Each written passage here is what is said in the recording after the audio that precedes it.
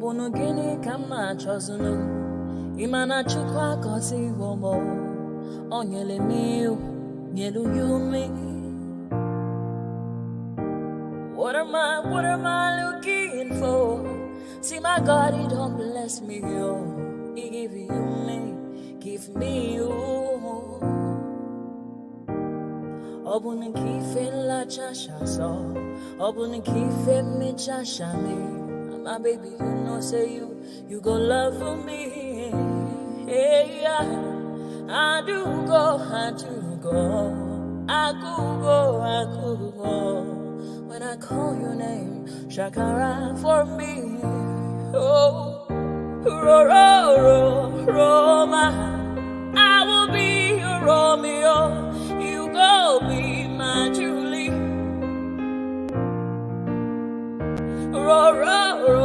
Roma, I will be your Romeo. You go be my Julia. Oh, give me your love and I'll go run away. Show me your love and I'll go use you play. Carry me, go me, I go follow you away. Follow you, they go.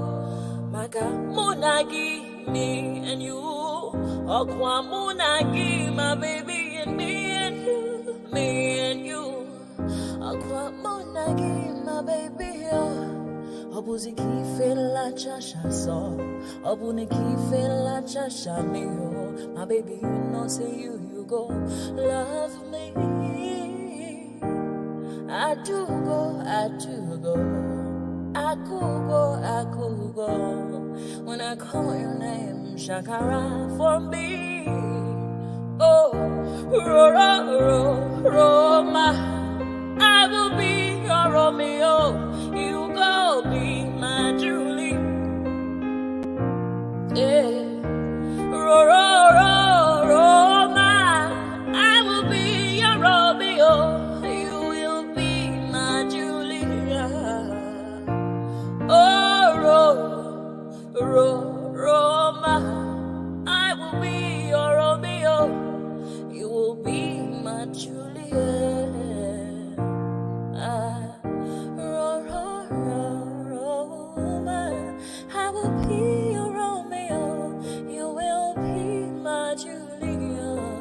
Obuzi kife la chasha so, obuzi kife mi chasha me.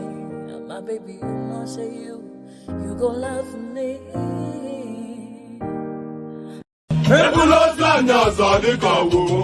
Okay now. To person between my bed. I see. I see what I want to wedding forget me. Okay. Papa, you look at me. One day, you get Mama said, I want me to go. I got no one to tell them, but where would he get? I got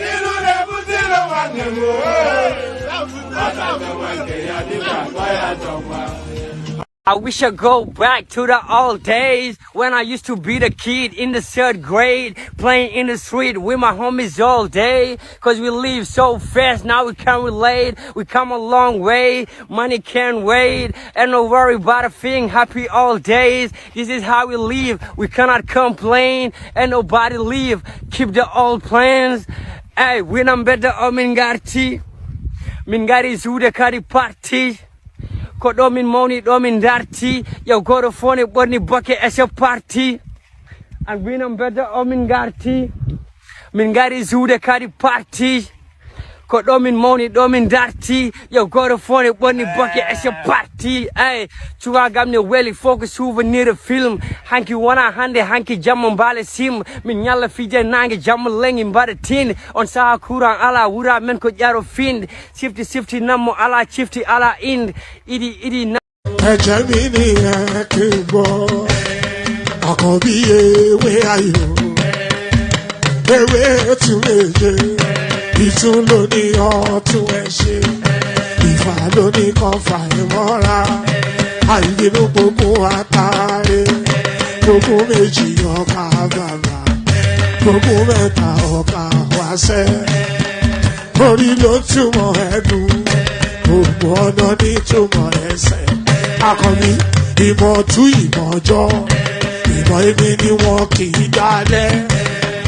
bọ́bá lọ mẹ́lẹ́mọ́ wá fi jóye ẹlẹ́mọ́ àkọ́bí bọ́bá lọ gbé fèrè wá fi jóye ẹlòkó bọ́wọ́ wọn bá tẹ̀lé wá fi jóye aláre àwọn mẹ́tẹ̀ẹ̀ta parapọ̀ wọ́n wá jọ ń pẹ́ mọ́ ẹ̀ẹ́mọ́ olóko jẹ wọ́n ń pa Akíntọ́lá Akíntọ́lá ọmọ Ògún wọ́n ń pàdé ìyọ̀dà ọmọ àtàlàbọ̀bà àkọ́bí wọ́n ń pàdé ṣàtàdàdẹ ọmọ ọba Ìjẹ̀bú Mèrè aṣíwájú odò gbólùkẹrẹ ajagun lólòdì ọ̀run tó bá ṣe pé tìyẹ tó bá ṣe pé tìyẹ lọ́ máa ń darí jọ wí àgbèrò ní kún gbọ́wọ́ ọ̀gọ́ ti ṣìgìdì máa gbé àgẹ́tì ló máa ń gbé àyàn ti ìlàyàn ewúrẹ́ ọlọ́run dákun má padà lẹ́yìn ẹ kó má gbàgbé ọ̀rọ̀ tẹ́ aṣíwájú ọlọ́run dákun má padà lẹ́yìn ẹ àkọ́bí ọlọ́run dákun má padà lẹ́yìn ẹ ọkọ̀ onúrẹ̀lẹ̀ ọlọ́run dákun má padà lẹ́yìn the way things are going right now, I think it's time for us to release all the powers. Release all the powers. Yeah. I think we should first of all give them a hint of Abido Sheka. Okay. The country now right now. I think it's time to shaking things up. What do you think about Abido Sheka? It's a spiritual. You know that we're no more collecting rights from transformer. We're taking light directed from high tension. 2024, watch out. And I will let you know and they clear you.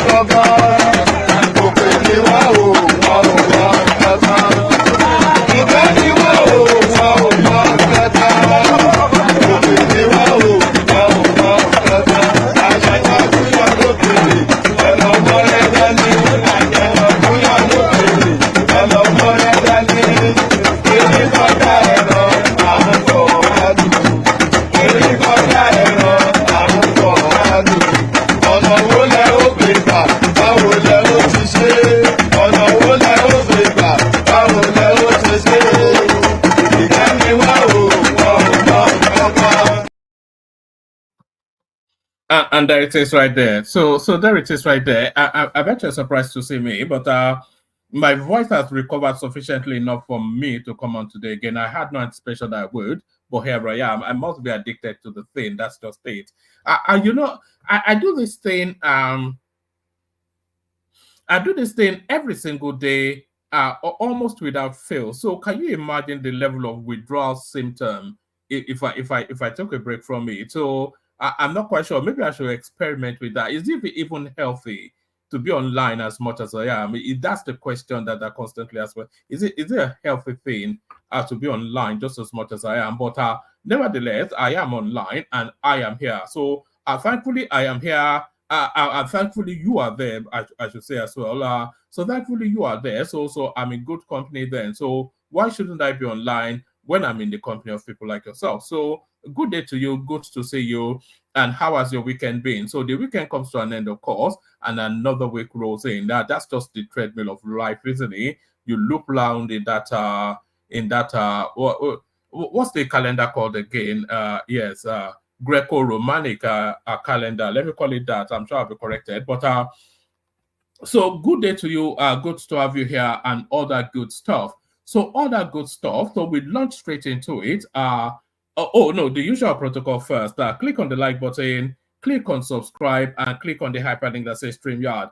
I'm not going to point anybody in the direction of super chats just yet because I'm not sure what direction this particular session is going to go. So I wouldn't encourage people to super chat when I just bail out fairly shortly. So let's see how this session goes before I start to encourage people to super chat, because you have to justify it before you request for it. So But those things though, click on like, click on subscribe, and click on the hyperlink that says StreamYard. So do that at least. That comes free of charge. So all that stuff. So all that stuff, it's going to be a mixed bag session as it has been over the last few weeks or so. So a mixed bag session, but we're mixing the bag with a little clip that you're about to listen to in a moment. So there's a silent revolution going on in the solid mineral space.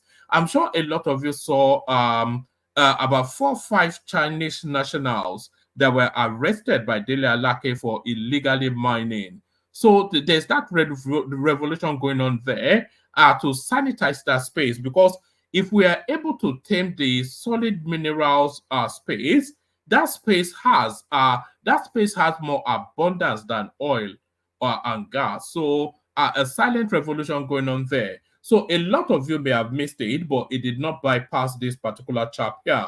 So it did not bypass this particular chap here.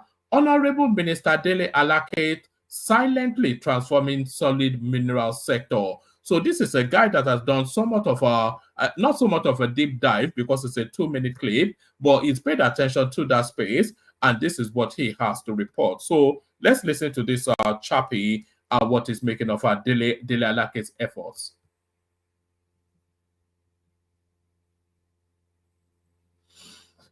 All right, so I click on refresh and try again. Oh God, where are we now? Oh, okay, let's try again. Okay, let's bring it here. The biggest mistake African right. Okay, let's go again. All right, let's pick it up from here. The biggest mistake African countries ever made was not controlling their own resources. Now Nigeria has new mining laws that could resurrect the economy and set a precedent all resource-rich African nations should follow. Pay attention. Nigeria just made a historic announcement. The government stated that it would only grant mining licenses to companies that commit to local mineral processing. This decision was confirmed. Right, not to toot our own horn or anything, but for the last 18 months, this is something that we have been canvassing for on this particular platform, that no mineral resource should be allowed to leave the shores of just not Nigeria, but the entirety of the African continent in its raw state. So no mineral resource should be allowed to leave the continent or Nigeria, especially because, of course, that's our primary interest. No mineral resource should be allowed to leave the shores of Nigeria in its raw form. So there has to be 2 processes of production gone through before they are allowed to export those. Let me remove this tag. I think it may be in the way of. So yes. So there must be at least a minimum of 2 processes gone through before any resource should be allowed to leave the shores of those countries, or especially our country. And the reason why, okay, let's take an example. For instance, let's take gold. So now, if you extract, no, let's not take gold because that's too easy. But let's take bitumen, or let's take any resource. Let's take cocoa. Yes, that's a good example. So if you are exporting cocoa from Nigeria, it has to be washed and graded in some form, at least as a minimum baseline process, before you are able to export it. We've always canvassed that, and it looks as though the government has not picked up on that. So let's take it from the top again. The biggest mistake African countries ever made was not controlling their own resources. Now Nigeria has new mining laws that could resurrect the economy and set a precedent all resource-rich African nations should follow. Pay attention. Nigeria just made a historic announcement. The government stated that it would only grant mining licenses to companies that commit to local mineral processing.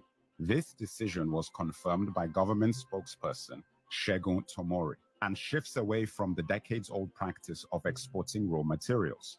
Tomori highlighted that this policy aims to encourage investors to add value to the Nigerian economy by setting up local processing plants. The incentives, tax waivers for importing necessary mining equipment, simplified procedures for securing electricity generation licenses, the promise of full profit repatriation, and enhanced security measures. Minister of Solid Mineral Development, Dele Alake, underscored the government's commitment to job creation and local community support by making value addition a prerequisite for obtaining mining licenses. Despite being Africa's top energy producer, Nigeria has barely scratched the surface of its vast mineral potential, with the mining sector contributing less than 1% to the GDP.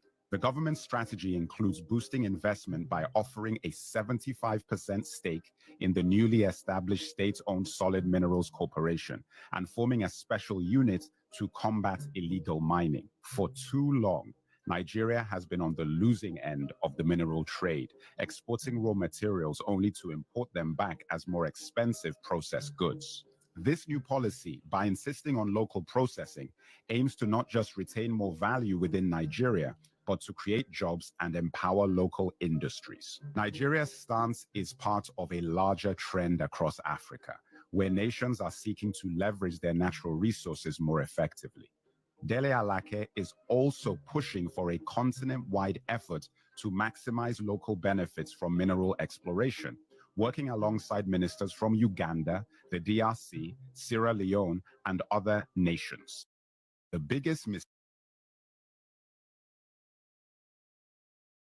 All right. So there it is. It is a madness, a total madness, for you to be allowing mineral resource to just be, and we see the Chinese doing this all over Nigeria, by the way, to just be exported. It will yanked out of the grounds in its raw form, put on a trailer, and then on a ship. And you want to develop. Of course, you will not develop with that. So this now idea by Dele Alake, which he stole from this platform, by the way, this now idea from Dele Alake that at least, in fact, it's insisting on processing plants. So we were even suggesting that 2 stages of our processing has to be undergone within the home country before our mineral resource could be exploited, could be exported. But what Dele Alake is actually doing is that he's actually insisting that processing plants be, be built within the home states, wherever, not home states or etc., the home countries where these mineral resources have been extracted. So that to me an A+ idea. So that to me an A+ idea. So still speaking of gold standard performances, let's go on now to Tinubu. Let's go on now to Tinubu's performance at the World Economic Forum, which has gotten a lot of people excited. So he reaffirms with that performance just why Nigerians voted for him to be their president, on the currency and how his administration wants it to find its level through ongoing reforms. President Tinubu had this to say at the World Economic Forum in Saudi. So here is your president putting up a masterful performance on the world stage. So your president putting up a masterful performance on the world stage. Oh, okay, let me share that. Okay, let's bring this back a bit.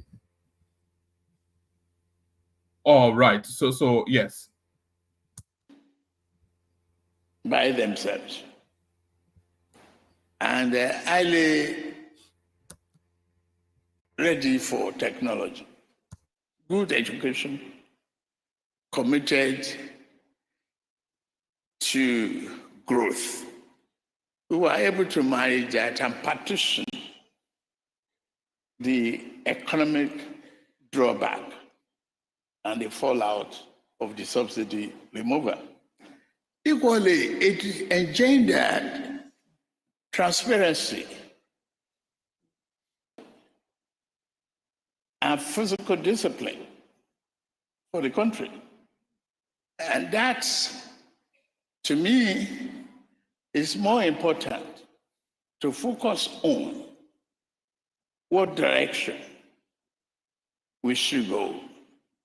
And we pursue that rigorously. The currency. All right. So that's Tinubu yet again justifying why the subsidy had to be removed. So of course, very important for him to have that conversation with the global space, and that conversation being had with the global space. He told them then in that Saudi World Economic Forum that the economy was near collapse and there was an inevitability to it.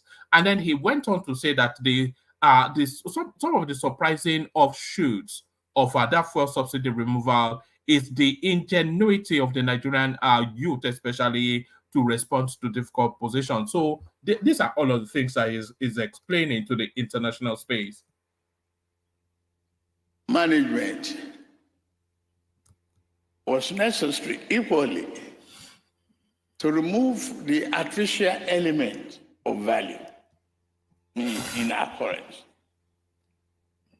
Let's our local currency find its level and compete with the rest of the world currency and remove arbitrage, corruption, and opaqueness. That's what we did at the same time. That's a two-engine problem in a very turbulent situation for the government. But we are able to manage that turbulence because we prepared for inclusivity in governance and rapid communication with the public to really see what is necessary and what we must do. Today's forum is equally valuable for us to share experiences and share the hope. The one thing I will say is that Tinubu is a very difficult person to listen to. Sometimes when he's speaking on the international stage, I wonder what the international community are making of him. He's speaking English, but not as you know it, and is somewhat skittish in his manner. The words don't really. You just have to know the broad strokes of the ideas of what he's saying, because he has a very, very poor speech pattern. Very, very poor. Hope of the future. What is missing? And I'm glad the kingdom rely on the window, the word collaboration and inclusiveness. The capital formation that is necessary to drive the economy, like agriculture, food security, innovation, technology advancement, must be an inclusive program of the entire world. No one should be left behind. The fear of lack of capital in Africa, stigmatization.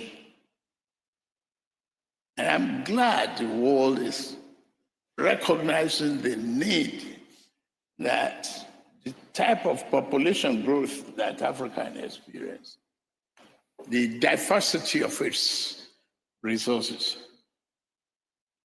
must be married with its economic opportunity. We must collaborate to do that. And that's what we are doing so far. Thank you. Thank you. All right. So that was Tinubu putting up a masterful performance on the global stage. So that session actually lasted for 52 minutes. There were other presidents there. The president of Rwanda, I think the president of Malaysia as well, and then some big international wigs, head of IMF and all of that. So that's Tinubu then just rebracketing the country on the global stage. So Yeah.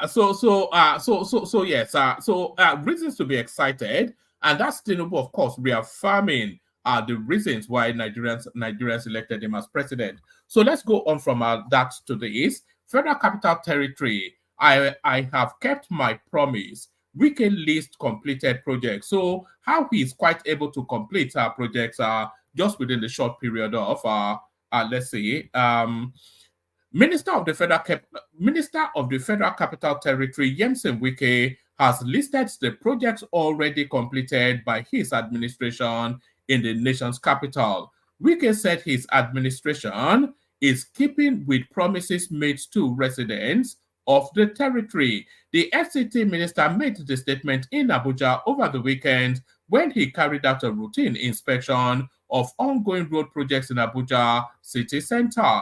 The project visited by the minister includes the construction of the Southern Parkway from the Christian Center to Ring Road 1. So it goes on to list a series of projects anyway.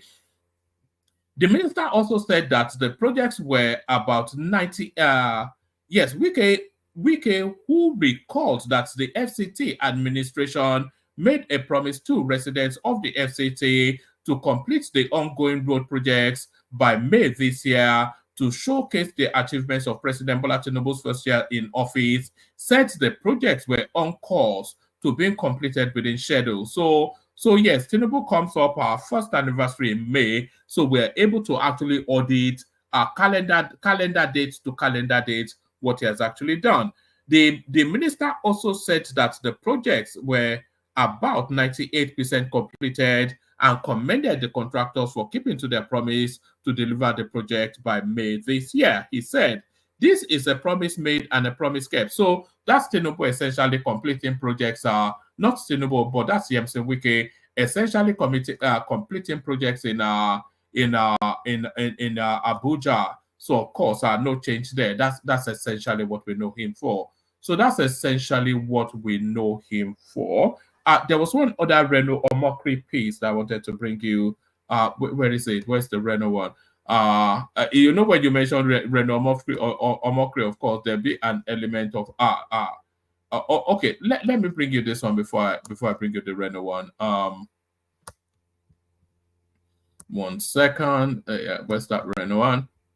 Yes, okay, let me actually bring you the Reno one. Yeah, so Reno's $10,000 is still burning a hole in his pocket and is really looking for a Southeasterner to give it to. So now they couldn't show him any school that Peter Obi completed in Anambra State, started and completed, because of course he doesn't believe in building schools. So he's now moved that $10,000 to another bet. It says everybody who believes that WAEC has deleted their video vindicating Peter Obi's propaganda should no this is not.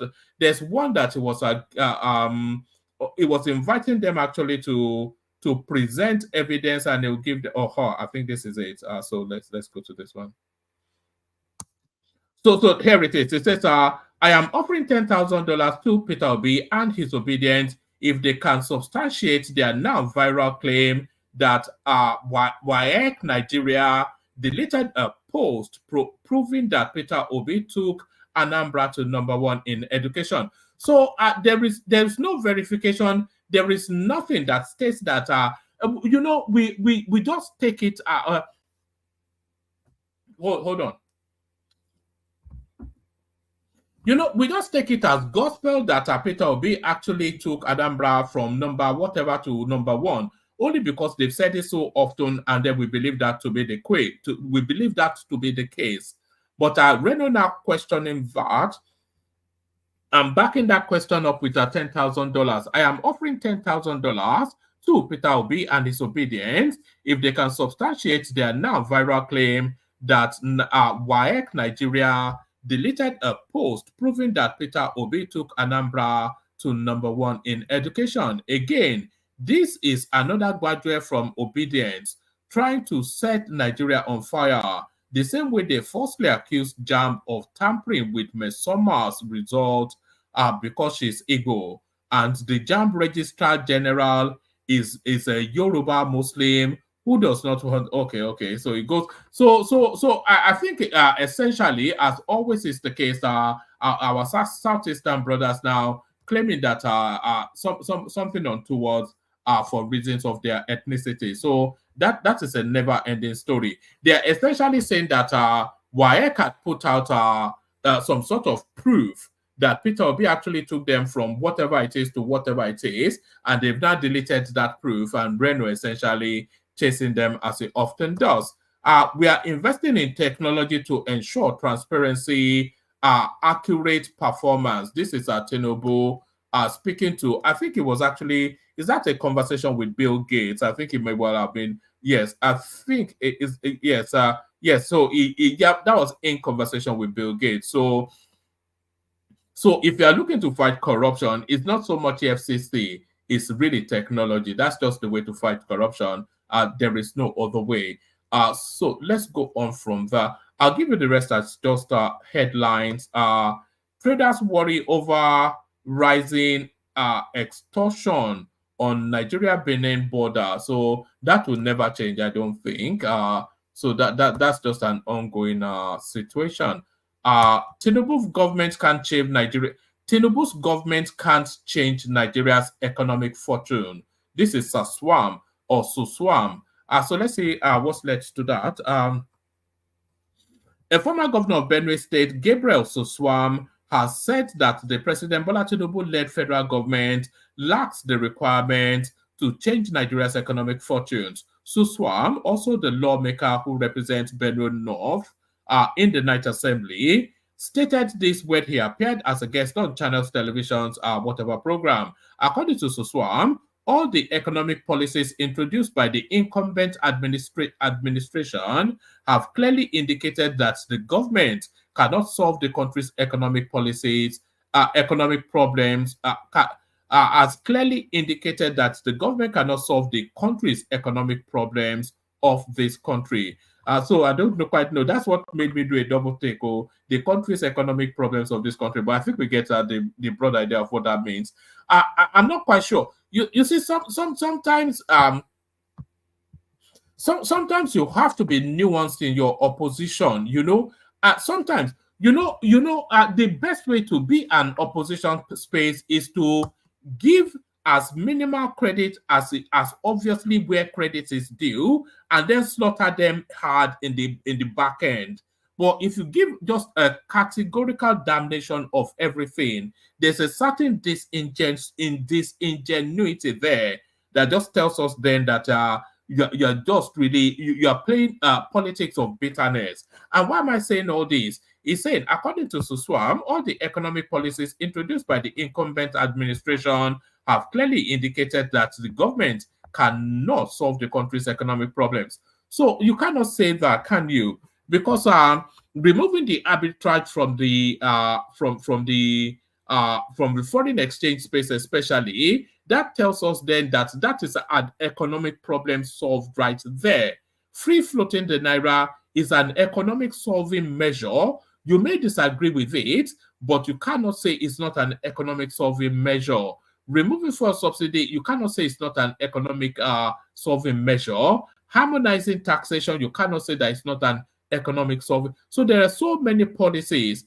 Sanitizing the central bank, as we're seeing Yemi Cardoso do, you cannot say that is not solving. So there are so many things that are visible and obvious that even the most virulent critics of the government or elements like Peter Obi, he even the students' loan policy is an economic solving problem because it's creating a large mass of educated population.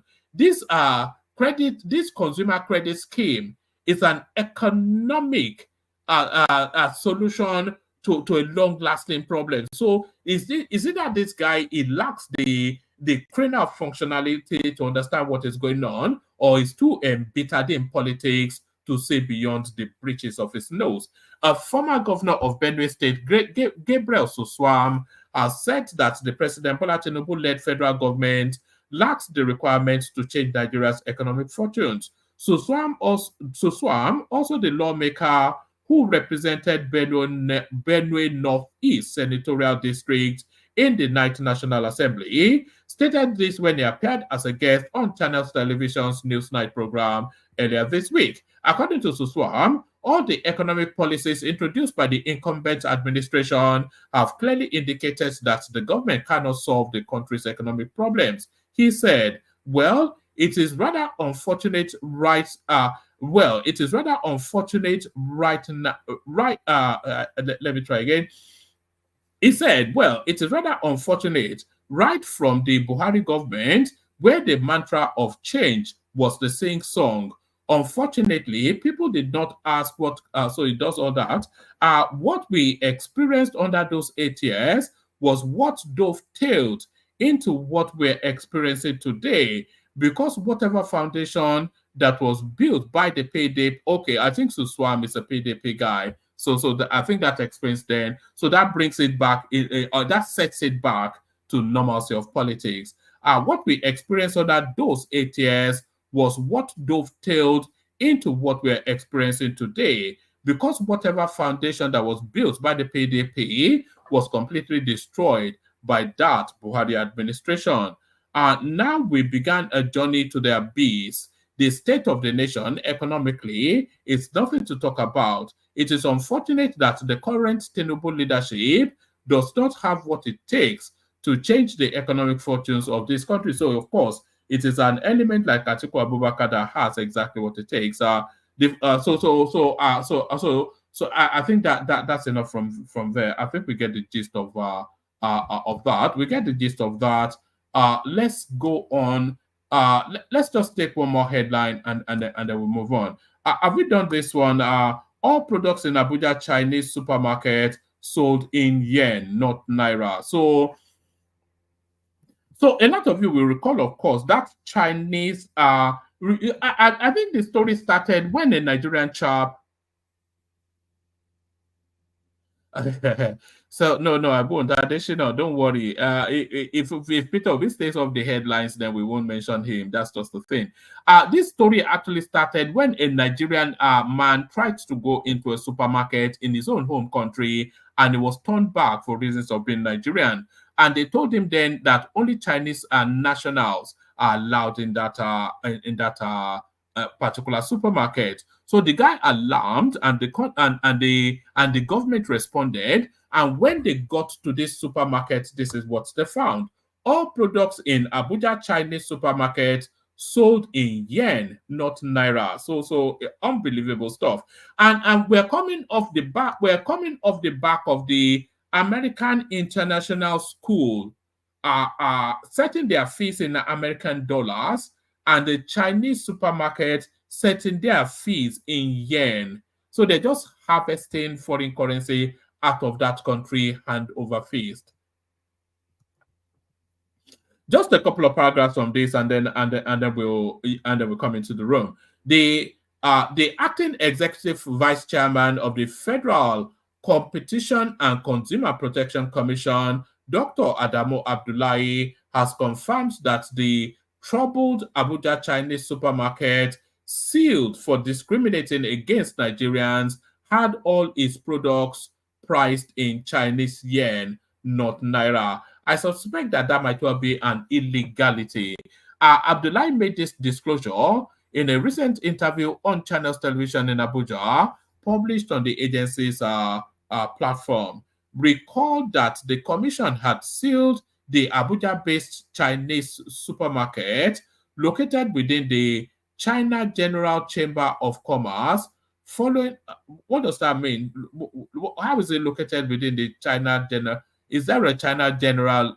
Is there a district in Abuja called China General Chamber of Commerce? Recall that the commission had sealed the Abuja-based Chinese supermarket located within the China General Chamber of Commerce following accusation of discriminatory practices against Nigerians. Reacting to the development, the CEO of FCCPC said one of the discoveries made in the supermarket by officials is that all pricing was done in yen, thus violating Nigerian law. So yes, I did have the anticipation that it would be illegal. Excuse me, pardon me. I think I need the gulp of water. He also noted that the allegation of discrimination was also confirmed as the owners did not allow residents in the estate who are Nigerians entry into the supermarket. The discovery was enormous when our officials got to the supermarket. All the products were labeled in yen, and that is the only currency accepted in the supermarket, yen. This is completely against the law in Nigeria. You don't sell products in foreign currency. Everything sold in Nigeria should be in Nigerian currency. We also confirmed that they only allow Chinese people into the supermarket.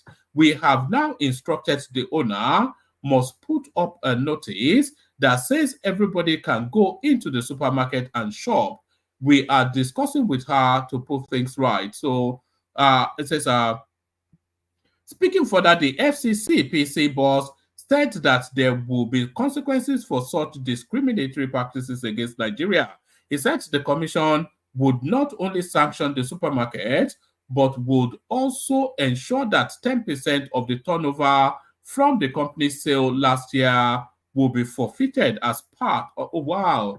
So would that forfeiture be in yen though? That's the wider question. He also said the commission would not only sanction the supermarkets, but would also ensure that 10% of the turnover from the company's sales last year will be forfeited as part of the fine imposed. According to him, bad behavior such as discrimination leads to consequences, and the commission will ensure that they apply the full wrath of the law. At the same time, we are also discussing sanctions because a wrong has been done and bad behavior leads to consequences.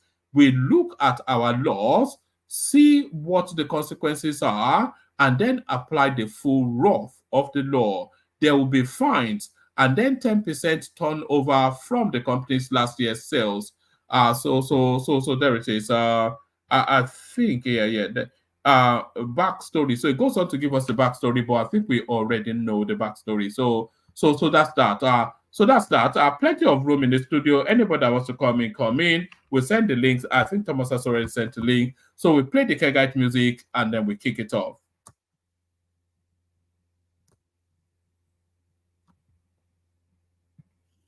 As always, it's always a struggle. And there it is, the Kegite. Only water, only water, where they see my water.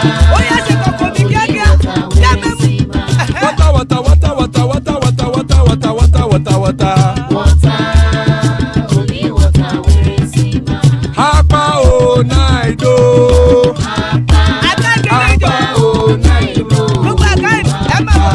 hapa you don't come o.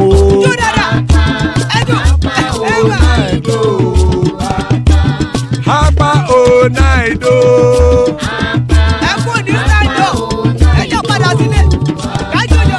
Oro kẹ̀kẹ́ ẹlẹ́mù yé o. Ilé sọ́dí kẹ̀kẹ́ rẹ̀ ẹlẹ́mù rẹ̀ o. Bobby master kẹ̀kẹ́ rẹ̀ ẹlẹ́mù rẹ̀ o. Chifu Faila ti kẹ̀kẹ́ rẹ̀ ẹlẹ́mù rẹ̀ o. Eruku lẹ̀lẹ̀ ẹlẹ́mù dé. Eruku lẹ̀lẹ̀ ẹgbẹ́ ẹlẹ́mù dòde ojàre o. Eruku lẹ̀lẹ̀ Ghana ti dé ẹgbẹ́ bọ́dì o. Ọmọ ẹlẹ́yẹ ẹ̀yẹ o ó dilé o. Odúyẹ̀lá ẹ̀yẹ o ó dilé o. Petrosonama ẹ̀yẹ o ó dilé o. Petrosodúnkẹ́ ẹ̀yẹ rẹ̀ ó dilé o. Ẹlẹ́kọ̀ ọ̀run mú ìní o.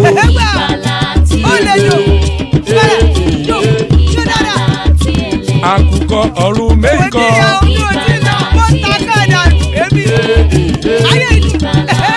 Ikú kò ní ríwà gbéṣe o.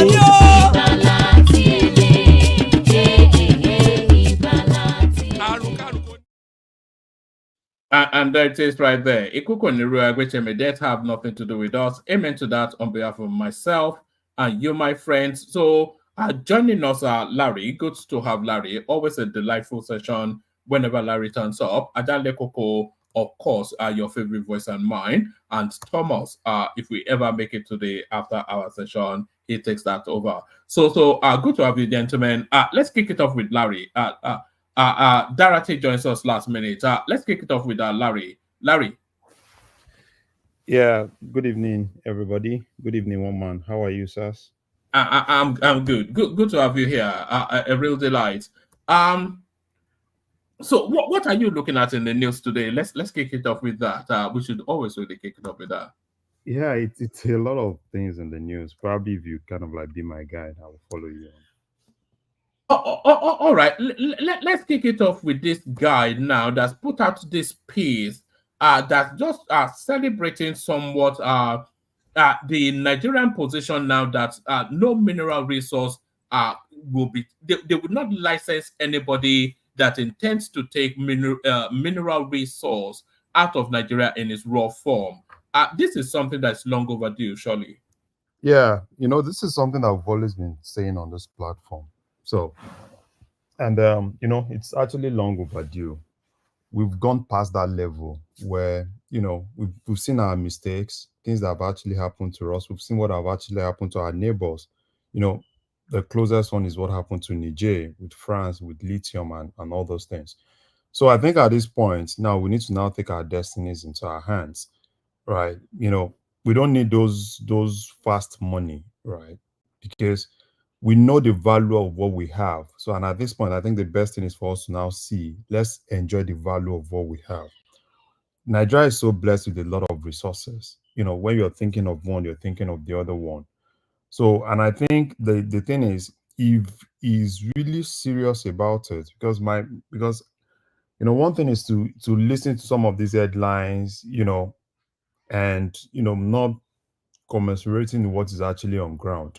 So if he's really serious about it, following it up, then I think we are really moving to, another block where we can actually get a lot. So I hope it's what we see. What we see is actually what is actually on ground. Hopefully, if that is the case, then it's a very good thing in the right direction. Because I cannot imagine how it was ever the case, really. If we take cocoa as a prime example, and I think the Ghanaian governor, and not the Ghanaian governor, the Ghanaian president, he tried to take this on frontally. You export cocoa as a seed, they'll take it to Switzerland for like 10 pence or something, and then they export it back as chocolates to you and charge you $100. So also you can process that cocoa right there in Ghana. So I mean, it's what it is. Africa, this is not just Nigeria. I think the whole of Africa, proud to, it's now that people are now beginning to, realize that a lot of all those things are things that we also need ourselves. And we need to now start seeing value in what we have. Cocoa is the one that is so popular in Nigeria, crude, right? Imagine, we kind of like export crude, and we will still, the same people you export crude to are the same people that you still buy petrol for, right? So I think it's gotten to that point. It's a wake-up call for everybody in Africa, because you can't have that resources, and you have some of these foreign countries, all these Western countries, all they do is take as much as they can get from you guys, store. They are not just thinking of 10 years to come. They're thinking of an avenue where they could store for something that can actually take them 50 years to come. And I'm telling you, once they're able to get as much as they can, right? Now that's when all the policies, take for instance now lithium. Everybody knows that lithium is the future. And you see, they do all sorts of things to get as much as they can, out of here. And don't be surprised, they start looking up for how to you know that those Chinese nationals that were arrested, it was lithium that they were illegally mining. Yeah, that's the future, right? Because you can't be talking about electric vehicle without talking about lithium.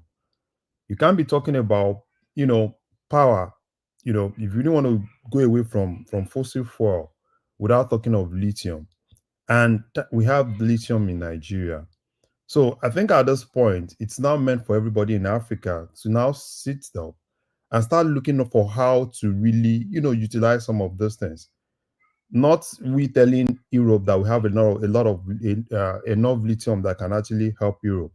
Now we need to start thinking of. We are talking about power in Nigeria. We need to start thinking of every other avenue to really ensure that we have power, right? If gas is not going to give it to us, let's look for other energy sources for us to have power, and that's exactly what most of others say. So I think it's a good thing if they actually work towards it, so that at the end of the day, we can actually have an Africa that is also actually our own. You know, it's so absurd when you see this is more like somebody collects something from you, and coming back to sell it to you, and you see that thing, you still fancy that thing they are selling to you, not knowing that what you have in your backyard is actually the main thing that brings that thing. I think it's a good thing. Let's see how it goes, and hopefully, the governors and everybody can actually support him, and we can get to where we want to get to. All right, brilliant, excellent. So Tinubu's performance at the World Economic Forum, I was gushing somewhat, only because I watched the full 50-something minutes of it. But how much of it did you catch? And does it reaffirm reasons why he was elected president by yet another stellar performance on the world stage? Well, I think he spoke well. So the thing is this: the number one ambassador you have is the president of the country. And if you look at that room, there are a lot of business guys, that particularly people that actually have the Arab money. They are in that room, and there is nothing he can say than to speak well, because we need to be very candid with ourselves. The image in Nigeria, it's been dented severally, and the only thing we can actually do now, speak the language that the investors want to hear. Sometimes, let's just be candid with ourselves. Some of those things, you still need to like put, kind of like paint it somehow to make it look good. This is more like your marketing. When you're marketing, you just have to like market it in such a way that everybody will be interested in it. And I think that's exactly what he has actually done. Marketing that product, in such a way that everybody will be interested in it. Then when they come, and then we'll see how it actually goes. And it's not just him. I think we need to give some kudos to the guys behind some of all those things, right? Because most times when you look at some of this speech, what comes into your mind is, okay, fine, Tinubu pre-election compared to Tinubu of, the Tinubu that you're seeing now. And you start asking yourself, what was missing? Was something missing then to what you're actually seeing now? I think it takes a lot of work, particularly with people within the media team. Larry, if anybody that's been watching Tinubu, he has been consistent all the way through. In the back and forth of that election, what actually solidified my faith that he may well have something to offer was when they had this interaction at the at the Lagos Business Forum. They invited them individually. There's two instances. That Lagos Business Forum, where he was just so inspired. Nigerian Summit Group. Yes. Sorry, what did you say it was? Nigerian Summit Group. Thank you. Nigerian Summit Group. So they invited Atiku. He had his day. Peter Obi had his day. Tinubu. He was so inspired that you could see that it was functioning on a different realm. And then there was another one that he had with the yes, I was going to that one as well. Kulata. There was another interaction he had with the Arewa space, and then he was talking about all this green energy and how Nigeria can or even the third world spaces, they can leverage, because we have a stockpile of our green energy credits, because we're not fossilized and we don't emit, so we can trade that. So it's a blue sky thinker. It always has been, and when it has inspired moments like this, it reaffirms your faith in him. I'm not quite sure if I'm being a bit of a fanboy there, but Larry, Sorry, back to you. Yeah, so yeah, you can always give it to him, right? And I like this because at this point, all we need is everything positive because it's a whole lot of things, right? You know, we're still trying to get our feet when it comes to the economy.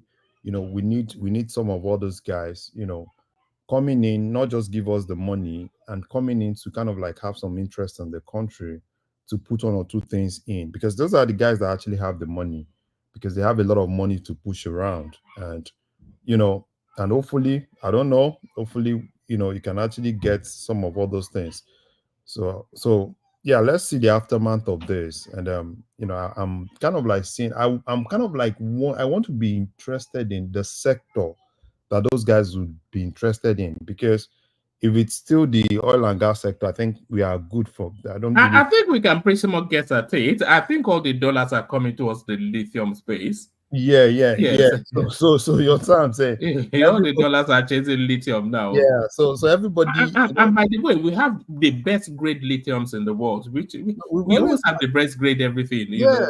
That's why in most every time when you think about Nigeria, and this is exactly what I think of every day. God so much bless that country, where everything that comes out from that country, it's top notch. In terms of resources. So now everybody most of all those big countries now, you are the bride. Once they see that you have lithium, so all they want to do is to kind of like come in. And I like the fact that Tinubu is kind of like telling them beforehand, right? That you don't just come in and come in and and take from us. We also want to see what we have, and at the same time, come and help us develop it. It's going to be win-win for everybody, not like win lose for that like it used to be.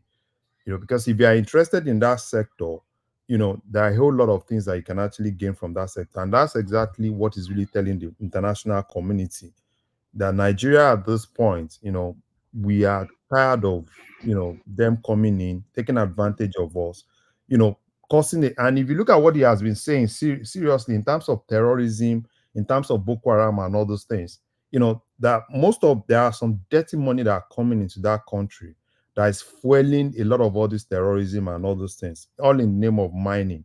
So, and he's been telling them in the international communities, telling it to their face for them to really know what exactly is happening in that sector. So I think it's another great thing for us because with oil, with time, maximum oil, maximum 20 years. So then I think we're beginning to move to another sector. Hopefully we really get there and we'll be at that point where we can also, take advantage of it. Larry, to buttress your point, the lithium is the next big thing. Because when we talk about lithium, the focus is electric cars. It's beyond the EVs. It is for mobile phone, solar system, everything battery. And that's where actually our focus should be because it's the next big thing for Nigeria. Carry on, please. So I hope, even besides the major thing as far as I'm concerned is the governors. And I think this Mr. Dele Alake need to still work with National Assembly. I think they need to decentralize that mining space, make it more exclusive than I think their first priority will be to secure it because there's too many buccaneers, too many chancers, especially the north. Places like the problem is this.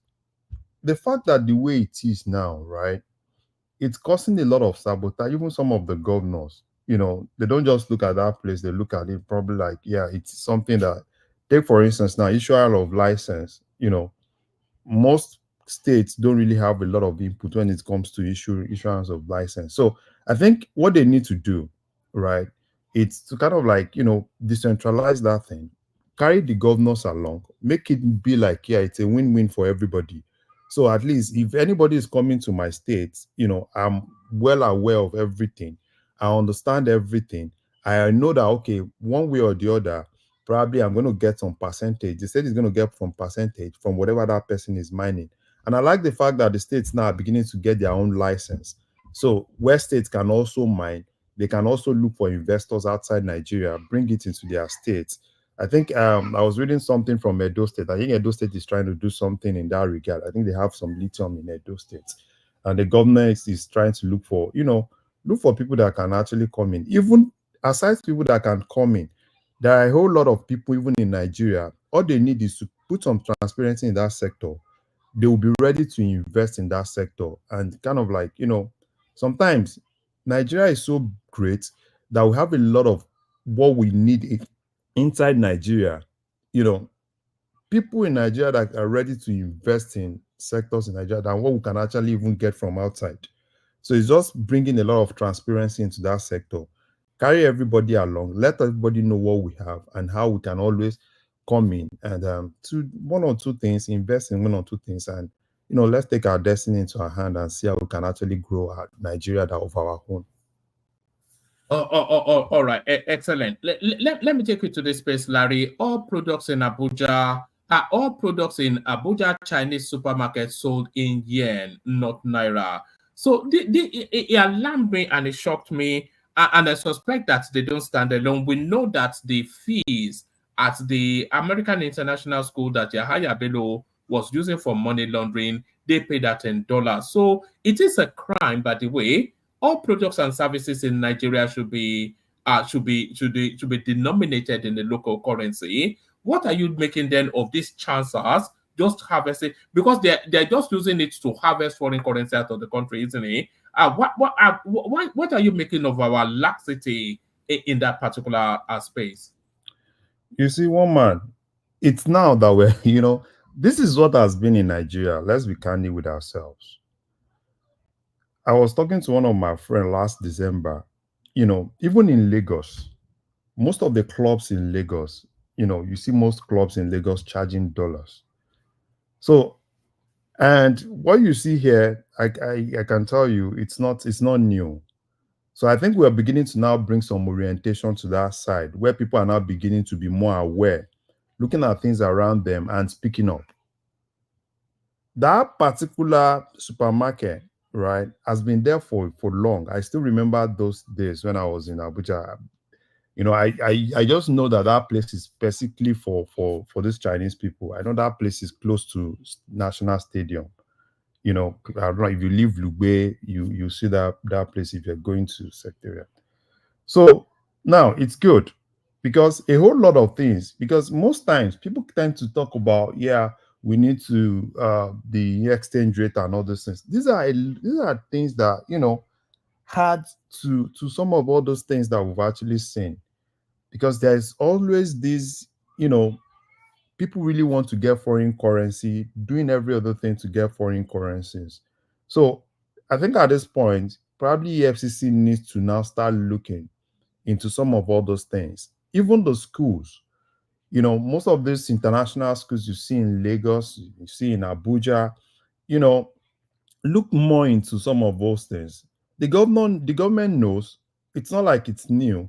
It's not like they're saying, oh, they've not seen it before. Some of them have even if you look some of those schools, some of them have their kids there and they pay in dollars, right? Some of them pay in pounds. They have their kids there. So it's just more of people now, people now know more now. People are now able to speak up now. People are now able to bring things to social media now, which is really forcing some of all these agencies to work. Take, for instance, look at this FCCPC. If you ask some people in Nigeria, they will tell you they never knew there is an agency like this. So now, because people are now beginning to speak up, you're now seeing some agencies that have been redundant, that people don't really know, because these are agencies more of consumer protection that are supposed to be at the forefront of most of everything that is actually going on. They're now beginning to now wake up to do their job. So EFCC, all of them need to come on in, into that space. Look at the schools, look at the hotels, look at the bars, look at everywhere, and they have the law. So it's just more like implementing the law, making it real. So hopefully we can actually get to that point where, everything we want to do, even the politicians themselves, they will feel reluctant to pay dollars in some of those schools that they keep their kids, So hopefully we can actually get there. And for the Superman, I think it's actually good. It's good, it's so discouraging when you see some of others and that some of others foreign people coming into Nigeria, forming a kind of cabal within the country them for themselves, and without nobody looking at them. And I think it's good now that people are now beginning to like opening them up. Nigeria belongs to Nigerians. If you're a visitor in Nigeria, that doesn't make you superior to us. That doesn't make you make your own law within the country. So it's good, and people should. I know there are more of this. If people look at places in cities like Lagos, Port Harcourt, Kano, there will be a lot of more of places like that, and people speaking up and pushing it out, and hopefully this FCCPC. What are you making of these sanctions? What the lead person of that what the lead person of that agency said was that they are going to look at their financial records for the last financial year and find them 10% of whatever they earned, along with other sanctions. I approve of that, I have to say. Yeah, I can. Yeah, you can approve of it, but I don't know how legal it is. Some of all these agencies, the problem I have is this. Looking at their financial record, doing this, doing that. I'm not sure if it's this agency's duty to do that. You understand what I'm saying? Because one thing is, and that's exactly most times when I talk about, doing those eye service and all those things. Just do what you're supposed to do. Don't tell me about financial record. What you're supposed to do is more of operation wise. Let EFCC, FIRS deal with financial records. That's their job. I'm not sure it's this agency's job to start looking at, financial statements, kind of like looking at, no, it's not like that. All they need to do, they've done a good job, going into that place, doing their thorough investigation to be able to tell us that things that are listed in that particular smart market are in yen, right? Which is actually a good thing. And let them do the right thing. Let them make it open to everybody, you know, while while they do I think they should do more of operation than I don't like a situation where we are being reactive to things rather than being proactive. And that's one of the problems that I have with some of all these agencies. You don't need to wait until one thing is actually, on the internet, where after that you see everybody coming in and flexing muscles. Like, oh, Do you think it is the social media that is actually governing yeah, Nigeria now? no, that's Yes. what I mean. Anytime I talk about, Because we are getting to that phase. We are being governed by social media. It's just yeah, thank God for social media. You know, a lot of things has been happening underneath in Nigeria, but now people are now becoming more aware. People are now becoming getting that avenue to speak up, having a space of themselves where you don't even need to know anybody to speak up, and people will definitely, pick it up from you. And that's why I said some of all these agencies, them being reactive, it's not just this one, it's a whole lot of things. See the last time we were talking about that school, that bullying and everything. The next thing you saw the minister going there. The next thing, that's when you start seeing everybody start flexing. Oh, we are doing our job. We carry the camera and everything. No, it's an agency. You guys are being paid, right? Let it. If you need to do more orientation, do more orientation where people know that there is this agency that is actually, what you guys do and how Nigerians can actually benefit from some of all those things, where people can actually have direct access to them. Not when there is a problem, you now start hearing FCCP. I can tell you, if you ask me this agency, I can tell you probably I don't even know there is this agency exists. And if you look at that particular agency, probably you look at their staff that is on federal government payroll. You see that you have a lot of people working there, resuming there every day. So social media is good, and hopefully, it's one of those sort of agencies, isn't it? They resume at 12 yeah, o'clock and then yeah, they go to lunch and then they go home at 2:30 exactly, and they exactly, get a exactly. And they have a very good job to do, but it seems everybody's just kind of like when there's a problem, you carry the camera, show it for the camera, and everybody comes. So let's hopefully when they become more proactive, everybody doing their job, we have a good country that we all appreciate to have if every agency do what they are supposed to do. All right, brilliant, excellent. So excellent. Thanks for kicking things off for us, Larry. Still a few more topics I want to hear you on, but let me move the conversation round. I'll loop it round back to you. Let me take it in the direction of Baba, who I think may be ready. Baba, are you? Yes, mom, man. I hope your weekend is going well or ending well. A very good Yes. evening to you. I was knocked out with a croaky voice yesterday, so Yes, I I don't was I bailed out. Yeah, watching and yeah. I felt so much for you. Don't play when this weather changes. It could get worse. Uh, Do you know what my issue is, Baba? yeah. My issue is even in the thickest of snow, I still wear just a t-shirt. I cannot. You did Yes, show chest. Yeah, yeah. I know your type. You know, eh, Want to be different. You will pay yes, the price. That's what you that's are the thing. paying for now. Yes.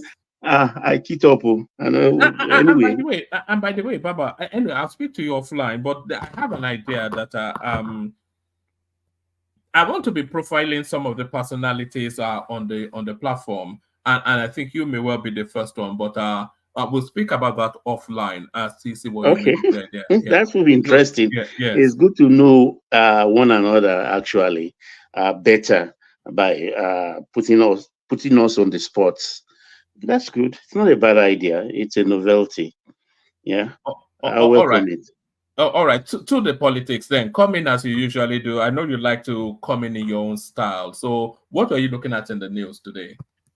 Well, the principality, firstly, panelists, how are you all? I hope you're doing well. We're getting ready for the new week that is coming. And to our people in the comment section, I may disagree with most of what you say or what you write, but I will not disagree with your right to say it. But as much as possible, let's moderate our emotions.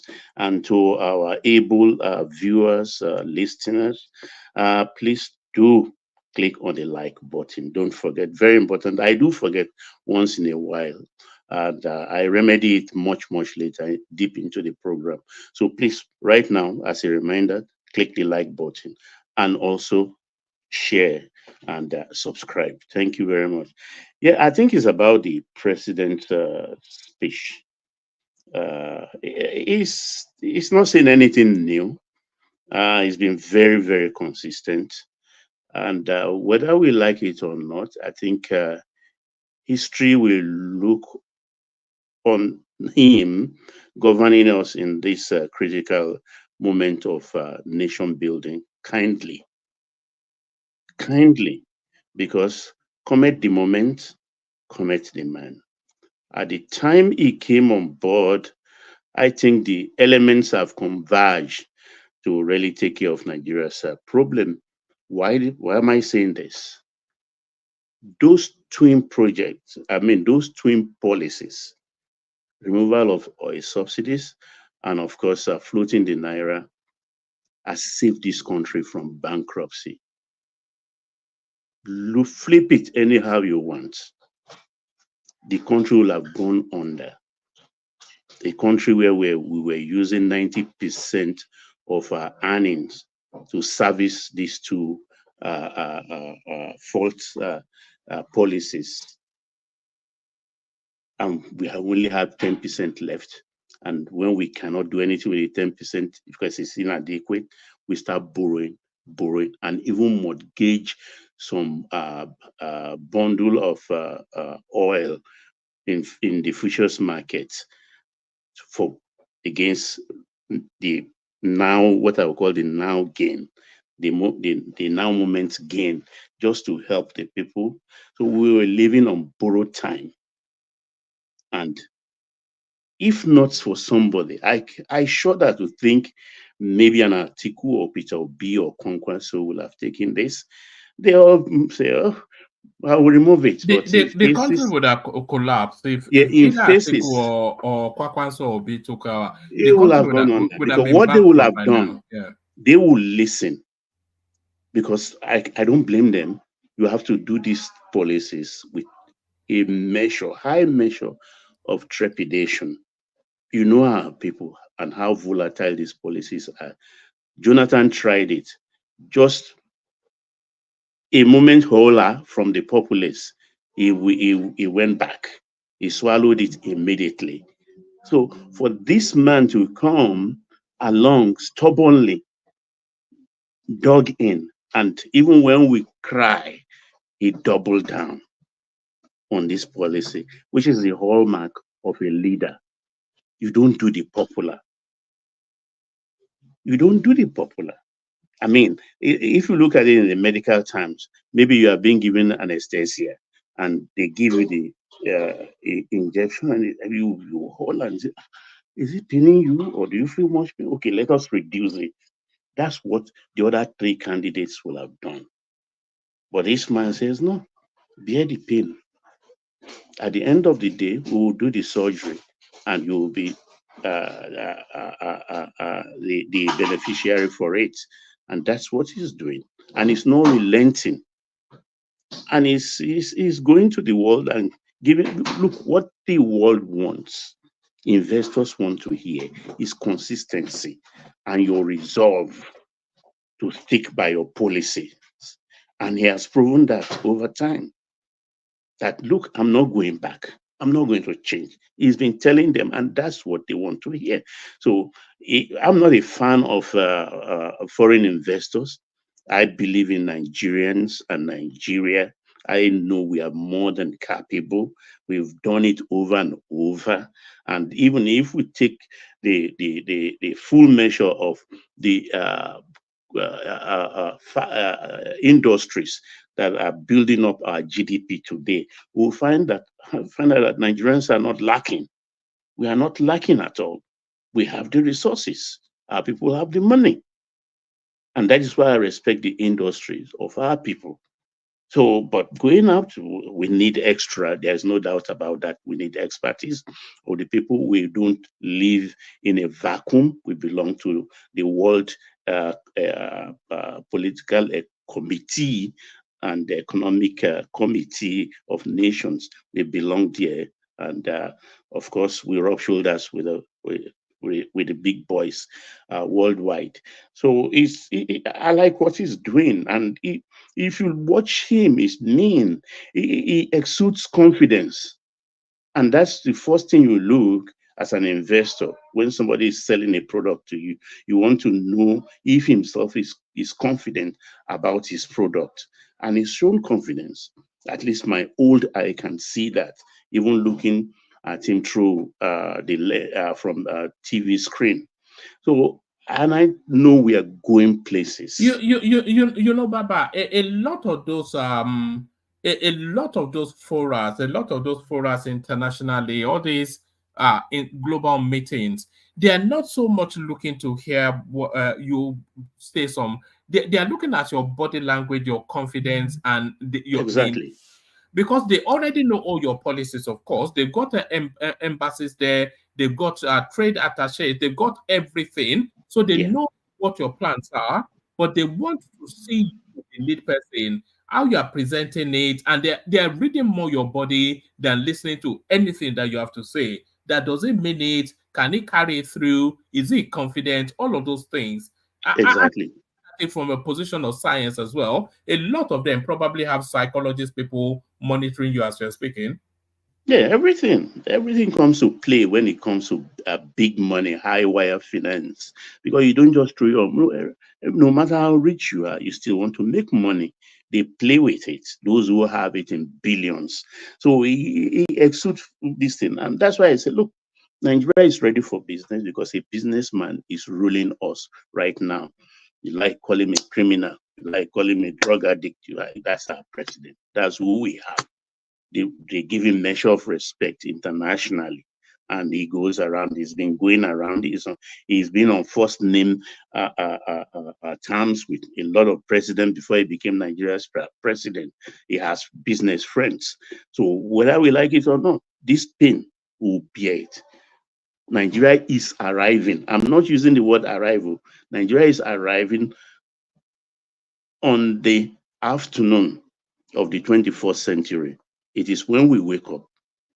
That's where our day has broken. We are on the verge of something big. And we big policies Do you doesn't feel that sense as well that we're on the cusp of a giant step? Because there is, you know, just from giant the leap, one yes, man leap, a leap, giant not step. yes.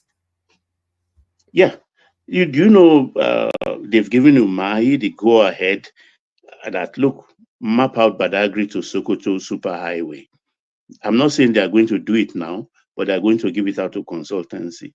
They will want to know how much it is. Nigeria has to be turned into one big construction site to engage our youths in work so that the government can breathe a little.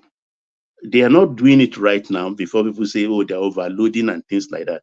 But we've saved a lot of money. And whatever happened, you understand, people say, oh, they are still subsidizing. Wrong English, wrong terminology. That's what we are known for in Nigeria, using hyperbole every time. They are intervening in the market because no responsible government will allow things to run away from them. They have to control. As far as those things are not in the budget. Baba, do you want to expand on the difference between subsidizing and intervening, just for the purposes of because Yes. an intervention it's a short temporary Measure.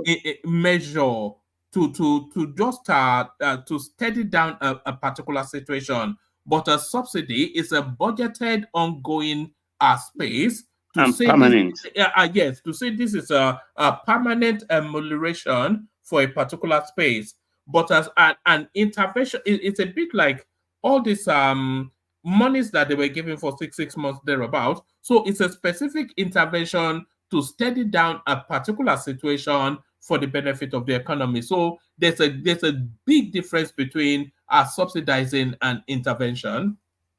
You've put it more correctly. I can't do more justice to what you just said, one man.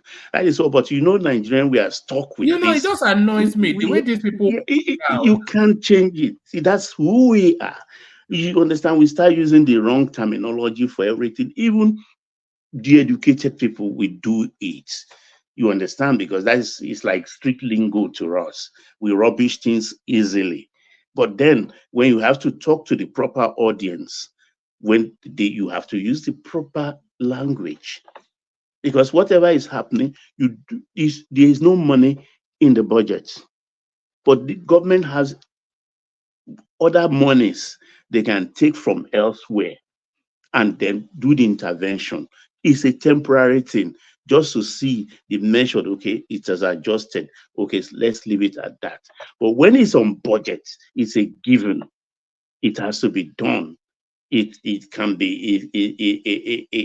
be accounted for also. It must not be opaque.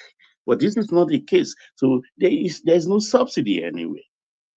Intervention, yes, because anybody that is responsible or a responsible government must do that. You don't allow things to run away from you.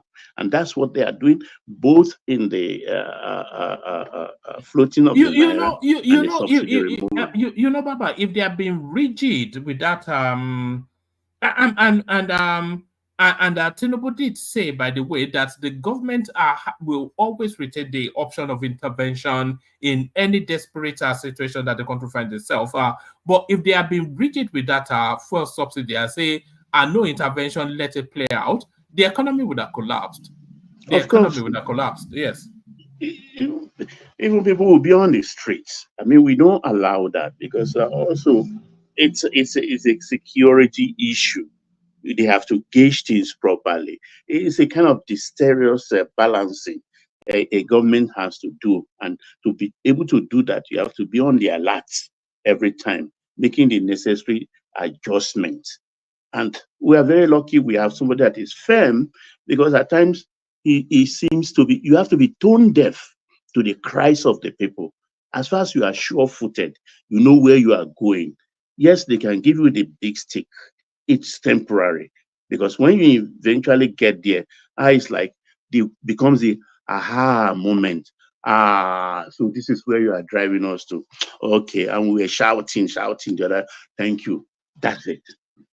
And I believe so much that this man can, because there is one thing, a government is always afraid. Most governments, the moment they cry and the public goes around, but like those they call the CSO and those funny lawyers who I call them funny lawyers. I'm sorry to use that language because at times they want to twist the law on its head. And I don't understand because part of law is logic. And I mean, if I don't know law, I know logic. I know when I hear something that you are giving me substance. But this man is just firm. I like his his firmness. I like his resolve. I like his focus. His laser focus on development. And we are heading somewhere. And first anniversary is around the corner. In under 30 days, they will be unraveling a lot of projects, even those we don't even know. And because a lot of us don't do anything. We read one line somewhere, either in their all this gram and Facebook and things like that. They just run with it. They share it. When you want to correct them, or they become disagreeable. And because that has been a norm now, disagreeability is a norm now in Nigeria. They just come disagreeable because they don't want to own up to a mistake. And I don't see what kind of measure of a man you will be when you don't want to own up to a mistake. You know, Baba, you said they're coming up to the 1-year anniversary. You know, what I would love them to do is to present achievements in a before and after sort of format, that this was where we were and this is where we are now. So, I mean, because it's only a year, so we all know what's it's short enough of a period for people's memories to still be fresh. So this is where we were. And look at insecurity. How many times have we've had skirmishes, but there was a time that we couldn't hear anything other than 70 people killed in Sokoto, 120 killed in Zamfara, and Fulani headsmen on Lagos. But every single day for 8 years, we never even talked about anything sabotage else. ourselves, one man. The other day, 2 weeks ago, Italy was to deliver 24 jets we paid for already. And I think they delivered 6, and the other ones will be spread, and they are putting up mechanic workshop for aircraft engineers where they can train them. Do you know who went against it and wrote to Italian government that, oh, they are using it to kill them? IPOB. Of course. And I was taken aback. Just on that space, you know that Tucano jets that Buhari bought, did you know that the IPOBians wrote to the American government as well? They tried to stop it. I think they tried to use is it lazy law or something like that? Some law that in America that prevents them from selling armament to countries with poor human rights records. And they use their narrative as a leverage to try and prevent the sale of that Tucano jets. Did you know that the American government, of course, I knew that the American government didn't mind them because they were not selling directly to us.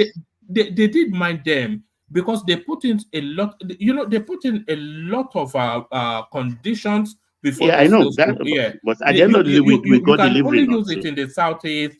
You can't use it on that. There's so many conditionalities to those Tucano jets before we got them. All of the back of the letters and the protestations of the obedience to the American government.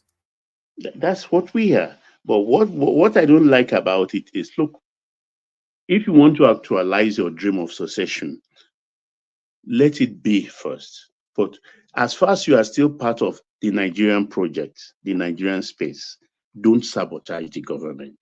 It is a very wrong thing to do. They do it with glee. They think you are doing me. We are doing ourselves. You are not doing me. You are not doing the Hausas. You are not doing the Yorubas. You are doing Nigeria. You are against Nigeria.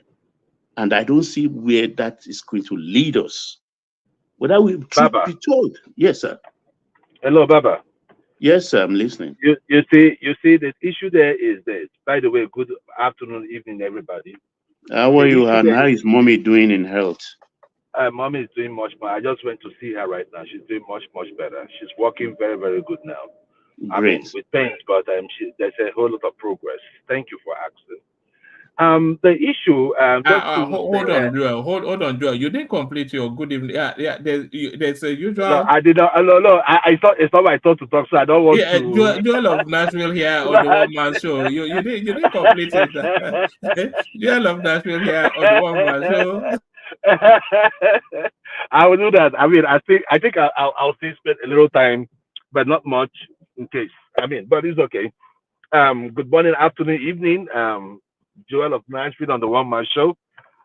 Just to add something to what Mr. Baba was saying. Baba, if you could recall, this issue about America not selling weapons to us, you know, the people that started all this was the APC. And it would be so unfair to say that the reason why they are not selling, or maybe the letter IPOB wrote to the American government is the reason why they are not selling to us, or probably we have, the letter might have, played a part in it. But let's not forget, prior to the 2015 election, that was when we started, we were on full throttle, trying to engage the Americans to deal with the Goodluck Ebele Jonathan government. And that was when that law was slammed on us. And, I remember, if you guys remember, I know most of you remember, when Goodluck was going to, when they caught some money in South Africa and all that, people were, the $15,000. Why? Because when you look at our army is not fully equipped. We do not invest in research to build our own weaponry for some political reasons, not that we don't have the capability. Then now we choose to go out there and buy those goods, those products. But now, because we had to lie to the government, and who were they attacking? Boko Haram. And we know how dilapidated our guns, our equipments are. And they stopped Jonathan in order to fuel the problem of Boko Haram. That the Goodluck Jonathan does not know what he was doing. But then he knew what he was doing. But the armies would tell him, sir, we don't have weapons. So all those things Jonathan did, going around begging, trying to buy weapons, was also sabotaged by this same APC government. So if we want to address the issue that has to do with our weaponry, Joel, let me just intervene in my own let me just clarify. I want to remind you that look, those who were doing it then, I want to buttress your point. It is the people from the north then who were in support of Boko Haram, because they were telling Americans that they were using it to kill their own people. That's what they said. They said they are killing our people with those weapons. No. Don't say it is only the northerners. Don't say it will be unfair to say only the northerners did it. No. APC as a party and with their media machinery made it happen. Let us tell ourselves the truth. Why I said the northerners? Because they went even against the mercenaries from South Africa. Jonathan engaged mercenaries.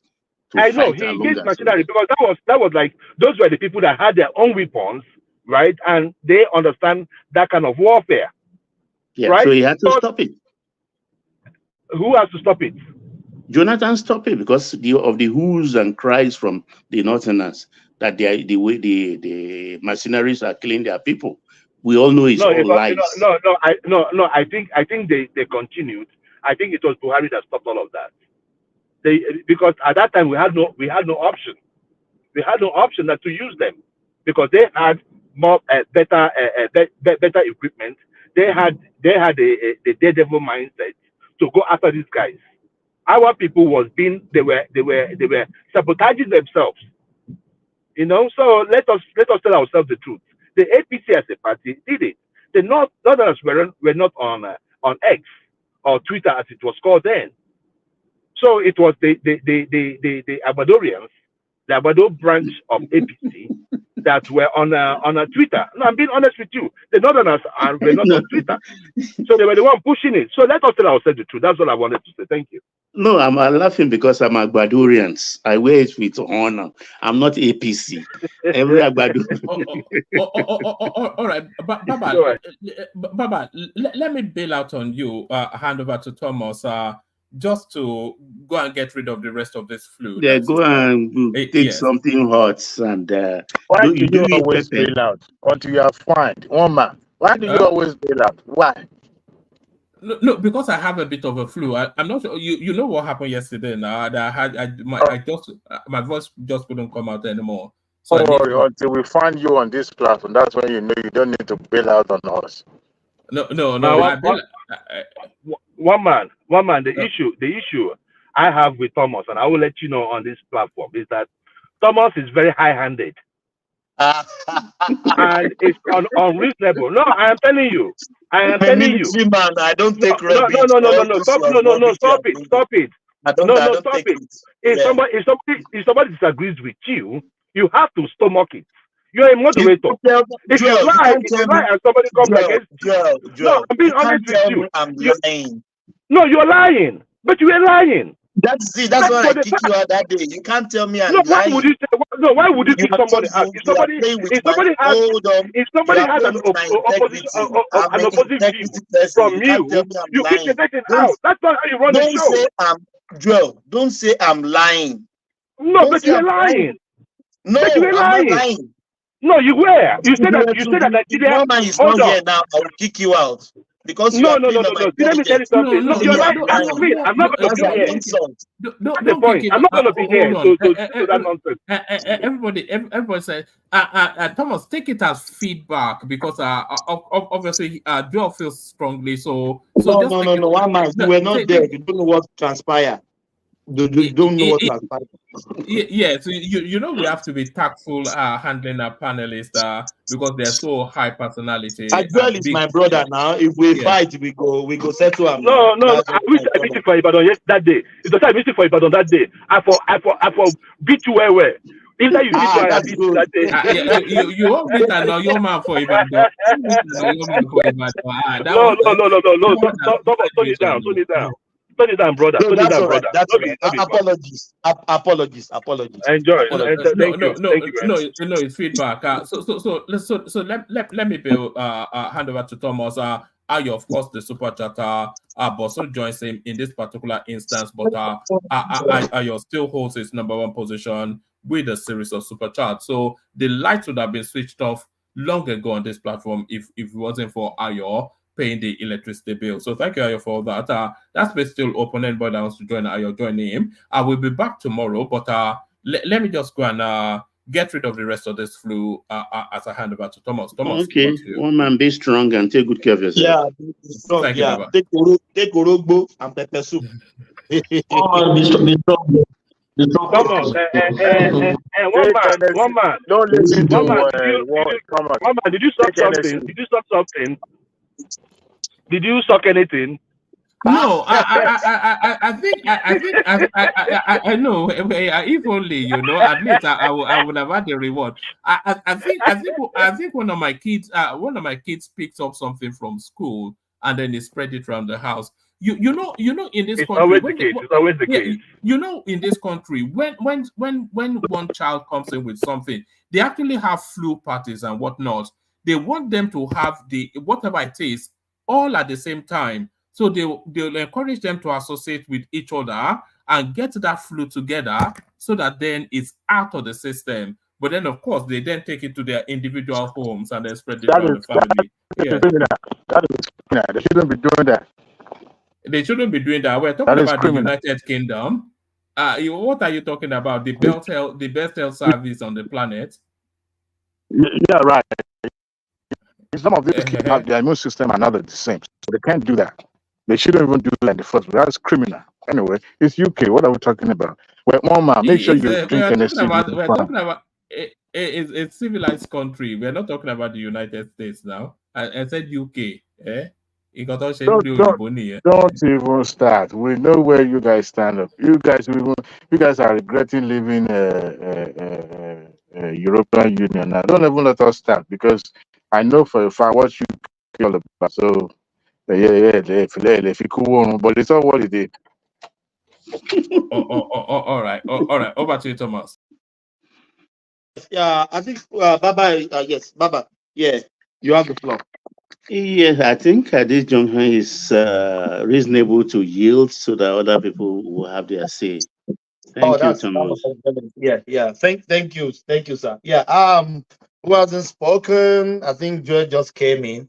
I think maybe Joel is in the other room. He doesn't have our time now. No. I'm here. Yeah, yes. Thomas, I won't spend much time though today because I have something early in the morning tomorrow. So I mean, Yeah, that's I right. will just Let's come. Yeah, let's come to you. Yeah. Do you want to kick it okay, off with what you've been looking in the news, or I should just tell you the talking points? Yeah. What do you think no, you know about that Tinubu's appearance? Yes. no, don't ask me Yes. about Tinubu. Tinubu, I am not impressed with Tinubu. I don't even want to listen to Tinubu. My thing is this. I just want to talk about the last time we were on the show, right? We were talking about the Chinese. We were talking about Baba. I don't know if you were on that show that day. We were talking something about how foreigners treat Nigerians, right? No, Was I it was the not on meeting the show, too? but Okay, we were on the show that day. no. And that day, what I wanted to talk about was the Chinese place, right?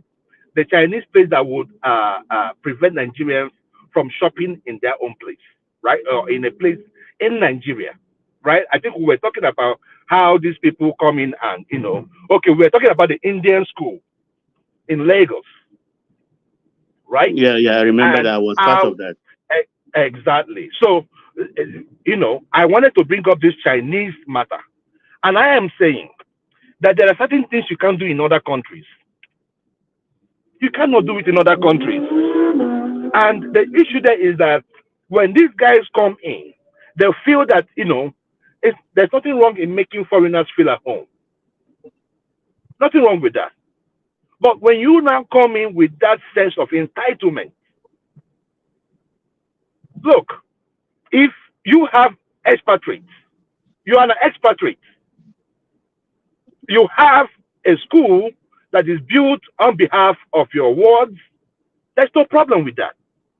However, you cannot say that because you want your culture or you want a kind of a homogeneous group to be in your school, that you now tell the host that you cannot attend that school. That is nonsense. Nonsense. And I want to thank, I am a fan of his. He's someone that I like personally. But being an Abado made me, to have certain sentiments about him. However, he was right on that one. He drove the nail on that coffin. It should stop. This is not the first time we are seeing these Chinese or Indians even flogging our own citizens. We have been seeing stuff like that happen in what they call it, in Uganda, South Africa, those areas. And I was thinking that this cannot happen in Nigeria. But we have seen that it does happen. So whatever thing that it would take to dismantle that mentality from foreigners, if we have to give them a guide, a foreigner's guide, to understand what we... Joel, there's a Yoruba, they said, if there is no inside thief, the outside thief cannot come in. So is it not our leader that's giving these people the audacity to trample on us on our own soil? You are right, 100% right. But however, but what I want to tell you is this, right? It's not like when we say our leaders, it is not like they did those as a collective. It was not done as a collective. It might be one or two out there that might be benefiting or gave them a soft landing.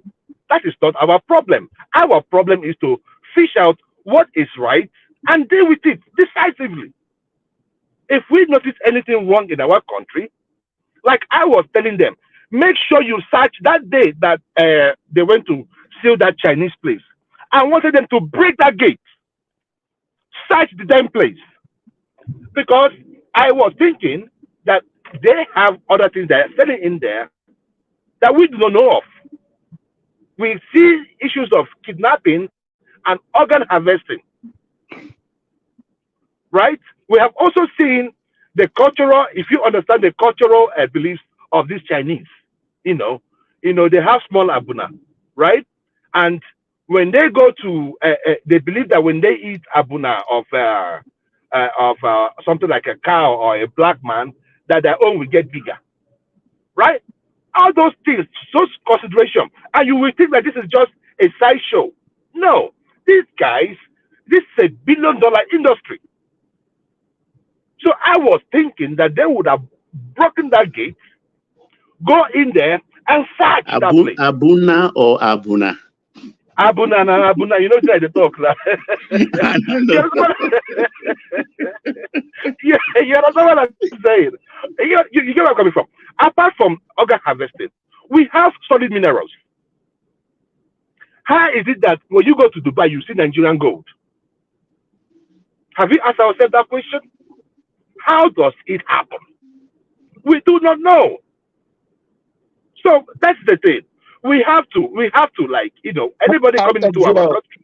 There's a topic here related to what you are talking now.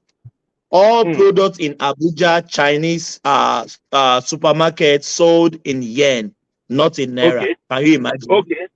Can you imagine in our own country. In our own country. And that is also putting pressure on the naira, whether it is by 0.001% or what.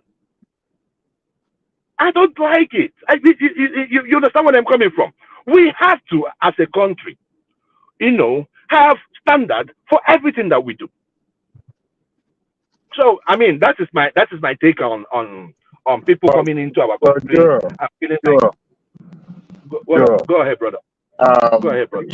Speaking of having foreign currency being spent in our country, I've been to countries where I was able to spend dollars, I was able to spend euro, and they allowed it in certain areas in their country.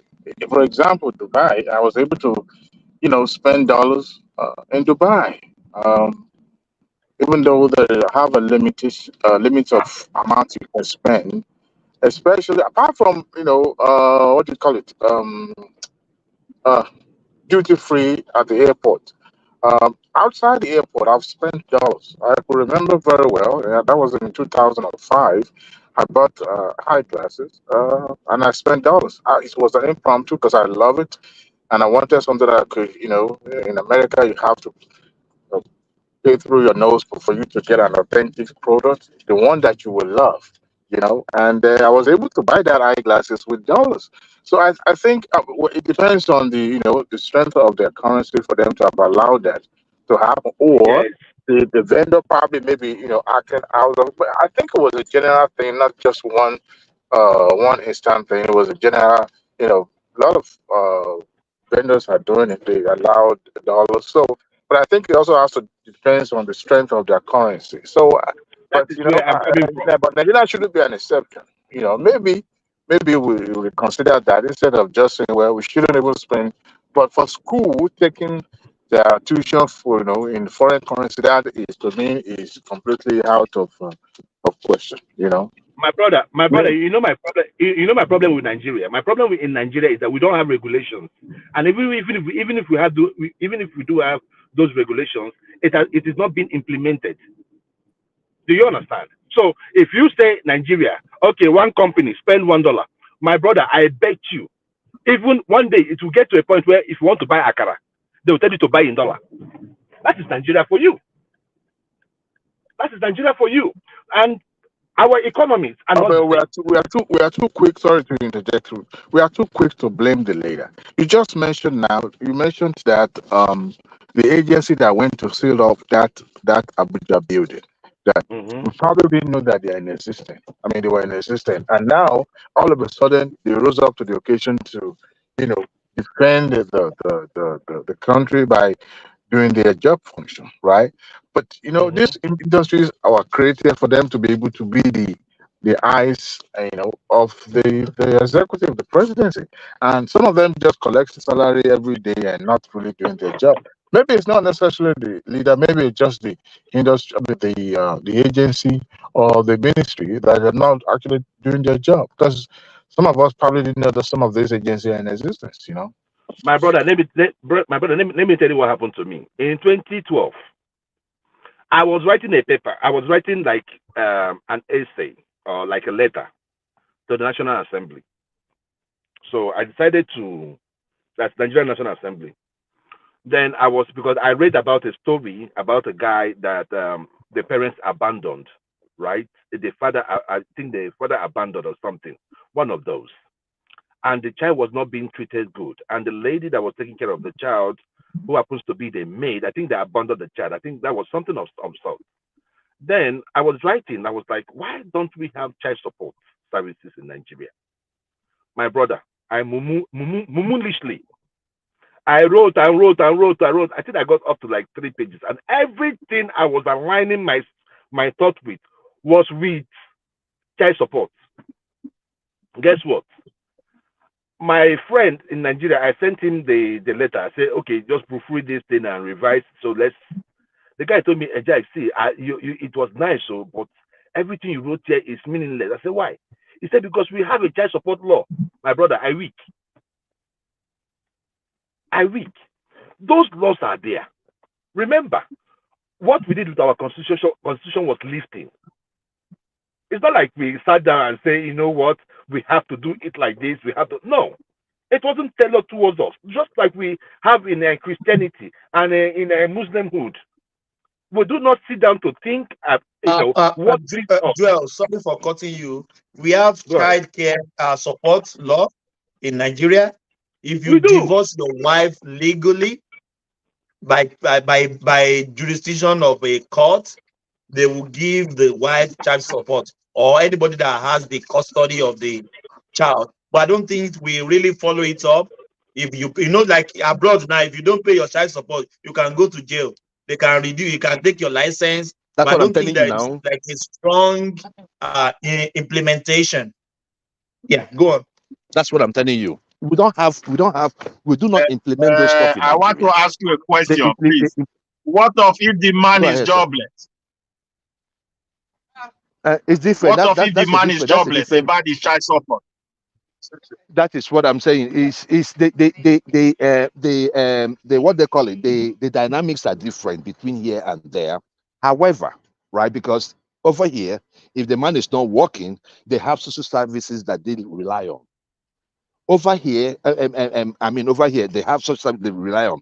In Nigeria, we don't. Right? So, but if we have people, what I'm saying is that we have people that are working, but wouldn't pay it as a way of, punishing the lady. I'm not trying to exonerate the women here because I know they too, they can be fucked up in the head as well. Right? But, in everything, I was thinking that in Nigeria, in terms of family, our major issue should be how do we protect the kid involved? The adults can survive on their own. They have lived their lives, right? But those kids should not suffer, based on someone not providing for them. Because if you go out there, you open a woman's leg, or the woman open her leg, and you elongated your stuff, and you laid your pipe on her pathway, you should be able to take responsibility.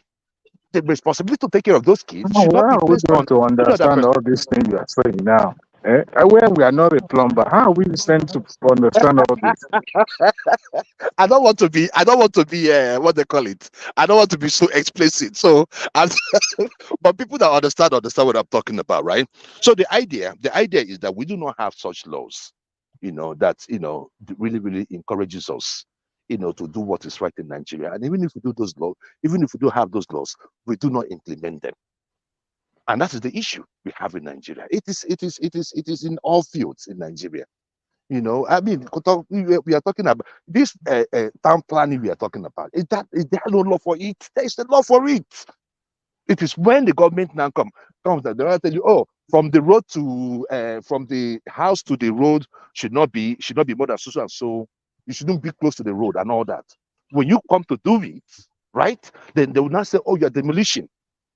But there was a government when those people were flouting those laws. So it will save money if we are able to, you know, implement our laws. It will save people money, save people stress.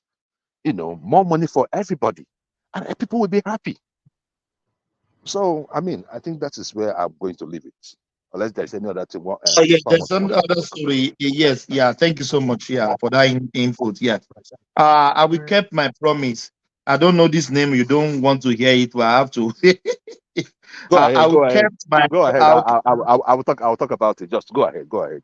Go ahead. Yeah. I will keep my promise. Weekend listed completed projects. So what do you think? This guy is in Mr. Project, as we knew him from in yeah. Go on. Yeah. Baba Thomas. I know you. Wike is not your fan. That's all right. No, I'm not a fan. I'm not a fan of Wike's style of leadership, and I'll tell you why. Baba Thomas, do you know that in the 80s there are states in Nigeria, right?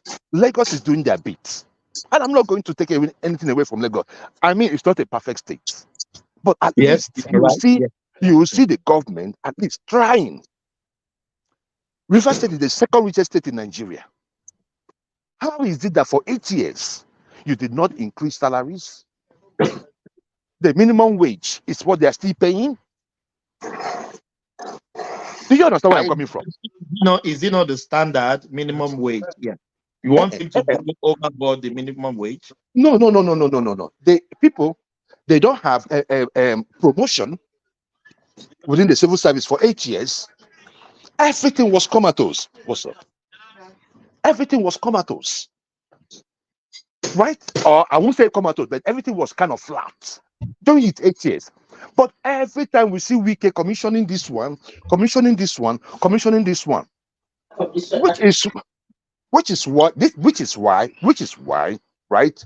When I talk about leadership style, building of projects as a way of saying that we are doing good, whereas the people are hungry, that is a wrong type of policy. That's a wrong type of policy, and that is the thing. When people were talking, even if we have to even relate it to Anambra State under Obi, it was almost the same thing, right? People were talking about, we don't have airport, we don't have this, we don't have that, but you don't even have road to get to the airport. You don't even have road to bring you out from your village down to the city. You don't have schools. And that's it still goes into what Reno was saying. Reno was like, show me one school, to be start and finished. Is that a way somebody that has brain should think? You have to look at the state and look at what is your own problem. You're not trying to impress anybody. The people you have to impress are the people you are leading. What is the essence of building one school? Okay. Uptown has been trading. I mean, Uptown went viral. Uptown that comes here on our show here, Uptown has gone viral because he really tabulated it. If you have enough schools, why build new schools? What you're going to do is harness the ones you have. Any problem? Hello? Is anyone hearing me? Yeah, we can hear you. Okay. Harness the ones you have. And that is what Obi did. And that is, and you see, when you see a leader that is forthright or a leader that speaks straight to issues, and that is the reason why, also the reason why he was against the building of the coastal roads. Harness the ones you have. Then you can now go into new projects. As it stands in Nigeria today, we have over, I know as at the last time they did a count for abandoned projects, it was in thousands. In thousands. So what happens is that this government comes in and say, oh, okay, we want to build an airport. In fact, if Tinubu is listening to this show, or any of his presidents listening to this show, place a ban on building of new airport in Nigeria. Place a ban on it. The ones we have, sometimes it closes at 6 o'clock.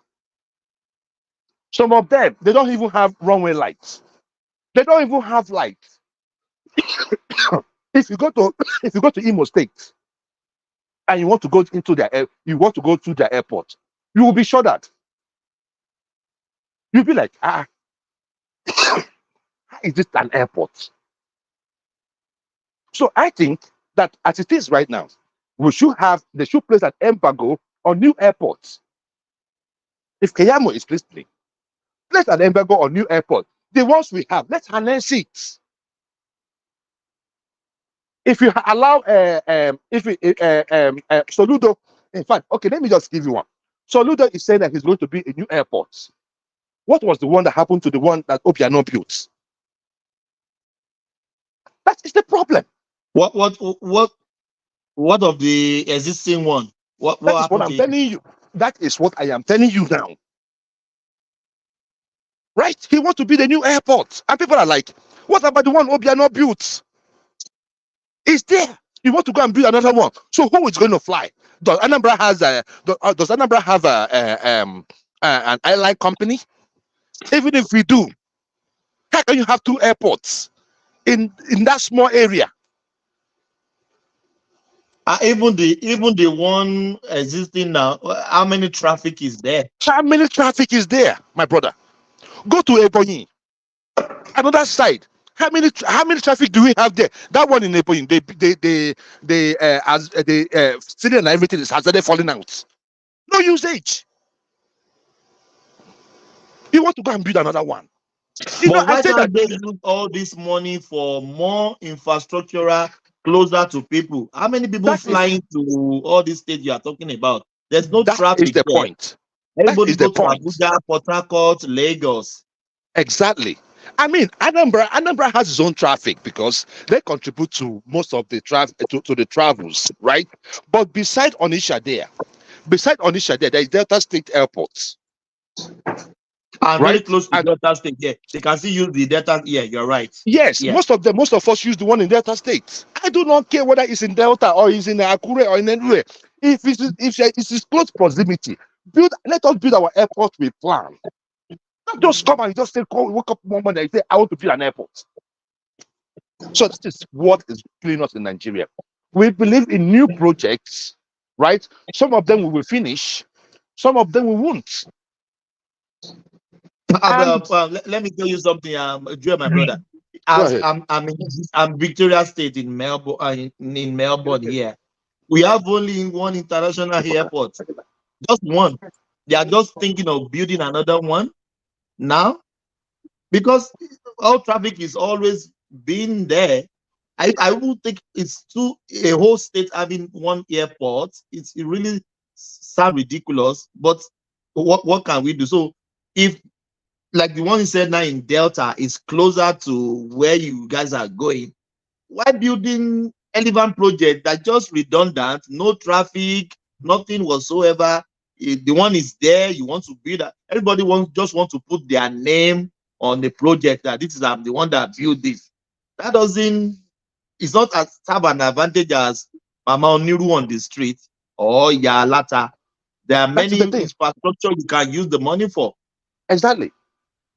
Okay, even Thomas, we are talking Lagos State. We are talking about, with all this is going on in Lagos State. There was some videos, obedience. We are now the opposition. Nobody else is the opposition because you guys now you're all in the pocket. They put you guys, you Baba, one man, Mike, who again, Baba Aja. Unfortunately, we are not Tinubu supporters. What are you talking about? They're not putting in our pocket. One man, all of that. You guys are all in the pocket. You guys cannot see anything and say anything. because you guys are in the pocket. Now, the opposition that we have in Nigeria is us, right? So we now went and we dug up schools in Lagos State. Thomas, if you see some of the schools in Lagos State, you will shed tears. You will shed tears. Do you understand what I'm saying? Public schools? Public schools. Public schools. But they claim that everything is Eldorado. Lagos State public schools. No. Now Lagos why they stay now. I know. Say if you go, you see all these things we are talking about Lagos. Now Lekki Axis, so Lekki VI. You know, maybe Ikeja, to an extent, Ikeja. Ikeja. You know, yeah. But if you're going towards no. Agege no even follow. Agege na village. You know, all those Agege. No, I'm telling you honestly now, according to this, Agege na villa. You understand? Agege, all those Beja side, all those Kokomaiko. Right? When you go there and you see school buildings, you will be shudder. You will be, you know. So I wish that whatever policies that we have in Nigeria will be tailored towards the people first. When the people are developed, then, you know, these facilities, when you spring them up, to run them, the money to run them won't be a problem because people have the wherewithal to fund it. People have the wherewithal to patronize it.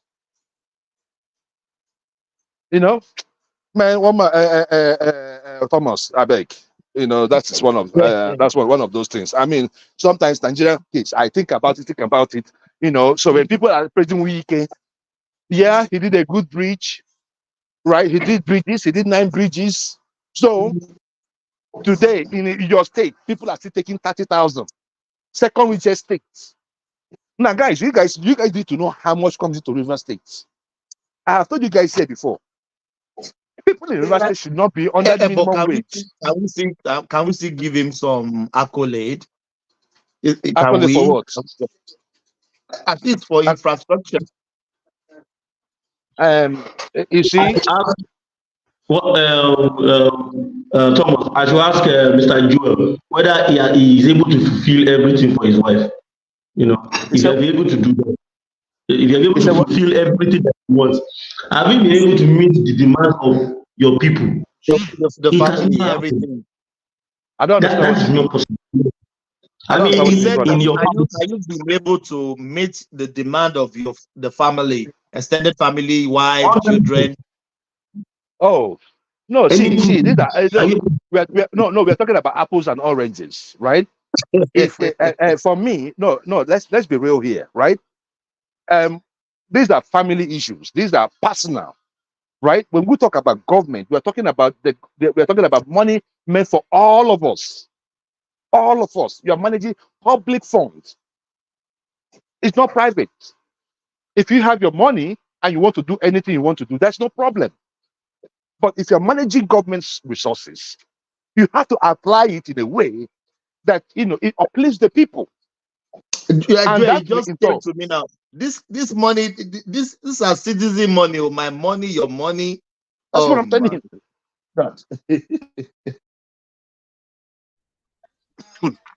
Now our money,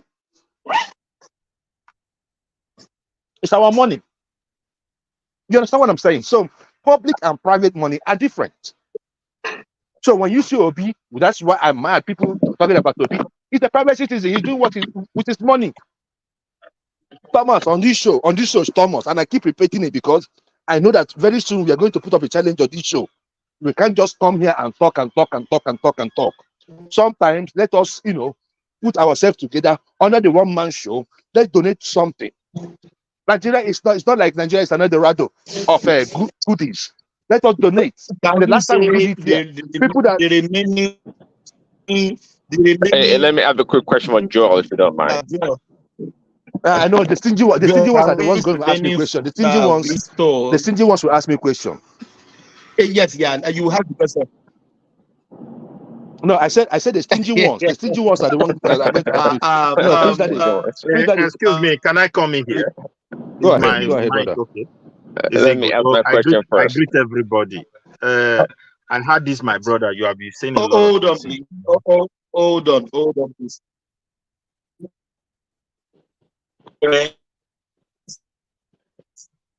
Can you hear me? Yeah, can you? So, The line is yeah, bad. Prince Daddy, go ahead. Go ahead, Prince Daddy. I think Yeah. Thomas is having an issue. Go ahead. Okay, sure. I was thinking this like this thing. I think that was Akim, but let me ask a quick question. So, Akim, how you doing? I did. Joe, you were saying that the government, the federal government, should make a law, perhaps to stop the construction of new airports, right? Yes. So my question is do you think the federal government can stop a state that wants to build an airport? Do they have the power to do so if they use their own funding? Okay, this is Prince Daddy. Please, sometimes, right? We have to tone down on this federal government thing, state government thing.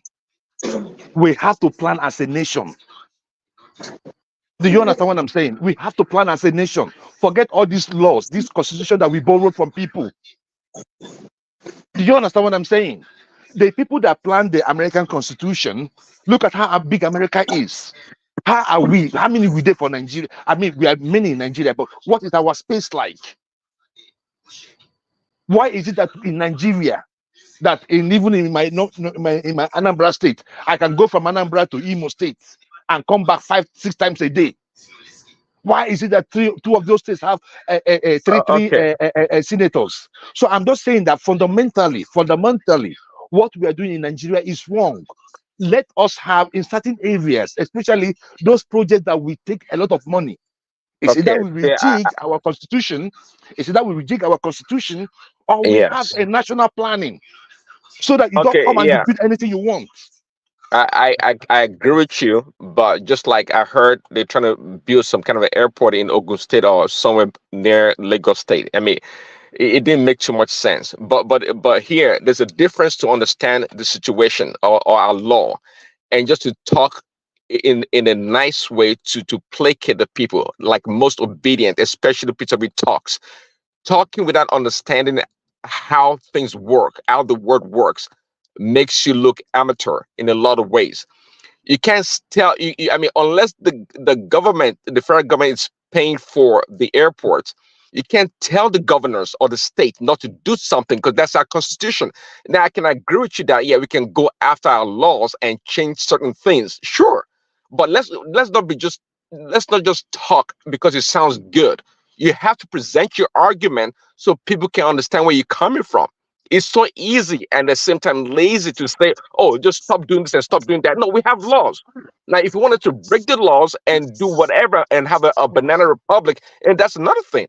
But let's understand the situation before making proposals.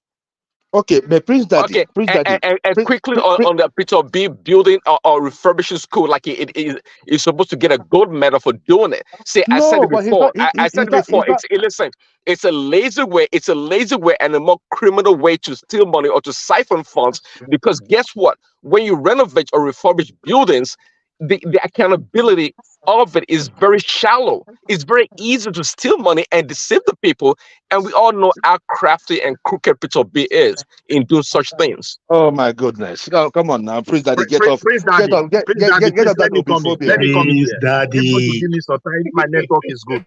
Please let me come in.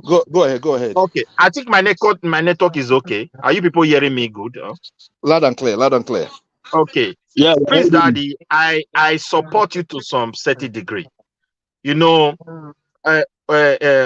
we cannot succeed outside the box of rule of law. So if a president should wake up and say, hey, governor, this is what you should build, at the same time, the president himself is going to fail because he's operating outside the box of rule of law. What we should do is this as a country. You see everything about us. In fact, I have always been saying it in this platform that we don't have government. But in every one of us realize how government functions. We will not understand that Nigeria don't have government. But we are blessed with President, Mr. President, and Mr. Governor. If you still have a state that they have never used the destiny of unborn generation to loan money, you are lucky. If you still have a country that they have never used the destiny of opportunity to loan money, we are lucky people. We don't have government. The day we will establish government, Tinubu himself, if he give money to state governors through allocation, it will be formally documented. And when the state government spend that money, it will be formally documented, because now we have a body called government. But because the government is not there, they don't have anybody to account to. Every project they are building is for them to siphon money. You know, you said one thing here before. You said all our business system is informal. When you have an informal system of running business, there's no room for accountability. This road project that they are building, who is supplying them the cement? Can the Minister of Finance tell us the tons of cement that they have been supplying them? The answer is no. But if they are building it in my own place, the country where we are in abroad here, there should be an accountability for that company that is supplying them. Now they are putting barbed wire below the surface of those roads. Go and look at the nature, the conditions of our federal road. How they abandon some of them. Some of them were built 1970 something. Lagos Benin Road. Some of concrete they put there is still what is there. They have never been able to put new one there. By the time they now abandon this so-called concrete road that requires the highest level of maintenance. I use road, I'm traveling. That is why I just stop here, just to enjoy my network a little bit. Because if I start moving, I'm not going to be talking. I will not enjoy this network anymore. If you go to where they use concrete road, particularly Jama Road, is constant maintenance. And they don't just continue to concrete and concrete. They must use this same Kota something, this old something that we use, the former ones that they used to do our road from so kilometers. And here come a country where there is no single dot of maintenance culture. You see the Sogia Ant and Fire Brigade road construction that they are doing. Why didn't they start it from forest? And instead of destroying people's property? And they said they want investors. I think somebody like Mr. Remy used to tell us that he wants to live in China. If they want to describe China, they will describe China like a lawless place. Sometimes, you know, some people, no human right, nothing. But there was I saw some article and some video where Chinese government were constructing express road. They constructed to a point where they met somebody's house. The court have said they should pay the person. But the person said, I'm not taking money. When I die, that is when you will remove my house. The video was there. They constructed express road to his front of his house and the back of his house. They did not remove the house. They were still battling it, pleading demand, doubling money. Why were they doing it? Not to make investors, not to scare investors away.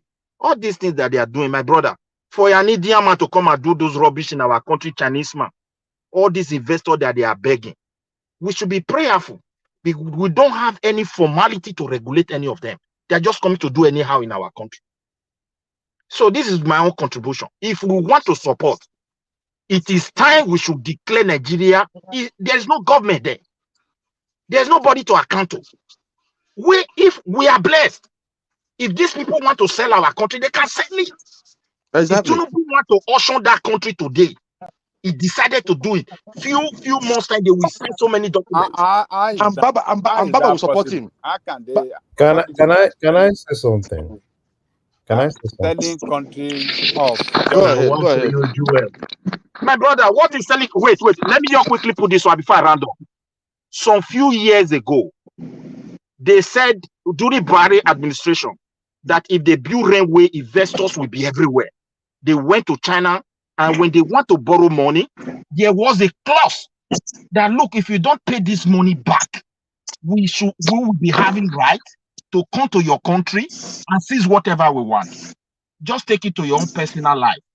You use your own house and your family to go and shop it for something. Look at the risk that is there.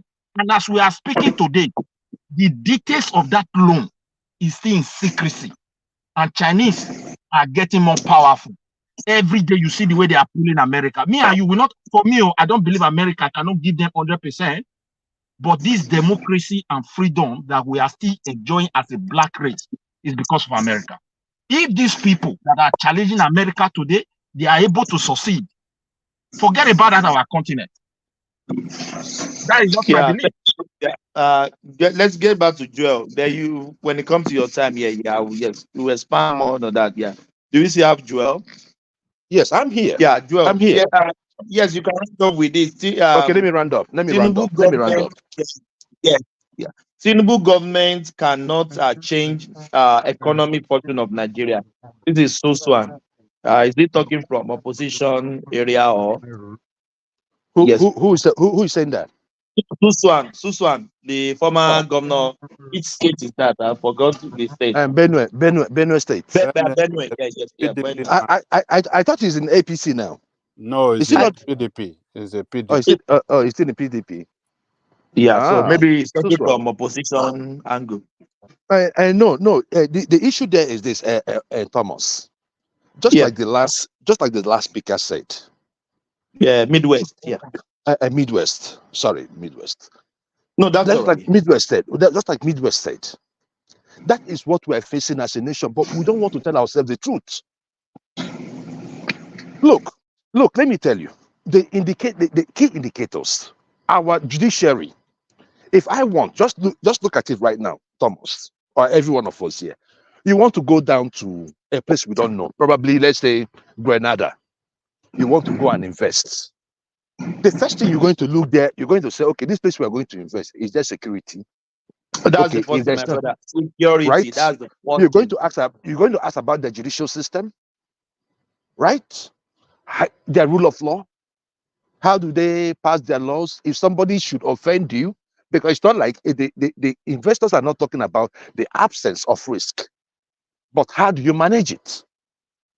Right? Okay, if we are coming in, you're going to look and say, okay, the judicial system, rule of law, how is it over there? When you look at Nigeria as a case study, in fact, the other day, somebody was even talking about it on a rise. Somebody will come and say, I am getting an injunction not to get arrested for criminal offense. So you can go and tell our court, a judge, look, I don't want EFCC to arrest me, just like Yaya Bello is doing right now. Because, come on, if I see such things and I see it, I'm not going to come in there. So that is why P2B is talking about the intangibles. Insecurity, rule of law. Keep your house straight. People will come. You have seen African Americans trooping into Ghana. Sorry, why do you George. think they're going into Ghana? Please, Dad, wait. Let me Joel, just round up. how many came to Anambra during this time? How many I thought you were came to going Anambra? to answer the question about the refurbishing and building new schools to make the argument. Oh, no. You know that you had a flawed argument in that. If and the issue is simple, right? In Anambra State, our problem in Anambra State is not the absence of school buildings, because with our private and public schools, we were able to capture most of the place in the state, if not all. Because I believe in Anambra State, every local government has a billionaire. And I'm not talking about a billionaire from government, self-made. So the issue of schools is not our problem. But if you go to any of the schools, and what you see there is that they don't have roofs, right? They don't have chairs in class. They don't have windows.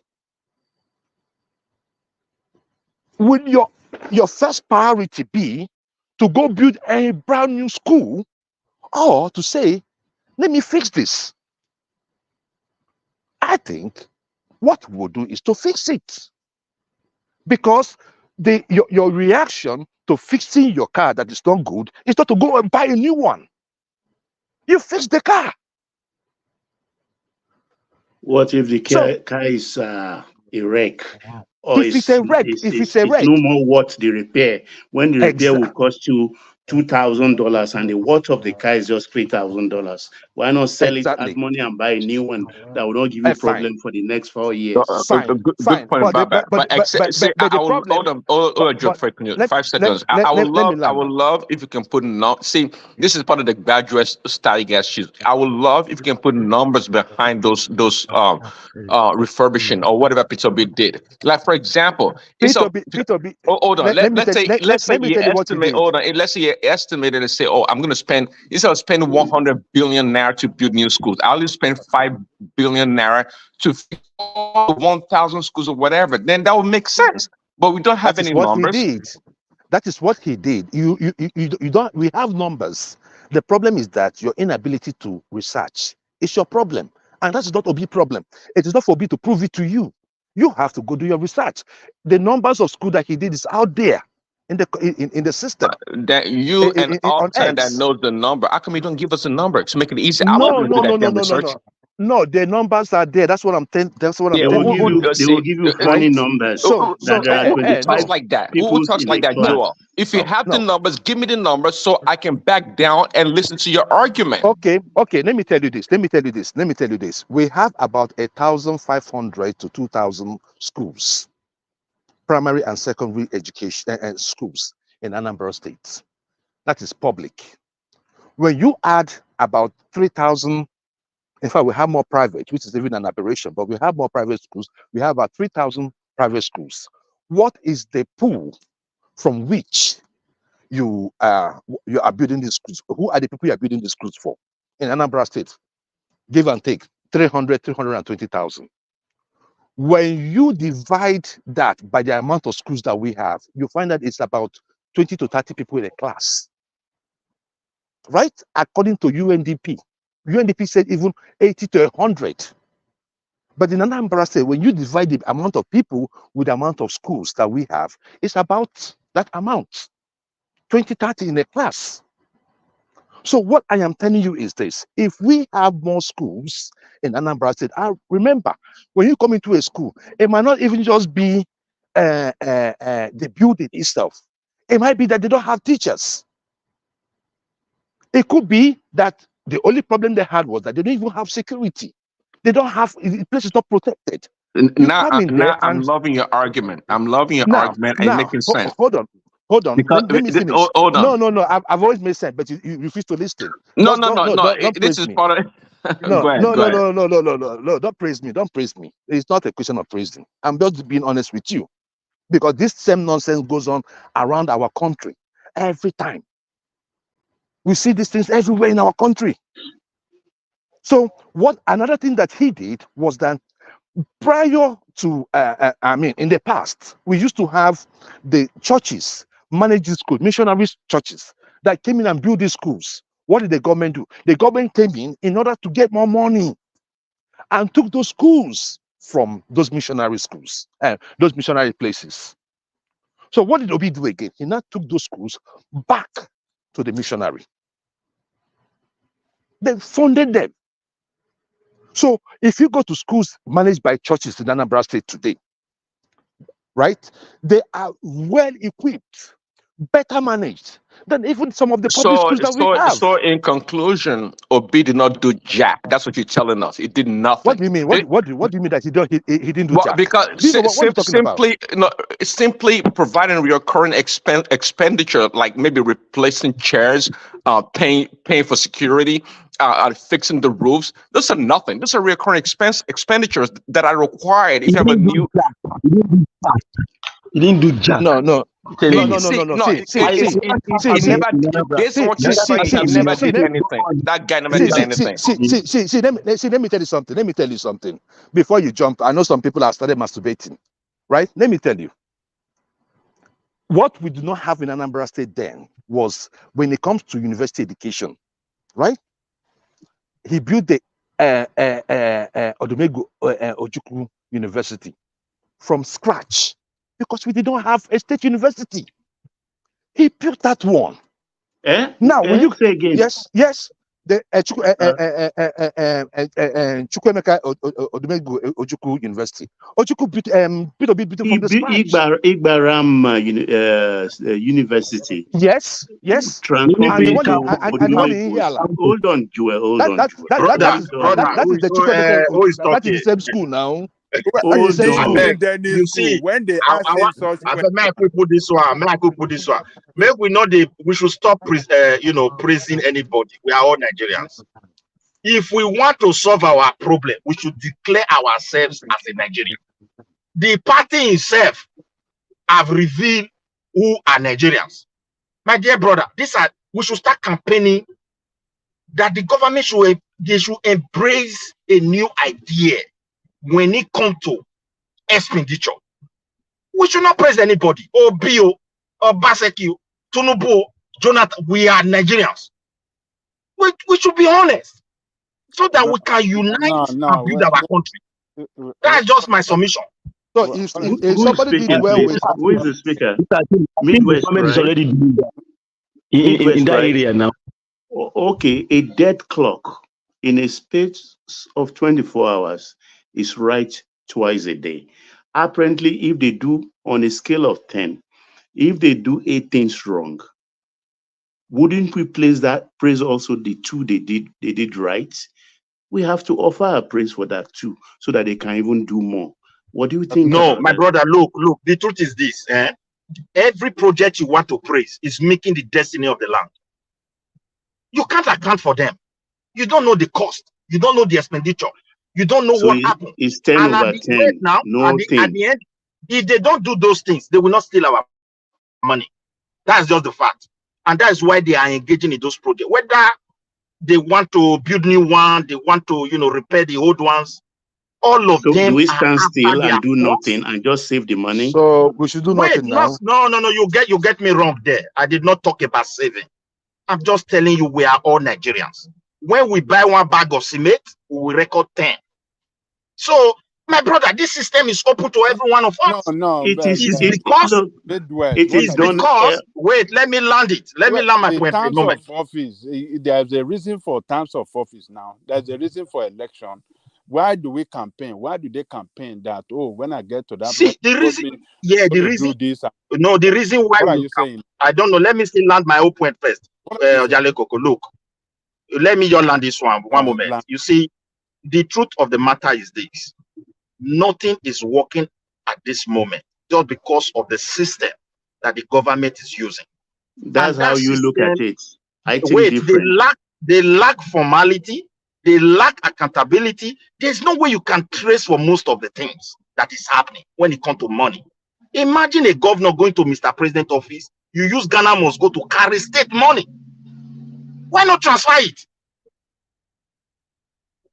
And let people see it. When did that happen? Where? When? When my governor went to Buhari Teno, he cried out that they are printing money. Those money were not even transferred. That one is different now. When he said they are printing money, it's accounted for because today we know ways and means in 20. He said they are printing. He said they are printing and they are sharing it. So how are they sharing it? Mr. Aja, let's tell him it's 23 trillion. We have it on record. Whether it disappeared or not, that's a different thing entirely. But we have it on record. No, 30 trillion. No, 30 trillion. No. No, the 7 million this government took, they paid it back. Baba, how do we go from Peter Bino building a single school to building 2? Or actually, leave Peter B with this obedience. Look, let them day their own. Let them do their day. To try to lie to the people. Obi I was know. at a conference. They used to badger people.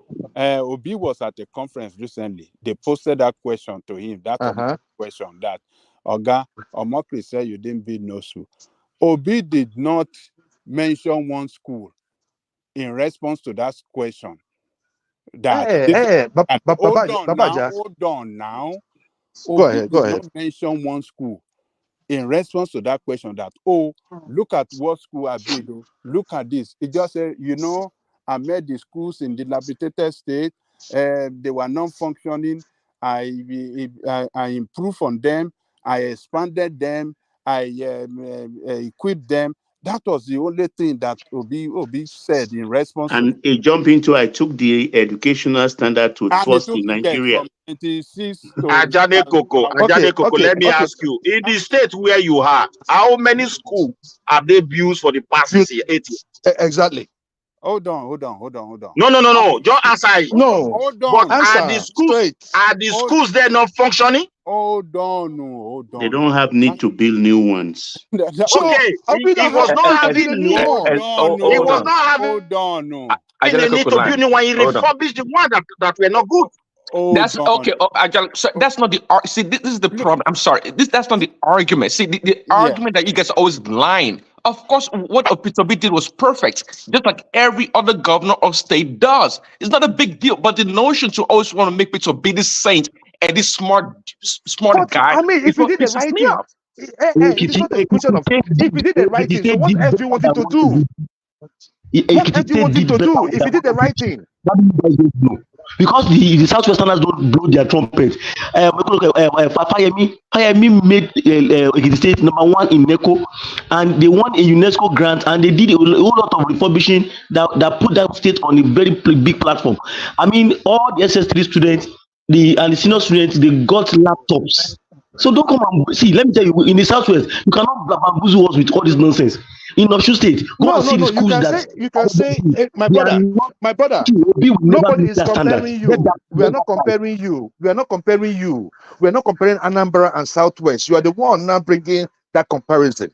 We are talking about what Obi did in Anambra State, not what Anambra versus Southwest. Nobody is comparing here.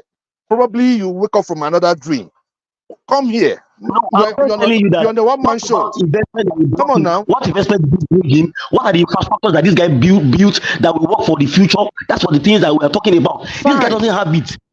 That's it. He does. He does. The problem with you is that you have refused to see. And even when you are Obi did not told, do anything. What do you mean? Nothing. What do you say? What do you mean by Obi did not do anything? Have you been to, hold on now. Hold on. Because even if I tell you places, State alone, one-on-one in infrastructure, it can never, and it will never match it. You know it. And look, let me tell you something. Hold on. Okay, can we have a conversation? Or you just want to back? If you ask me a question, allow me to answer. If I mention the roads Obi built, most of you will not even know the roads. But I know that most of you do travel through Onitsha. When you get out of Onitsha, the head bridge down to Owerri Road, which is about 6-7 lanes. Obi built it. It's still standing there to date. And yes, what's the name of that road? Just on your phone, Google Head Bridge on Isha. That's the bridge now that they built now. The one Buhari built. Right? The one Buhari built. The old one, if you go to the old one, immediately you alight from the bridge. That is what you call Head Bridge in Onitsha. Where did he get the money? Where did he get the funding to build the bridge? From the $2 billion a year IGR? He built it, and the federal government even refunded him, because then, according to him, the federal government was full dragging. He went ahead and built that road, just like most of them did during their time. Tinubu did it as well. I know there were some projects Tinubu was even getting money from federal government. But he did what he did, right? So it did like the rest of the governors. So nothing unique about it. Hold on. We are not talking about what is unique or not. Please, Daddy, come on now. What's going on today? Let us have a night. I'm giving you props up. To what someone did. Are you bribing Prince Daddy for saying no. What is the truth? Mind? What is the truth? No, he said no. I'm just saying, ask the right question. I will answer you. My point is just this, and I will end it here, please. I don't want to be. Some people are here and they need to talk. So let me just say this, and I will leave it here. Look, P2B did many projects during his time, but most importantly, P2B built. He let his footprint in our hearts, because every member of any person from Anambra State, if you are living in Anambra State, whether it is your cousin, whether it's your niece, whether everybody had a place, had something to gain from it. Get from his Okay, brother, government, can I ask you a right? question? Can you permit me? Did Okay. Tinubu build something in Let, Lagos? let it. No, I wanted to Yes. just ask him this. Please, just give me 1 Midwest. minute. Hold on, please. Hold on, please. Let him round up there. We can go Let to me new round up so people. that I I'm just not. Let me wanted to round throw up. this one to him. Let me just relate it with Lagos. Yes, Did yes. He Tinubu did build some things. something in Yes. Lagos? Yeah, he did. Did Tinubu build something in Lagos? Yes, he did. I Okay, did. I can you lived in Lagos say State under because Tinubu. he built those things, can you just look at Tinubu as an agent when it comes to Nigeria issue? This is the point I'm presenting before you. We are all Nigerian, my brother. Let us advocate. See, you're getting it wrong. You're getting it wrong. Right. Tinubu did his stuff. He was Right. just, Tinubu Tinubu was did his just doing thing. his job. He was just doing his job. Nothing unique about it. Nothing special You about it. We're understand just doing what what they have to do. Tinubu did what he had to do, and also if you have to remember during Tinubu's time, who's talking behind? Please mute, please. During Tinubu's time, remember that he had squabbles with OBJ. He wasn't getting his funds, so you cannot really say this is what Tinubu would have really what he would have done, because all those funds weren't available to him during his stay as in government.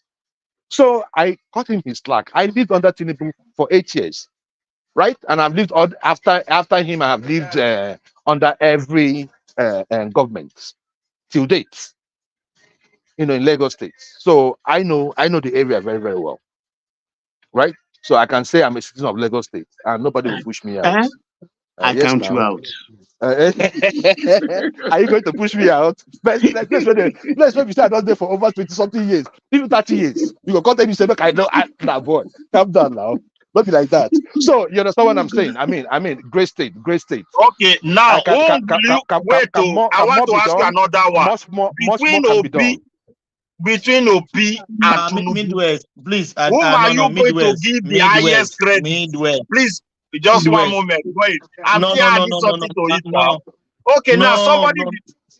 No, Please Midwest, wait no. now. Take it easy. Wait, one moment, please. Somebody, they confiscated somebody's money, and at the same time, someone was receiving his full money. That is to say, you have to pray Tinubu better than Obi. No, I won't. It's not easy to build from nothing. Look. Let me tell you something. Your problem is that you still live in the past. This is over 16 years after Obi and Tinubu. This is about 16 years, about 12 years since they left power. Right? A lot of things have happened. There have been so many realignments. We have seen people that they all mingle with.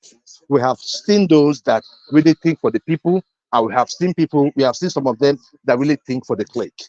Tinubu thinks for the clique. He doesn't think for the people. It's about what he can get from you. And Obi is about what I can do for the people. So they too are quite different. What they have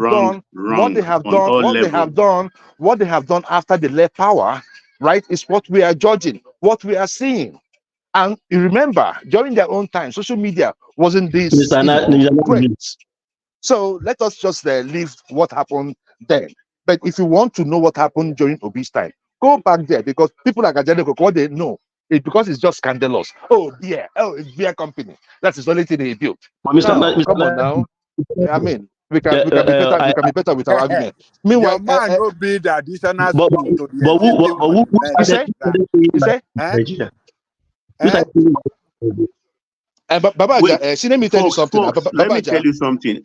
Joel, please give me 1 minute. Nigeria. Well, give me 1 minute, please. Prince Daddy, you know what surprises me about Obi? I mean, brazenly, he's telling us that Is he from not the one that consumption paying to fees production. in Lagos? And this is a man who imports every day and almost kill the business of people like Erisco, who does tomato locally by importing ketchup. He imports ketchup, container load. He is the only sole distributor of Heinz ketchup tomato.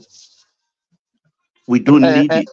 And Baba, let me ask you a question. So yes, sir. You stay in the United States.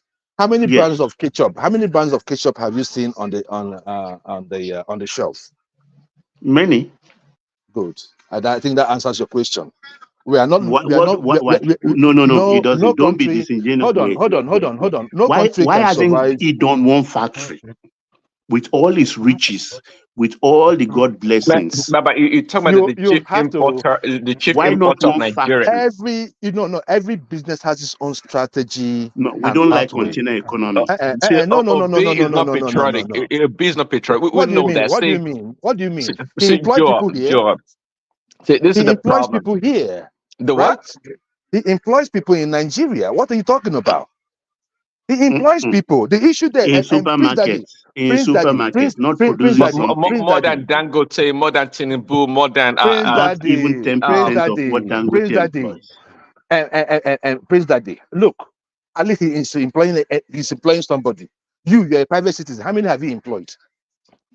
Well, of course, Prince Daddy, you want to go ad hominem. I know you want to take it personal, but see.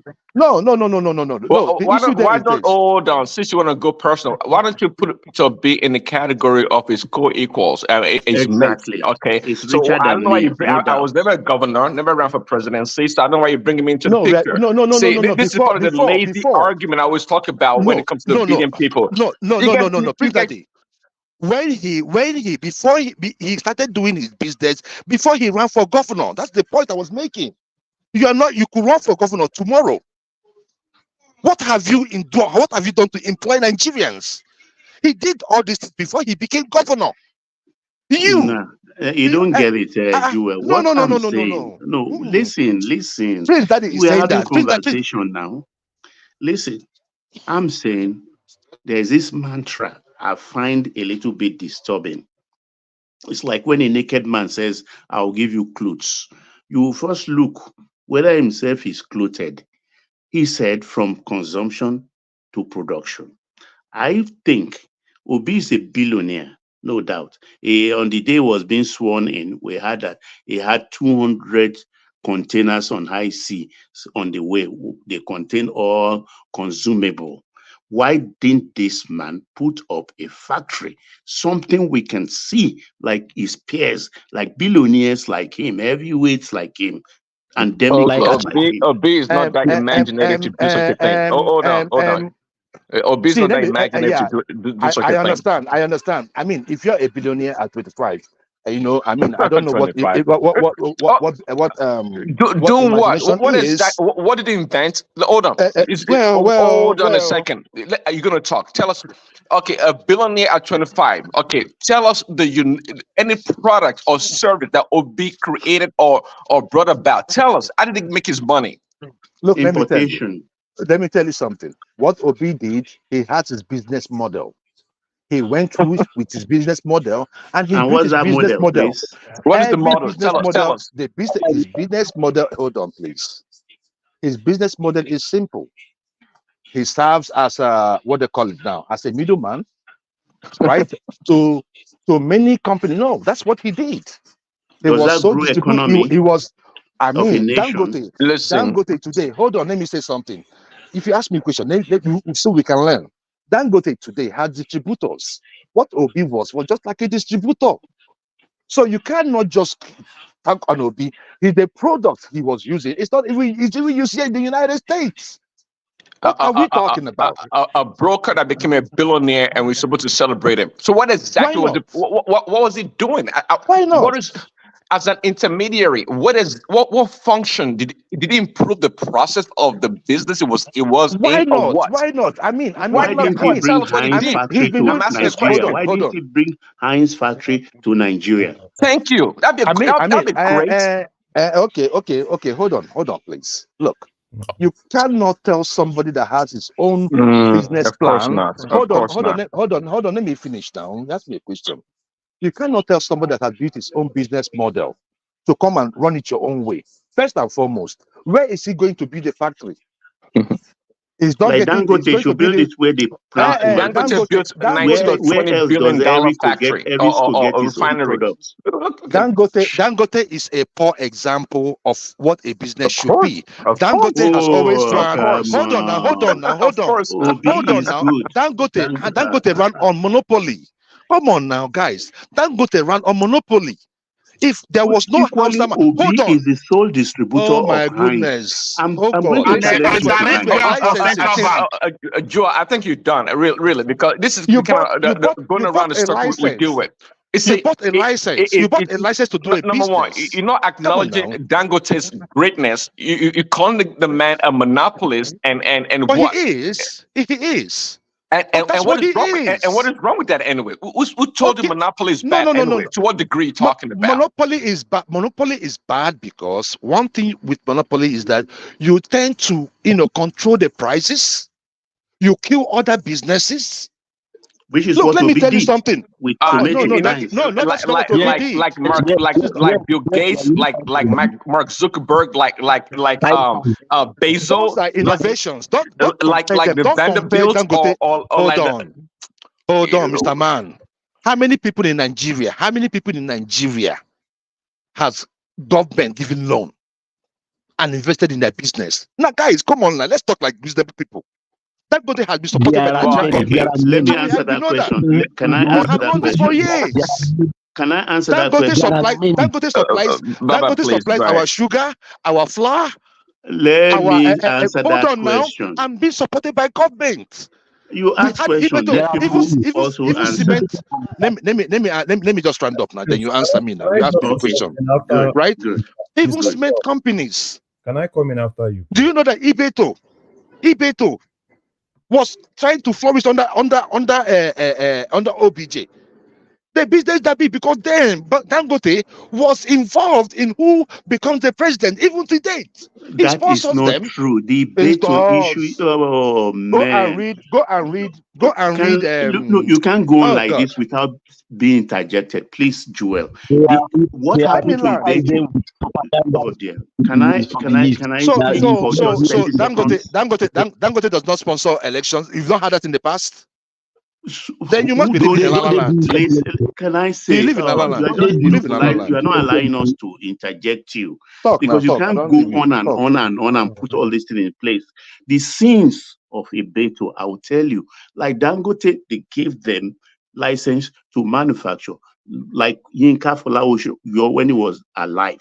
But rather than Dangote put shoulder to wheel, he was digging limestone. Ibeto, Yinka Folawo were importing cement because it's cheaper, bulk cement, and bagging it and claiming that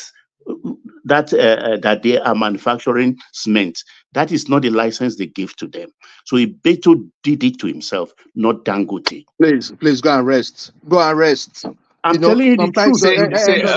You can challenge me or bring facts that you now subject that you resort to maybe abuse or this thing. But my facts cannot be controverted. And the poor argument that government do not support private businesses with funding is just another lazy argument. Of course, when you go to Bank of Industry and borrow money, that is government funding you. Just recently, the United States government gave Intel like what, $8 billion. I'm talking about Nigeria. I'm not talking about United States here. I'm trying to make an example of a government supporting a private business. I know governments do. I'm talking about Nigeria. So what makes you draw the conclusion that Dangote is the only business in Nigeria ever to receive government backing? They all receive government funding, airline, agriculture, everything they receive. Baba, no, good morning. Simba, go ahead. Lie about that. You people can. Everybody, please. Joel's not going to back down, just like the most obedient. Not going to back down to superior argument. That is what I want to tell you. We never agree. Everybody, please hold on. Please hold on, please. Everybody, please hold on. Yeah. Let's if we will keep on going back and front, let Joel run it off. Then we move on to another person. Please. No, we cannot allow him to run off. Just telling lies. That's now. The problem. Let me just round up. So you now that thing you want to say to me, then you cannot say it on your own, right? Let me just round up. So, fellow Nigerians, round up your propaganda. Okay. Thank you very much. Let me round up my propaganda. So, fellow Nigerians, right? After the elections in 2024, we have seen those that really think about us and those that say 2024, about the play. 2023. So it is not. That Let me election. make I talk now. We have seen Because those. 2024. Hold on now. Hold on now. Yeah, Sorry. that's the So scope of thought, yeah. 2023 elections, right? We have seen those. We have seen those that really care for us, and we have seen those that cares for the clique. Nigeria is in a bad shape, right? Is the present government doing something? I don't know. I think from the results we are seeing, it's not really reflective on the streets. So something is not really adding up, right? We cannot continue with a government of lies, which is we cannot continue with a government that is heading over 200 million people, going to a country of 17 million to beg for arms. This nonsense has to stop. We are Nigerians, and wherever we have gone there, and we've made them better. So I believe that Nigerians deserve better, and there's no way to treat Nigerians if not that, just make sure you take care of the people, invest in their education, invest in their health, right? Make sure that the ease of doing business is right, and see Nigerian flourish. Nigerians do not need much. Give us power. Give us the necessities of life, right? Today, Peter B is talking about pipeline water, about boreholes. Not You are because that supposed it's to not round borehole. up. People have Let not me round spoken. up A now. lot I'm of people rounding here. up now. You are It's not not rounding because up. of You are making boreholes. fresh case. Not because of water. Not because of, let me finish. Peter B is talking about building boreholes. Not because he went there and saw water. He didn't see water in those places. He invested in the sufferings. He invested in uplifting the people, making them better, right? This is campaign after Elevating election. their sufferings. That is what Peter B is doing. Peter B no kill anybody, and that is just all he did. So thank you very much, General Thomas. Thank you very much for the opportunity. You don't go And come to out my for this fellow will panelists, be an I love you all. borehole. Eh? I love you You don't all. go I come love out. you all. I love you all. You don't go come out for this borehole, eh? You This say? Agarasha borehole.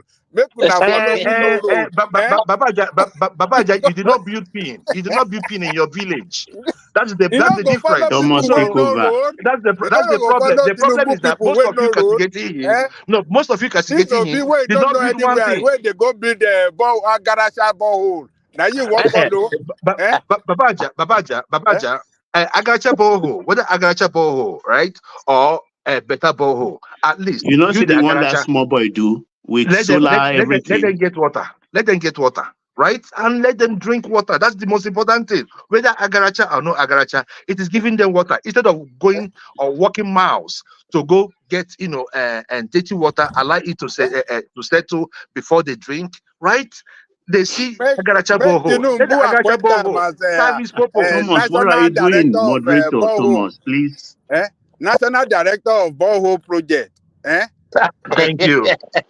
Thank you. Yeah, thank Thank you, you. Thomas. Thank you, Thomas. You can go to the next person, Let please. Simba talk.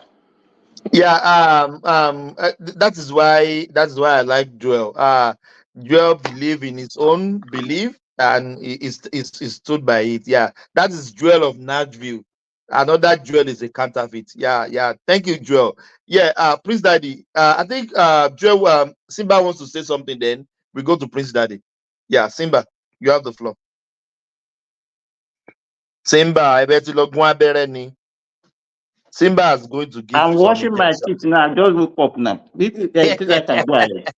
Wash your teeth so that we can have small, nice bread from Okay. your. Yes. Yeah. Go. Yeah, Prince Daddy. Yeah, you have the floor. Yeah, do you want to say anything before I take you to the news for today? Yeah, thank you, General Thomas. I'd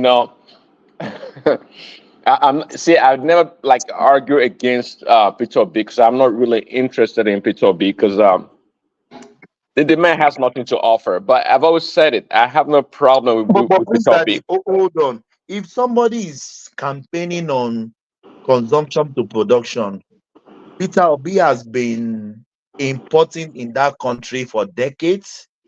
He can't even bring even if he doesn't have the money, he can't even Import bring to one pick. investor to build one factory, just one factory in Anambra. Exactly to the point. And Joel inadvertently made the argument against Peter Obi, talking about him bringing in Heinz ketchup to Nigeria. See, Peter B, everything about Peter B is fraudulent, and we all know that when smart people like Joel comes on the show or goes around different platforms trying to make argument for Peter B, it just becomes really comical and annoying. See, Peter B has nothing to offer. It's quite clear. It's quite clear. For years, for so many years, they talk about him building schools, this and that. Not until recently that he himself, denied that claim of building schools. Now he's fixing roof and buying desk and doing paying for security. All the stories never ends. It just most regrettable. Anyways, I don't care to talk about Peter B, quite frankly, but we He have to dodged a bullet, Prince Daddy. really. How? By not voting him in. Seriously. By not we not being our president, we oh dodged yeah. a bullet. Oh, we did. Oh, I thought you said me. Of course we did. We absolutely did. I mean, the guy has nothing to offer. Every time they talk about him, they talk about exactly what other governors or other people are doing. So then it begs the question: why we keep talking about Peter Obi? Why does he always come up? Because he's building boreholes and refurbishing schools. I mean, why is this a conversation? It's just annoying. He is prudent, very prudent. Come on now. Then the next thing would be like, okay, let's talk about the Millennium Project.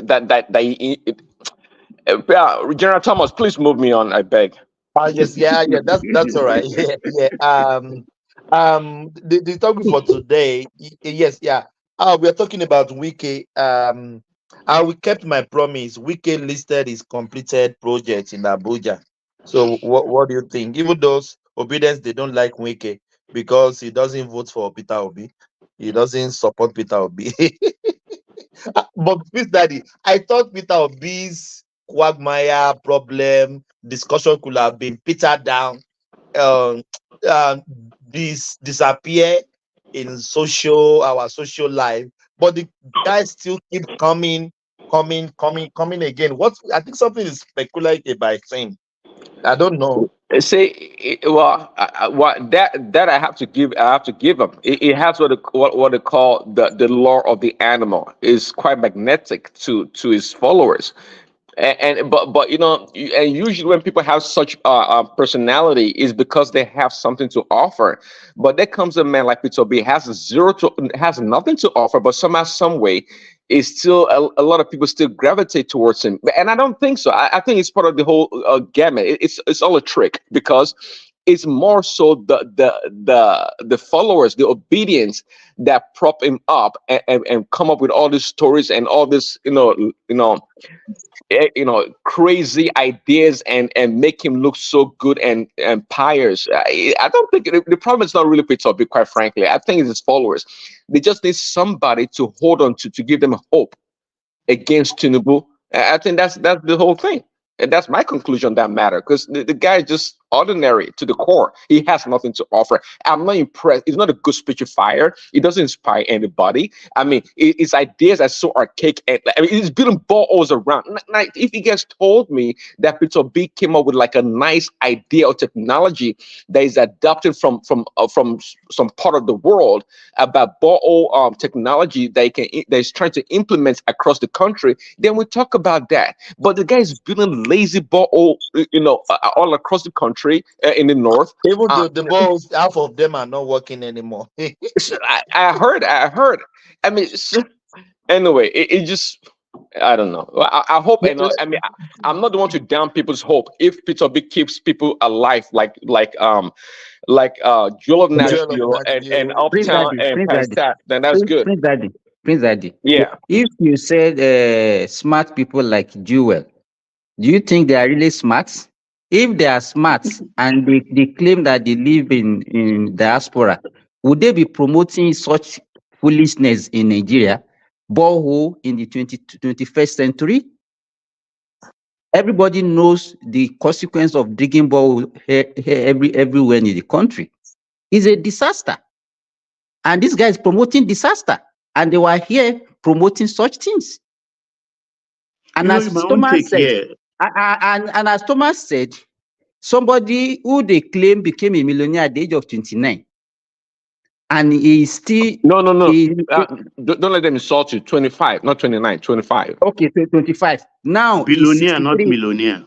Billionaire. Now he's 63. And he has been practicing container economy importation in the country. Years. And he did not see for how many years now to even have a small factory where they'll be manufacturing one thing. And he will not come now and be talking about consumption to production. Somebody who has been a billionaire for more than 40 years. And are you people kidding me?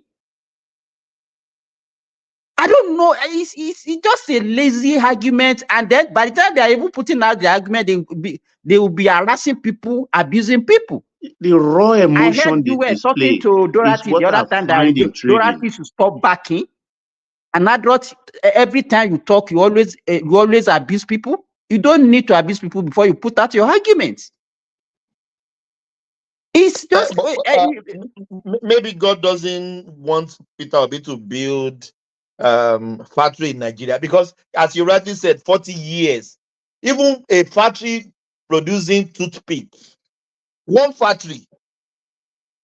I wonder. I saw Dele, you just wake up now and said you'll be talking about consumption. So for 40 years, you didn't remember that he can build a factory. So even that ketchup can be manufactured in Nigeria, even a tomato paste industry. Erisco has tomato puree. I wonder, and it's just all this lie that they are peddling around about Peter Obi. Peter Obi himself cannot peddle such lies. They are the one promoting him. It's just the nonsense things that all of them are just shouting around the social media, and they think we are foolish.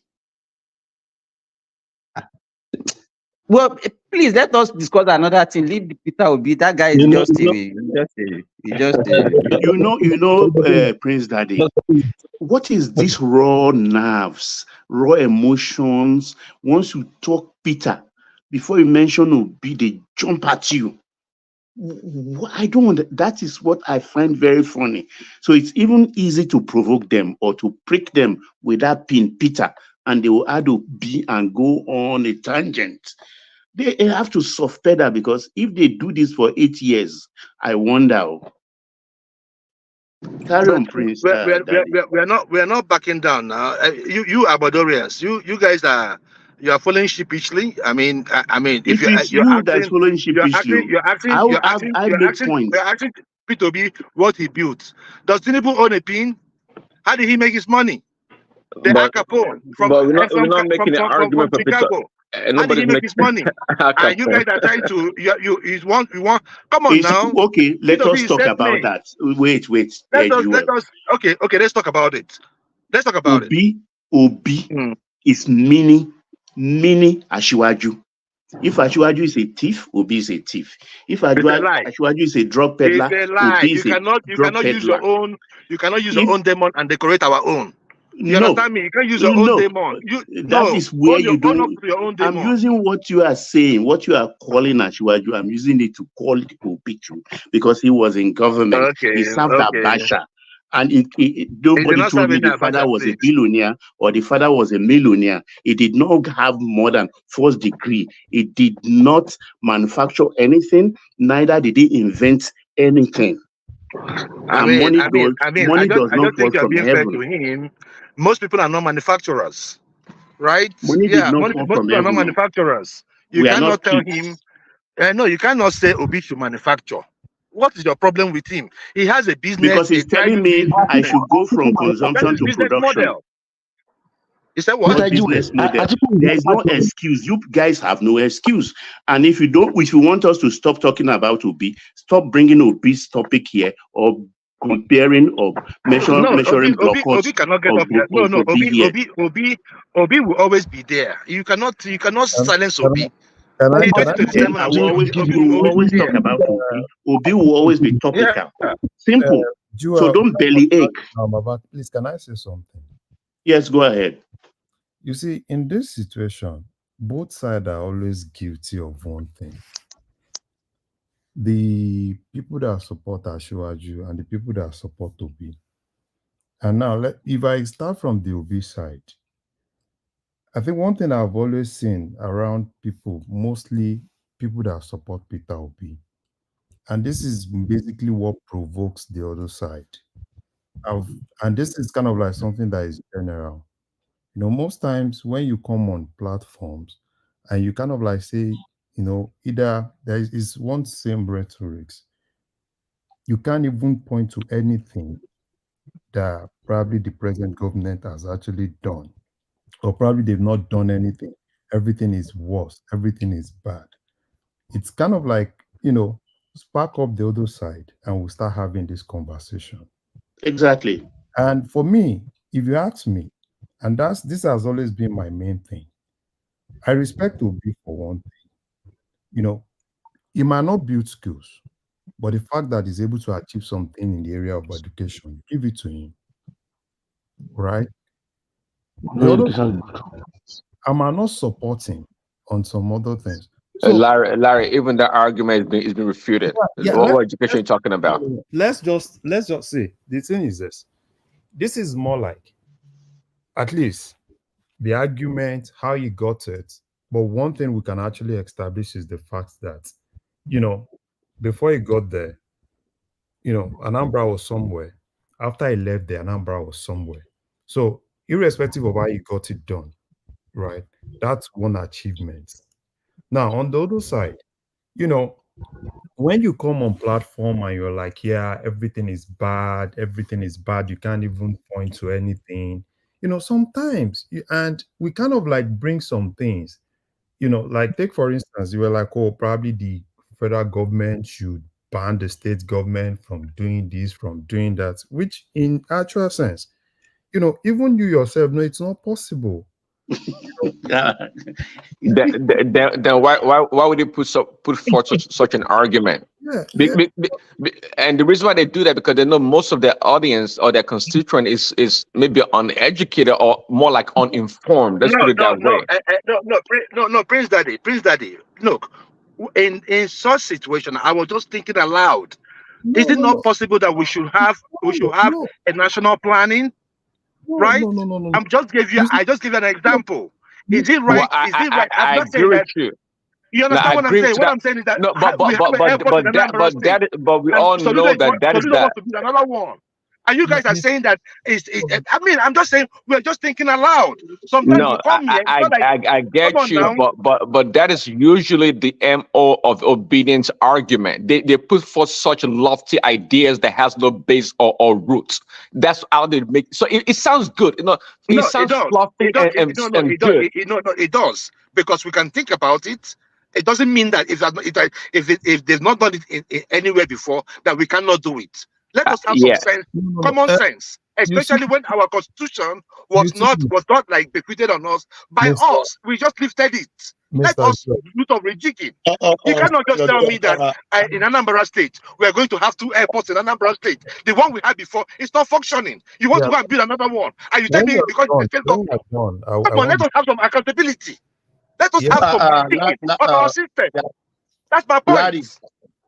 Larry, do you think the opposition now, Joel has told us now they are the opposition.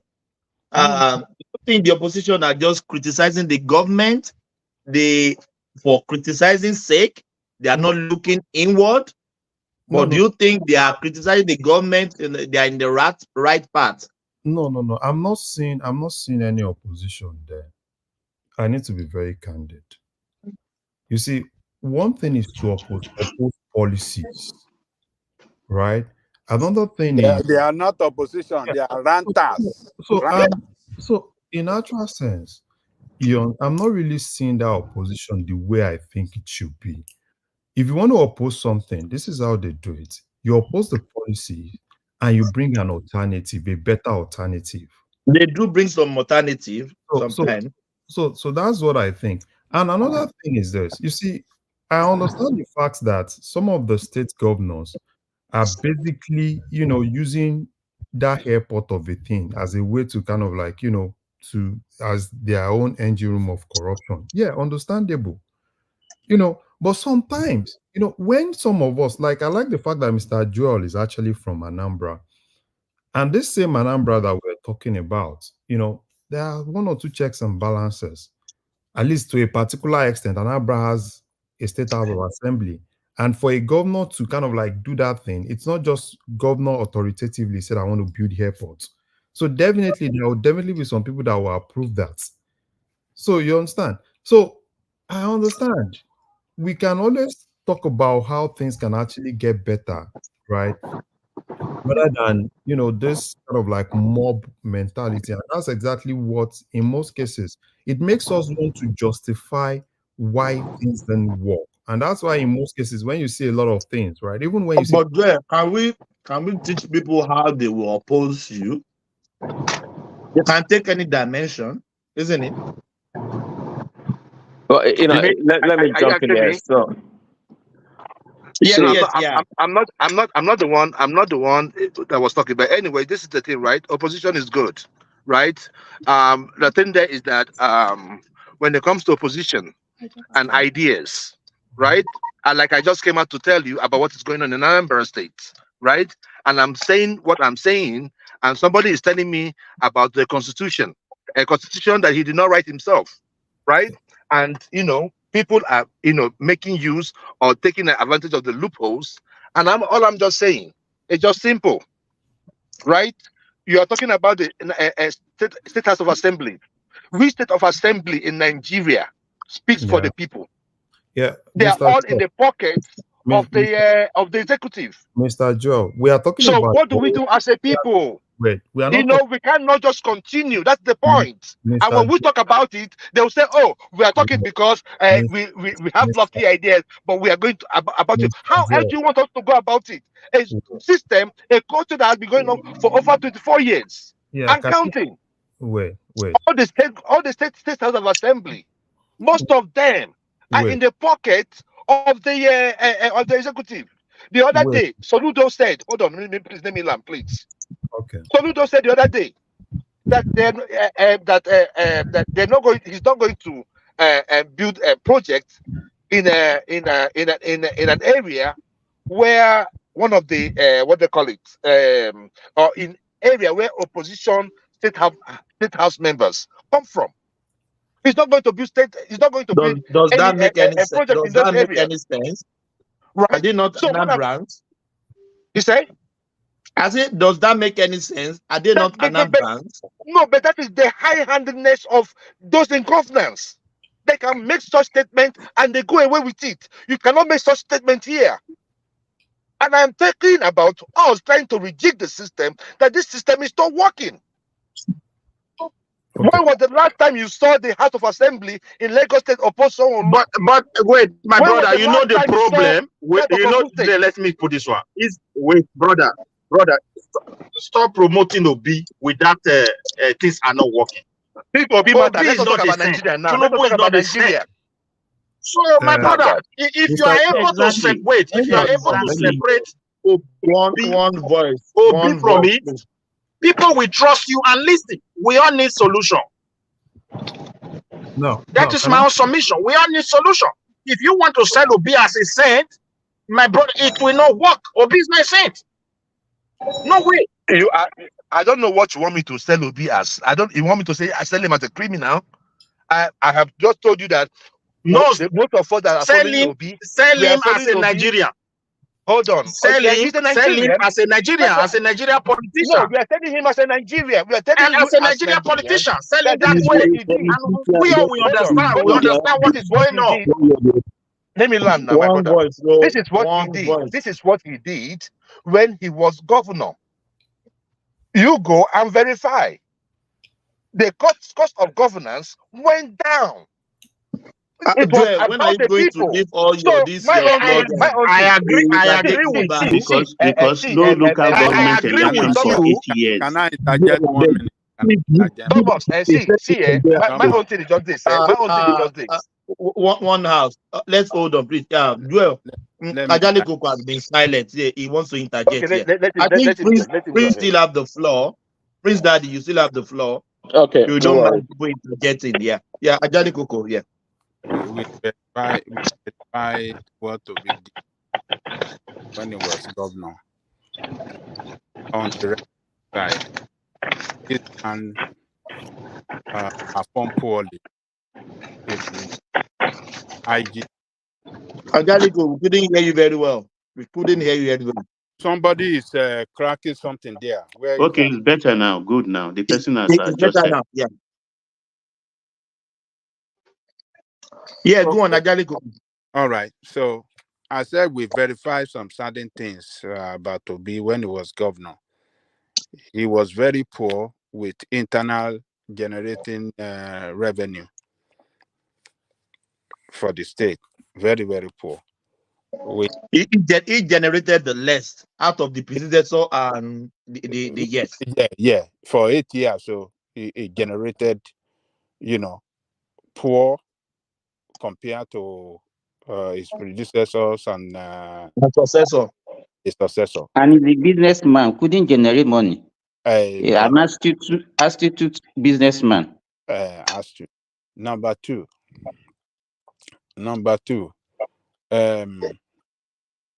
he for due process. Don't forget due process. He passed. He abandoned due process. yes, he failed to go through the due process in effecting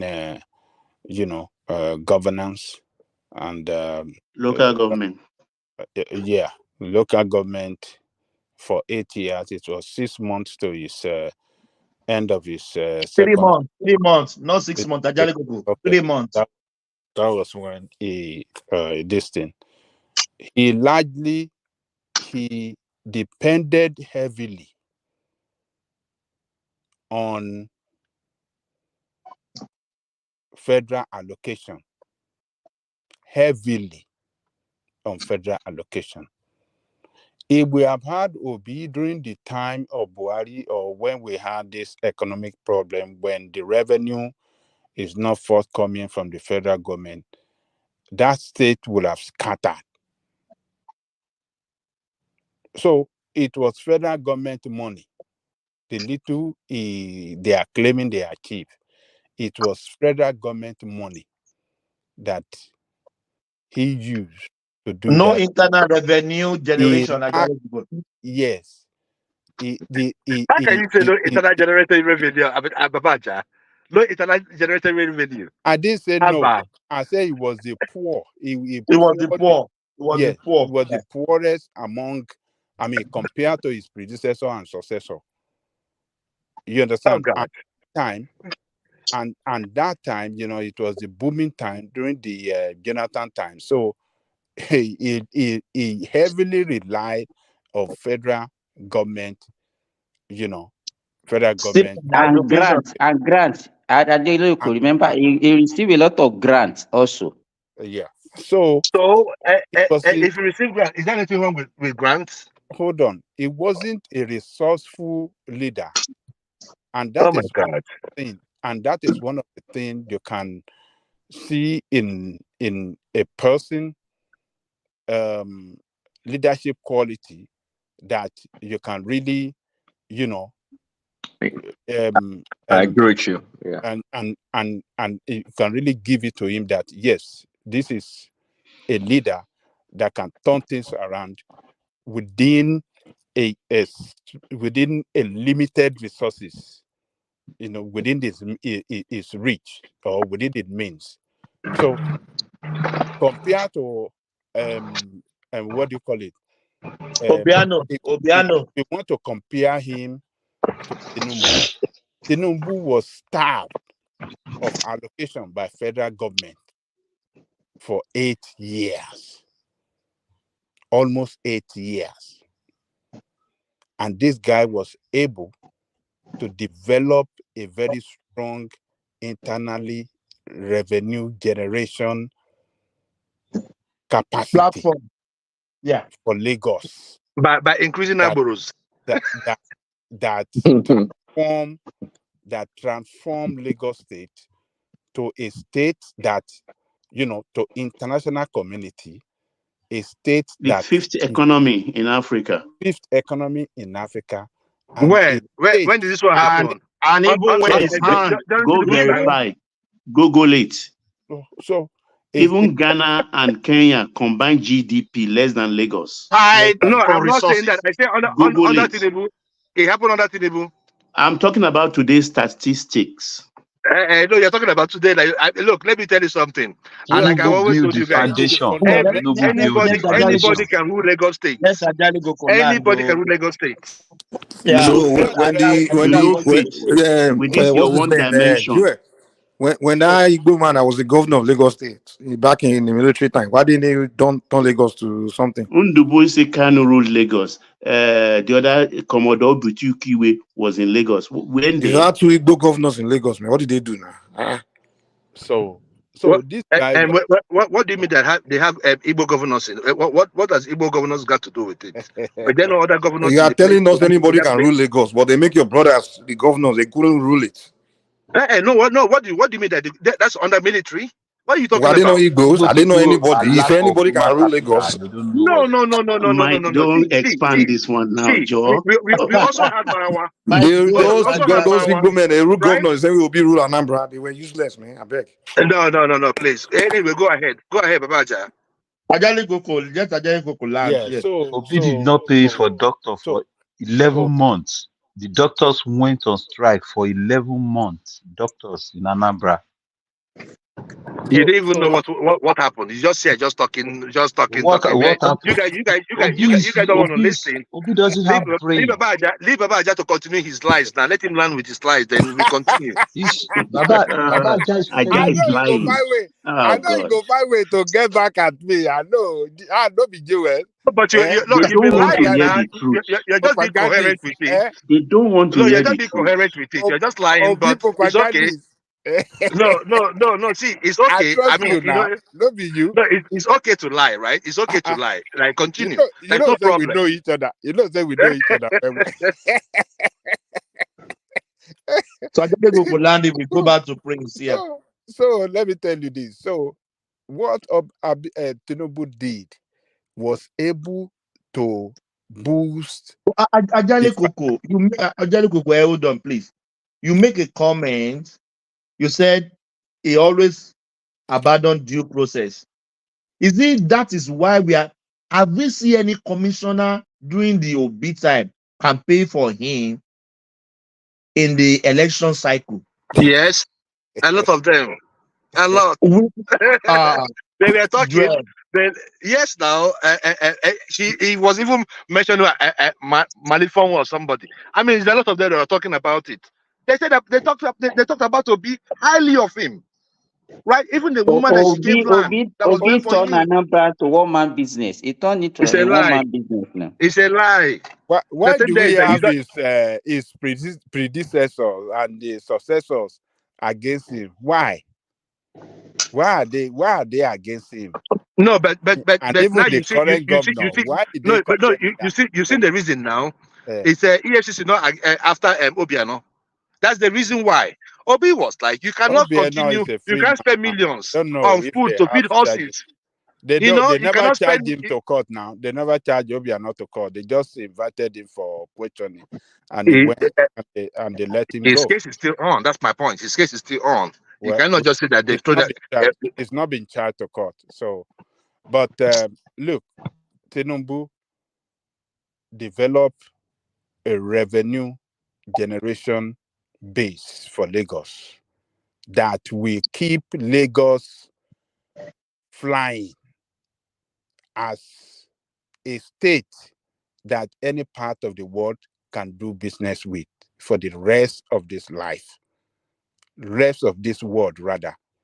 So he has put in place a structure of revenue generation drive for that Lagos that will continue to take Lagos up as far as financial capacity is concerned. As far as that country is concerned, is the number one state that his most trust, credit, his credit worthiness is second to none in that country. Even more than even Nigeria self. If we want to compare it with Nigerian state, the credit worthiness of Lagos State is strong, is superb. It met in that international rating, and that is why you will see investors. If 10 investors move to Nigeria today, 9 of them will stay in Lagos because that is where they know that it's more secured for their investment, better for their investment to grow, and it's just, you can't just compare what Tinubu achieved with that of the you can't. It's incomparable. You can't compare it. Ajani Kuku. Yes. If earlier on, when Larry was praising him about education, something that was able to achieve during his own tenure that is not actually sustainable, immediately left everything crumble. What kind of legacy is that? Something you cannot put something down, structure that can work and work for years. So that means what he was doing that time was something that is actually like a fire brigade thing, short-lived. Self-centered. Exactly. And that was why I said he ran that wasn't state self-centered. like Obi his does own not believe in business. godfatherism. Simba, Obi does not believe that's the in right word. The right godfatherism. word. It's fire brigade approach. That's part of his lifestyle. And self-centered approach that is just for me, and anybody and me. Babaja, It's P2B does not believe it. He does not believe in godfatherism. And I think probably if you have seen him, if you've So why did he adopt Ojukwu as his godfather then? You say? But Ojukwu was his godfather now. Was it not Ojukwu that he was even? You guys, he didn't bring Obiano. Obiano wasn't his choice. Obiano was that was the problem they had in the party, right? He said he went for this other guy. I've forgotten his name. Obiano wasn't his choice. So the issue there is that it was his choice. Obiano came from Fidelity if somebody Bank. does not believe in something, if he came doesn't from believe in Fidelity something, Bank. no, Baba. Obiano wasn't his choice. No, what just is wait. this guy's name again? My state. Now I go tell you now. He said he doesn't believe in godfatherism, but he wanted somebody to succeed him. So what do you mean by that? You are contradicting yourself now. No, he doesn't. No, can I just land? What he said was that he's going to recommend, and his recommendation wasn't taken. And Obiano, who was the party's favorite, took over this, took the mantle of leadership and made a mess out of it. So it is not for you to say what Obiano did. In last year during the campaign, I remember there was a time Obiano went to Onisha. Didn't they stone him when he went to set other Abga candidates?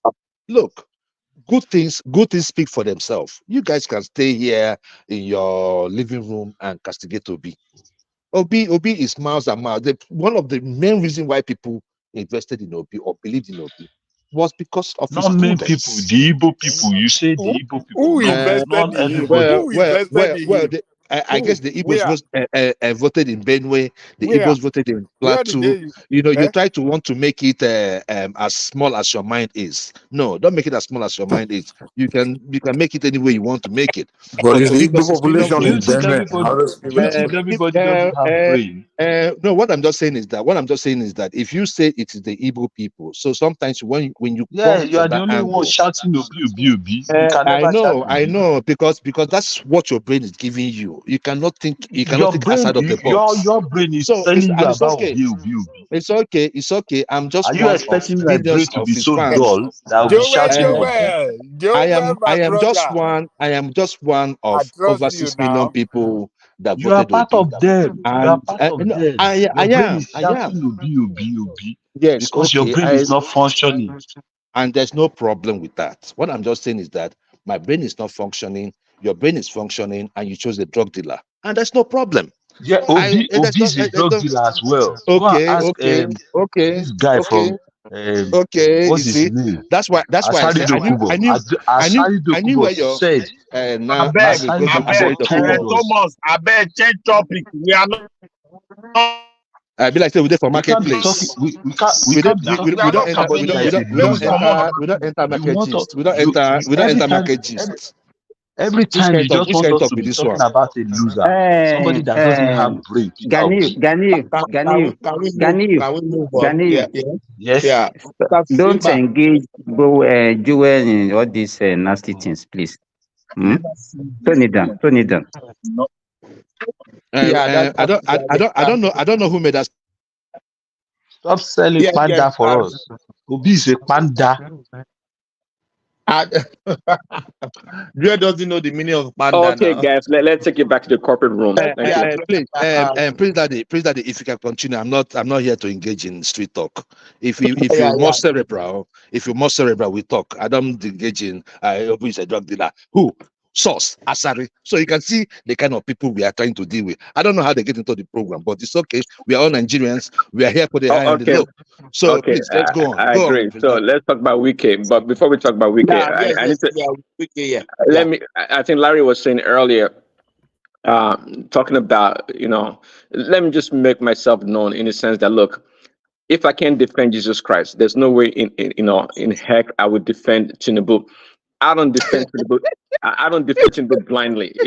See, when we're doing comparative analysis, or rather a comparison between Tinubu and Atiku and Obi, yeah, I can make my choice based on my knowledge or what I know about him. But I'm not a blind supporter of Tinubu. Let's make that for the record. Let's put that for the record. I don't support Tinubu blindly, not at all. If he does something wrong, I mean, I was criticizing him like a couple of months ago. If he does something wrong, things I don't like, I say. But to just blindly follow every policy or whatever it does, never me. And I'm not that kind of a personality, anyways, for anyone. But anyway, back to Wike. Wike said, "I have kept my promise." Wike listed his completed projects in Abuja. Can you give us the list? Can you give us the list? Already in 6 months or less than 6 months, he's done that. Can I just say one thing, particularly to that Wiki?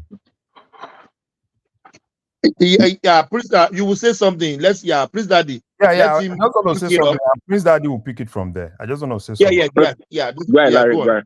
Yeah. So particularly when it comes to FCT. My brother, please.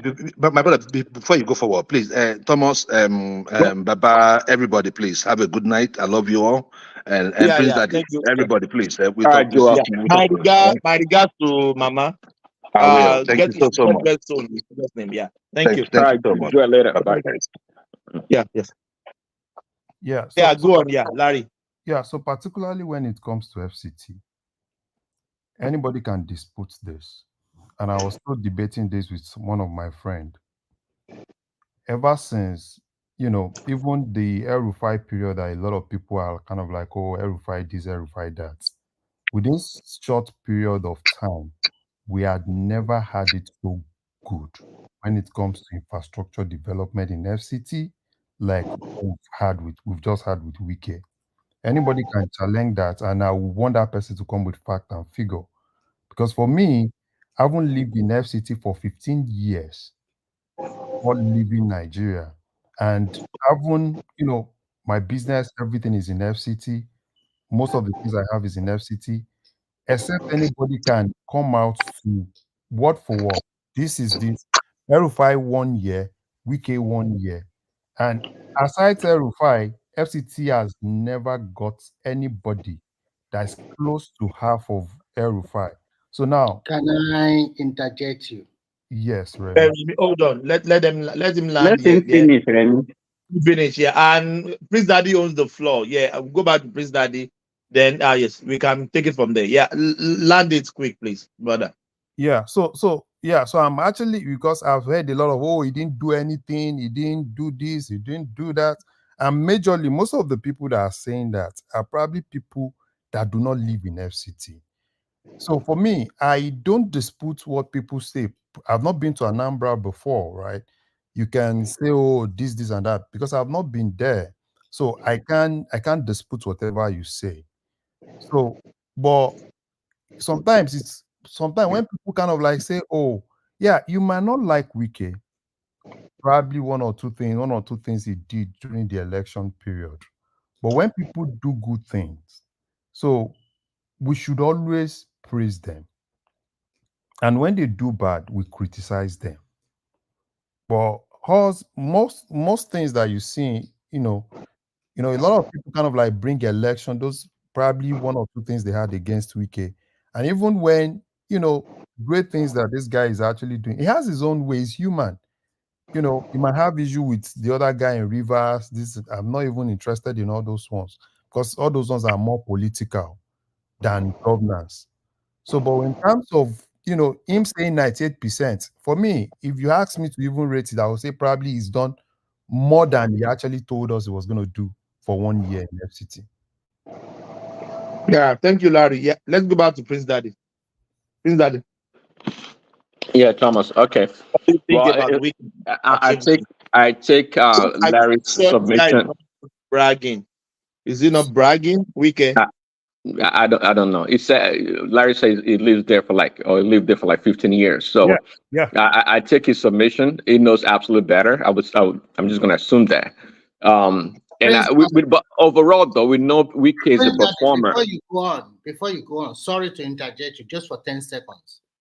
The guy, Larry, that spoke last, I remember the first year of El-Rufai in Abuja was full of crisis because he's trying to reform and do a lot of things. There were so many fighting that time. But at the end of the day, he has his way. So when you compare him with Wike, that luckily for him, there was not a lot of stubborn block. Well, I'm not saying he has outperformed what called El-Rufai, because El-Rufai was in FCC for more than 4 years. And this guy is just only 1 year. So we cannot do comparison now, please. So I think we should just wait till another 4. But if you are talking about 1 year, I don't think El-Rufai have that opportunity or have that opportunity or have the what do I call it? Or what should I put it? Relative peace that Wike was doing his thing now. He doesn't have that time. There are so many obstacles in front of him. I remember it was a lot of crisis in the first few years for him. Okay. That's what I want to put out there. So in terms of those obstacles, right, I can tell you that Wike faced more. Number one, Wike is the governor is kind of like the minister of FCT. In terms of rejection, the number one thing that Wike faced was outright rejection. Because that FCT minister, this is more like changing of status quo. In terms of ethnic rejection, he faced it. In terms of religious rejection, he faced it. Wike is just this kind of person, that he wants to do what he wants to do. I can tell you that even it got to a point, right? Even in FCT, almost all the mosques in FCT, they were promoting anti-Wike. Up to the point that even they were kind of like bringing something at that point that Wike wants to demolish national mosque. He wants to do this. He wants to do that. So in terms of rejection and everything, I think for me, while I would kind of like say Wike, is the fact El-Rufai that we're actually saying El-Rufai never faced anything when it comes to ethnic rejection. El-Rufai never faced religion, right? El-Rufai never faced most of the things. El-Rufai never faced all. Doing El-Rufai, what you see now is all eyes on FCT. So I won't say probably, it's just everybody have their own way of doing things, right? So that's why I said Wike was able to really face it. Even the people that are Southerner, do you know, any small thing, Wike is anti-this, is the same Wike is anti-Igbo. Wike is anti-Muslim. Wike is anti, Northern people. Wike is anti-Gwari people, right? And this guy, with all those things, is still able to do what he wants to do. So for me, I think, sorry, Larry, you're a little bit off the mark. I do all these things anti-Christian, anti-Muslim, anti-North, But Remy, we should not be. Don't let us engage in. It's just making it. We can't be doing comparison and be. So that's why I So said we don't should let not. us get. I just Don't let us. Don't take us that route. Don't let us get fixated on comparing. Yeah. And So now what we I'm finish trying to say wiki. is that El-Rufai I and just what? quickly make Let us. We are talking about achievement of wiki. Let us talk about, don't let us do this one that you are taking us to El-Rufai almost 20, 30 years You ago. do not understand me. I just come here just to make a notification so that Prince Daddy can have his Which fun. notification? You don't bring that one. I mean, let us have the conversation this morning. Listen, calm down. What Larry said, I just want to quickly tell him that we cannot have any comparison now, just only 1 year. And I'll just bring to his news during his El-Rufai time, it was full of crisis because with establishment.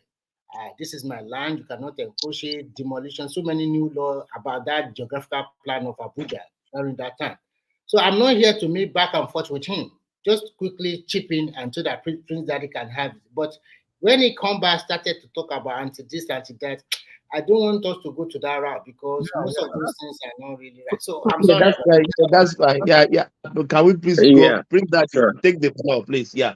Yeah, so I'm going to end on Wiki by saying, Wiki, I think nobody's going to dispute that Wiki is a performer. I mean, we saw all the lofty projects he did in during his governorship in River State, and having dignitaries, governors, whatnot, to go commission all these projects. So we know he's a performer. I have no problem with Wiki, and he has his own personality. He can't be like everybody else. But I'll say though, if there's any knock on Wiki, I'll say the knock would be his judgment in choosing successors or leadership roles, from Iyorchia Ayu and his predecessor and to the current governor. Wiki has not done very well, but working on projects, I mean, see, yes, let's keep it on that. Just like Simba said, strictly talking about projects, the man delivers, and he has delivered in the past. And not everyone can be jack of all trade. Like some people want to make B2B, right? Wiki is good at something, and it's a testament rather to Ashwaju's ability to recognize talent and put them in the right place. So credit to Wiki and credit to Ashwaju for giving that position to perform. Thomas, the next topic. There's something about the dollar. Maybe one more topic I can get up. Something about dollar in our economy. I was hearing Baba talk. Before you move on, there is some crash in dollar to naira, but the average people living in Nigeria, they said they don't felt it. Things are still expensive. So how are we singing praise of this dollar coming down? And the average people on the street, they didn't felt it. They don't even know that the dollar is crashing. Let me give an example to that. During when the dollar was up, I did a project. I think I made mention of it on this platform when I installed my pumping machine, solar powered pumping machine. Yes, you did. I bought each panel then 160,000 naira for a 500 kilowatt panel. Yesterday, I bought that same panel for 130,000. So that is a decrease of about 30,000 naira. You understand what I'm saying? So that is what I don't know about the prices, because and there are so many, even rod that I bought. There are so many things that the price of at least falling now. So it's all these things that the problem we have on this our diaspora people. If you go to Nigeria, what you see is different from what we preach on the platform. What we see, it's like we cry more than even the people at home. That's what I can see. No, I think hold on. Let me say this. You see, those items that Sipa just mentioned are dollar-related items. So those one, yes, the price could fall. But when it comes to food, the price of food, common people on the street, people. That is what matters. Even rice, the price of rice has fallen. Rice is Babaja. Rice So, is so what are we talking about? People now, hold on. Hold on, let him land. Yeah. Is dollar related. When it comes to beans, corns, and other local produce, food, yeah, they are going up. So, and those are the things.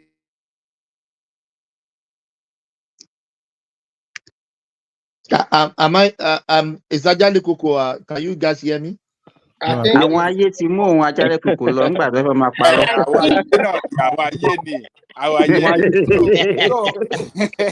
Yeah, let him land. Ajale Koko, land it. Yeah, we haven't heard from you very well. So those dollar related items, imported items, yes, they are going down. Maybe not all of them, but at least some of them are going down. But Ajale Koko, we often said if things are in Nigeria, they don't come down. High. But Simba is giving us different beans, corns, and I mean corn and millet and so other locally produced food. The prices are going up. Hey, but you know, Baba Ajale Koko, I want to draw our attention to something. There's this thing that we call wheat offer. These are the after removing the real wheat, the cover of the wheat, like all these things that they remove from the rice also. We normally use it. That's the wheat chef. offer, yes. That's the brand. Yes, they use it to feed animals, and it actually makes animals because it's very rich in protein. Could you believe that we produce a lot of that in Nigeria? But even our factory, they find it very lucrative for them to actually sell outside Nigeria than to sell in Nigeria presently. You understand? The reason why I'm saying this is that everywhere is the network is networking now. There's no country that can live in isolation. You understand? And I think I mentioned it on this platform before. If I'm a farmer in Nigeria, I produce corn. And right there in Benin Republic, right there in Cameroon, right there in Niger, I can sell at a higher price than what I can sell in Nigeria. Do you think I will sell it in Nigeria? Because everybody is doing business. I want to make profit. In addition, profit, yeah. No, let me finish. So there's no way you expect the price of food in Nigeria to be below the cost of international standard. So, Simba, are we saying now that the farmers will become richer as soon as possible? The another thing I want to add is this. I don't understand what you just said. What I want to say is this. Apart from what you said, look at how many Nigerians in the diaspora, and these people continue to crave for Nigerian food. Not only Nigerian diaspora, what about their children? What about their husband? Do you know how many beans planted in Nigeria find their way to Europe, to Asia, to America? So, like you rightly said, I think if I'm a farmer now, I will look at my cost. I will look at my cost, and I will also look at maximizing my profit. Where will I get more? Then I will probably go to export. So that is another problem we are having. As we are what I want to even say generally, Baba Ajale Koko, we maybe because of maybe the Nigerian workers are not actually well paid, and that's why they are looking at the price of the food. Because you cannot tell me that in Nigeria the price of food in Nigeria is more than what we see in our neighboring country. In fact, it's far cheaper in Nigeria than the neighboring country.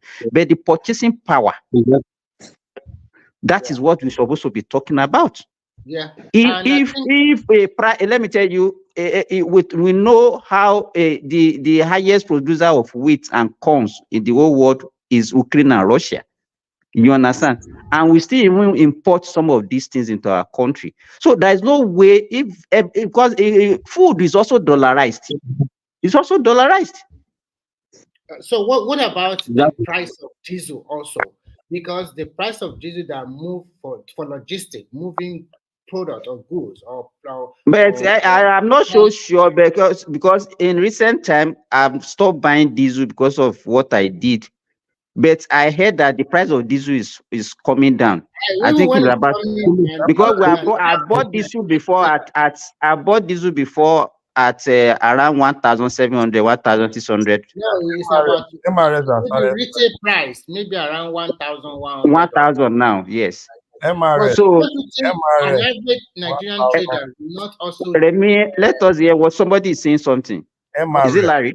Yes, MRS. Every MRS station sells as 1,050. So you can see that you know the problem we have is that our people also, we like giving excuses, we exploit ourselves a lot. You understand? Okay, somebody who increased his transportation price at the price when diesel was being sold for 1,600, we still be making reference to that 1,600 when it's already been at 1,000. We will not want to bring, that is our problem. And he will make that excess profit and the go to church and give testimony that hold God on. has blessed him. Hold on, people. Yeah, Let us make the mistake. Hold on. Hold on. The pump price of diesel is not 1,000. No, it's from Dangote refinery that is 1,000. Baba Koko. Hold on. MRS. So this is it. MRS is a filling station. It's a popular filling station in Nigeria. In Lagos. It's all over Lagos. They even transport too. MRS is almost. But it's owned by Dan Tata. It's owned by Dan Tata, the cousin of Dangote. Texaco, former filling station. It was former Texaco. Babajali Koko is a big. It's not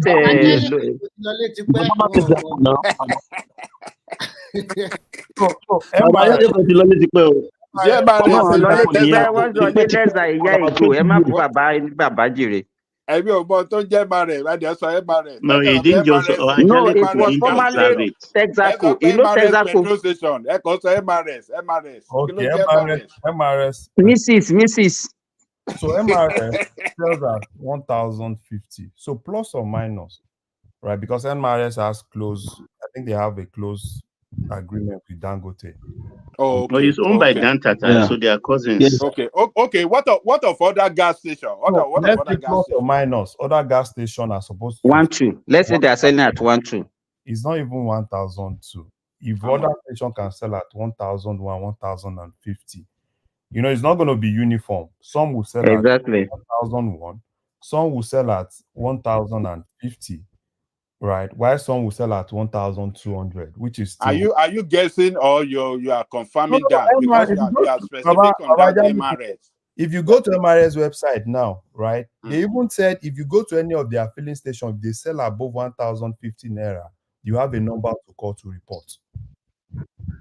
If you go to MRS website now, you even see it there. So MRS had a lot of filling stations, right? Okay, that's fine. But I'm saying, what of other gas stations? Yeah, that's why I said now. Other station, like other station, it depends on like that Dangote this thing itself. It depends on how much you buy. I think if you buy 5 million liters. If you go to the southwest, you see more of Bovas. Babajale Koko, do you know Bovas? Bovas alone that's another very good filling station. So Baba, you don't know Bovas? No, man. That's another filling station. That's the only filling station in Nigeria, probably MRS, that are doing their job with the fear of God. Everybody killed themselves. I know. They kill themselves.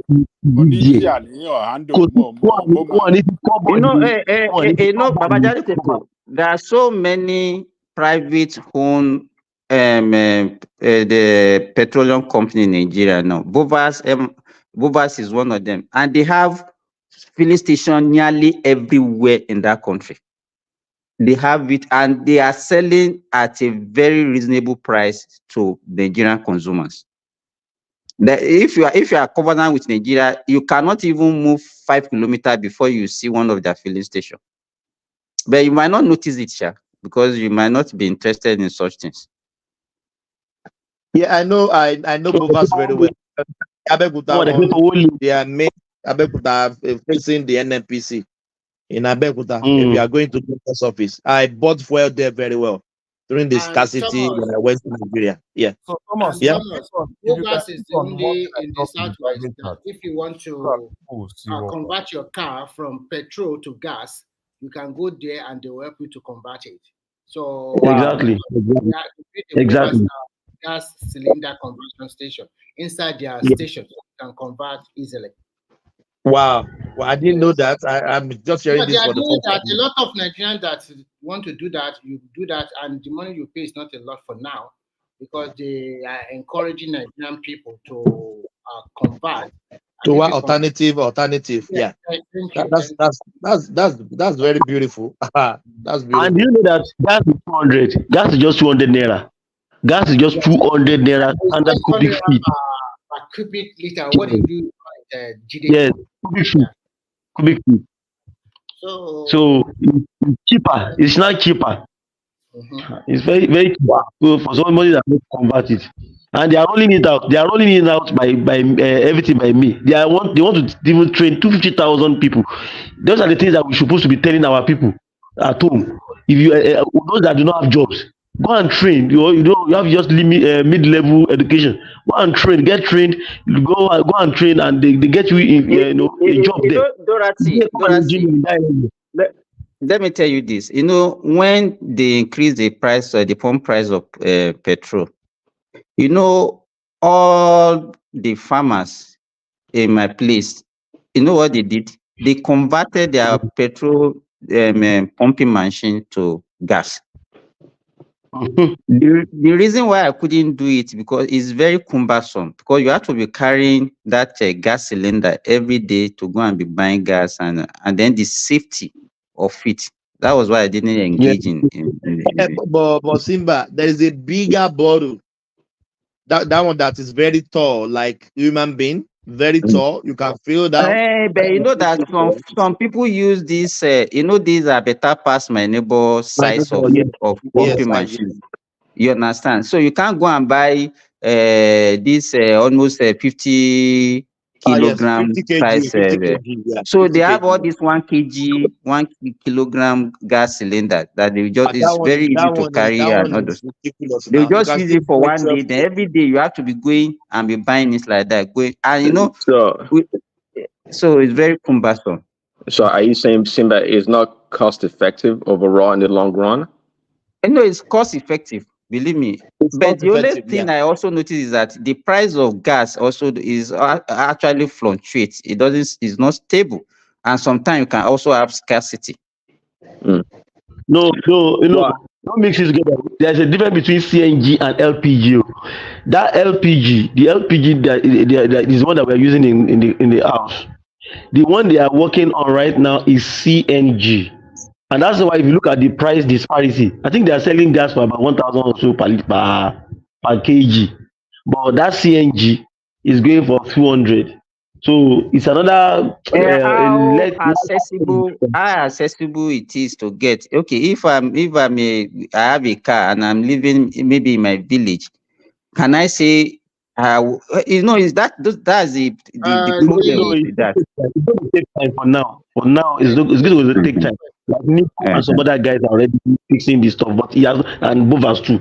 But it has not really gotten far and wide like that. So you are just starting it. It's just an initiative that will be starting by the end of this month or so, based on what I heard. And I've been on their platform before, and then they are saying they want to train people.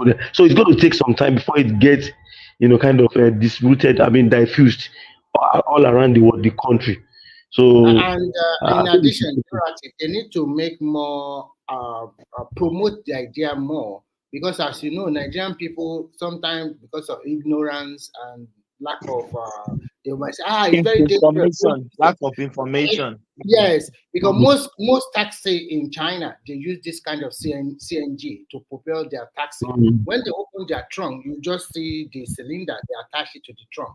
And if they don't want to buy that, You guys, you know, let me tell you this. I here in Saudi Arabia, I noticed that most of their international airport they use electric vehicles. But recently, I just discovered that they abandoned those vehicles. So I had somebody. It's like presently is not something that is we can be saying that it can take over from fossil fuel in the nearest future. Believe me. Yeah, The invest- Trump already told us that. We know that. That's why it's a long term, conversion to go to electric fully. But anyways, I just looked it up. CNG, I guess CNG stands for compressed natural gas. So is it I guess it's what, is it twice or three times more concentrated in the cylinder than the regular natural gas? No, And natural, the same natural gas. The one that the one that they liquefied, and that there is one that they just compressed. So I don't know the one but that do you get more obviously get more volume, more usage for the compressed one for the same volume, right? Yes, Yes, I think so. exactly. Yes, But yes. the That's what they call it. cannot Compressed. use the compressed one. You know that of liquefied, natural gas. More of the times they will have to reduce the temperature very much, so that they increase the pressure so that it can become much more liquefied, and you can easily move it from one place to another like that. And but that compressed, I think it has more compressed. That one is at a very ultra high pressure rather, that will make it have more of that volume, like probably sometimes two or so, which will help to deliver value, just like you have said. Based on what Okay. I know, I get it. Okay, well, for the next point, let me wrap it up in the next 2 minutes. I say that yes, I agree the effect of dollar in the economy, and that we have to break down or separate these different consumer goods into different categories. We can't put solar panels and these sheet rods and all these building materials in the same category as food commodities. And yes, the prices would not reflect right now. And even given time, it's going to be hard for an average, mom and pop, seller to want to just drop the price of goods, to sell. So that was the danger of this the weakness of the dollar in this past few months. Yeah, people are going to maintain the price regardless of the amount of inventory that they're carrying. Now, even they get cheaper inventory to come in, unless the only time I would say things would be affected would be if they're perishable commodities, right? Because people want to sell them because they're going to go bad, right? So, but for the most part, I expect Nigerians, to maintain the price of commodities, foodstuff. And as said by Simbad, yeah, it is true that goods that are affected by dollars directly, like rice. Okay, for example, we can readily see those impacts of the price of those goods coming down, those produce coming down. But for the most part, I think Nigerians should brace themselves for a high price for basic commodities, because there are other factors that at play here. We're talking about transportation or logistic costs that Thomas talked about that would affect the price of goods getting to the consumers, and availability and the competition also that people want to export, would like to export to. Prince Daddy, let me even support what you are just saying now. Okay, let me give you, for example, you are a farmer, you produce yam in the village, and then you want to transport that yam to Lagos to sell. Then you see somebody come with his own truck and say, okay, this is how much you are going to pay. You are going to factor that price on your goods.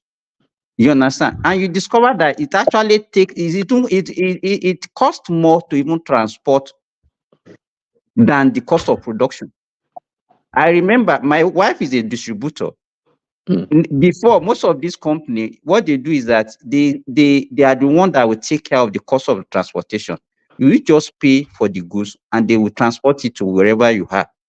But most of the companies, most of the industry in Nigeria now, they have actually shelved or leave that aspect to you as a distributor. Once you buy your goods, you will be the one now that will provide transportation and you pay for it. And they have to factor the cost of that transportation on the goods. So those are the things that are the response. So if our transporters fail to reduce the price of transportation when the price of diesel is already maybe reduced by 1/3. So, Simba, I want to ask you a question when you finish. So I think that is one of the factors. One of the problems we have in Nigeria is that when the price of things falls, we find it very difficult to bring the price down. It's only that we are very quick to increase the price. Let's for example, if there is an increment in the price of petrol now, and you have a petrol that you already bought for 500 naira, they increase to 700 naira. Our people will quickly, they will not finish selling that 500. They will quickly jump up to start 700. But if they bring the price down to from 700 to 500, they will be telling you that they still have the old stock to sell. So You understand? my question to you is this. Lagos State have started an initiative, which I like, is that they call it Sanwo-Olu food, blah, blah, blah. They continue to purchase a lot of food items and they store it in a warehouse all over Lagos, in which they are going to be selling at a subsidized price to Lagos State inhabitants. So don't you think sometimes if you farmers can come together and sell to state government directly, so they can come and pick it up from your farm?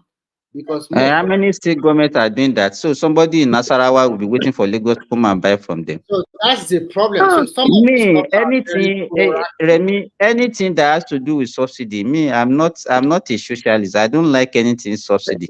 Because let me tell you, if you subsidize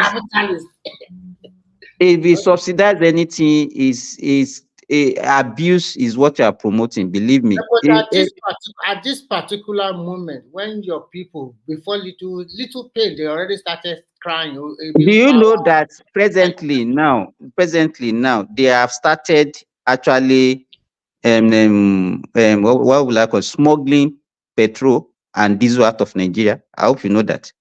Of course, they will do that if they do not. Because the price in Nigeria, as we are crying, let me tell you, the price of petrol in Nigeria, as we are crying, is actually less than what they said in Benin Republic. Go to Benin Republic, go to Ghana and see the price of petrol is around 1,600, 1,700 per liter. 3 times. Ghana is buying at 3,000 naira per liter. I just wonder how do people dare survive it? In Gambia, it is equivalent. It's equivalent of about 1,700 or so. I'm not mistaken. Okay.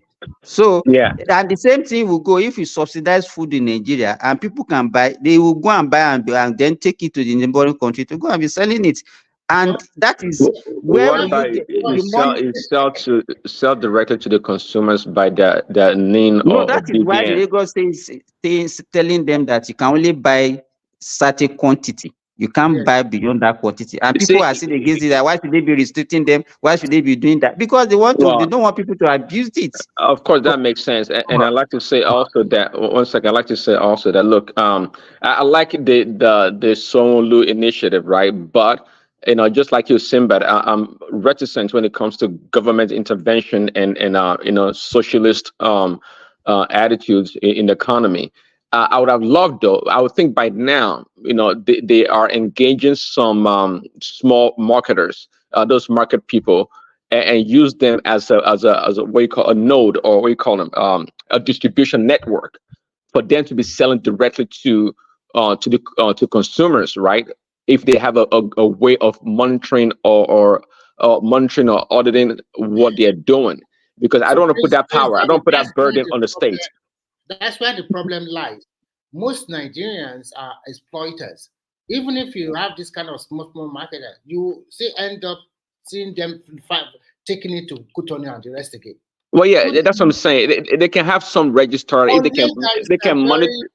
They can try to monitor them and somehow, see, I don't want that big power of government control food. I mean, that's like if we go to socialist Russia or communist Russia. I mean, we're looking at East German communism. I mean, it gets really dicey. I understand what they're doing. If it's going to be a long-term project, then I think they should start involving the marketers right now and try to train them. What the government should do is a price control board and enforce it. Because how can you buy something at below the market price and you want to make abnormal profit? But Well, you know, I mean, not running a free economy. No, if the government can be the does the procurement of all these goods, then they can control the price and determine the floor or the ceiling of this product. But if business people have to go out there and negotiate and get into the actual activities of consumerism of business rather, it's kind of tough to, you don't know, not everybody's have the same margin, I so think what government should do to me is like buy most of this stuff and put them in their silo. And when it's off season, they can release a bunch of it to the market to crash the price.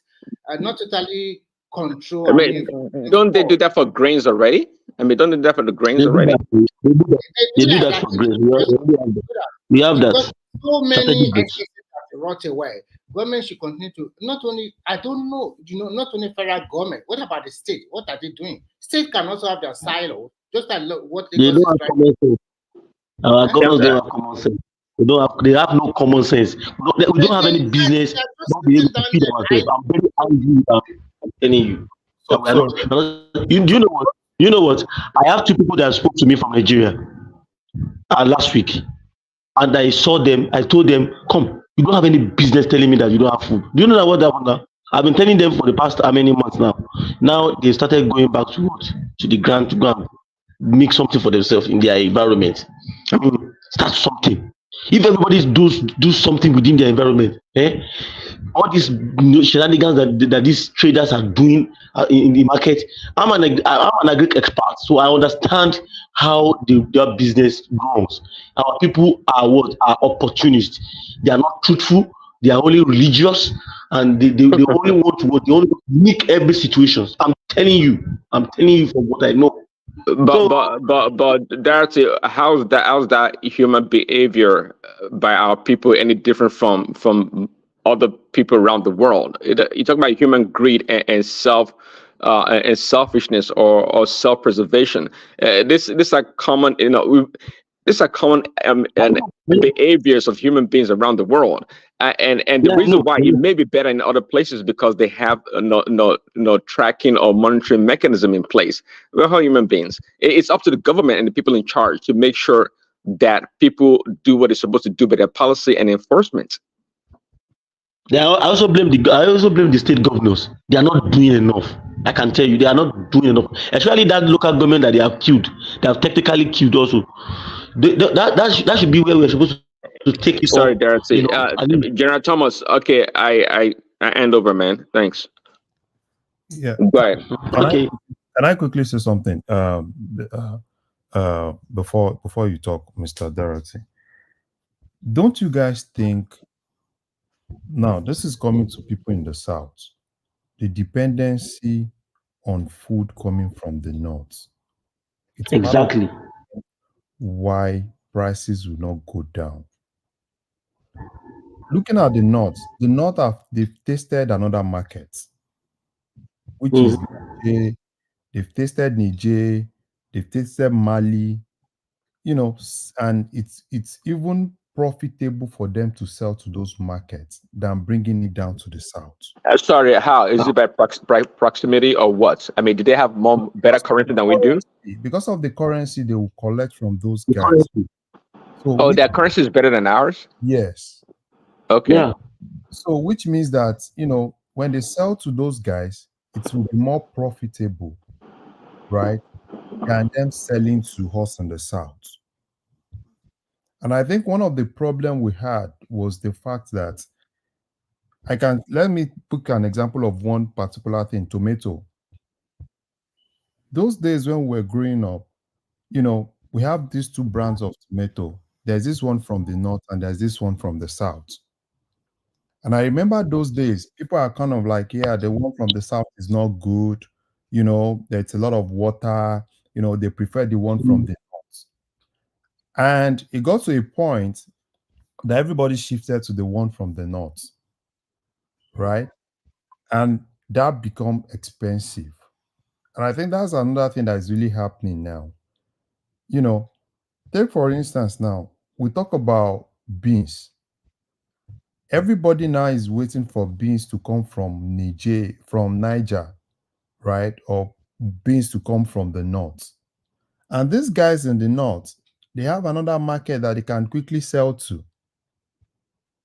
And it's what they sell to you and that's why sometimes, people, I don't really blame some of those women in the market because it's basically what they sell to them. Because everybody is depending on the same people. And so Larry, don't you think this is self-indictment of the people of the South?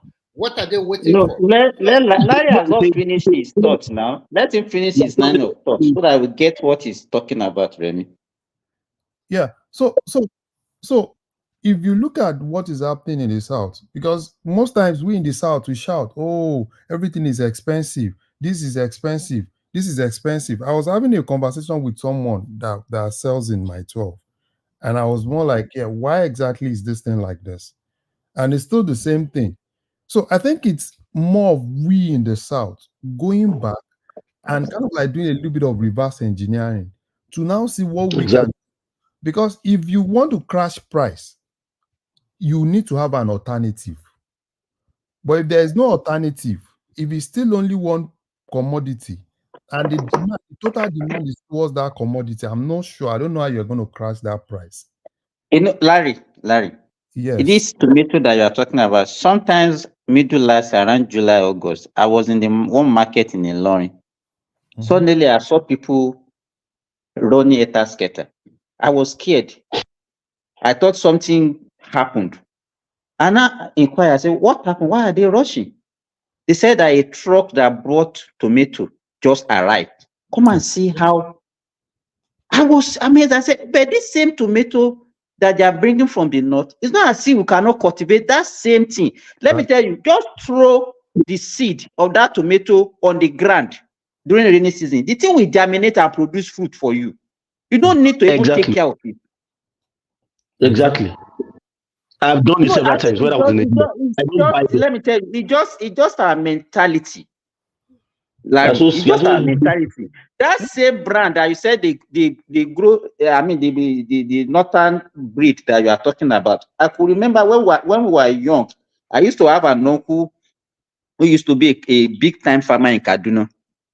He used to bring that same seed of the one that they used to cultivate in the north for my dad that time. I'm talking about late 70s, early 80s, and we grow such tomato every 5 days. We harvest it and take it to market. That same northern tomato, and we grow it in Osun. You know, it's Roma now. It's Roma F1 now. It's Roma F1. You understand? It's the only thing is that you cannot grow tomato, any type of tomato, during the peak of rainy season. You know why? Because too much rain destroy the flower and make it to rot very easily. So what you used to do is that at the beginning of the rainy season, that's when they plant tomato, and then towards the end of the rainy season, that is it. And if you can do irrigation, in fact, the tomato production is very, very high during a dry season. If you can do irrigation or if you have a sprinkler to wet it. Yeah. But those are the things that we have to be talking about when people start saying that there is no job, there is no this, there is no that. That one you mentioned. But you know that this guy has been saying it. Polata has been talking about this thing. Everybody was just still speaking English. South, in the South, we don't know what we want for ourselves. We only want to be tech guys.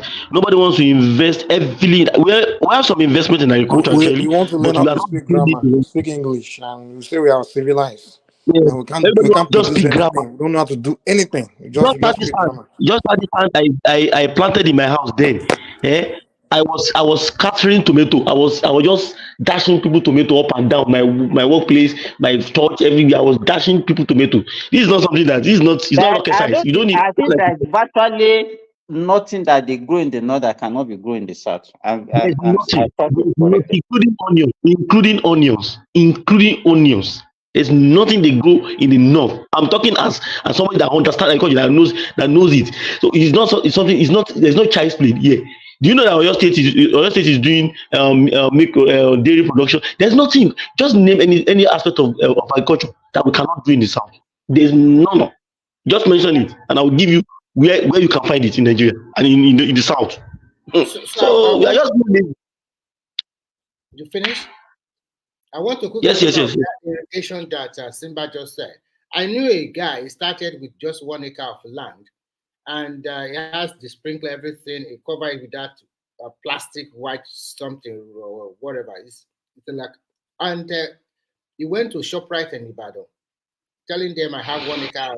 I said, okay, you can bring it, but then later they told him that you don't have enough. You have to, plant more and bring more. He contacted his people in America and the rest of the world. They chipped him about 20 million. This guy today, under 2 years, he has been supplying ShopRite in Ibadan, 2 ShopRite in Ibadan, also supplying the one in Akure or whatever. Continue to supply them more, but still cannot meet the demand. So I think we should look at our education in the South. It's not only about paper. I have all this PhD of the world. I think we should try to reorientate look at the northern people. They have done something that we are going to suffer it. They realize their potential and to put all their weight behind agriculture. See what they are doing. We have to rely totally on them to bring food from the north to the south. So, and we continue to say we are more elitist, we are more popular, we are more educated, we are more this. What are we doing? Look at all our young people. How many of them are really even create content or they are very good in their tech savvy? A lot of them, when you talk to them, they'll say, my only problem is money. If I have money now, I know the kind of business I want to do. Give them the money. Lie. Go to the job. And if it's to go and buy clothes and show off, do this, do all the kind of stuff like that. So I think we're in a serious, we have to, that we need the reorientation again. And reorientation will not come easily, maybe by force. Because as we are going, we are just relying on them for food. And anybody that you rely on for food can use the food to kill you easily. No. Yeah, it's Exactly. so easy. Exactly. That's the truth. You rely on tomato from the north, beans from the north, rice from the north, everywhere from the north. You know, you remember there was a time. You remember there was a time that they said the Northerners want to stop importation of food or bringing the food down to the south, and everybody started panicking. Exactly. And we have land. We have land. Irrigation. Larry, what did you say? I said that's how bad it is, and that exactly when that thing happened, that was when I thought probably people in the south will have a rethink. But unfortunately, they did not. They did not. And now they are still doing being power. We are hungry. We are this. And but when I heard that one, I said, "How can you go?" Some people might be attacking me, but I used to tell people, if I'm in Nigeria, I cannot. I might not have money, but I can never start because what are you talking? In fact, I remember during COVID, within my compound alone, I know what I can get within my compound. You know, we are so blessed in that country that there is nothing that you put on the soil that will not produce something for you. Exactly. I can get fish within my compound. I can get vegetable within my compound. I can get everything. So when they said lockdown, I said, you lock yourself, not me. You can't lock me. I can get egg. Believe me, I have backyard chicken. I have, so you understand everything that I don't buy egg. I don't buy vegetable. I don't buy fruit. You understand? And I remember when we were even growing up, even in the school those days, all our teachers have farms. Teachers those days, they don't buy food. Yeah. They produce food that they eat. The money that they earn, they use it for other things. But these days, you see everybody just folded their hand, waiting for somebody to produce, and everybody will now be shouting they didn't power. Yeah, I think that in Nigeria. You see, Simba, I think you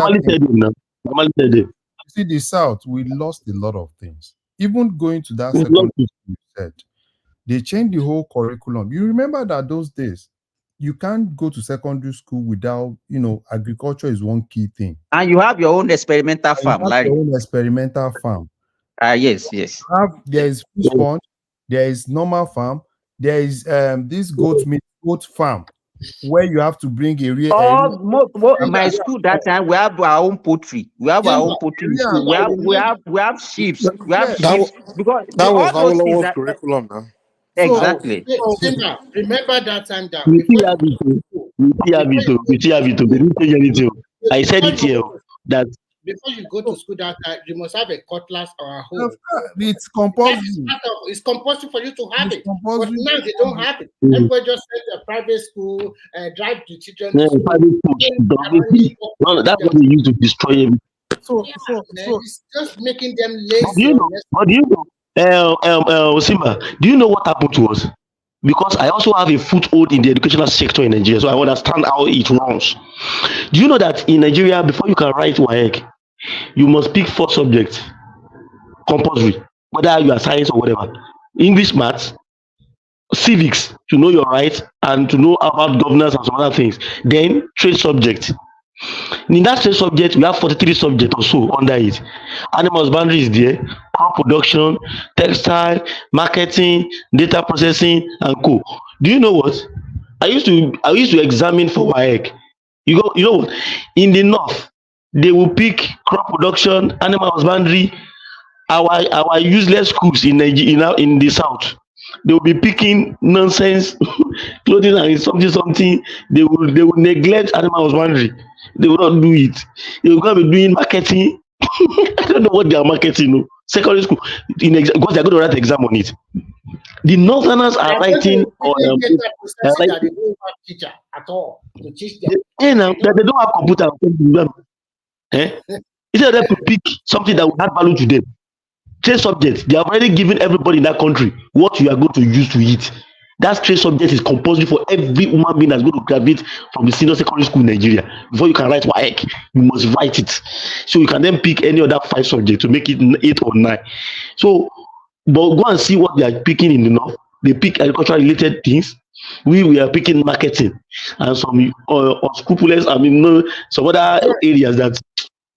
Dorothy, look at what that Niger State government did recently. Why is there no governor in the south doing something like that? I think we also have a lot of arable land. No, Makinde is doing it. Makinde is trying a bit, but others are not doing it. Others are not doing it. Makinde is really doing great because I know a lot of people are going to Oyo State to invest now in agriculture. Even this former NFF chairman, I don't know what's his name. This NFF picnic. Is it Lalong? Phoenix. He has a very big farm in Oyo State. If I can say something real quick, just like Mike said earlier, somebody, what we're missing in the Southwest right now is Awolowo, quite frankly. That spirit of our Awolowo. Because I don't know the reason why all the 5 or the 6 states. Simba talk down on him. Oh yeah, Simba and that guy Patoski. Patoski. They were just talking rubbish yesterday. I heard them. We are missing the spirit of. We just decided to make the platform very interesting. What was it? Jeffrey education. At least you were able to sustain conversation. I mean, well, you did, and you did offend some people too at the same time, but that's okay. I saw your comments, now, please, Daddy. I saw your comments. Oh, you did? I saw your comments. He was Liam Patrol. They just said blah blah blah blah blah. I was like, oh my god, to they would that is but all our states, quite frankly, with Lagos State money, it's a big shame that these governors don't come together and do something massive when it comes to agriculture. It's a big shame. It's a big shame, really. It doesn't take anything for us to crash the price. We can crash that price. Do you know that this year alone, if all of us say we want to start doing something, we pull resources together, we do crowdfunding. Do you know that that's what Kolata has been talking about? Kolata has been saying this on that. In fact, that it needs, and there are people out there that good. We have University of Agriculture in Abeokuta there. We have so many, all the universities in Nigeria and in the south. All the research institutions in agriculture, the major ones are in the southwest and the south generally. So we have Green in Ibadan, we have forestry in Ibadan, we have genetic research institute in Ibadan, we have rice, NCRI in Ibadan. Just name the IIT. It's not too far from my place. So I don't understand. I don't just understand. So when I said it's carrot and stick, some people say, no, force people to go and farm. It's high time. Because if we are still continuing to say, okay, we have this democracy like America, let's take it softly, human rights, something like that, it's not going to work, for God's sake. If you go to all those if you are engaged in farming, there's a lot of money in farming, and it's something that makes you happy. Believe me. You know one thing, Simba. I can't. That is it. There's no aspect of farming that you do. You know, you wake up, you see your product growing, you harvest something. You know, if you produce food that you eat, you get this kind of satisfaction. Yes, I'm the one that produced this food I'm eating. This is my food. It's just I have to say, family member. And even for people that believe in Bible, like Prince Daddy, the only work that God actually will preach to us is agriculture. It's agriculture now. One What did God give you? From my extended family that probably, how much did you even put there? It's not up to 100,000. Today, 3 months later, he has about total together about 25 chicken. No, 30. Some are raising some are layers, some are boilers. The joy that after waking up, going to his backyard, seeing those chicken, tending to them every day, and the way they are growing up, every day she will just be sending prayer to me. Thank you, thank you, thank you. That is Simba. Yeah. You see, when you mentioned, you said the only job God gave us is agriculture. You see, those are practice traditional religion, right? Do you know that every now and then, in fact, every day, there is particular agricultural produce, either a way or animal or something, you have to offer the gods, the deities. So that alone already sent your ass to go and farm. You understand?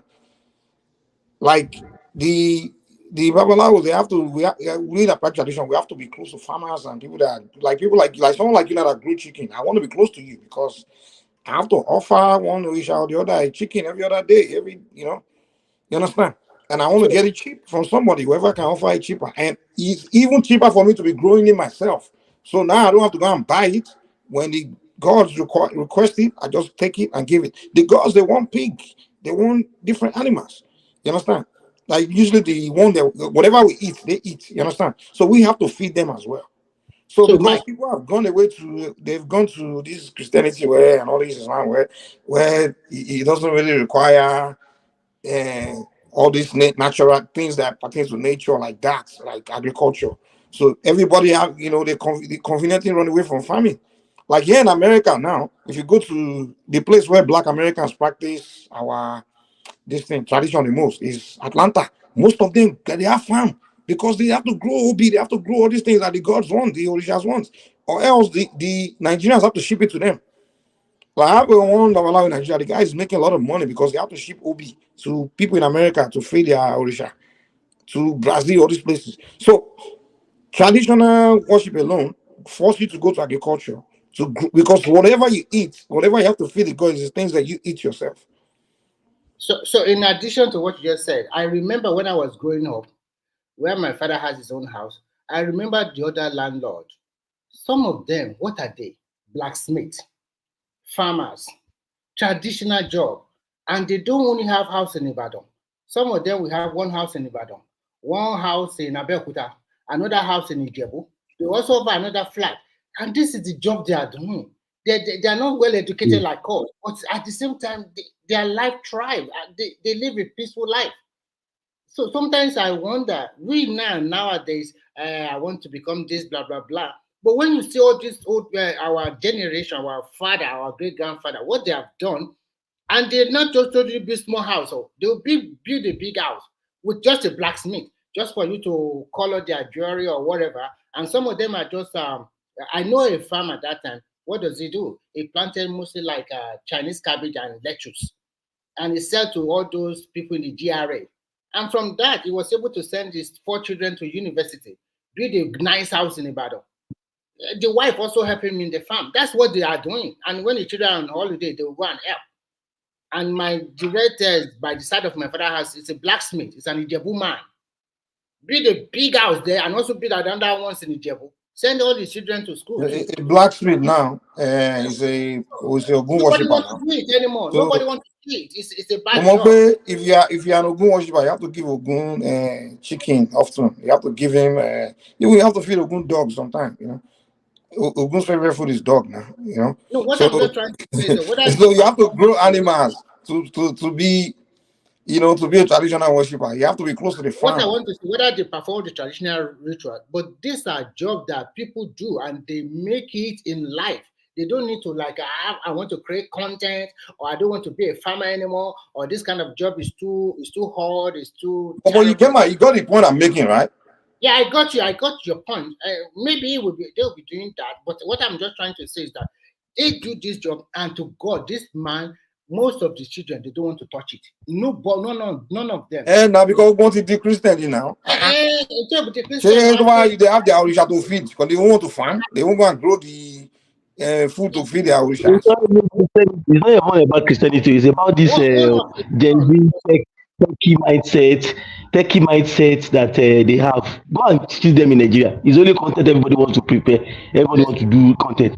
Even me, like that, I have something. I have a chicken that is producing egg for my kids. I don't buy eggs. Just as small as that. Because again, if you have chicken giving you average of 15 eggs in a day, so can you consume all the 15 eggs in one day? Impossible. So you have to sell it out. One of the Babasan contacted me from America last month. He told me that he regretted not learning that blacksmith job. And I asked him why. He said if you have learned it, there's so many opportunities that he can do with it. I said, okay, now you are blaming yourself. So many things that we, the Southern Western, we always thought we were better off because of education, we are more exposed. But look at the things that is happening to us. Let's just talk to ourselves. Look at our women. They marry, take themselves to abroad, and at the end of the day, they will fight, they will divorce, they will kill one another. Just recently, last week, one man in London killed his wife with a skateboard. Yes, I heard it. He killed his wife. Yeah, he killed his wife just last week. So, and you, this woman. Who killed his wife? Where? In which country? Finland? In London, UK. Nigerian man killed his wife. Yes. They went to London 3 years ago. It's a Yoruba guy. They went to London 3 years ago, and then the story will line is that maybe the wife is trying to accuse the wife of infidelity, like he's befriending someone in the office where she was working. And you know, when these our women, when they get to London and they see that the law favor them more than the men, sometimes some of them, I don't know, that thing just got into their head and they started misbehaving. Sometimes I ask myself, a man you have 3 children for, and you are the one that will push this man, let's go abroad. He said, Nigeria is not good, let's go. The man will try, raise the money. Do you know how much is a ticket for 3 children? Talk less of the wife and himself. Maybe they sold all their property in Nigeria, sell everything off. Now you are now there, and then you change because you think the law favor you more. What did she do that he killed her? What did she do? The man accused the wife that she is having an affair in a place of work. And sometimes maybe the wife also come home late from work, says work. So they continue to fight like that. And there was a time the police came in, and then later they said they settled it, but maybe that thing does not abate. But I know that is not the whole story. I think the wife the man also had depression. He was an engineer. He was an engineer back home. And you know you cannot fit into those Western countries easy like that. You have to go through probably another training or whatever. You have to start the transition point. You know that transition point is where people get broken anywhere in the world. Once you move from that country. So it's the stress of the Western world, the stress of their industry, the Western world. Yeah, the guy could not handle it with the cheating of the woman and some other things. You know, the man could only get a small mini job. Probably the woman is now getting more money. You know, a whole lot of issues. And that was just what just triggered that man. You know, went to go and You know, misbehave. Dorothy, let me say this. You know, there is a lot of mistake where we used to make. That if you get to certain age, those don't bother migrating. Whatever you are, just manage it. You Simba, I understand? always thought that, man. Migration is for like the very young people. Like when you are Ehen. young, you So are by the like time you are already established, you are maybe in your mid-40s, going to 50, and you say you want to migrate at that you want to time. It's start going to over. be very difficult. There's no way you can't cope with the stress. You can't The cope with the change of stress. environment. You, Simba, Hold on, give me a chance. Let me say this, man. Simba, in this Western world, no matter, there's no skipping. You have to start from somewhere and yeah. build up. You understand? No matter, there's no skipping. You have to start from the scratch. You understand? That Start from transition. somewhere, get this certification, get this degree. It will take you this time to get this one. After this degree and this certification, you have to wait this amount of time to get this. So it's a building process that takes years. So it's not for someone that's already uh, you've reached certain age, we're old, and you already have a family, wife, and things. You want to start like that. No, migration is for very young people where you go through it. Like all of us that came here young, we went through this shit. When I look back, I'm like, damn, I went through all this. So by the time you get older now, it's time for you to start dealing with this wife family thing. But when you're already established in Nigeria, and you're already used Mike, to are the you sure you are older? If rational mind is your father. Another thing no, I I'm not noticed is super that old, but I'm No, saying Mike, no, I'm kidding you. I'm just Mike, saying. is Rational it mind says because of the your father. Is it Continue. because of the weather or whatever? Because No, no, just wait. I discovered that our women by the time they get to that environment, maybe because of the freedom they also have, majority of them go astray. no, the women as well. Simba, when you go to Nigeria, there's this. Everybody say it, but there's this level of high that you feel in that environment. Like maybe it's the weather, which is just kind of like a spiritual energy. They give you that level of peace of mind, that comfort. You understand? So it doesn't allow you to have depression easily. That's why the people always say Africans are so resilient. They can go through things, still be smiling and things like that. In the Western world, you don't get that level of comfort. You even say when the cold weather and all those things, you don't get that. You're not always comfortable in this Western society. And on top of it, stress is added to it. So the women themselves are going through, like they're going through that level of discomfort and they're looking for that comfort. And Mm-hmm. so Simba, you as the husband, you can't really impose Because I discovered that by the time they get there, they tend to now look, even the person that has not been engaging in all this kind of um, maybe having a man friend and all those things, they engage in a lot of those let, things let, there. let, let me add to what And you are. that's why I'm asking: is it the Yeah. weather? Is it because of the stress? Is it No, because of the Simba, freedom that is encouraging such things? it's not about weather. What happened is very simple, especially in Europe. The law favor the female more than the male. Because when you come here with your thing, But if the law so favors if you, you take is away it the for law, are you saying they infidelity? won't Is do the it for same? infidelity? Is it for I'm trying to infidelity? tell you that some of our women are using that to exploit their men. So it's the law that makes them go and do that. Is that what you're saying? No. I did not say that. What I'm trying to say some of their action, their attribute. Like if you come in here, if you bring your wife here, you must also monitor her to see what kind of friend is she trying to, go along with. Because some of these women that have been abroad for a long time, maybe they are divorced, or maybe they have complicated relationship. Sorry, They sometimes seriously, can you monitor your wife? no. What Seriously, I I mean, mean, what I mean is this: like you are bringing a woman from Africa to where you are living. The problem we have in Europe here is that out of every 5 women, you will see 2 or 3 maybe divorced or have completed relationship. And once they have that, and sometimes if your wife mingle with those kind of people, sometimes it's also a kind of influence on her. That your husband is treating you to say, no, you cannot do that, or this is not Nigeria, this is Europe. We cannot do that. We cannot do that. And when she herself check everything, I have this right. Why is she treating me this way? This is not Nigeria anymore. And sometimes some of them Yeah, they Well, you have a yeah, point, but at the same that's a time, for that's a one, good point. yeah. Yeah, that's a good point. But So it quickly, influenced them, and before you know it, things turn sour, and before you know it, and a man, you think about yourself, oh my God, all my life I work for this family. I brought you But here. let's look at it. Let's look at it from the other angle as well. Let's look at. Yeah, men Hold on. also have to change because you are no more in Nigeria. You have to know Exactly. the rules So, and regulation, but be careful. As an African man, whether you are in America, that thing is still in you. So but that's maybe at what. the same time, why do we always make it look as if it's only in the Western world that how women do things? I mean, there's a statistic that shows that there's a high rise of paternal fraud going on in Nigeria. So this is it's already going on in Nigeria now. So this idea that it was when they came here that they learned these things. I mean, come on now, they don't search for Nigeria from before they No, come. but the question This is, thing when we start saying Mike, our women don't know anything, Mike, like as can if you answer this question? they open their eye when they got here. Their eye don't open for Nigeria now. Mike, I want to put a question to you. You have a wife in Nigeria. Before you guys travel, you have 3 children or 2 children. And then when you get to Europe or America, the wife now remember that 10 years ago you did not treat her very well. This is the payback time. Some of I these don't. stories it's just unbelievable. So Okay, check this out. Check this out. This is what I see. Hold on just now. answer Mike, that before Mike answer answer the that question, question. Mike, Answer that not question every first. girl or woman comes from Lagos. Some come from the village. So Which not all village? women There's are no coming. more village in Nigeria, man. Everybody don't open eye. It's this guy talking. Really? Okay.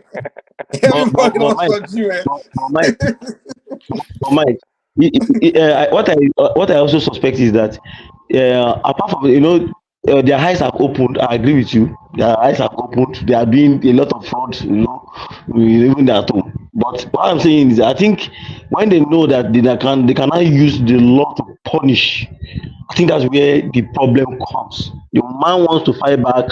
He land himself into trouble, and a lot of issues will crop up because they now know that they cannot use the law to what? To trap you, to do a lot of things against you, and they will get away with it. Like in Nigeria, when they can do their shenanigans, but they will not they might not touch you, or they may leave you if you have not really gone beyond your boundaries. They But might just leave you. this is what I think it is. See, human life is all about power. You understand? Power is what gives you control over whatever. If someone's in a position of power, so people under you will, of course, they will follow you because they see how you're in a powerful position. So to me, I don't think anybody changed.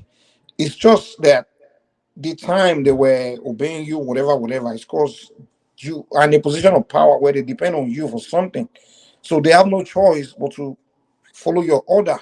Even you and I can say back in Nigeria when we used to have that uncle, that's the one that we rely on to send money to feed us and things like that because we didn't have job. When the guy slap you, you don't you won't even open your mouth, even when you're right. When the guy command you, wait now, let me get across. Hold on. When they command you, you follow the order. You follow, even if you don't like it, you upset, but you can't even you won't even let them know you're mad until they leave and then you and your brother are getting around, start swearing for him. And you stupid uncle, but you dare not let him know how you feel. Why is that? Because he's in a position of let me talk now. Calm down. You just won't allow me. Because the person is in a position of that power. And with time, even even within the same Nigeria, that these women we are talking about, that they obey us, they do this because the typical Nigerian, the guy that has a job is one paying things and they depend on you. If that woman within that Nigeria become even powerful, she will do the same thing she would do when she get here. Once she no longer depend on you like that, she will do it anywhere. Exactly. The only difference is that hold on. The only difference is usually when they get here, they get quicker access to that power. Power of, I'm not talking about power of law, I'm talking about power of being like they don't need you as much. That if you leave, it's okay, they'll be fine. You understand? So, and to me, it's not every kid. That's why I always say, get married for the right.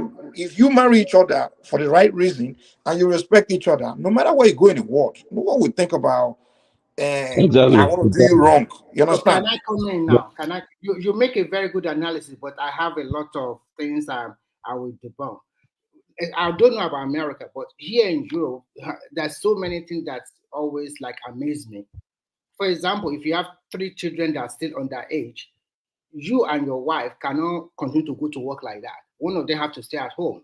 And from my own what I've learned, most times is the man that will go outside there to work 2 or 3 shifts to bring you more money, because the money you are getting for child support or whatever is not enough to support a family of 4. So most times the woman stay at home. But as the woman also stay at home, most times the child support or whatever support they are giving the children sometimes goes to the wife account, depends on what they agree between husband and wife. And sometimes if there is an infighting between both of them, automatically the man will be kicked out. Whether you are bringing a lot of money in does not matter. So probably the man will say stay outside, and then the woman, probably maybe they're also living in a city council or a kind of discounted house given to the family. So if such a issue happen, the man will be kicked out. So the woman already knows this, that whatever happen, I have the house to myself. Even if they are going to pay me, I'm going to pay a little bit of money, and then the child support, I'll continue to get it.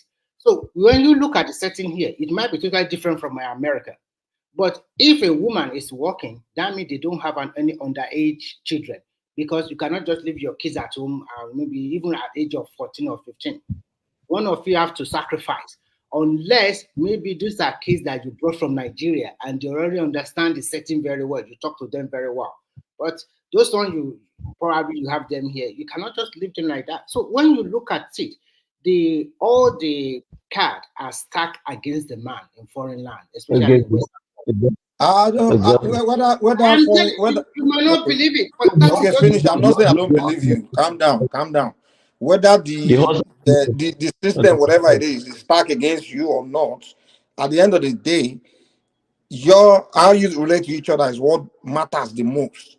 If you are with somebody that respects you, someone you respect, if the two people that are together actually trust each other and respect each other, and they really want to be in a relationship together, it doesn't matter which law is out there in the world.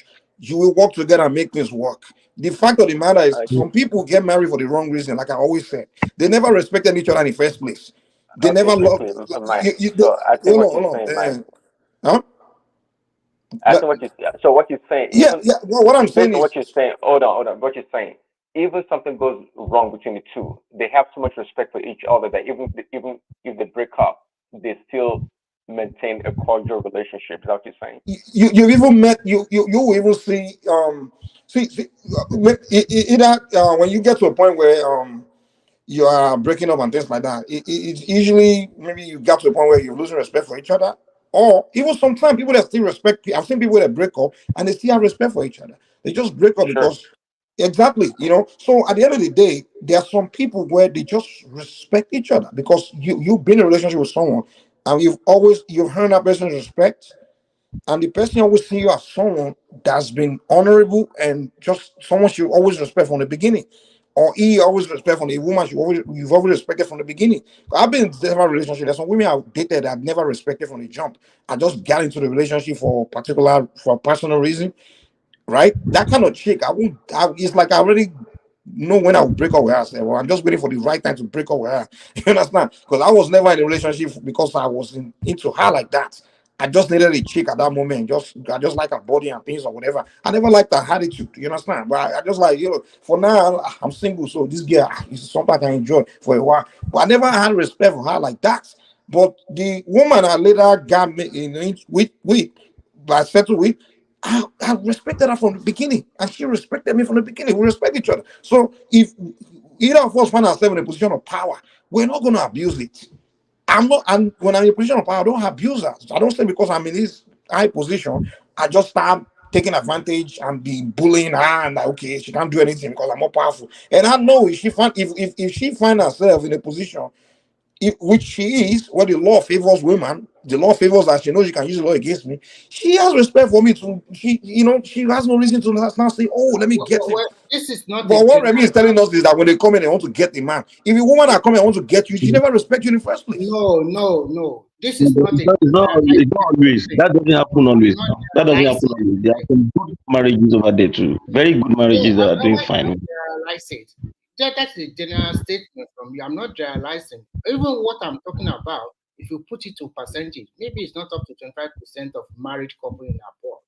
But some of the cases we have had is totally palliative. It's not something that you hear and you'll be happy. You have a good analysis, but unfortunately, sometimes even there is some experience that show that even you have a good happy home, does not mean that things cannot get sour. It gets sour. If you guys can settle it, fine. But some people, like I said, a fight of 10 years or 15 years ago, they want to have their own back after 15 years. What kind of wife or husband is that? Because your wife did But you something should to have you. married that kind of person. There's some No, people that no, are not no. fit You for don't marriage, know. or You don't people know. still marry You don't them. know. Would you know that kind of thing that somebody But will man, not say, they do have to know. Some good guys do leave this country and they become monsters over there. I we have seen yes, that that's several what I'm times. So, saying. very good, very wonderful person. Even Christian, every just naming their fear.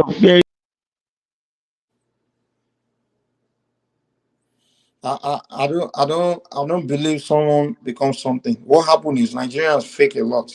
Some people, I know Nigerians be doing. Me, I can see through people. I always know people that fake, like especially those people that we call themselves born again. You know, we all know your character, but you're just doing born again, and when because you're in a weak position, so you want to convince everybody that you're a good guy.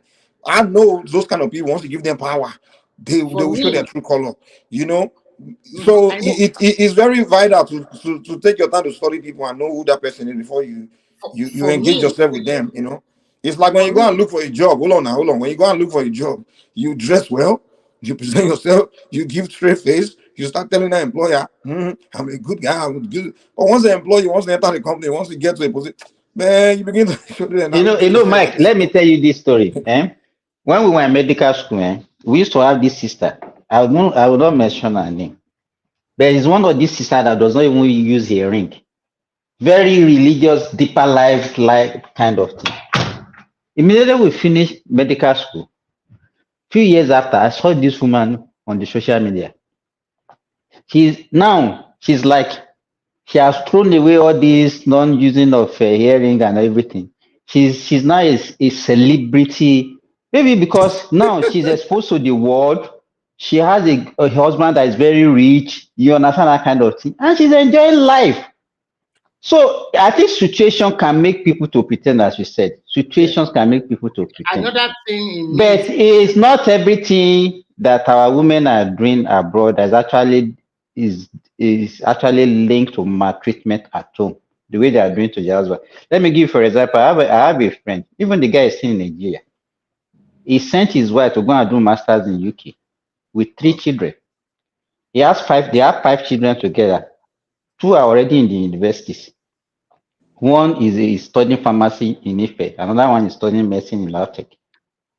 The 3 other younger ones were the one that followed the mother to UK. You know, now the woman said that the husband should not come to UK to come and visit them again. That anytime he comes, he bring bad luck. That anytime he comes, she loses her job. And they are now that they went to one affair, and affair has already confirmed that it's the husband that is bringing bad luck. That the husband should not the come same again. man that sent you to So that master degree, the right? same man that he sold all his property to send her to UK. Oh my God. So probably she has gotten somebody there. He's just using that one as an excuse to ban the man. And the man is Well, in then the his man, mid 50s. The man is now in his mid 50s. He's now planning to travel to America to go and start working in America. You're a doctor. You can't. What kind of job are you going to do in America at the age of 55? You can't fit into their system. They cannot accept you as a doctor there. Simba, Probably will be doing odd job. Simba, I know where the man, you know where the mistake the man made, and I will tell you the same mistake people make. Some people they put the interest of a woman above their own, or the life of a woman above their own. They don't plan their own life. They will, because of hold on now, hold on. I They will agree because with of you. they will, because of I'm in love. They will start giving everything to the woman. Now, Nigerian may have that mentality. They can really give everything. Just you want to. You don't plan your life. Rule number 1 in this life is even nature. Say the first law of nature is self-preservation. In this world, everything you do, you have to be strategizing. Even wife, even your children, you can't depend. You have to plan your own. This rule now. Remy, allow people to talk now. In this world, you need to plan your life. You plan your own life, plan where you are heading, plan where you are going, and anybody that come along with you, you make sure your own life plan is designed. You can't trust someone all the way to the way, because any day that person can go, any day even the person can die.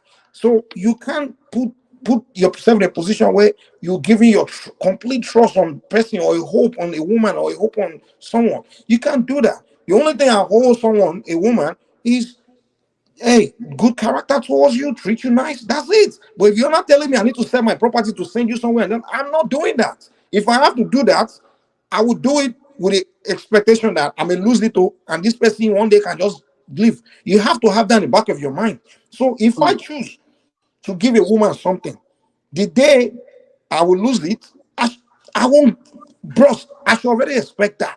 That's a human being you're dealing with. I'm not going to cry over it because I almost like even you, my friends, if I borrow them money, I don't expect to get it back because I know I'm dealing with human being. Even my best friend, once they might borrow me money, once I borrow you that money, I don't expect that you pay me back. If So I really want that money back, I won't borrow you. So, Mike, first and foremost, I think you are contradicting yourself. From the I'm not contradicting myself. Anything I give my woman, I don't expect to get from it. what you have said, from what you have said before. Oh, I don't think she owe me anything if I give her something.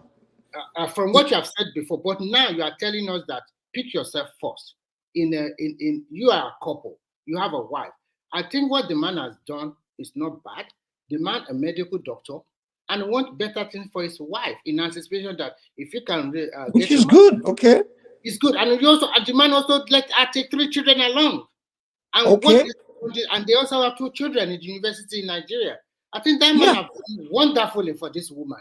But what he gets in return. So does it mean she not holding something because it's not something wonderful for her? No. What the woman has done is not good. And what the man wants to do is it's not good. Just move on with your life. Let her take care of the 3 children for you now.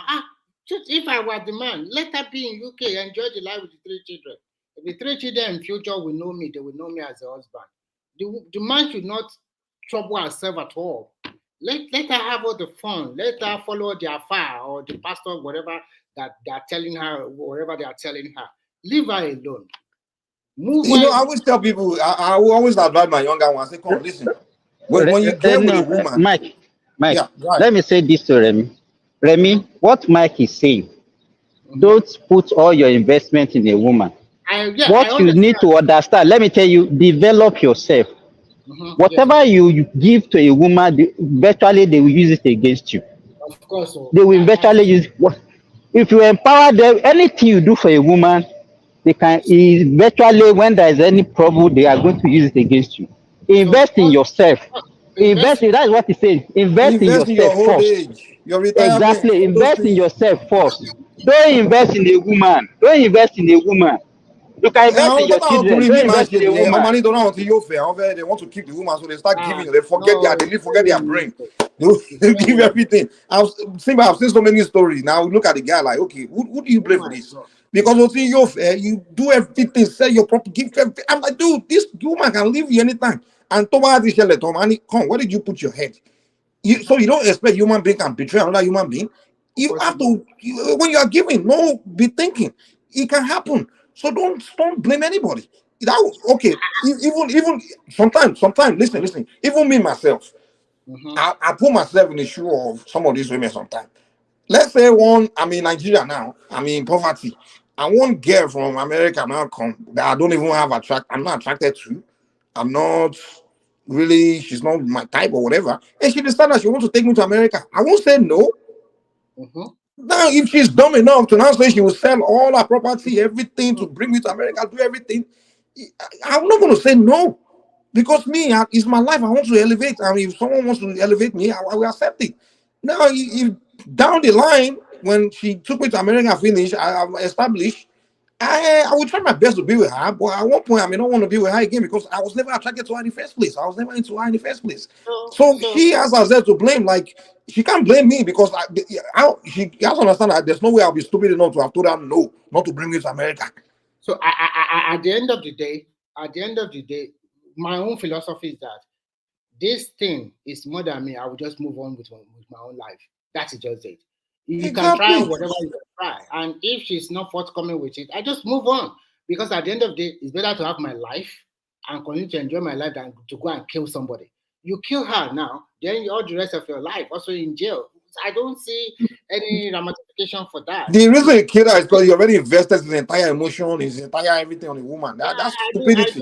I think men should also try to check their emotion, check themselves very well.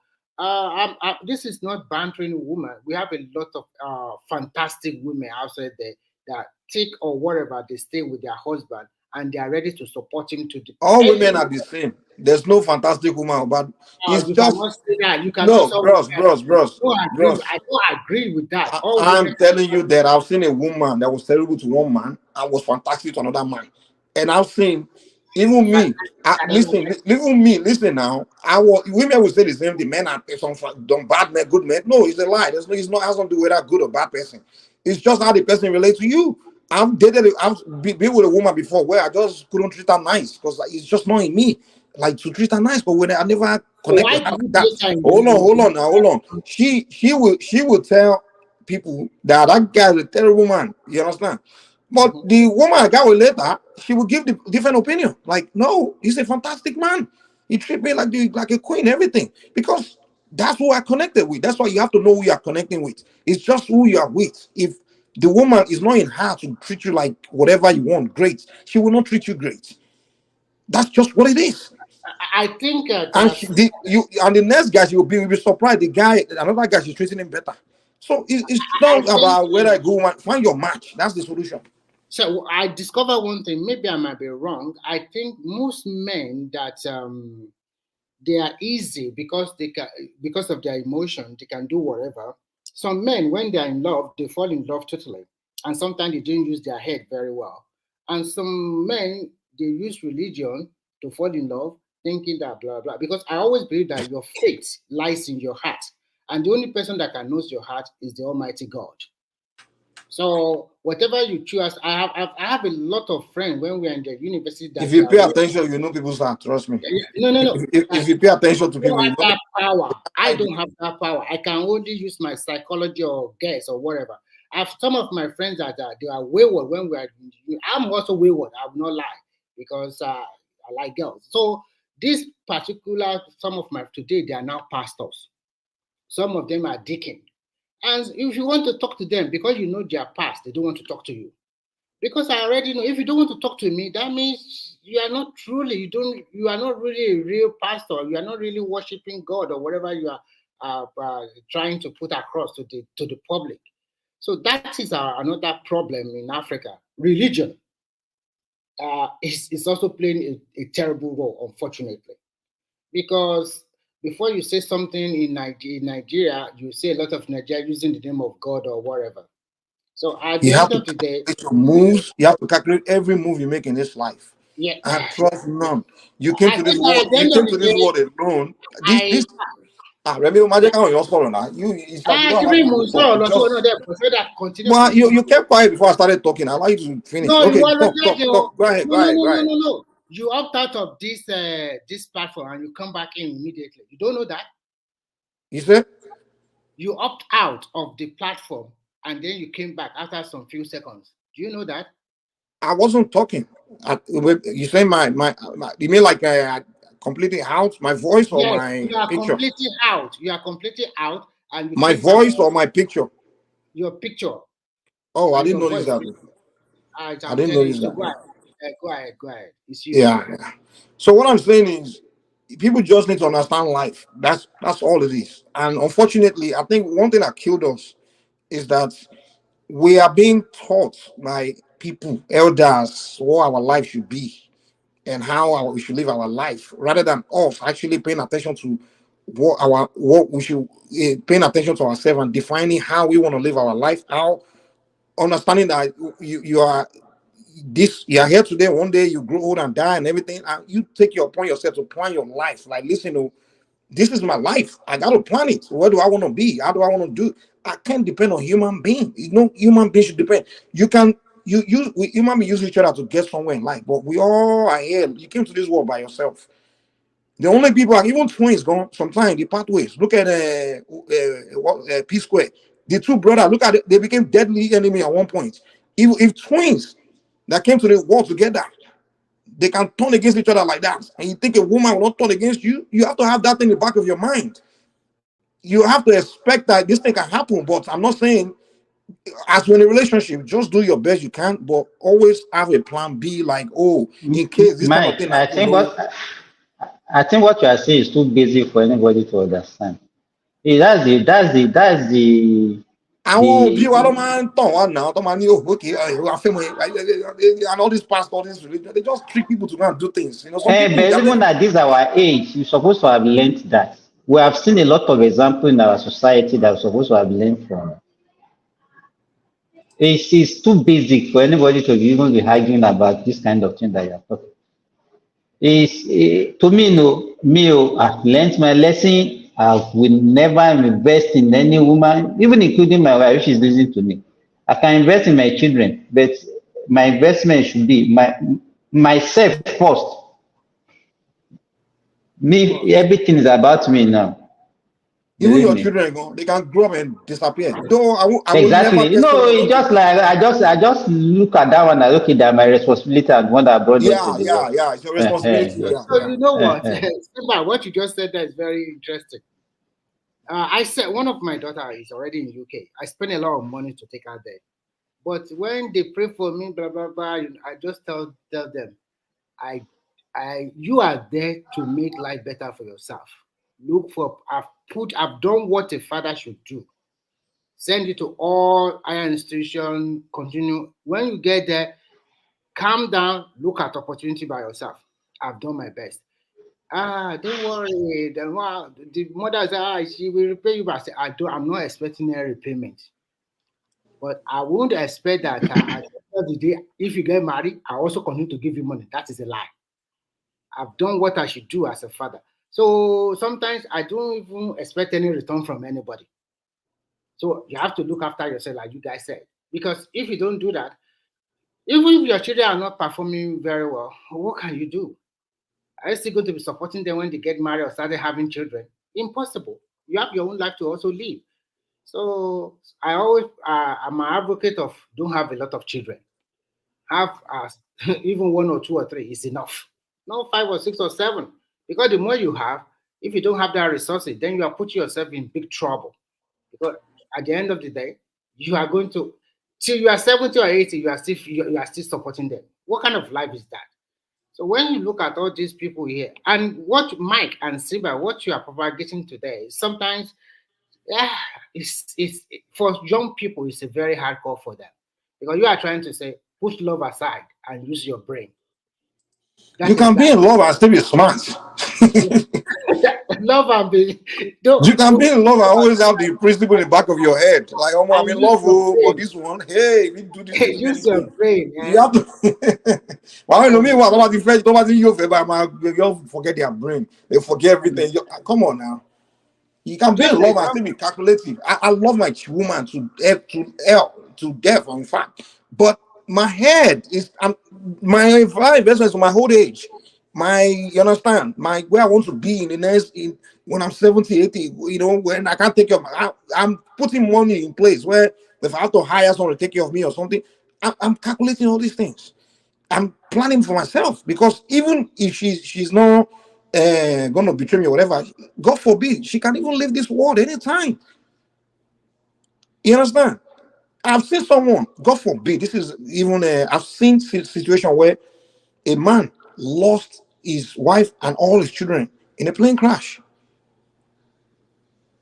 They're gone like that. Now he's alone. All these kind of things, you have to, you don't pray for it, you don't hope for it, but it can happen. So that's why you have to plan your life. You can't depend on paying this person your future's in the hands of somebody. Your life is in your own hand. You have to put your investment in place. You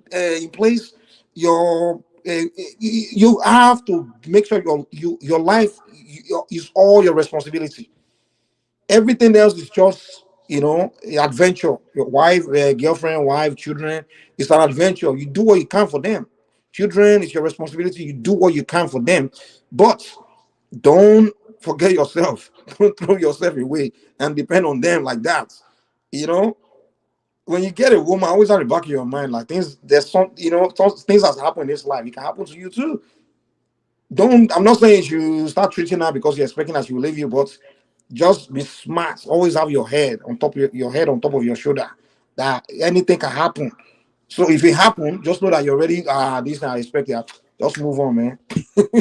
What is no, you move on, you know. But I just see people that cry a lot of time, like, dude, guy, you should already know this thing now. You don't care for, you So know. the problem is that how You know, many Mike, I can't imagine myself selling all my property to say that my woman should relocate and without me. Even with me itself, I will even be weary of taking you along with me. Believe me. Or you can the way you can do it. Why do people do prenup when they are getting money? Whatever I want to give that wife, you want it back. Don't put in a contract and get a lawyer, put it in a contract. So that way, you know, you can sue her later for it. That's how you do things, man. Go say what if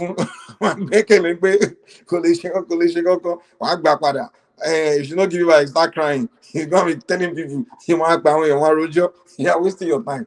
If you want to give somebody something, your wife or something, and you expect to get it back, or you expect that she'll give you something back, put it into contract now. Get a lawyer and put it into contract. Mike, there's a story I listened to recently. They are just boyfriend and girlfriend, though they never married. But it's this Odogu people from the southeast, a young guy, probably below the age of 30. But I don't know, they come across big money. But when they were dating, he promised the girlfriend that I will build a house for you.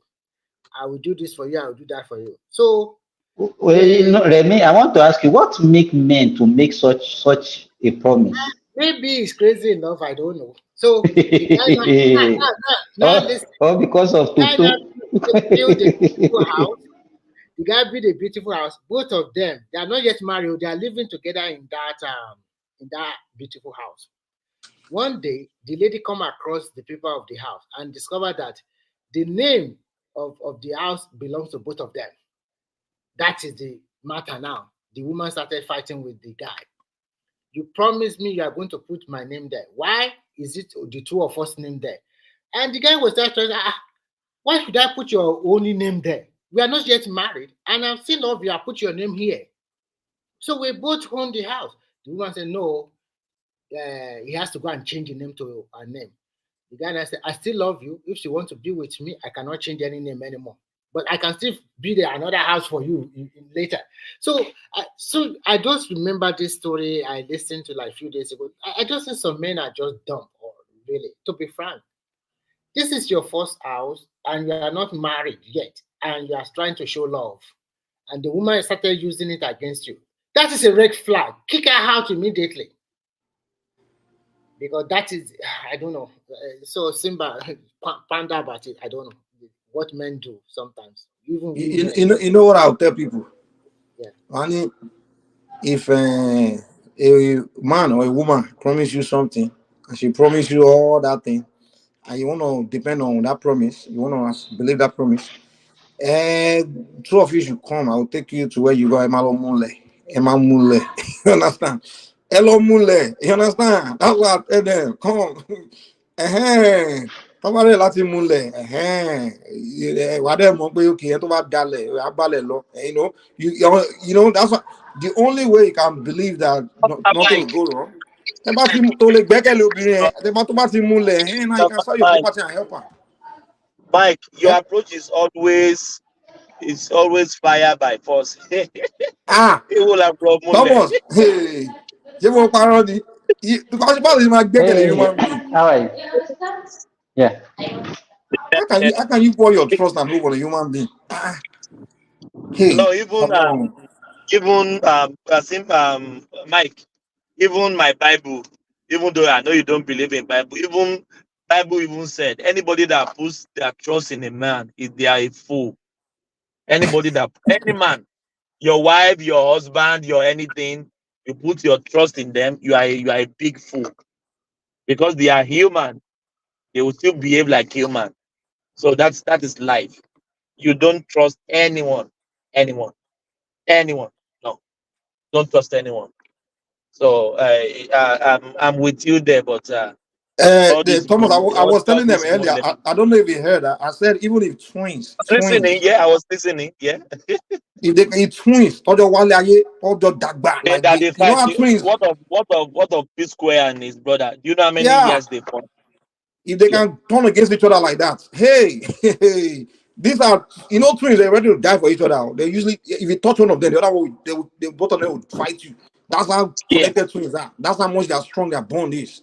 Twins, Ibeji, there's no way when you're fighting one twin, the other one will be looking. Both of them will jump, they will fight you together. That's how they connect. Now, for them to turn against each other for one reason, hey, that should teach you a lesson that a woman, not to talk like a woman will not turn against you, a man will not turn against you. Hey. Yeah. You don't put your trust in any man, anyone. If even parents can use their own child for rituals, if brothers can betray each other, if sister can betray, if twins has betrayed each other before, very big betrayer. So if you put your trust, I'm telling you, don't put your trust in anyone that is still have this blood in their vein. Don't put your trust in anyone. Anybody can change anytime. If Funsho, the most richest woman in the Africa, the Alakijas, if the husband, if they can separate their marriage, as rich they are, who can leave you? How much do you have? How much do I have? So don't put your trust in any person. Your wife can leave you, your husband can leave you. We are just trying to manage The our only people that relationship. cannot leave you, the only people that cannot leave you are your parents. Are your parents? Are your Even parents, parents? they This leave is children, that though. They question. disown children sometimes. I've seen my parents disown children. Oh, the only person I can't leave is LA. That only and you go to live LA. That's why because you used to when they bury man without his head. Well, they do nowadays, yeah, but died. Your parents disown children sometimes. Hey. Thomas, tí Alákìjà tó sọ yẹn ó tún surprise. Àwọn ọkùnrin sometimes àgbà nǹkan mọ́ra ó pọ̀ jù o. That woman tó rọ parí rich contract bẹ́ẹ̀ yẹn. Ṣé owó sọ fọkùnrin ọmọ pé èèyàn kan ló bá a tó fi gbé gbogbo Don't trust anyone. No, don't trust anyone. I've seen marriage of 50 years, divorce, 55 years, divorce. Can you say they don't love themselves for 55 years, 15 years? What are you talking about? If woman wants to change, they will change. If man wants to change, they will change. So this life is not the bed of roses at all. So put your trust yourself. As Mike follows to say, you are the first. Think about yourself first. Only think about that. A year for. Wọ́n ní ìgbésẹ̀ tó bá dá ẹgẹ́ ìyá fún wọ́n ní tí igi bá wó lugi tòkè ẹ̀ lákọ́ máa rí. So you take care of yourself first. Always think about yourself first. It's just a principle of life. Let me tell you, it's just a principle of life. Always put yourself first. Put yourself first in anything that you are doing. Of course, you guys are right. If it comes to women too, they take their own first, and after they said they think about their children. They don't care about you, the man. Now go and find your level. Most times, it's always like that. So unfortunately, the world has turned to this kind of the way we live now. Lack of trust, lack of belief anymore. I don't know. It's terrible.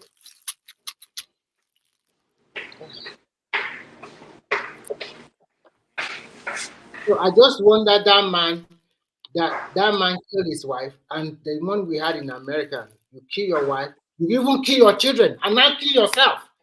For God's sake, why? Those children they are innocent of the crime. Because he's one of those people that he's invested his entire soul into them, Just kill He has sold his soul everybody. to his family. That's why. Too much. Why not kill yourself and your wife and leave the rest? Remy, a guy here with his partner, they have 3 kids. They call themselves partner in Australia. There's no wife in Australia. So with their partner, they have 3 kids. Because the lady offended the guy, what the guy can do is to kill their own child so that he can get back to the lady. Because he knew that is the most precious thing in that lady's life.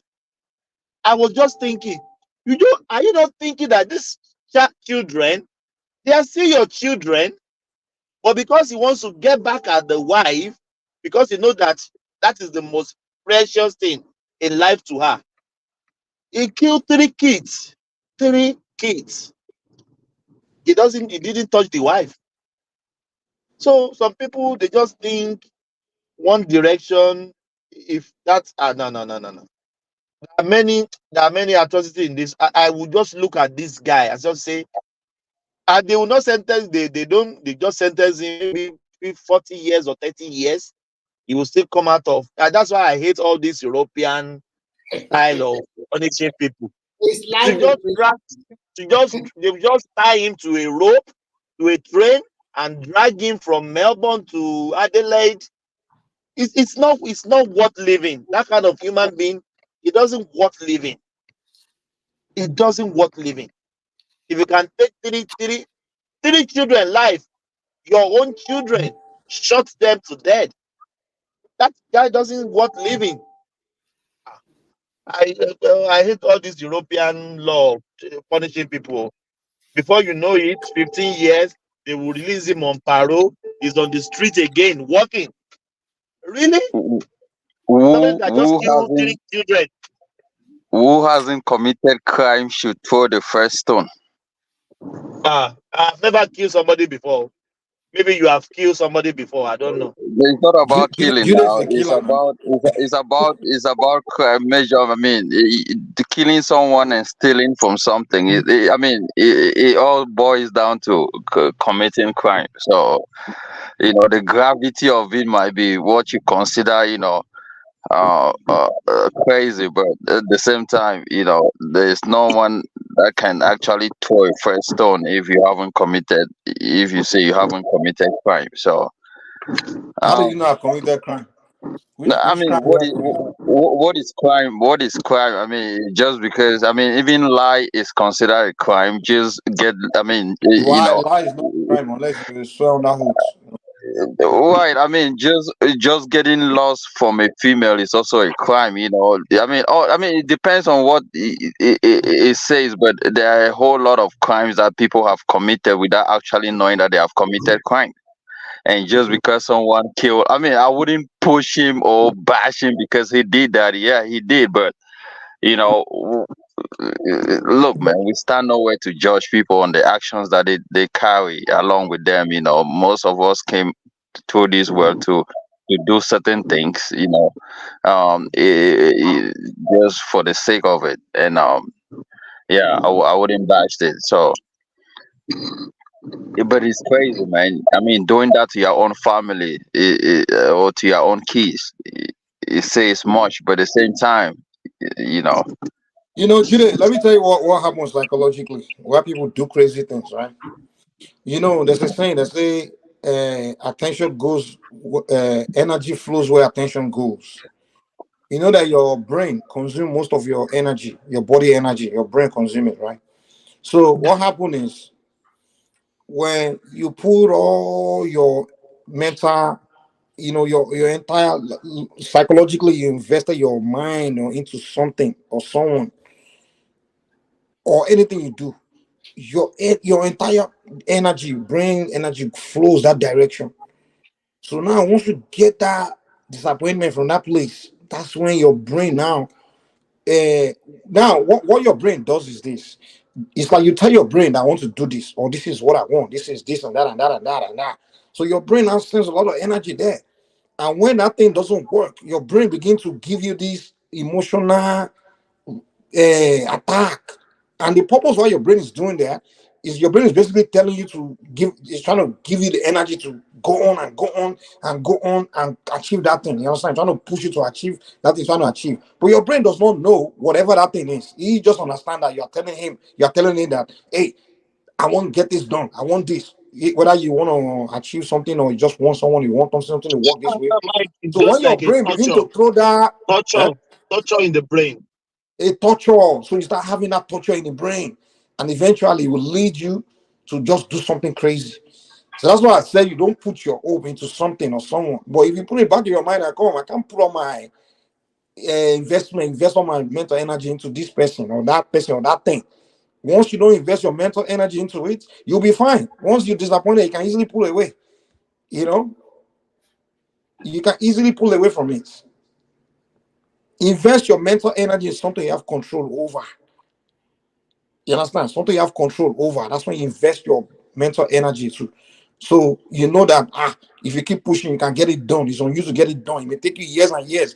You don't need another human being. It doesn't require the next person to get it done. It's all on you to get it done. That's when you invest your brain.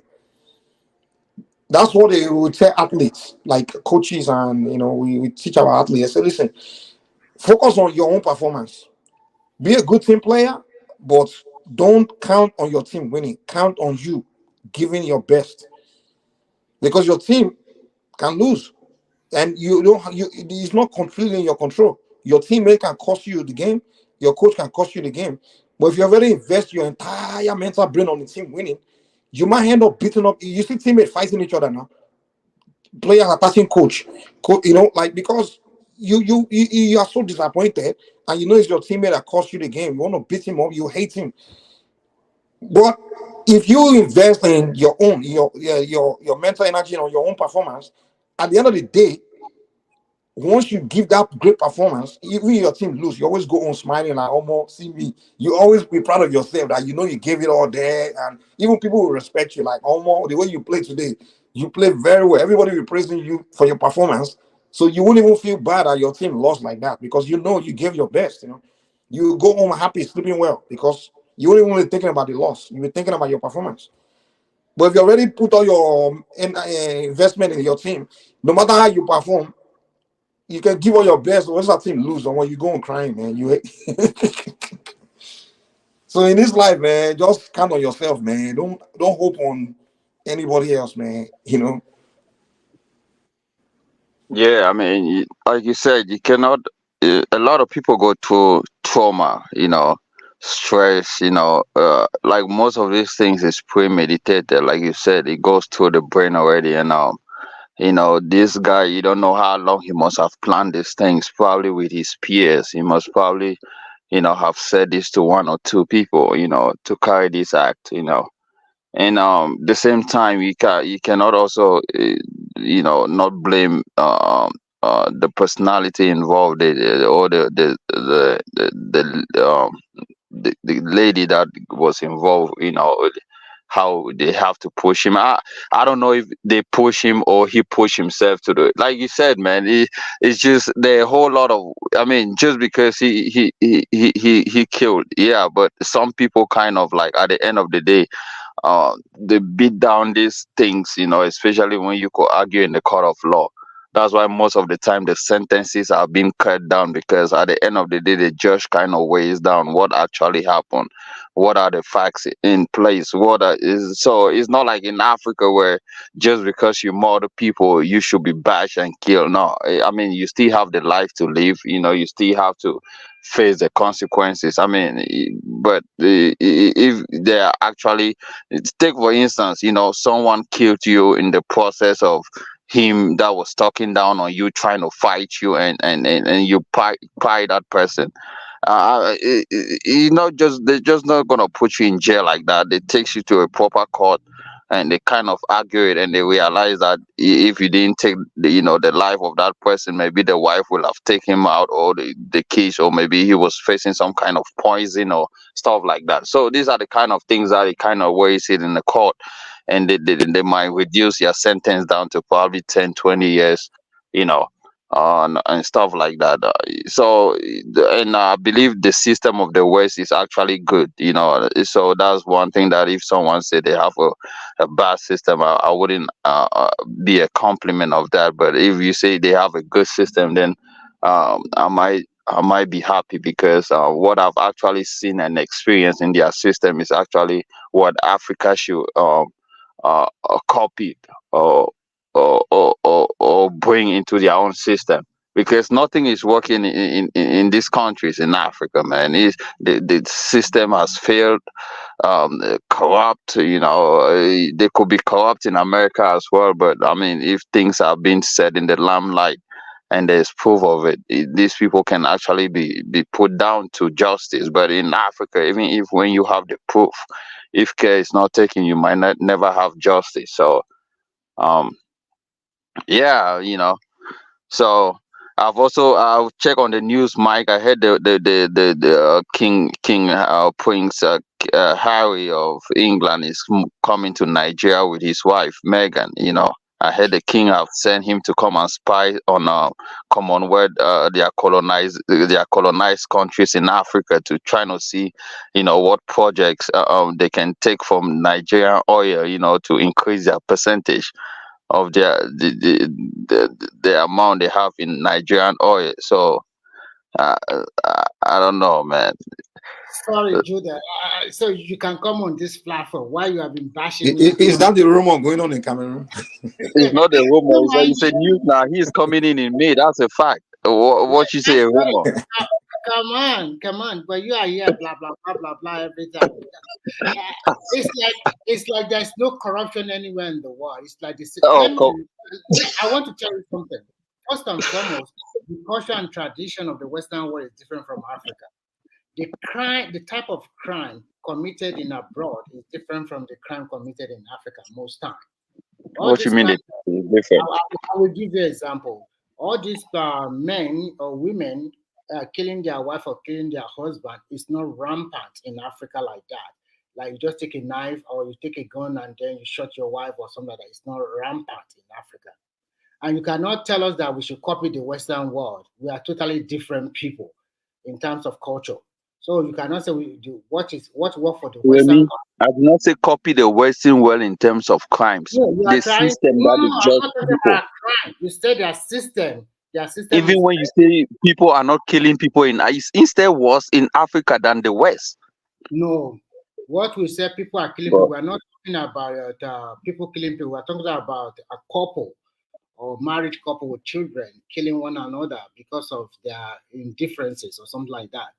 So what I'm trying to tell you is that in Africa, if we notice there is a kind of crisis in a marriage, there is a lot of mediation or people that will mediate in their trouble and try to kind of find an amicable solution to their problem.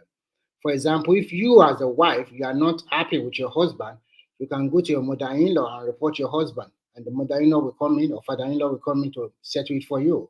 It happens in the West as well. They have psychologists. You go there, you put in your problems there. It's different. We live like a community in Africa. You are not the only one that will support your child. I'm not talking about the rich. I'm talking about maybe middle level, low level income earners because they live like a community. If you go to work, your children can go and play with your neighbor. Nobody is going to kill your children for you. But over there in overseas, it's totally different.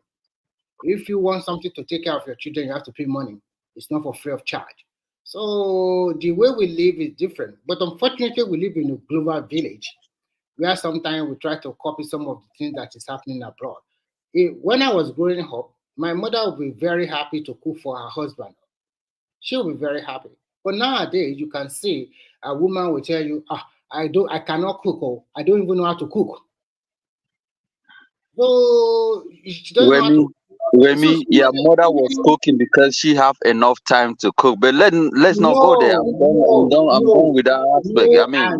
When women start getting busy in Africa, there wouldn't be time for a woman to cook. That's why they are having all these house girls. That's why. Let me finish. That's why they are having all these house girls in Africa to help them in the process. And that's just it, and that's where let me emphasize another point when it comes to house girls. You see, because women they are now getting busy working, they now bring in house girls, and now house girls are now replacing the wife's role. And when you say things like this don't happen in Africa, it happen only in the West.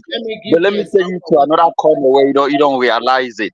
There's always a house girl and a man's relationship in Nigeria, if you ask me. Let me chip in very quickly. Most of the couple in Nigeria, husband and wife, they have work, and sometimes it's like if they are modern day couple, they work hand in hand. The wife might probably get up by 6 o'clock, maybe start to put something on the table for his children, maybe cook a breakfast for the family. And then after eating the family, the man will probably go and drop the children at school. I'm talking about those one in the middle class. and then the wife also go to her work, or maybe they go together, drop the wife first, or drop the children first, and then they just find a way so that nobody is late. But during the olden times, our mother usually get up at 5:30 or 6 and cook for the whole family. And after they feed their family, they also go to their own shop. So why they don't do that anymore? I'm telling you why. It's the same thing. It's only a little bit different. For example, if you look at a lot of couples in Lagos, both of them are working, and they don't have money for a maid. They still have to cook breakfast for the family.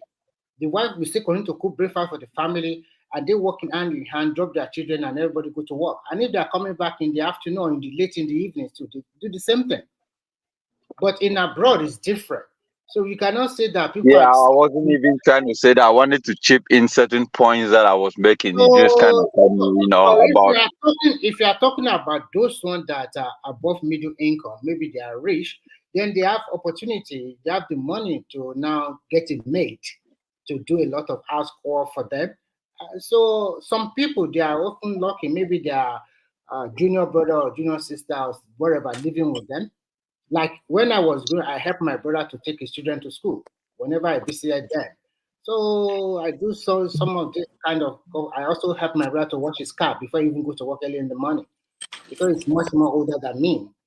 It's not about more than 10 years older. So I help him a lot. So the way we do is like a community setting. But because of global village, people want to copy the lifestyle of other countries, which does not suit the system. You can say categorically how many wives killed their husband in Nigeria, or how many husbands killed their wife in Nigeria. If you look at the percentage, it's not going to be up to 0.02%. Remy, it's not only wife killing or husband killing. I mean, crimes in general is crime. And then when you are talking about totally, you are talking before, and you are talking about accessory to murder or trying to defend yourself. It's totally different. I'm not defending the murder case. I'm defending how the sentence of how the man was being sentenced probably 40 years, and I was trying to draw reference on people were saying that because there is no death penalty in those countries, so the worst they can give you is life imprisonment, and your life imprisonment they will not determine how many years that you'll be up for. Maybe they can discharge you if you're good. Not every murder leads to life imprisonment. So but I'm not saying the that. maximum. Yeah, the maximum. Yeah, you're right. So, but some actually is probably 20 years to probably 40. I think he's gonna be out if care is not taken. If he's a good guy in prison, if he treat people nice, if he doesn't talk down on people, or commit other infractions and all of that, he can be released as a good So, citizen just like after. I was saying before, the crime committed in Western world is different from the one in Africa. If you look at the crime committed in Western world, it's not a crime of poverty, or I don't have food to eat, or I go and steal TV or computer. It's a crime of child abuse in the Western world. Child abuse, being a sadist, just continue to keep people anyhow you like, or rapist or whatever kind.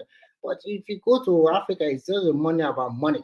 Crime of No, in Africa, child abuse is more rampant.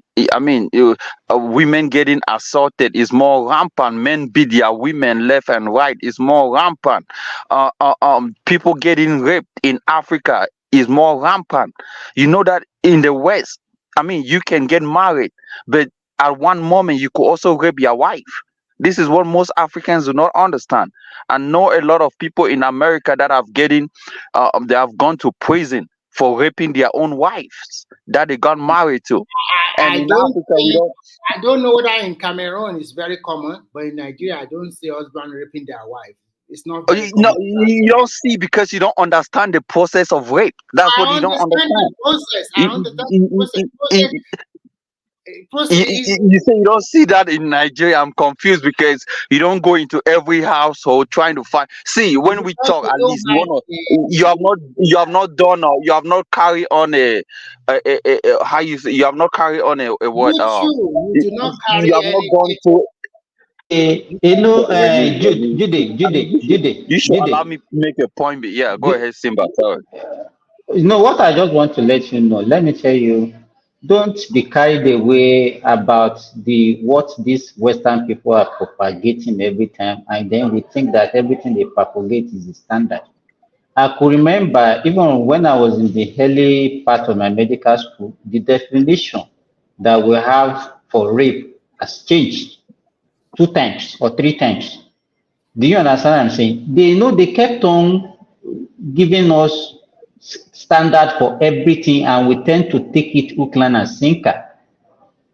And then we tend to believe that whatever they say is like what God of, I mean, what I mean, God's Oh, word. God has That spoken. is, When a white man speaks, God God has has spoken, and it's sacrosanct. So that's what I just want you to realize. If you look at the definition of rape, in fact, most of the time, if your wife even allow you to even have an intimacy with her without even, so sometimes women doesn't want it. It's just that they just want you to be happy, and it can be classified as rape because you are doing it against their consent. Exactly, You but that's understand? what rape is. The Remy doesn't understand. No, they may understand, but the way you are putting it that okay, every time the husband can even rape the wife, is to I'm me not we saying should not every time. I be say we making do. I say everything. these You things, could not be Simba. making. Let me tell you. I know what you stand for, Jude. Sometimes you preach African thing, but now these days I can see you now moving towards these Western things that whatever you are propagating their standard, you are propagating whatever they are preaching as if is the main. Simba, No, Simba, don't get me wrong. Don't get me wrong. What I was saying is, there are certain crimes in Africa that we commit without actually knowing that we have committed it's crime. not a crime. That's why. How Jude, can know you what they say it's call a crime? crime? How can Because you say something it's may a be cool in one crime? society doesn't mean it's a crime in another society. Forcing your wife to get sex out of her is not actually a crime. Like without her refusing, and you force your way in, it's not a crime to you. It doesn't fit the description of crime. Doesn't fit in. That's what No, I'm it's wrong. saying. That their affair is wrong, but it's not a crime. But doesn't mean it's It's a your crime. wife.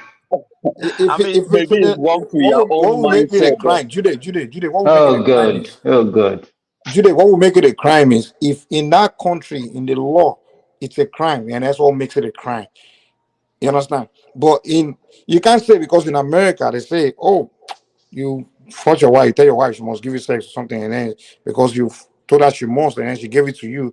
In America, if they say that's a crime, that's rape, then that's in America it's a crime. But in another country, if they say, oh, you force your wife that she must give you sex, and she gives you, in that country it doesn't say it's a crime. Then it's not a crime in that country. so You can't so say so because let me something is a answer that crime in question America Let means me it's a tell crime in you, another. So, Mike, Jude, you are Simba, making hold me to on, look at Mike. So you.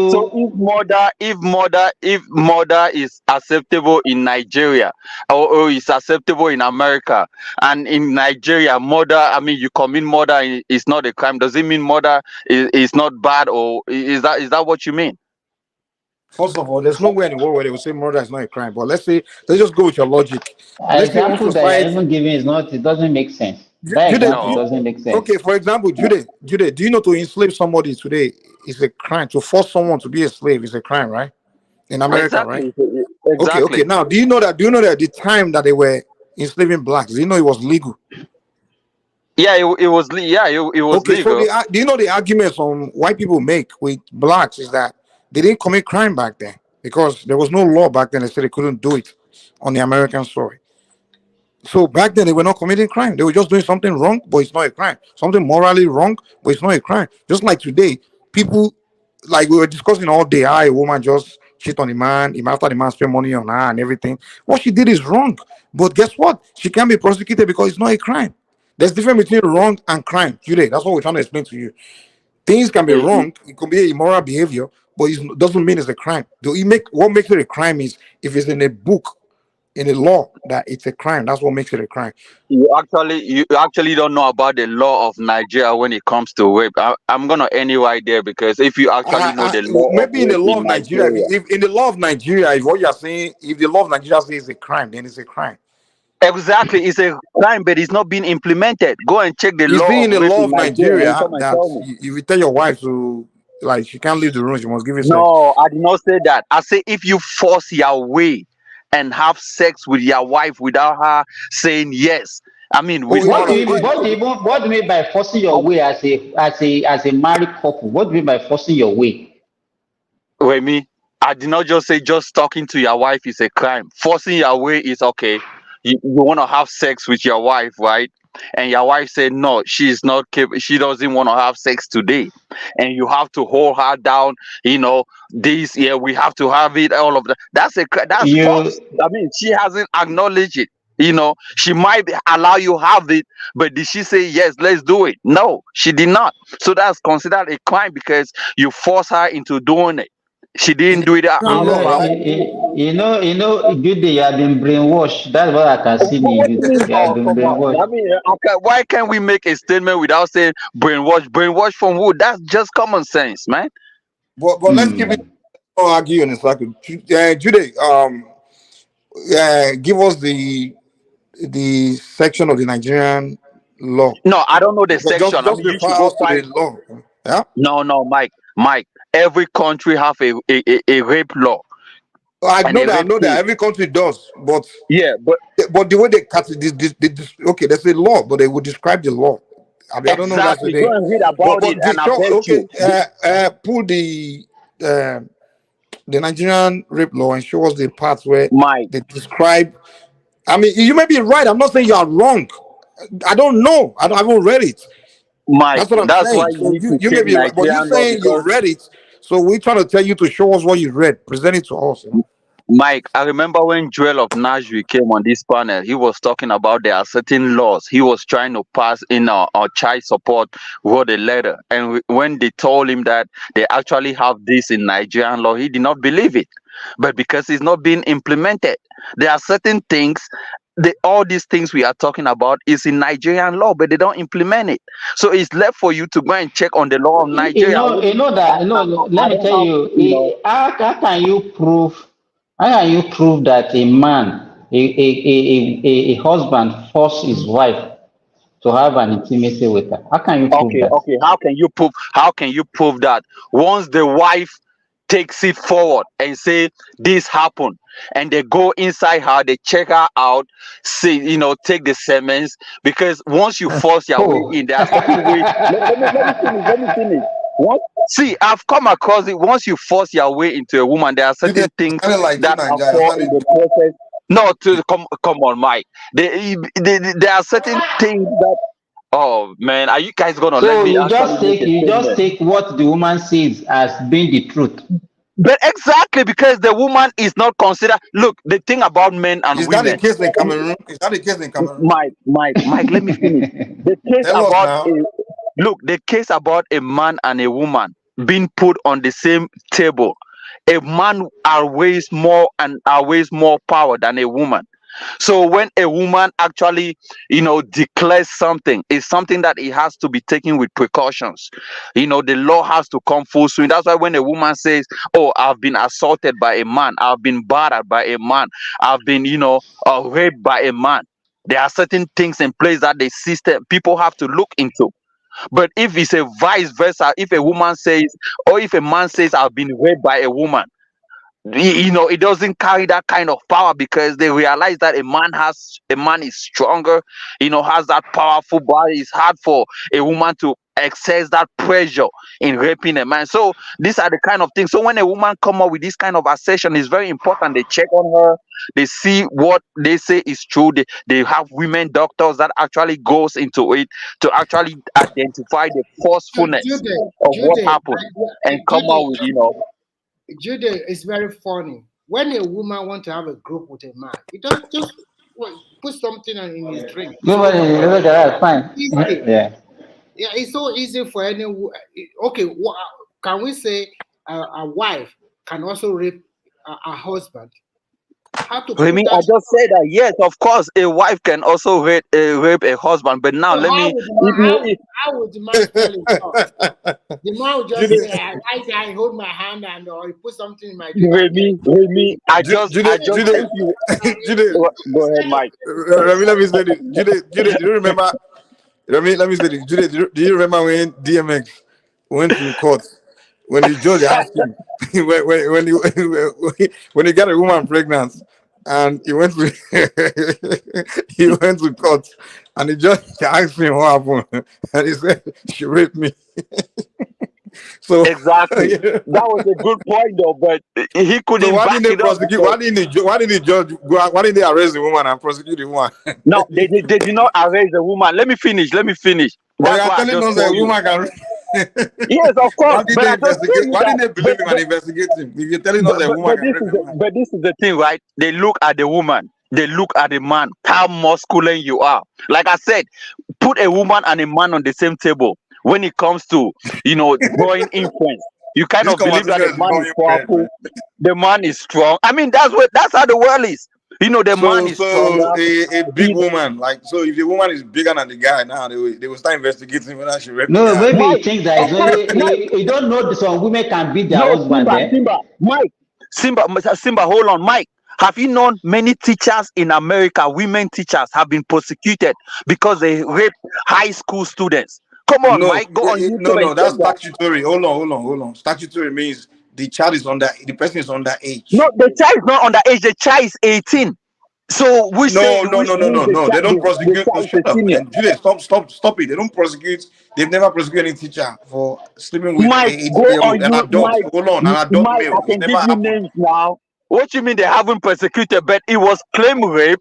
But I mean, most of the kids did not come in to actually stand for it, and they dropped most of the case down because But the you said 18 kid. years Now old you're guys saying kid. did Hold on. not You're come saying in and kid. stand for it.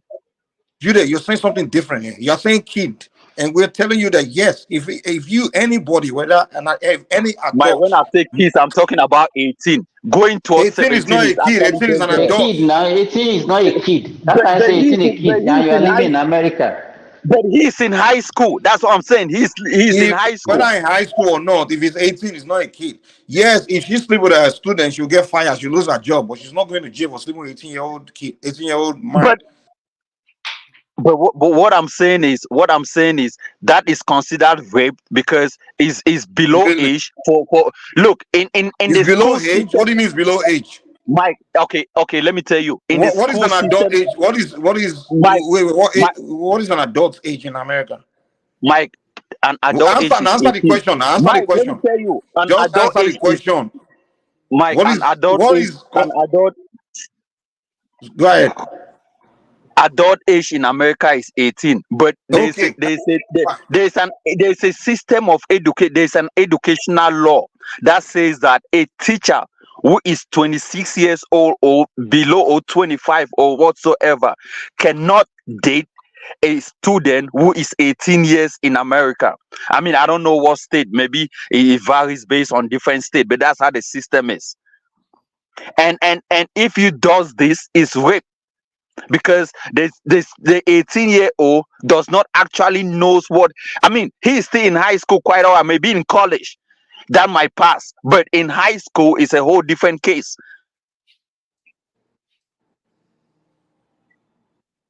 You may be right. Maybe there's a law like that, but I don't know, sir. Yeah. But if the law said if the person is still in high school, that is still a child, then that's the law. Then she's not is still statutory rape. So she slept with a child. So you can't. What the basis of the argument is that can a woman rape a man and be Yeah, of prosecuted? course, a woman can And we rape are a man. telling you no. But can a No. woman hold on. Can a woman rape a child? Yes. So if the law still consider that guy a child, then that's a different case. He raped a child. So she's not being charged for raping an adult. She's being charged for But raping a child. the system is a woman can rape a man, but most of the time, most of the men do not turn up A grown to man. actually identify that they have been raped because they kind of enjoy it in that process of what was happening. That They enjoyed it. They exactly. raped. I mean, yeah, that's what I'm saying. So you Today actually you're because crazy, man. Mike, let me tell you, I was actually talking to one of my friends who told me that he was raped when he was probably 19 years old by 29-year-old lady. But You believe it, there was right? You no believe it, he did right? not, but he did not take it forward. But because he enjoyed what was happening to him, So you he have you foolish know, friends. Oh, really? it, You was enjoying. It was I being. mean, but that's what happened. You hang But with too when many it comes foolish friends. Man. You have foolish friends. That's why you think like this. Mike, I mean, most of the time when we talk, at least I want to give you specific and evidence, and most of the time you can go and check these things Your out friend and told you actually, that at you know, 19, you went you ran with what he told you. What kind of friend are you hanging with? What kind of friends do what you you have? mean? I said I used to have a friend, and that was way back when I first moved into this country. Like I was talking to Simba or Remy, there are certain things that we do in Africa that we are not conscious of, and that's why most of the time when we move to these foreign countries, European countries, we take things for granted, and when certain things start happening, you know, we say, "Wow, why is this happening?" But because you could do this in your country and walk scot free. But in the Western countries, it's not like that. It was in this country that I came to realize that just you looking a woman up and down without actually even saying a word to her is harassment in this country. No, it's on Just the job. looking, No, it's not. It's even company on the policy. on the job, yeah, It's but not a public law. It's a company policy. It's within a company. If a it's not only some companies, it's not only a company's policy. Even in public places, it's you'll be it's it's a arrested for it's a looking at law. a woman, right?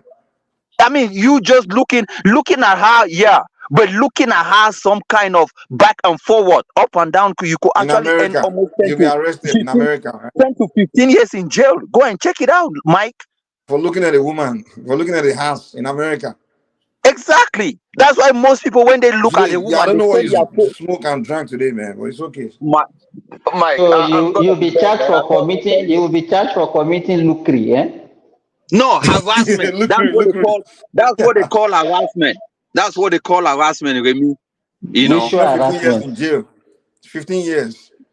I did not say. I say you could be charged with 10 to 15 How if do you found prove guilty. how will you prove such a thing, sir? That There you somebody is go. looking Now, at you. now the proof of evidence. How will you prove that? There are a lot of proof. If there's a person beside that woman that actually acknowledges it, if they are also, let me finish now. Come on, you just asked me a question. You ask how can you prove rape? Now, how can you prove harassment? There are certain things that Africans cannot prove, but in America, there are ways that you can prove. You know how just I mean, come on, man. If there's somebody that acknowledges, oh yes, this happened, or you look at her crazy, or you kind of bump into her certain in a way that she did not like, or you follow her in a close walk, you stalk her for probably 2 3 4 minutes, all stuff like that. Those are the kind of things that kindly walks towards harassment, stalking, looking at a person. It's a whole lot, man. I mean, that's why we Africans, I came into this country and I've learned a lot, Yeah, that's why when we go back and we see certain things that are happening in Africa, we just shake our head and say, wow, that's Why why should you there's shake your head? irregularity. The law what is normal in Because America there are might not be normal in because there Africa. are If it's the other way, irregularities. so you agree with their own as a standard. Then when you go to Africa, you see everything that they are doing as barbaric. Exactly. Irregularities, Today, barbaric, you have What to. do nothing. you No, that's see what you are that. saying now. That's You what you know, are saying. come on, Mm, man. I mean, we shouldn't be mm, we shouldn't be appreciating mediocrity in Africa, Remy. Come on, Osimba. mm. Come Hey, on, man. so Jude the American. Oh man. Look, when I come to platforms like this, and now, it really funnies me when Africans that live in Europe or America should be talking as if they still live in Africa, or just because the things that they were doing in Africa, they have to. Come on, man. It makes no sense. You're one Simba. of those people that you're like those people the colonialists use. They took them to France. Once they came back to Cameroon, they started slapping every Cameroonian and telling them to stop speaking their language, stop speaking vernacular. You have to speak French. You have to be French. Didn't they do that to your own They people come as back, well? I mean, they've seen Paris. Now they think everything in France is better than everything. The culture in Cameroon, they the, want everybody to go. Mike, didn't your best educator studied in the UK as well? Didn't the British came and took them and they went and studied in Europe? That's why even till today, Nigeria, if you don't have a diploma from Europe, from United Kingdom, from Harvard, from all these, what is this, Stanford University and MITs and stuff. I mean, you are not considered a top notch in Nigeria. You know that. I mean, that's to tell you, come on, man. No. It's But just that's a different argument, though, man. The universities across the world have rankings, so it's not really much because of the country they went to school. It's more of the school they went, the ranking of the school. Oh, come So on. if Harvard, A Jack and Jill school in the UK is far better off than a top-notch university in Nigeria. You know that? That's not true. Oh, come on, man. Do you know that? Probably the worst university in Nigeria is better than the top university in Cameroon. We don't know for a fact. Okay. What's a top-notch university in Nigeria? Let's do a tete-a-tete, a head-to-head. How many universities do you have in Cameroon? How many universities do they even have in Cameroon? How many universities No, do we're they not even have in talking about Cameroon? Cameroon, man. University of your own day. Simba, at least let's maintain some decorums. Come on, I just got on What the is the panel. At least decorum? you I guys should- abuse you by asking you for how many I know, universities but you at have in least your you guys country. should give me a play time to a talk time to actually, huh? Tell us the name of top university in Cameroon. Tell us. Come on with me. I mean, at least you guys should allow me to express my point. Then Just go ahead you and can tell go us the ahead. name. Why is it so difficult? Tell us the name. I mean, look, I shouldn't be coming here and telling you about stuff. You should be doing your own research and That means counteracting it. Yeah, I mean, come on. No university. You cannot mention one. Just one. That's said to go and do research. See yourself. Maybe University of Yaoundé. Oh, there you go, Simba. I mean, you probably have an iota of universities in Cameroon, but with me, I don't know, man. Sometimes you just bash back and forth without no proof of evidence. But Mike, let's get back to It's a simple question. It's a simple question. It's not. Nobody is actually. Let me give you top notch university. Let me give you top notch universities in Cameroon. You can go and Google this University of Boya. One of the Anglo-Saxon, that I mean Cameroon, because it's an English on the English side of Cameroon, so it's an Anglo-Saxon university. It has stand the test of time. Most Nigerian actors in Nigeria. Let me finish now. Let me finish. Top Nigerian actors, including Ped Edochie, went to these universities in Cameroon, and including other actors as well. There's also another university called it's a Catholic University of Central Africa. You can go and Google it. Yep, it's in Yaoundé. And you also have public universities like University of Yaoundé and all of that. But now. The first one you mentioned is number 4,500 in the world. Yeah. This guy is crazy. Yeah? You tell us. You say you are smart. Doctor, I think this thing you can do this thing in another computer since you are not facing it because I'm doing something before you came. I mean, look, man. I don't know where me is getting all number this 4,500. 4,000 in the world. What the heck? I mean, in Africa, maybe that university is number 3 or number 4. It's a top-notch university in Africa. Of course now, Remy. Of course now. Can you compare the University of Boya to University of Calabar or Bello? Or come on, Remy. I mean, most of the thing about Nigerian universities, that's why they say Nigerians university graduate dropped out before they even finish their final year. Why? Because most professors in Nigeria do not get paid. There are a lot of strikes. Let me finish now.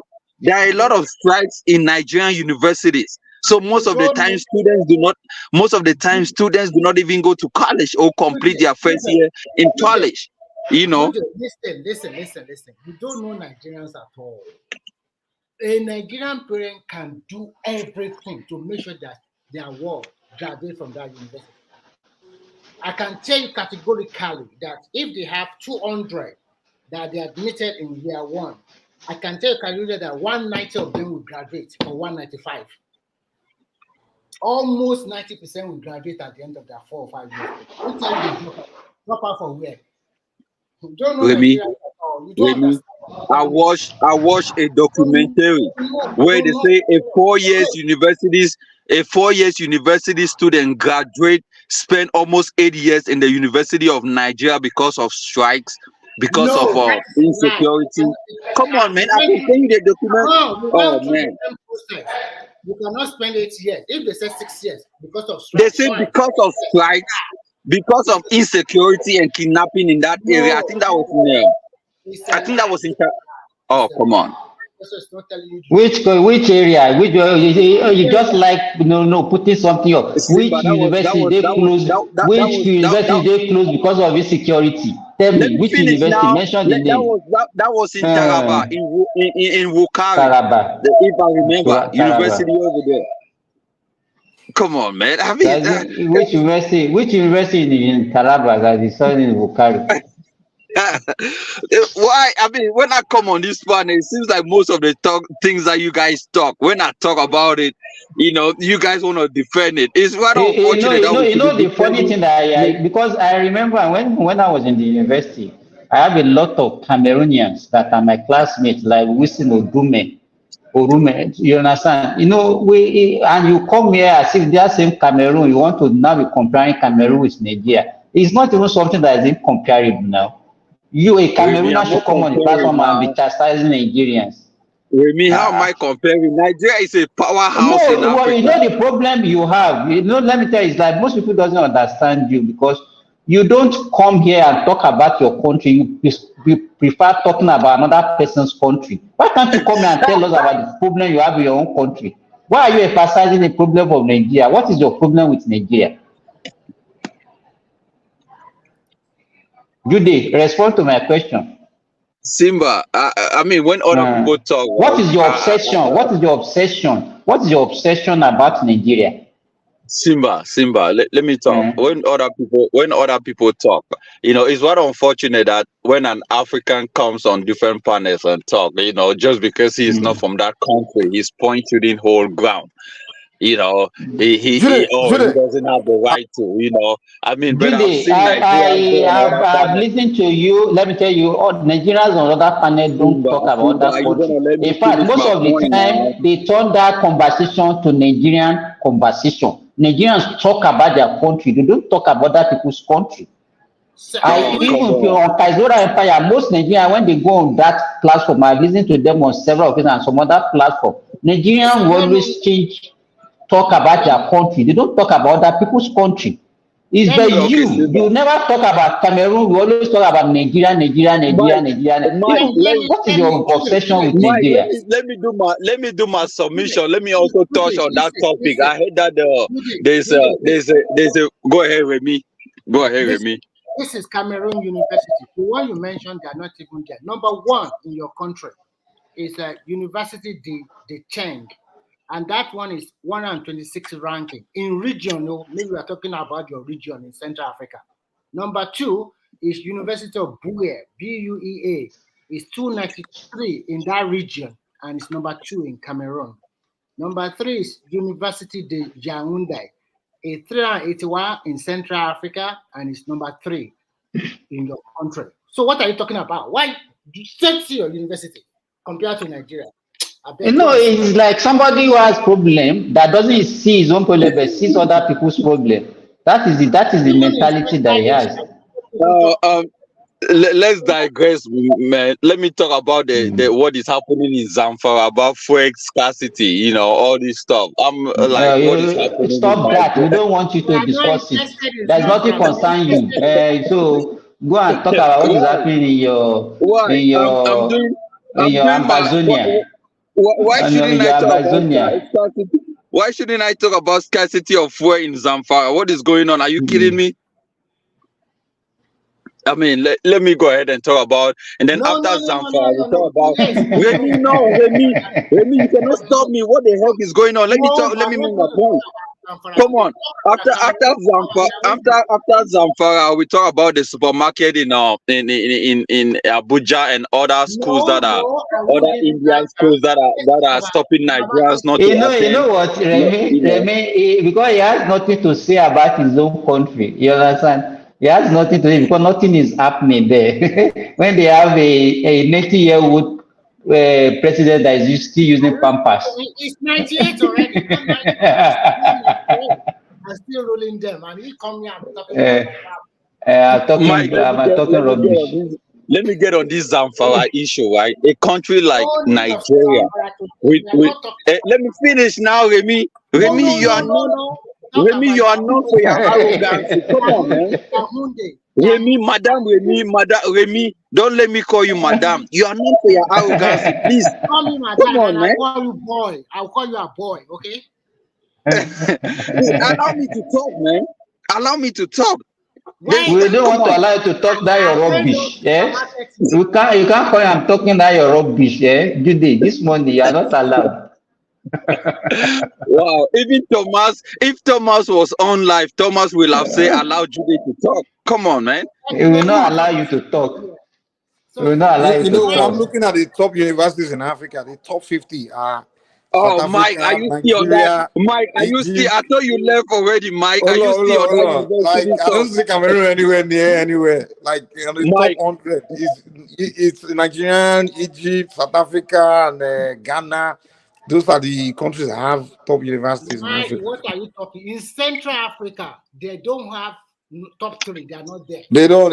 Yeah. All the top universities in Africa, in South Africa, Egypt, Nigeria, and then Ghana has one, I believe, and then it's just Nigerian universities and Egypt and South Africa. okay, You know? Mike, allow me to talk on the Zamfara issue. What is happening in Zamfara? Mike, tell Mike, you are the moderator now. Allow me to talk on Zamfara. Come on, man. Why are you begging? Why are you begging now? Why are you begging, I'm not Judy? begging, but you You guys should can't allow me defend to talk yourself. like every other panelist. Come on, man. Come on, what's going on? Not today. Tell us about Yaoundé. They want to know what is happening in your country. Oh yeah, distance. That's what you want. Nigerians will let people know what is happening in our own country. So let us know what is happening in your country. What is happening? Why do people allow your president to rule you forever? So tell us what is the reason.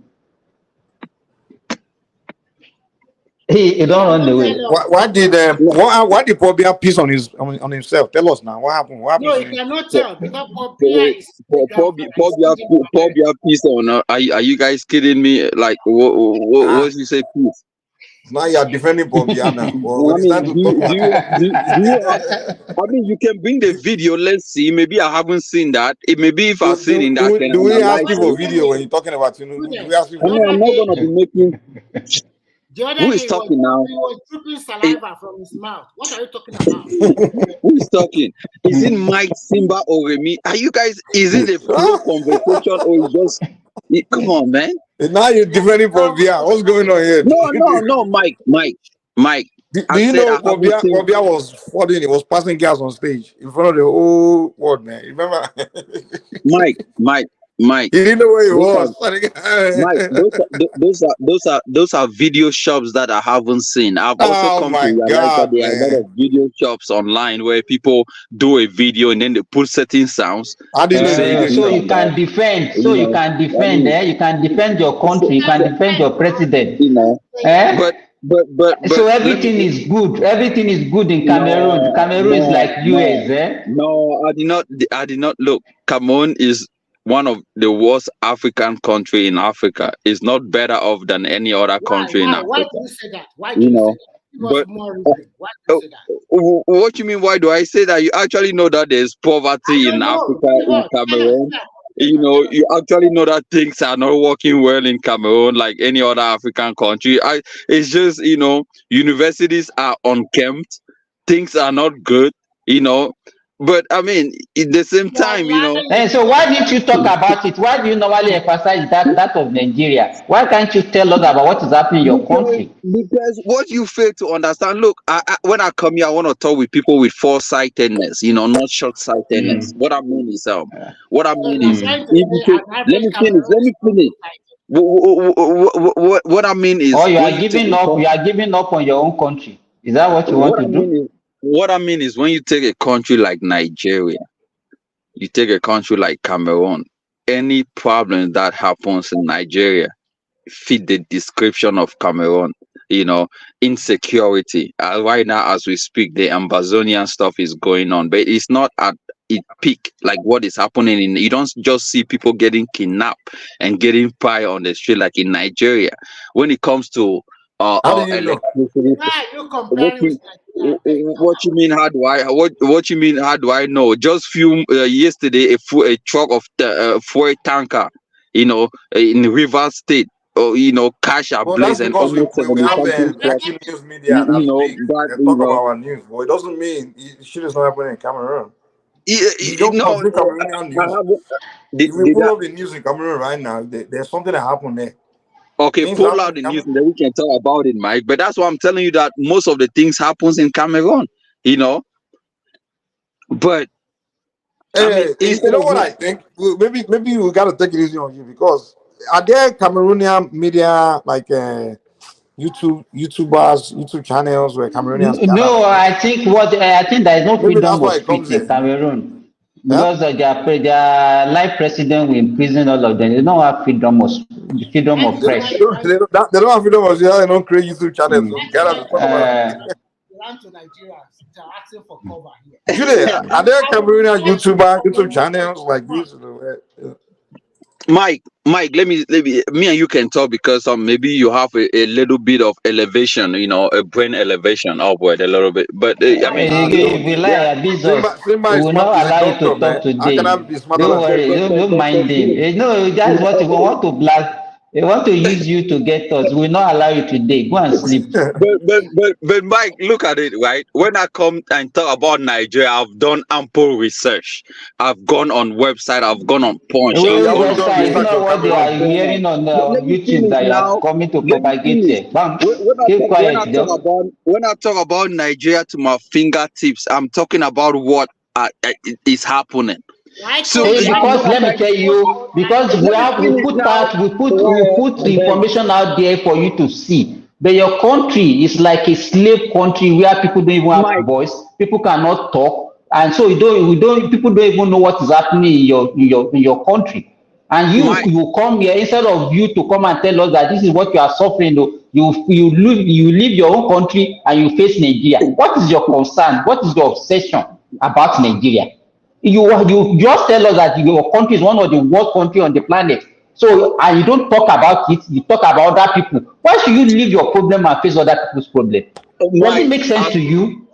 Mike, as we speak right now, there's insecurity. There are Fulani herdsmen that are running away from Taraba into Cameroon. You know, and this is the increase of yeah, guy. insecurity in that region.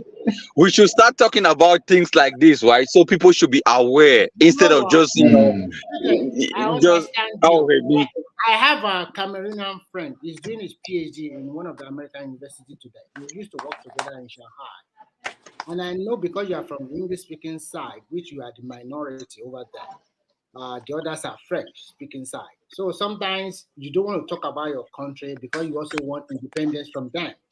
And you blame Nigeria for ceding your part of where you come from, ceding it to the Cameroon because you think that you see yourself as a Nigerian. I understand. And you think that Nigeria shouldn't have done something like that. Maybe today we would have been part of Nigeria. You want us, beg, then we allow you. Not here continue to spill rubbish anyhow. If you beg us today, we can beg the government to allow you today in Nigeria. As simple as ABC. Although blah blah blah blah blah you are talking about, we are not interested. You know, I know that things are terribly bad in Cameroon because there is no country, a dictator rule you for more than 40 years. You know what I mean? You know what I mean? You know that Dutch lady that was riding bicycle. Mm-hmm. You know, when she got to Cameroon, come and see the terrain of Cameroon.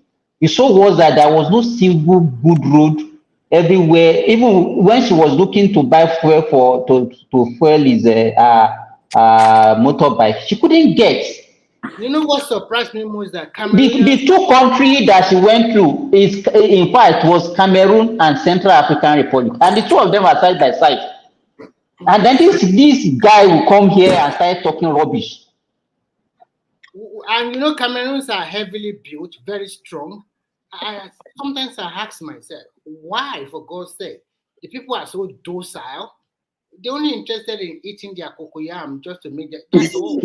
It's just for 40, 45 years to continue to rule them, and you are here. Your president is in France on a sick bed and still ruling you for that for the last 10 years. I don't understand it.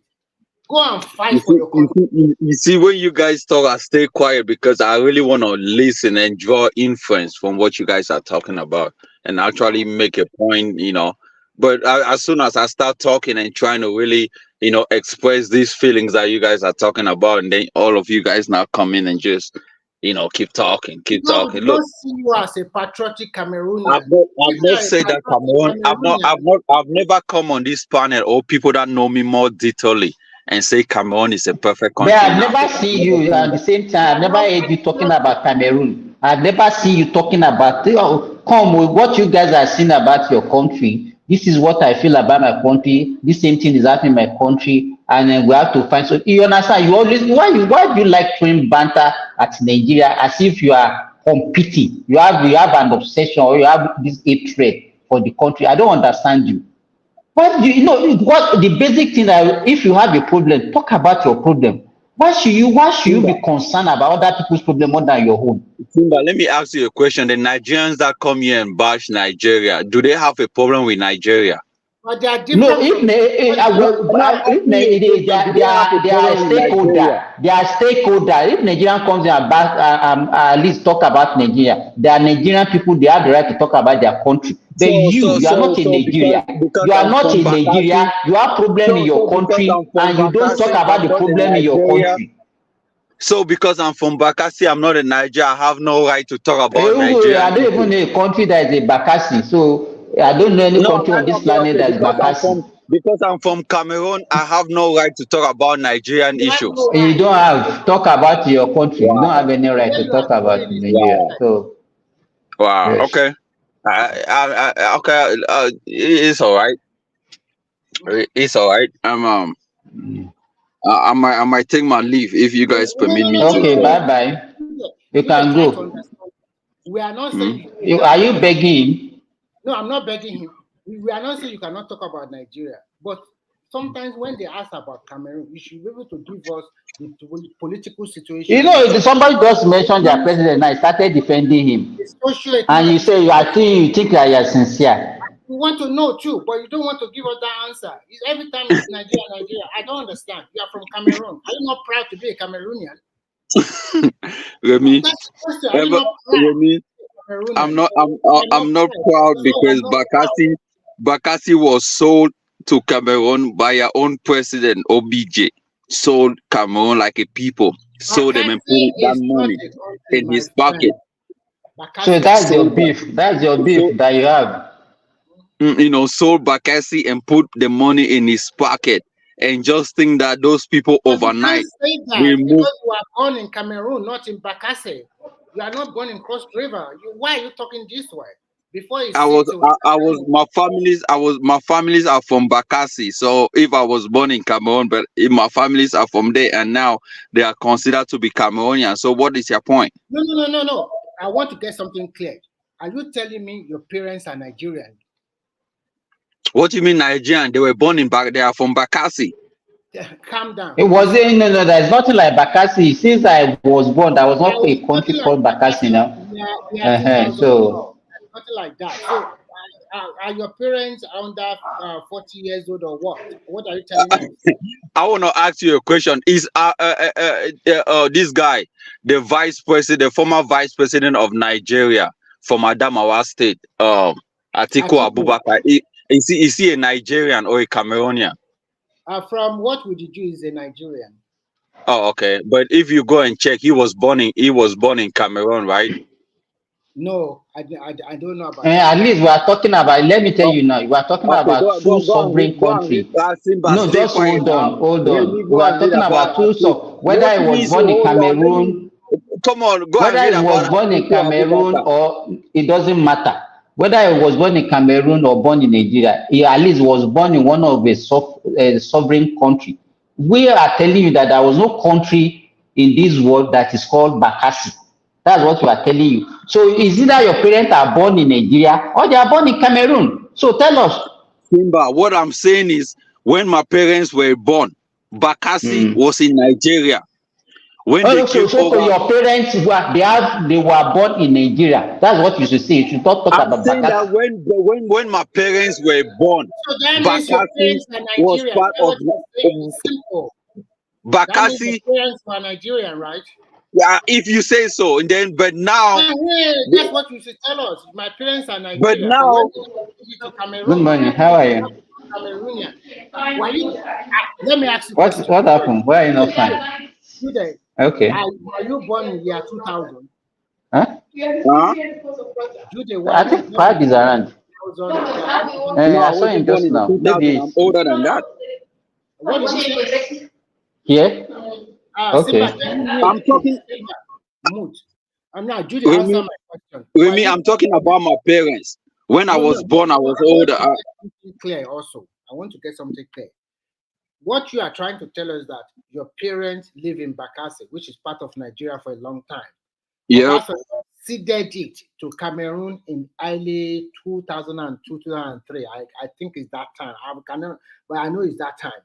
So are you telling me when your parents were in Bakassi, were you born in Bakassi?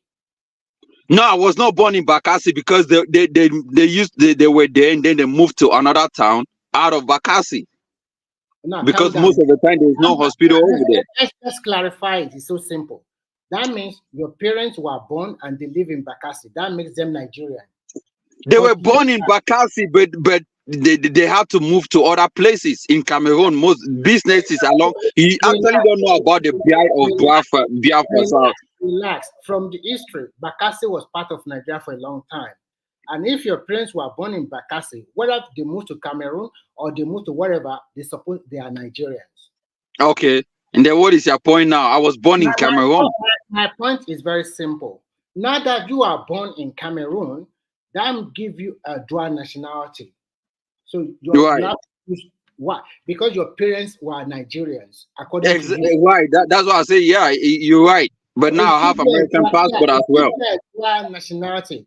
So now that do you have Nigerian passport? I don't have Nigerian passport because I have American passport and I have Cameroonian passport. Yeah, you can have a third one. Nobody is stopping you. Yeah, but there's of no use having an American passport and trying to get another. So if you like Nigeria a lot, you can still get. I mean, I don't like Nigeria. I can, even with American passport, I can visit Nigeria. I can also buy lands in Nigeria if I want to, and I have, and I'm already buying one in Calabar around that axis. I'm trying to do an agricultural farming that we as American, right? Not as a Cameroonian. No, as an American, yeah, because American overweighs even the Nigerian and Cameroonian passport. Hold on. Do you have Nigerian resident permit on your American passport? No, I don't have none of that. So how did you buy the land then? What you mean? How did I buy it? Because I have families on both sides. Which so that means the land is not in your name. What the hell are you talking about? I have families that live in Cross River. I have family that live in Ekang, in Cross River. I don't know if you know about Ekang. You can Google it. It's a small I'm trying to tell you as an American, listen carefully. As an American, me being an American, it still doesn't mean that I cannot own certain land because they can. It's not easy like that. It's not. You just don't have no clue. You just don't have no. You don't have. You just don't have no. Let me tell you. The laws are very relaxed in South, in Cross River, and all of that. Maybe it's solid in Lagos.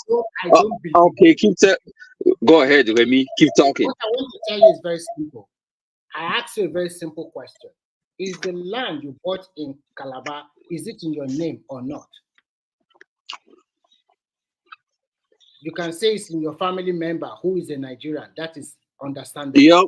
Yeah, But the land we have two names. as an We have a American, lot of names on it, and I'm part of that. I have my name on it too.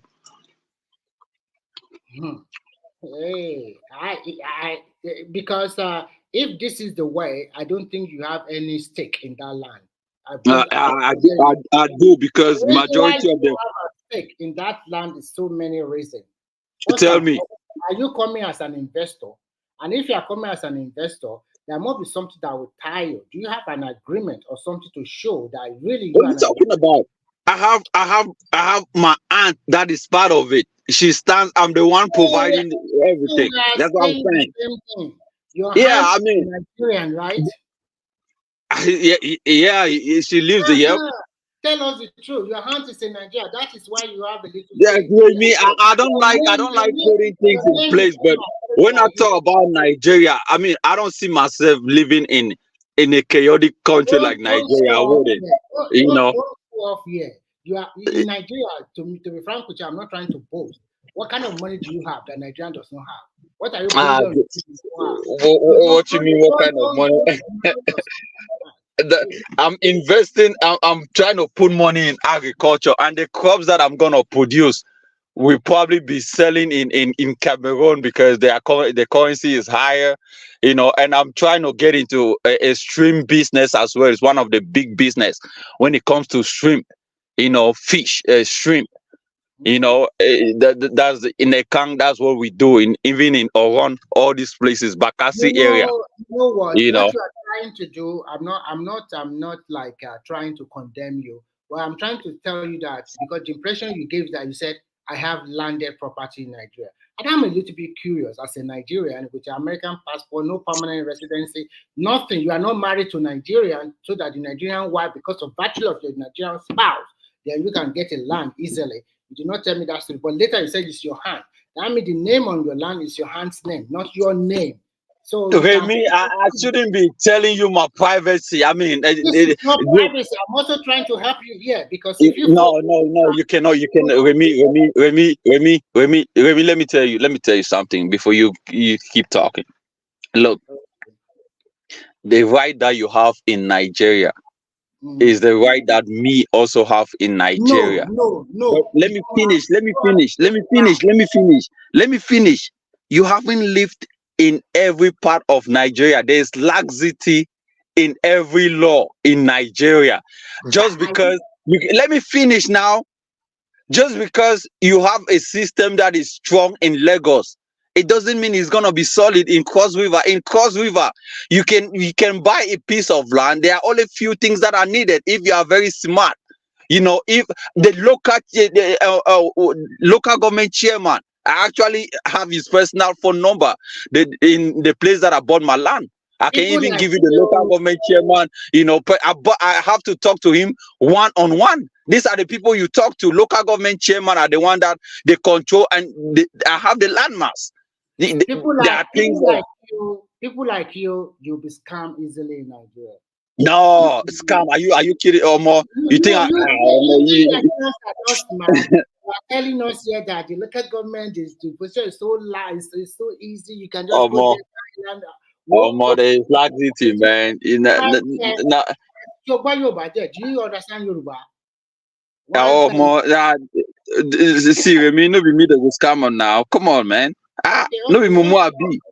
I won't say nothing. It's okay. It's all right. But you don't have the right I have. I can vie for position in Nigeria as a Nigerian. I can go for councillor, chairmanship, whatever. I can go to Nigeria as a Nigerian passport holder to look for job in any Nigerian market easily more than you.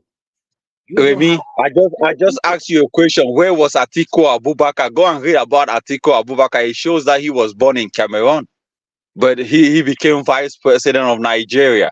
I know a lot of presidents that were born in other countries and they have become president in another country. in Africa, you know. So So do you think you can become Nigerian president? I did not say I can become, but I'm able to buy land Do you just like think you you can can buy become land in Nigerian Nigeria. local government chairman? Do you think you can become that one too? See, if I want to become a local government chairman in Nigeria, it's very easy. I know Oh people. my I can God, this guy, you don't know Nigeria at all. I think Remy, it's head not on. that I don't know Nigeria. You don't know Nigeria just because you live in Lagos. You think the law is solid.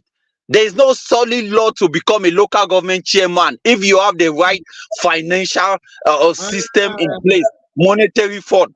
You put it in place, see the governor, you have people that walks you toward the governor, and the governor most of the time is the one that even if care is not taken, he appoints certain local government chairman. What the hell you talking about? I know local government chairman. I think other Nigerians are here. Mike is here, Ikene is here. Maybe they can also talk and tell you what is going on. If it's so easy, like you can just The former governor of Cross River, Yemi Alade. Did you know how many chairmans? Maybe I will be talking. Huh? Yemi Alade is not a governor. She's just a musician. No, Alade. Alade, not Yemi. Alade, former governor of Cross River. That they never have any governor that names Alade. Never in Cross River. And that's the Yoruba. It's Ayade.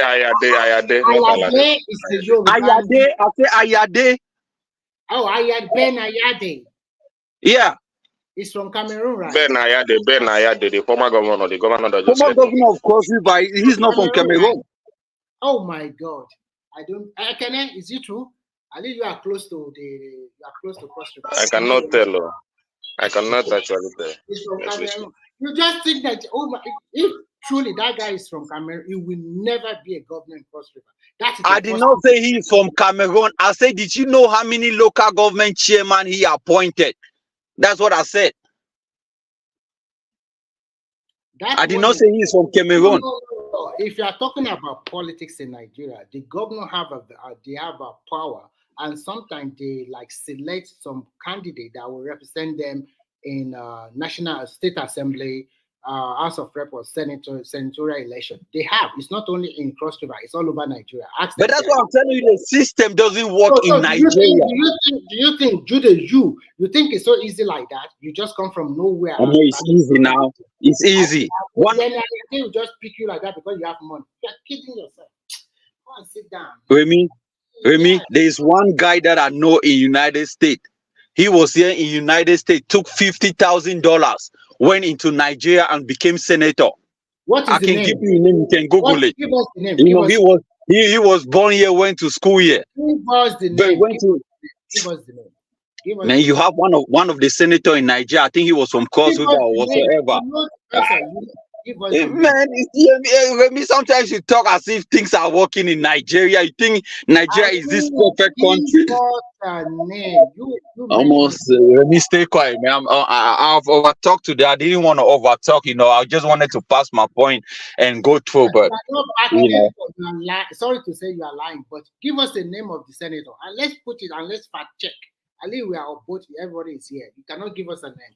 That means you don't know what you're talking about. So, let it can I go ahead, man. You know, most of the time I don't you know, but like I said, my agricultural land is very big land, you know. So to me, you don't have any land in Nigeria because it's not written in your name. So stop talking that way, please. So Remy, stop it. Remy, I'm telling you that the local government chairman signed the documents. My name is on that documents. Everything to buy a land, you take it to your local government chairman in Nigeria. Once they testify and sign that document, I don't know about other states. That land belongs to you. You buy from the owner. You go to the local government chairman. They put their stuff over it, and that's it. Your name and everything. Come on, man. No. That thing hand at the state. The state have to give you the certificate of occupancy, not from the state, not from the local government. That's why you are wrong. You don't know. Are you kidding? So every land in Nigeria, it goes through the state. Are you kidding me? What we are saying here is that true, you are right. The local government has a say in it. But if to show you are the true owner of that land, you have to get what we call CFO, Certificate of Occupancy. And that one, you can only get it from the state secretariat of the state, from their state capital, not from the local government. That truly shows that this land belongs to Mr. Jude or blah, blah, blah, blah, blah. That is what we call CFO. For example, if a road is passing through your road, through your area, and they demolish your house, sometimes they will verify the ownership of the land. And if the local government does not put your name forward to the state secretary or something like that, you won't get compensated. So sometimes try to calm down and know the rule. You don't know about CFO now, you are shouting. Anything you get from local, that is final. That is not the final about land. Actually, I think Ekene is here. Ask him now. I think he will buy a land in the capital. You know why Jude is not a smart guy. You said that, okay, because they are laxity, then you take that opportunity. Let me tell you, the law will not protect you whenever there is a problem. If you are doing something wrongly and you think that you are taking advantage of it, you are undoing yourself. By the time they want to now force the law, you will be the one that will lose your land. You don't have the right as a foreigner to say you want to come and purchase land in another country where you don't have a permanent residence, you don't have anything, you don't have any stake. And you say because the law is relaxed, then because people don't do things the way they're supposed to do it. Whenever that law will cut off with you, you will be in soup. That is it. You know the way Judah is thinking is the way those people that bought land that were building illegally in Lagos, because the law was relaxed when they were building it. They didn't know eventually, it was going to catch up at one point. When they start demolishing their structure, they started claiming, oh, they are targeting us.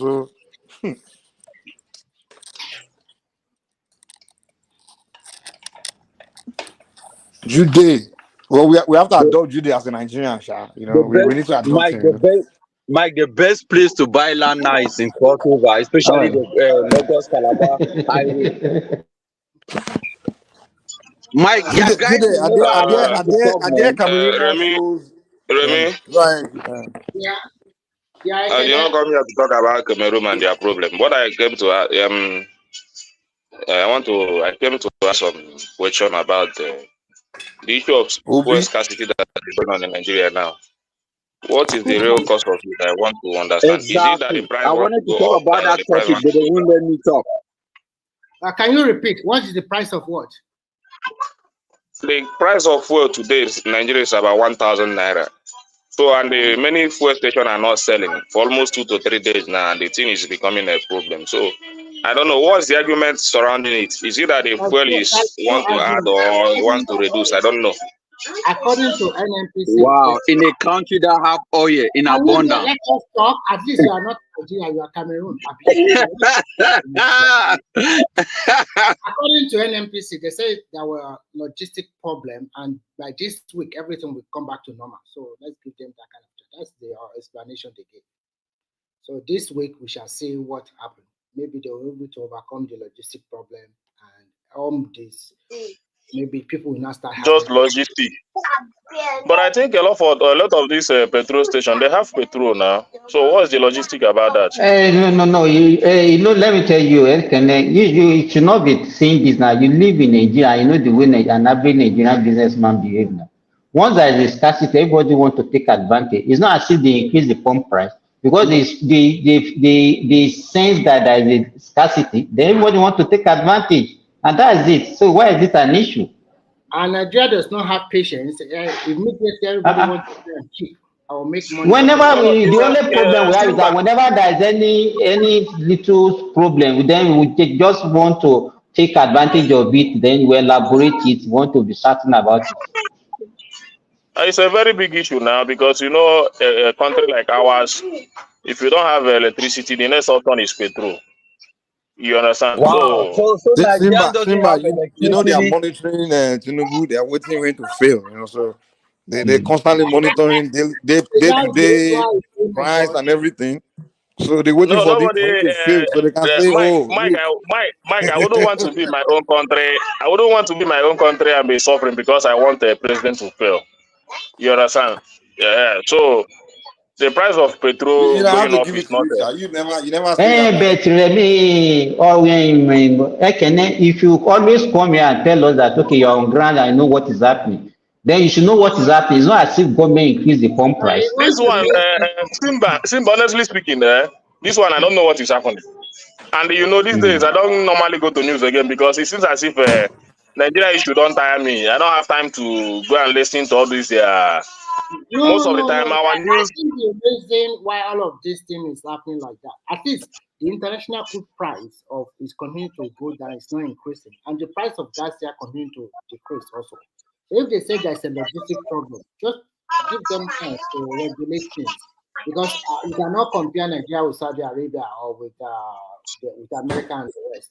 So if things like, for example, last week the exchange rate of naira almost reached 1,400, and people jump on the internet. They are lying, but today it's about 1,200. So it's like Nigeria, we don't have that patience, and it's like people. You know what? Just 2 days ago, somebody posted on this same one-man platform that the rate of naira is depreciating now. By the end of May, it will reach 2,000. Why are we so negative? Why are we? I don't even know exactly. Some even said We're Simba, always nothing like being wicked. If the government is doing the right thing, nobody will give that. You know what it means cannot now. say that. I want to ask you one question. Do you think our naira before, when Buhari time, all those periods, do you think they subsidize the naira? Yes or no? Do you think government is helping the naira by subsidizing it? Yes or no? Do you know that?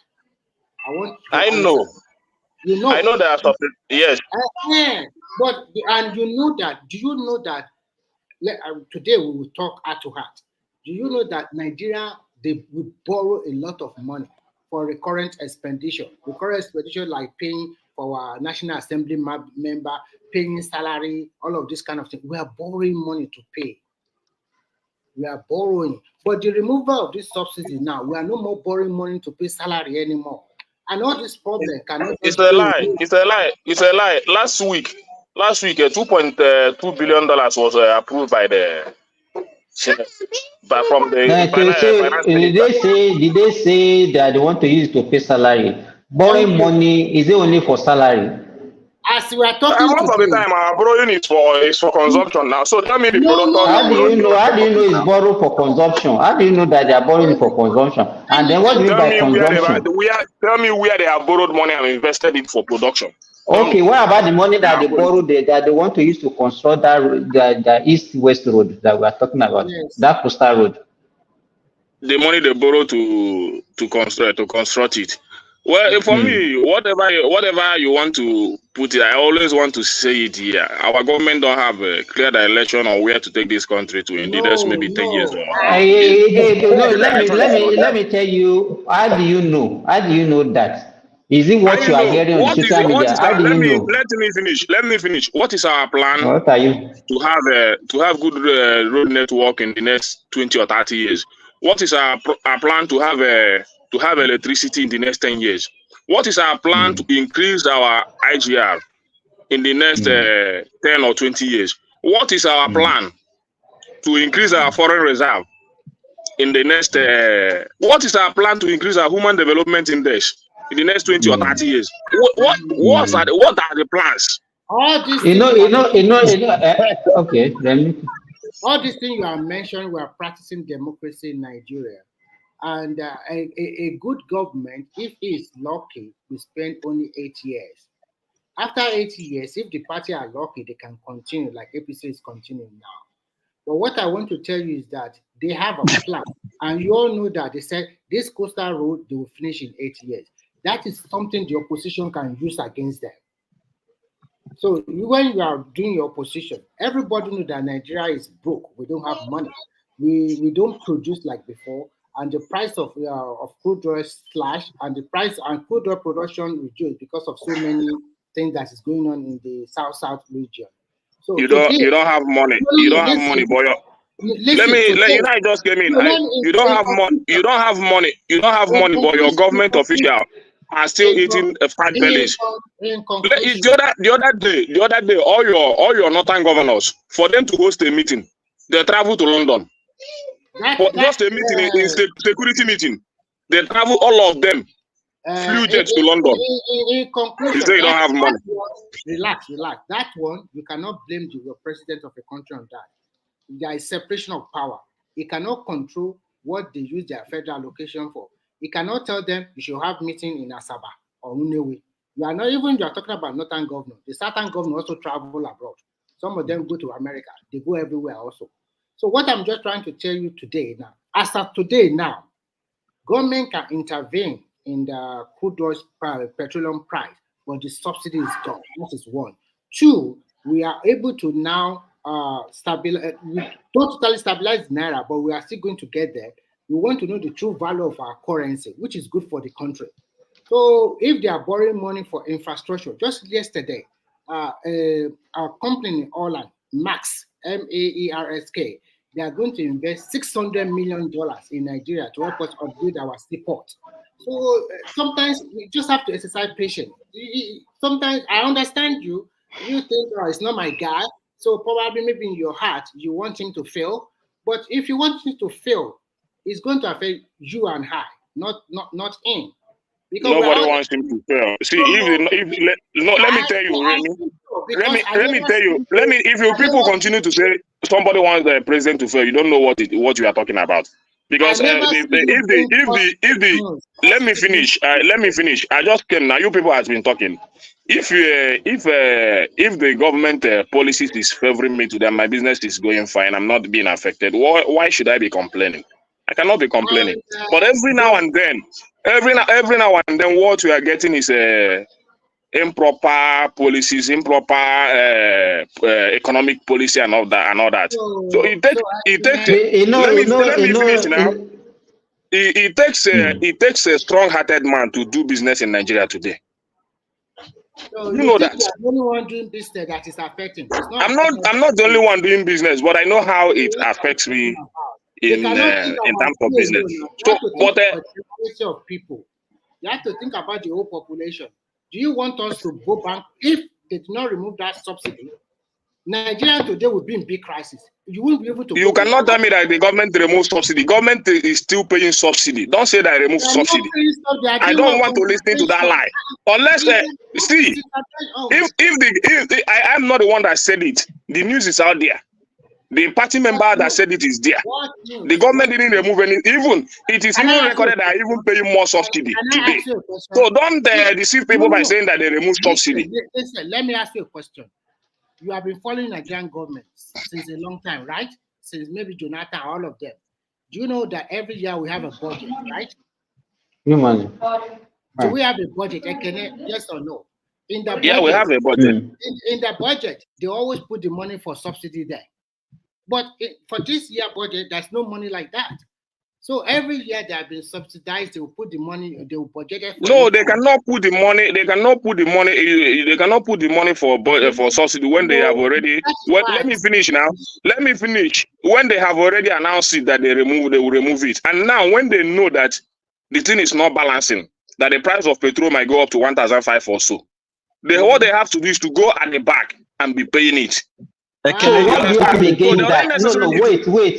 What do you have against that? So when they want to relieve you just came here today crying that it's 1,000. When you know that the normal pump price should be 1,600. If they want to, let me so tell you. Why do you? So they want to make you to have a relief, and at the same time you are shouting about it.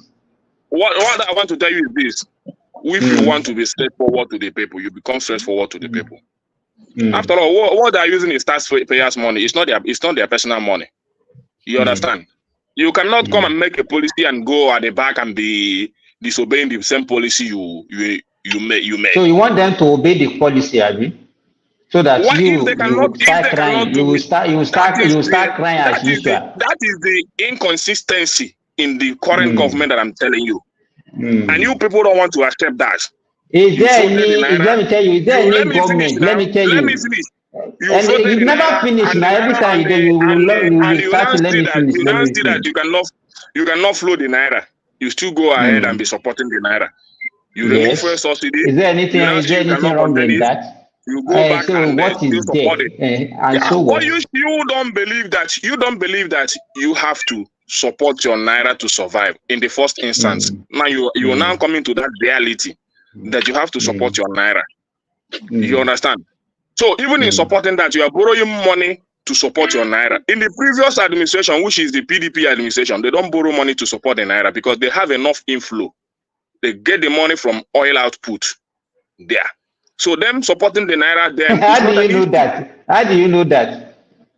Go and check your inflow now from during the time of Goodluck until he left office. Even you guys saying that you guys saying that Jonathan do this, Jonathan do that the economy is in shambles. It's a lie. Check his last outflow. It's about $70 something billion before he left office. On that Buhari, just on Buhari, just under 1 year. What did you say? What did you just say? No, 70 something billion of what? Dollars no, outflow what are you talking? in oil outflow under Goodluck, Jonathan. Oh, I don't understand. What do you mean by outflow, dollar outflow? I don't. What do you mean by dollar outflow? Explain yourself. Oil outflow. That is oil outflow now. Export. What is? So what is oil? Okay, so you mean what we realize from exporting crude? Yes. And so what do you have against that? Why are you using that? What do you want to say about that? The point I'm saying is this. The point I'm saying is this, that you have the evidence there that we have enough export there, even though it's only in oil. Because today we are not supposed to be, even as a country today, we are not supposed to be talking about only oil today because we have a lot of things to diversify, even though we are not doing that. But at least the only source of your export, which is oil, then before Jonathan left office, is about $70 something billion. You understand? No, but you know,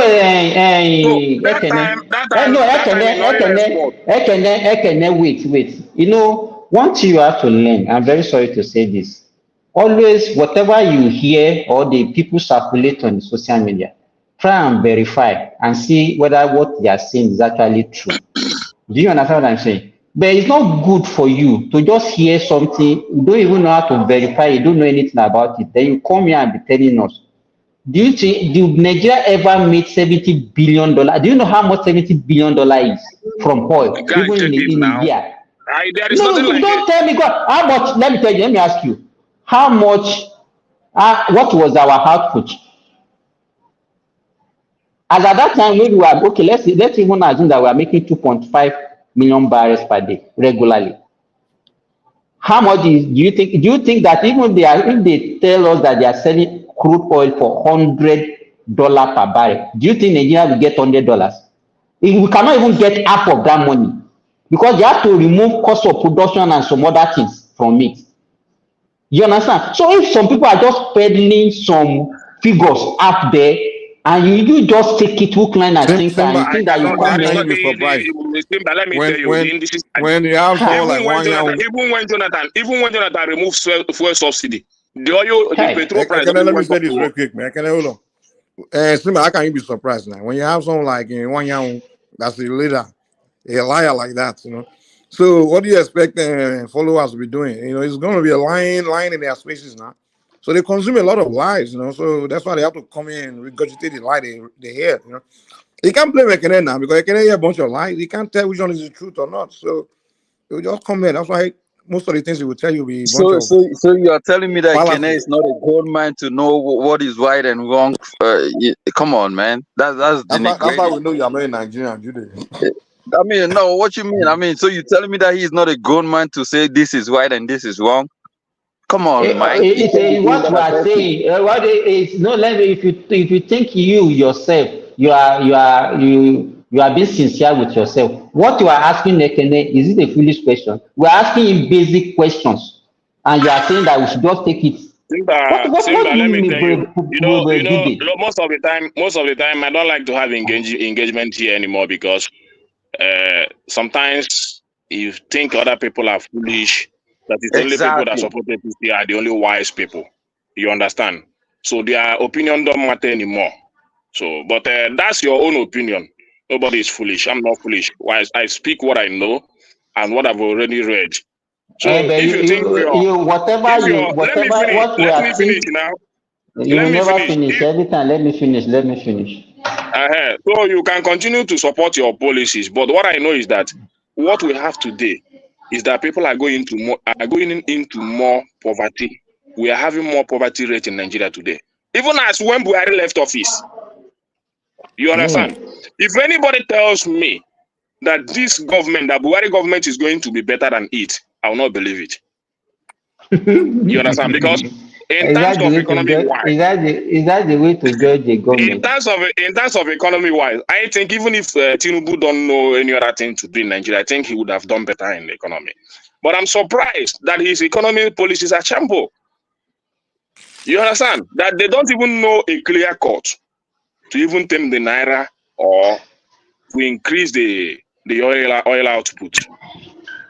You understand? So we are still waiting for that promises. I cannot point out to say even the electricity under Buhari is more better than this current government. But I'm surprised. So you can continue to argue that this is just 1 year. After next year or after the next once this government clock 2 years, the next thing is campaign. But then I will know the time they will have to begin to, and at that time I will know where you guys will generate the lies to tell us that Tinubu has done well. Just check the indices, what we have today than what we used to have before. Everything has gone south. Triple.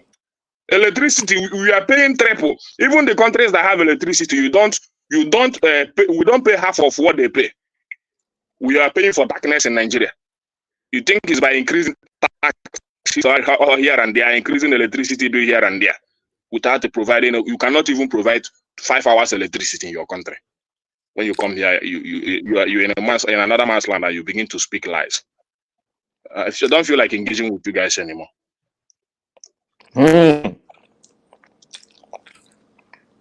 Mike, they asked me to add you on that Telegram group, man. What's going on? You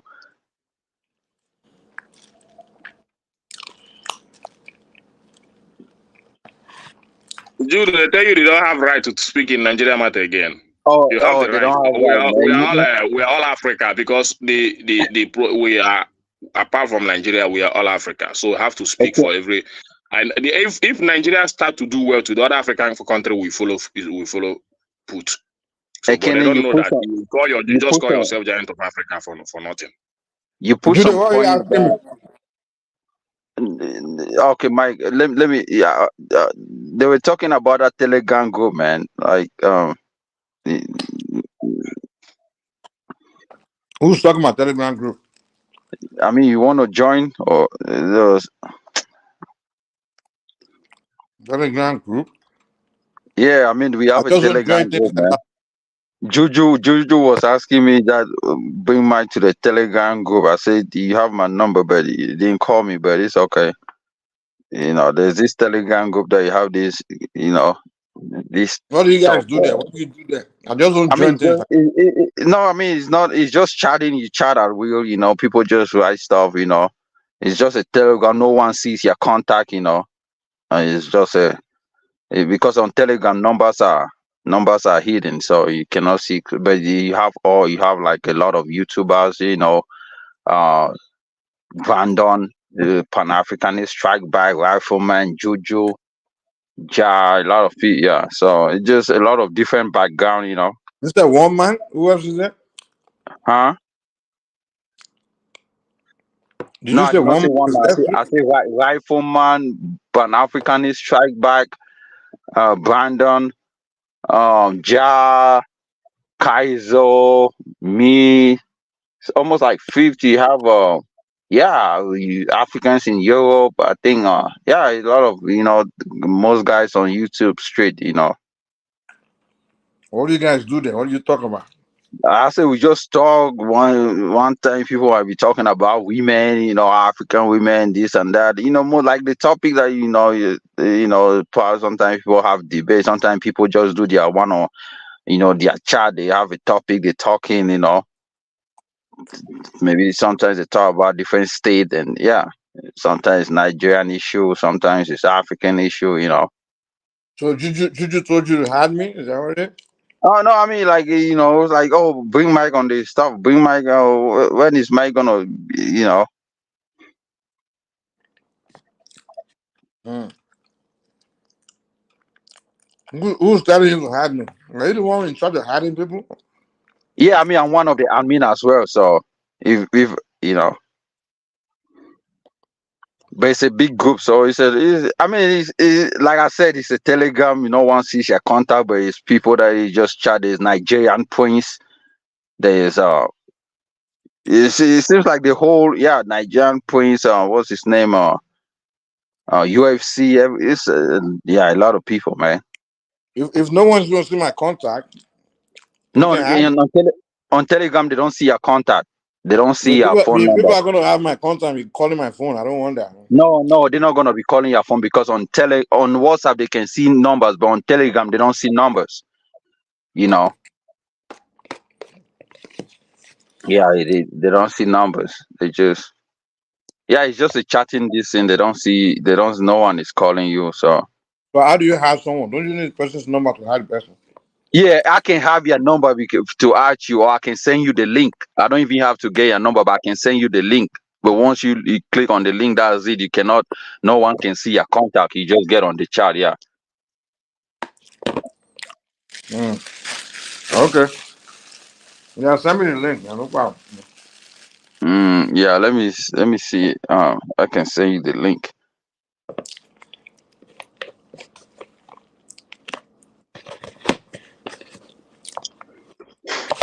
Because nowadays, people can use your phone nowadays, number to find your. you have to find your address and all of that. Yeah, but yeah. I don't put myself out like that, man. I got so many. Yeah, but on like I said on Telegram, you don't have like no one sees your contact. It's just you and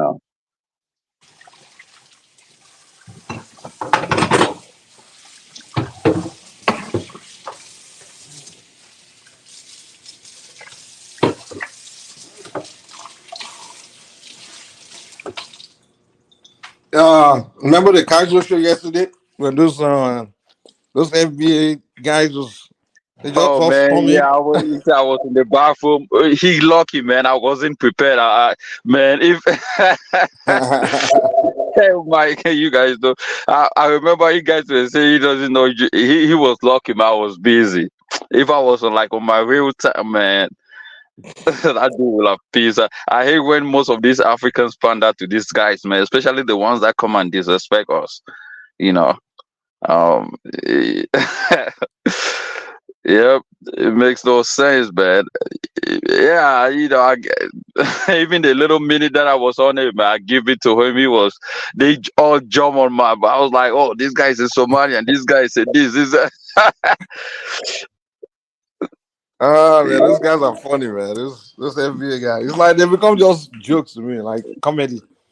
Before I used to take that. I used to take whatever they do in personal, but now it's just jokes, man. They're just It's a lot only of me them and you. are. It's only me and you that can put them on their real path. You know, the guy Put was them in their place, disrespecting man. us.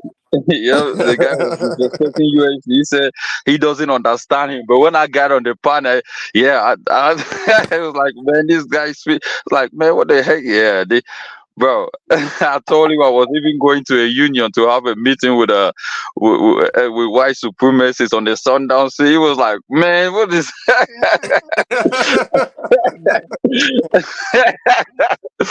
They don't like. That's how you talk to them. But a lot of Africans don't know. Like these guys, you gotta you can't take this serious. You gotta put them in their place. But Africans are trying to reason with them and trying to reason. I'm like, dude, you can't do that with these people, man. You can't be trying to do logic and they will just be insulting you, man. That's what they came to do.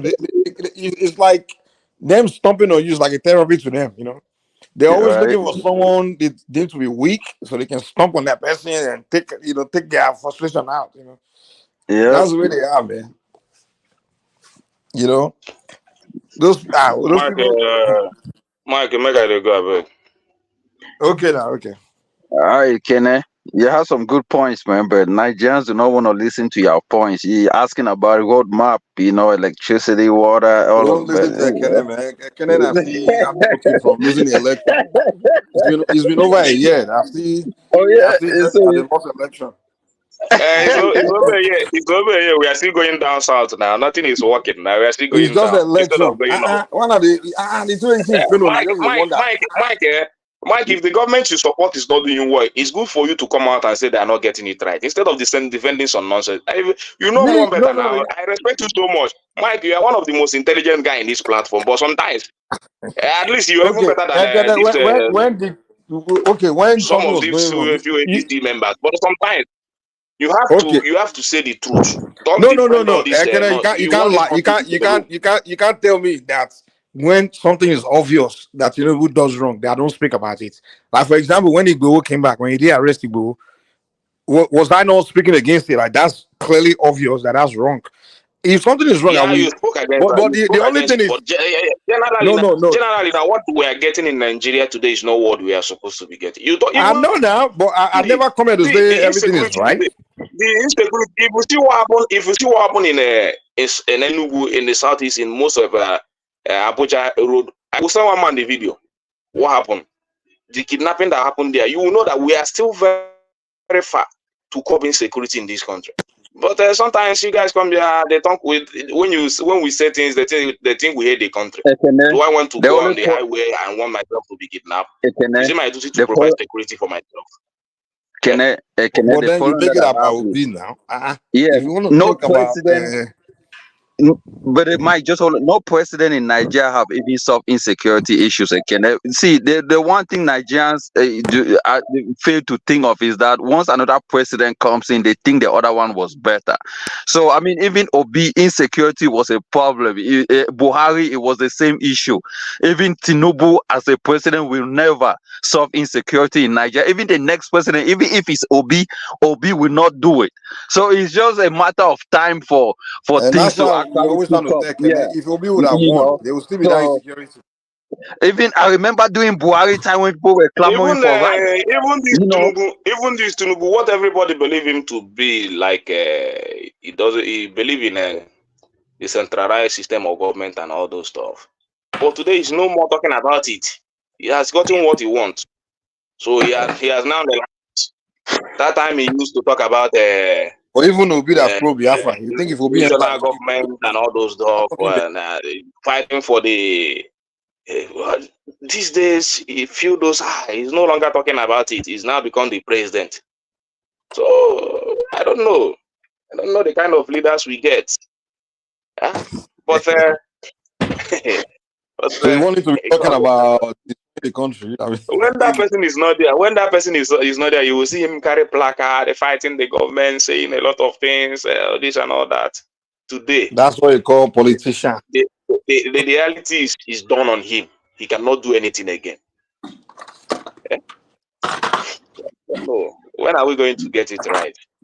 Ekene is not this president that is going to make Nigeria right. I mean, it's going to take a long time for even Africa as a whole to get it right. Even South Africa, that is like actually in the right path, they still have some flaws in their political and economic system. I still feel like Good Luck would have been the best president. It's just that the only thing that Good Luck lack is political will, because he has the right policies, especially that confab report.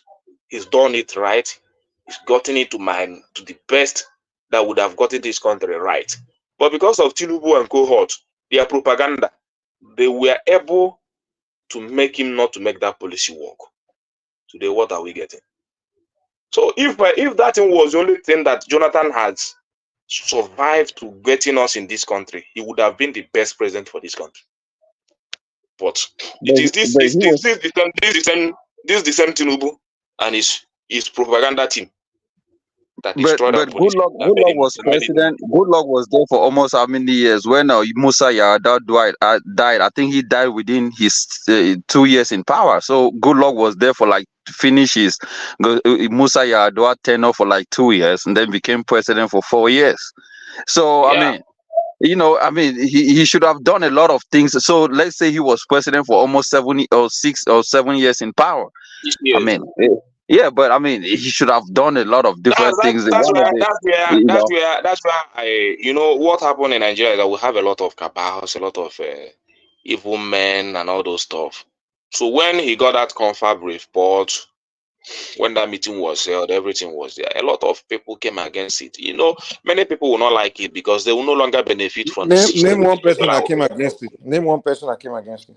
Tinubu, all of He them. came Because against the all this, confab. yes, Come all on these now, APC, stop it, man. even Buhari, Nobody all came these against the APC, confab. the fuel subsidy was his initiative. No, Even you're when he talking about removed the it, confab. Hold on.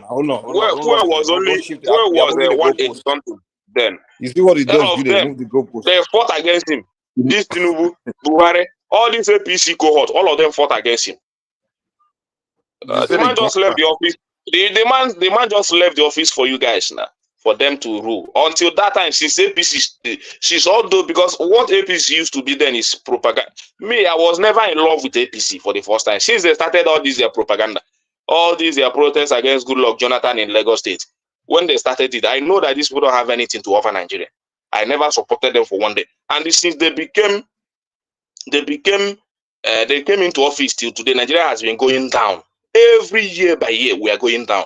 Check it from 2015 to this day. Check the indices. It's going down. Almost 9 years now. Nigeria has not been able to get it right since they succeeded in that their way more propaganda. infrastructure than the 16 years of. The 16. Judy. Okay, let's compare infrastructure. The 16 years No, of. Matt. Hold on first. Hold on. Yeah. See, Is you it? see the reason the reason why we are getting it wrong is that if you listen to America will say they don't want government bothering them with policy and they want government out of their way. But when you see the way Nigerians speak, Nigerians want government in their house to put food in their table, to do everything for them. For instance, did you know that I think a kilo or a ton of cocoa last year was $5,000 in the international market? As we speak now, it's almost about $12,000. See, it is not the government's responsibility to grow cocoa. These are individual, me and you, set up a farm, grow cocoa, then export and bring in dollar to the economy. That is how economy grows. It is the responsibility of the citizen, not the government. Government is there to take tasks. You understand me? You cannot say there's no enable environment. There's enable environment. To plant cocoa doesn't require too much. You don't need the electricity. This can be done in anywhere. You can plant it anywhere in Nigeria, but no one is doing it. Then we are complaining. So we will complain till It doesn't Jesus. require security. If you look and since 1999 to date, Nigerians have been complaining. It is the president. It's president. 5 presidents now. We are still complaining. What does that show? It is not the president. It is me and you. No, it doesn't You require hold on. security. Just No, answer no, no, me. no. See. Okay. This insecurity is in the north. Even cocoa doesn't grow in the north. Cocoa grow in Insecurity is in the south. Go to Enugu State today. The major places they have the land to farm. Judy, Just did check you observe what happened there. Check what happened there in the last 2 days. Check what happened to Let me farmers there. say this, then So I will when you keep have quiet. such incident happen to them, how many people have the courage to go into that forest again? Hold on. You know one thing I always notice? When you prefer solution to Nigeria will use their man or any black people, they will create another problem. They will say, oh no, because of this thing it will not work. It will not work. It is always it will not work. Have you tried? Did you Let me tell you. In a country where you cannot move, where you cannot confidently tell yourself that I can move from this point to this point without anything happening to me, that country will not be getting what it wants in terms of agriculture and all that. I'm just telling you for an instance. You say it doesn't happen in the south. But I give you an example of Enugu State. At least if you come to the southeast, Enugu State is the only place that still have a big portion of land today. But I want to tell you, in that environment that they have that portion of land, they're still battling with farmers, crisis and all those stuff. Even the last few days, what happened? So when you see all these things, when you see all these things happening and your government is not doing anything, even the state police they are talking, even the state police they are talking about, they want to implement. They have already come out to say that it will not work. So why not find another way to make it to work? Because security will get a long way. Those days we used to have security. We don't complain about all these things. We have enough food to eat. We have enough yam to eat in Benue State. We have enough potato to eat. We have a lot of it in abundance. But today, those because of insecurity, those places are deserted.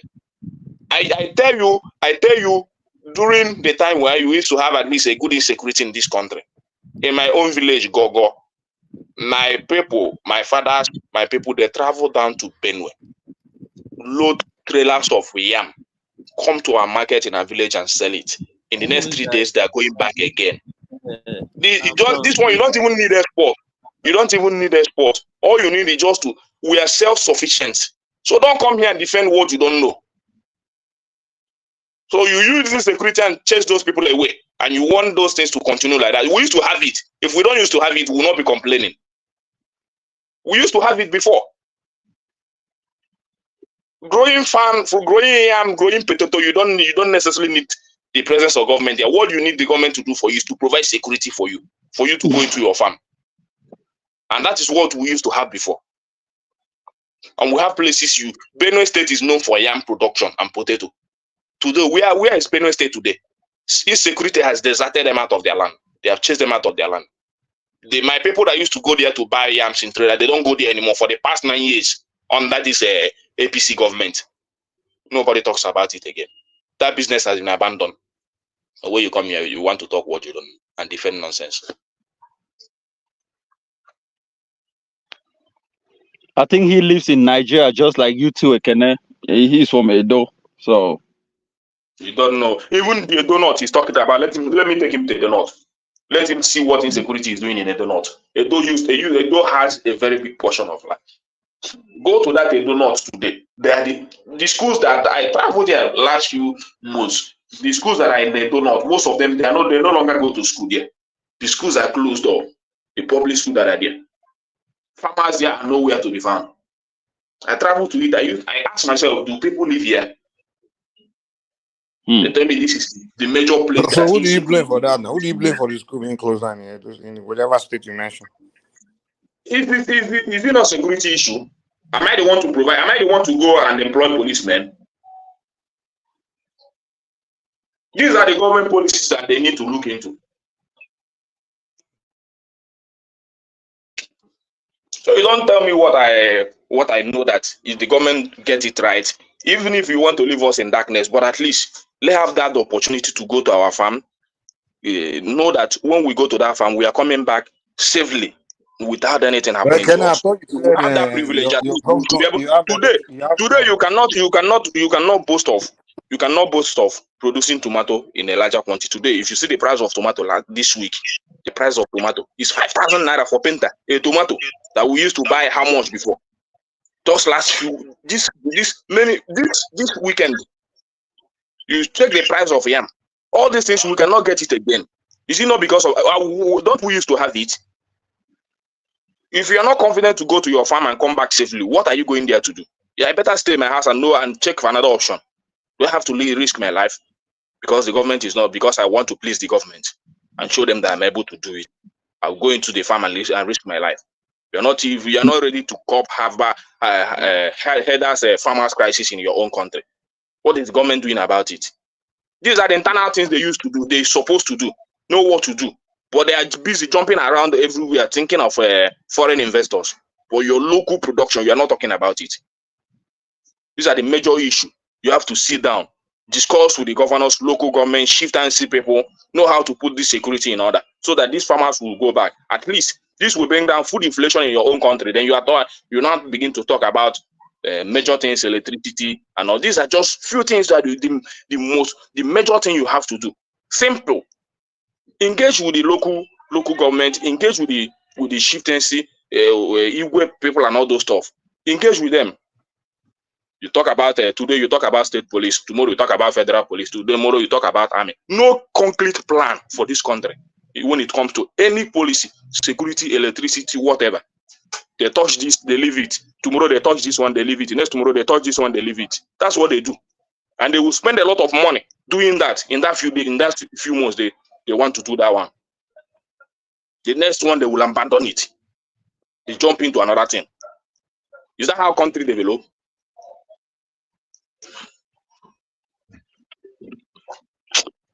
Mikey, I just sent you that link on the back chat, man.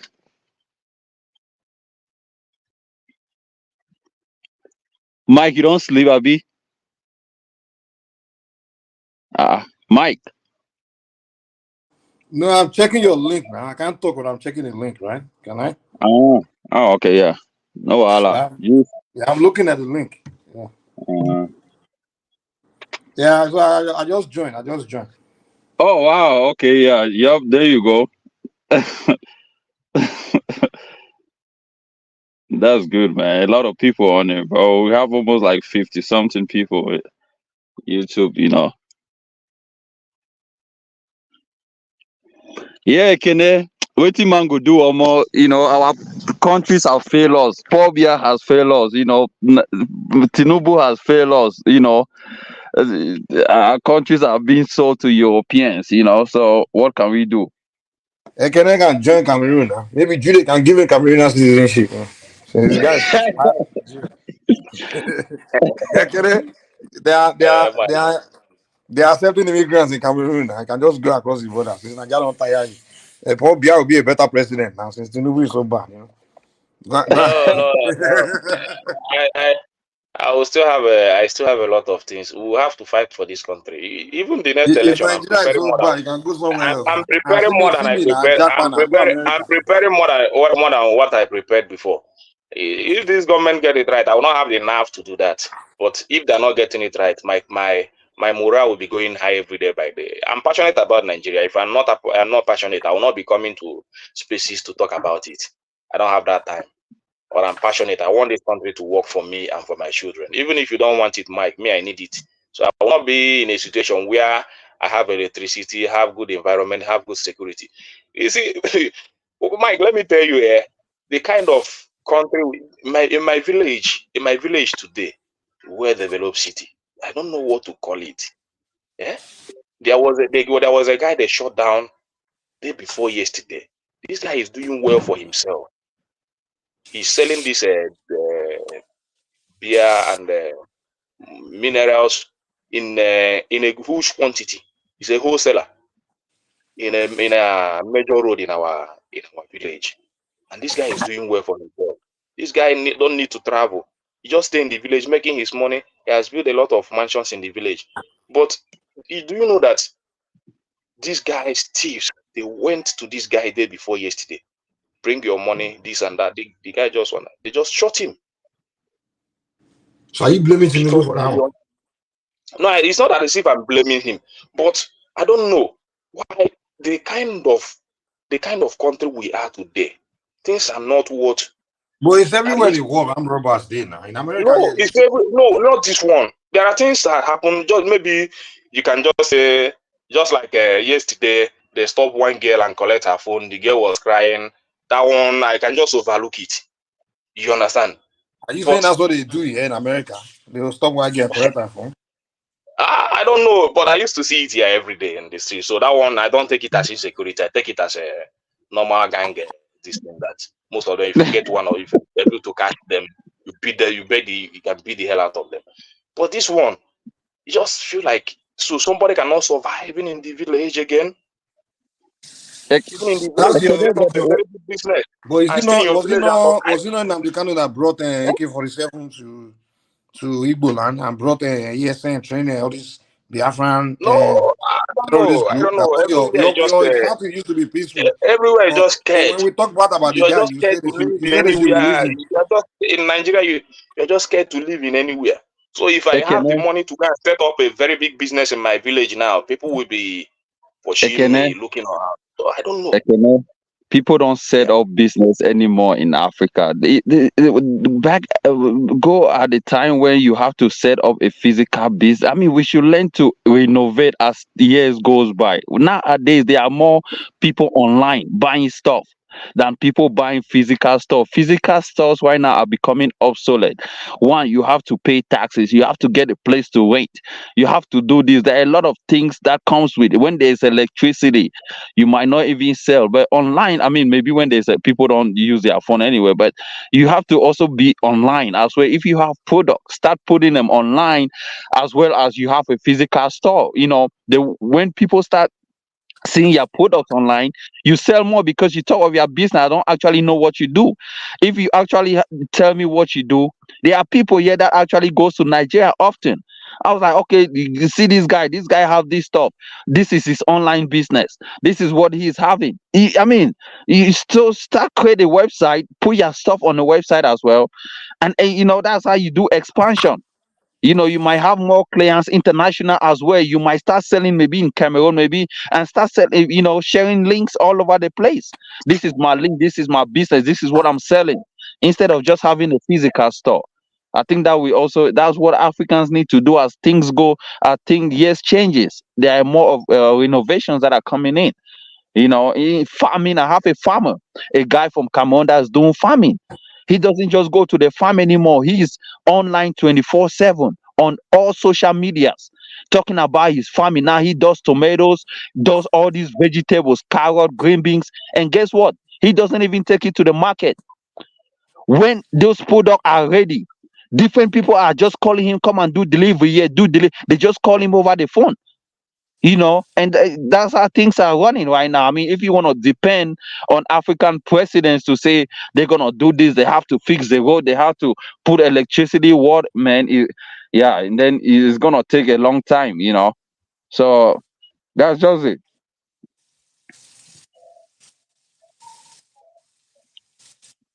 Yeah, we are just learning. No, voila. Just that Yeah.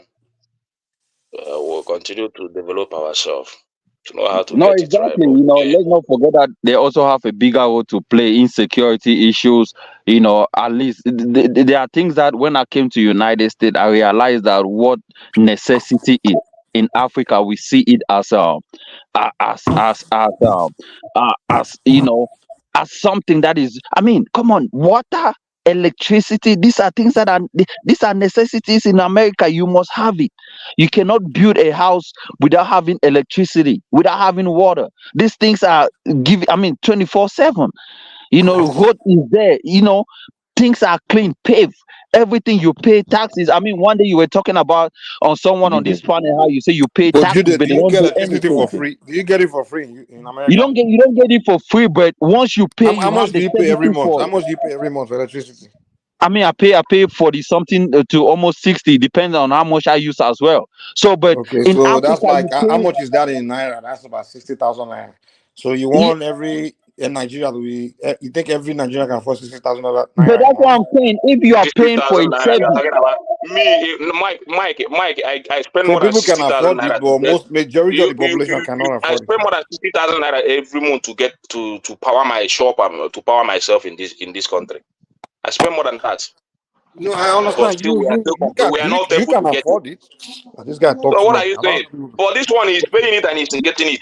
If I'm paying it, I'm getting it. Why should I be complaining? exactly. That's Okay. the point, Mike. That's the point. If you But are you don't paying get for my. your internet service, I think I'll if just you are leave, man. If you two don't want to be the what only you one mean talking, just leave? If you are paying for your internet services, I mean, and you are not getting the result, it just makes no sense because I mean, come on, Mike. I mean, can you answer my question?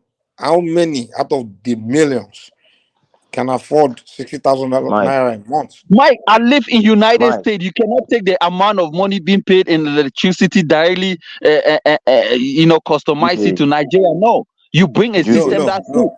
Jude. Jude. The what it costs to produce electricity is the same all over the world.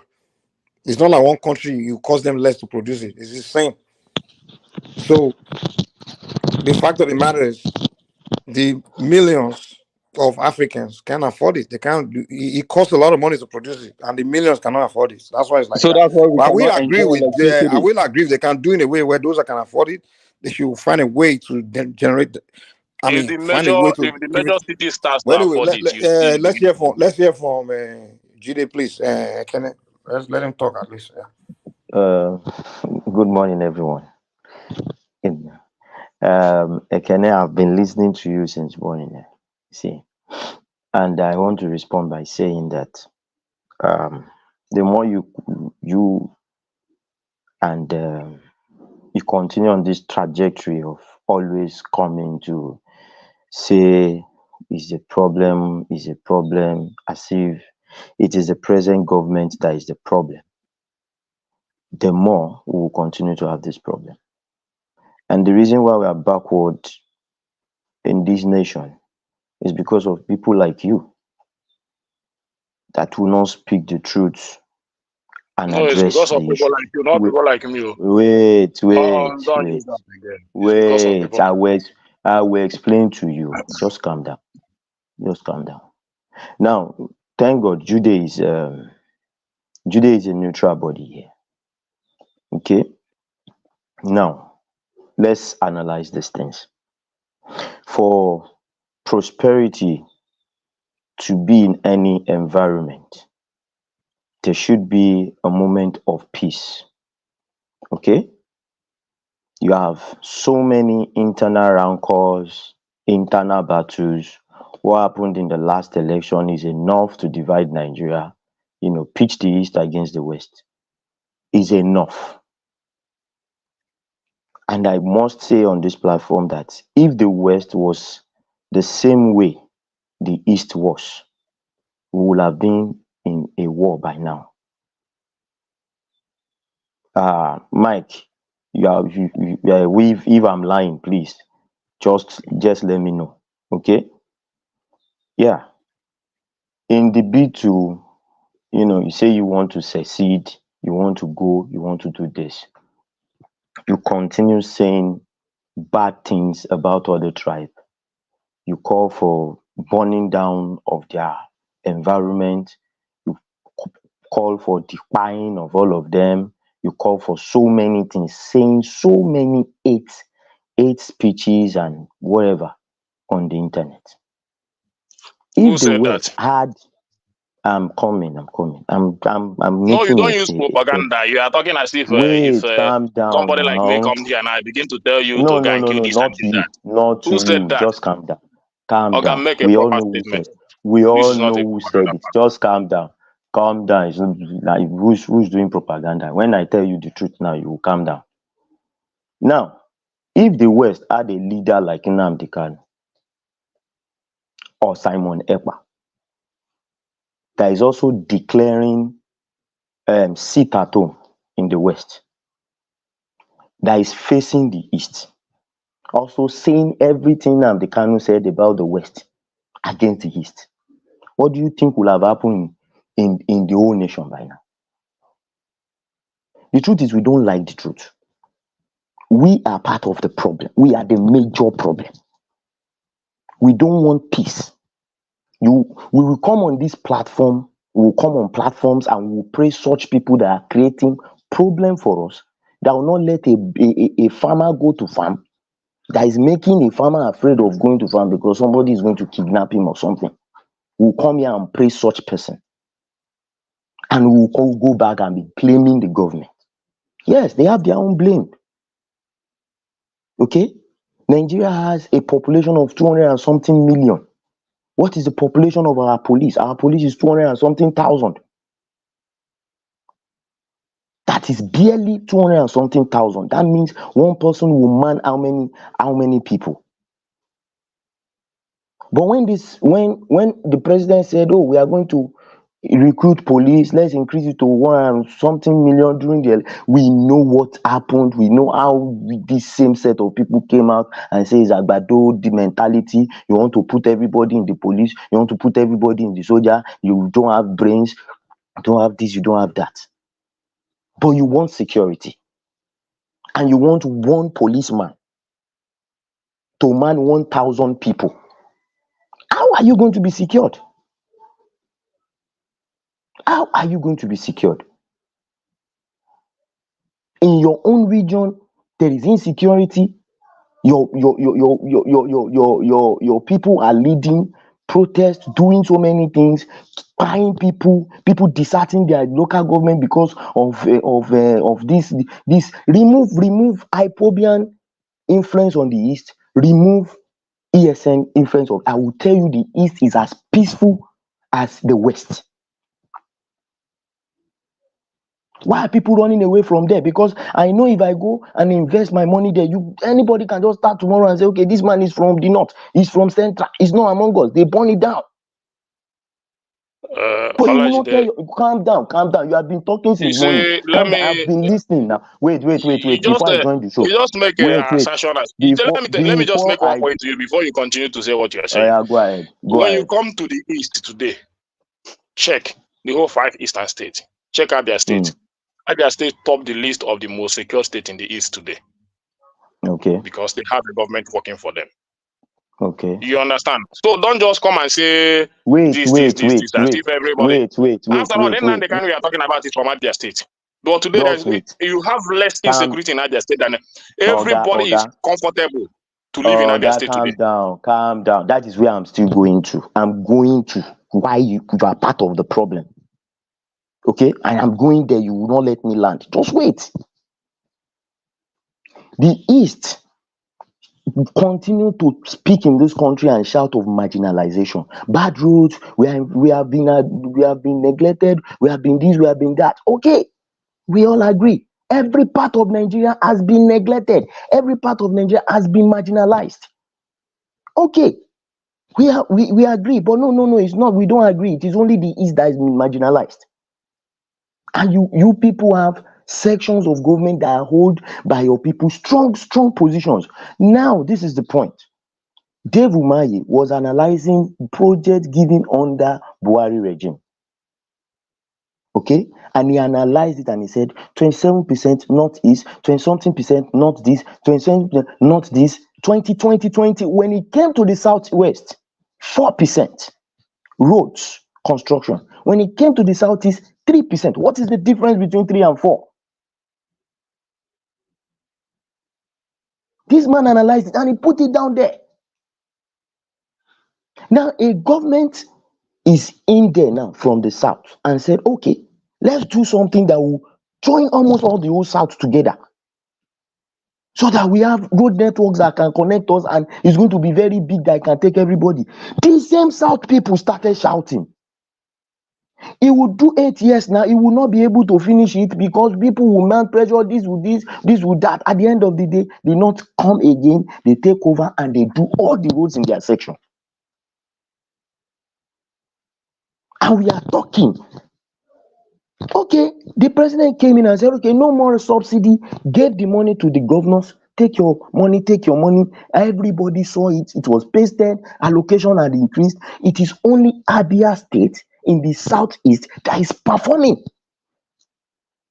You can see Abia State before OT and you can see Abia State with OT in it. How many months in? So it is not the federal government that has been marginalizing you. It is your people. Because if you have every other governor like Alex Oti, performing like Alex Oti, all the roads in the southeast by now, state roads, all of them will be in good condition. But you will come on this platform, you will not call out your own governors, you will go back and call out the central. And you are saying, hey, this. I have been listening to you since morning. I just keep having this stomach ache. You have it now because I'm telling you the truth. Let me tell you You are what not saying any truth. Listen, all these things you are talking about those any truth. to Listen to defend me. your Listen. To defend your governance listen, or whatever. Jude, I hope you're still on this platform. I hope you're still I'm on the panel. Now, I'm here. Thank you. Now listen to this. We had a Fulani president and we started to have banditry everywhere. This is something I even say about my own governor. I said it, that if it was my former governor, this thing would not happen. Okay? Of all the states in Nigeria, 2 states stand out. They told these people, we are not taking nonsense. 2 governors. They were so, decisive against these people. You are the chief security officer of your state. Somebody comes in and is spying your people, and you sit down there and you see it's the central. And everybody starts shouting, oh, the central, the central. Now, those two governors that set a precedent of, no, this cannot happen in my state. Do they have two heads? And these two governors are from the south. We need to start speaking to the point. Jide, you still have your security architectures measured to the center. To the center. Okay. Police is still a federal stuff. All of them. Ones do it? You understand? No, so even though I still blame her, I don't come here and defend the. Can you answer that question?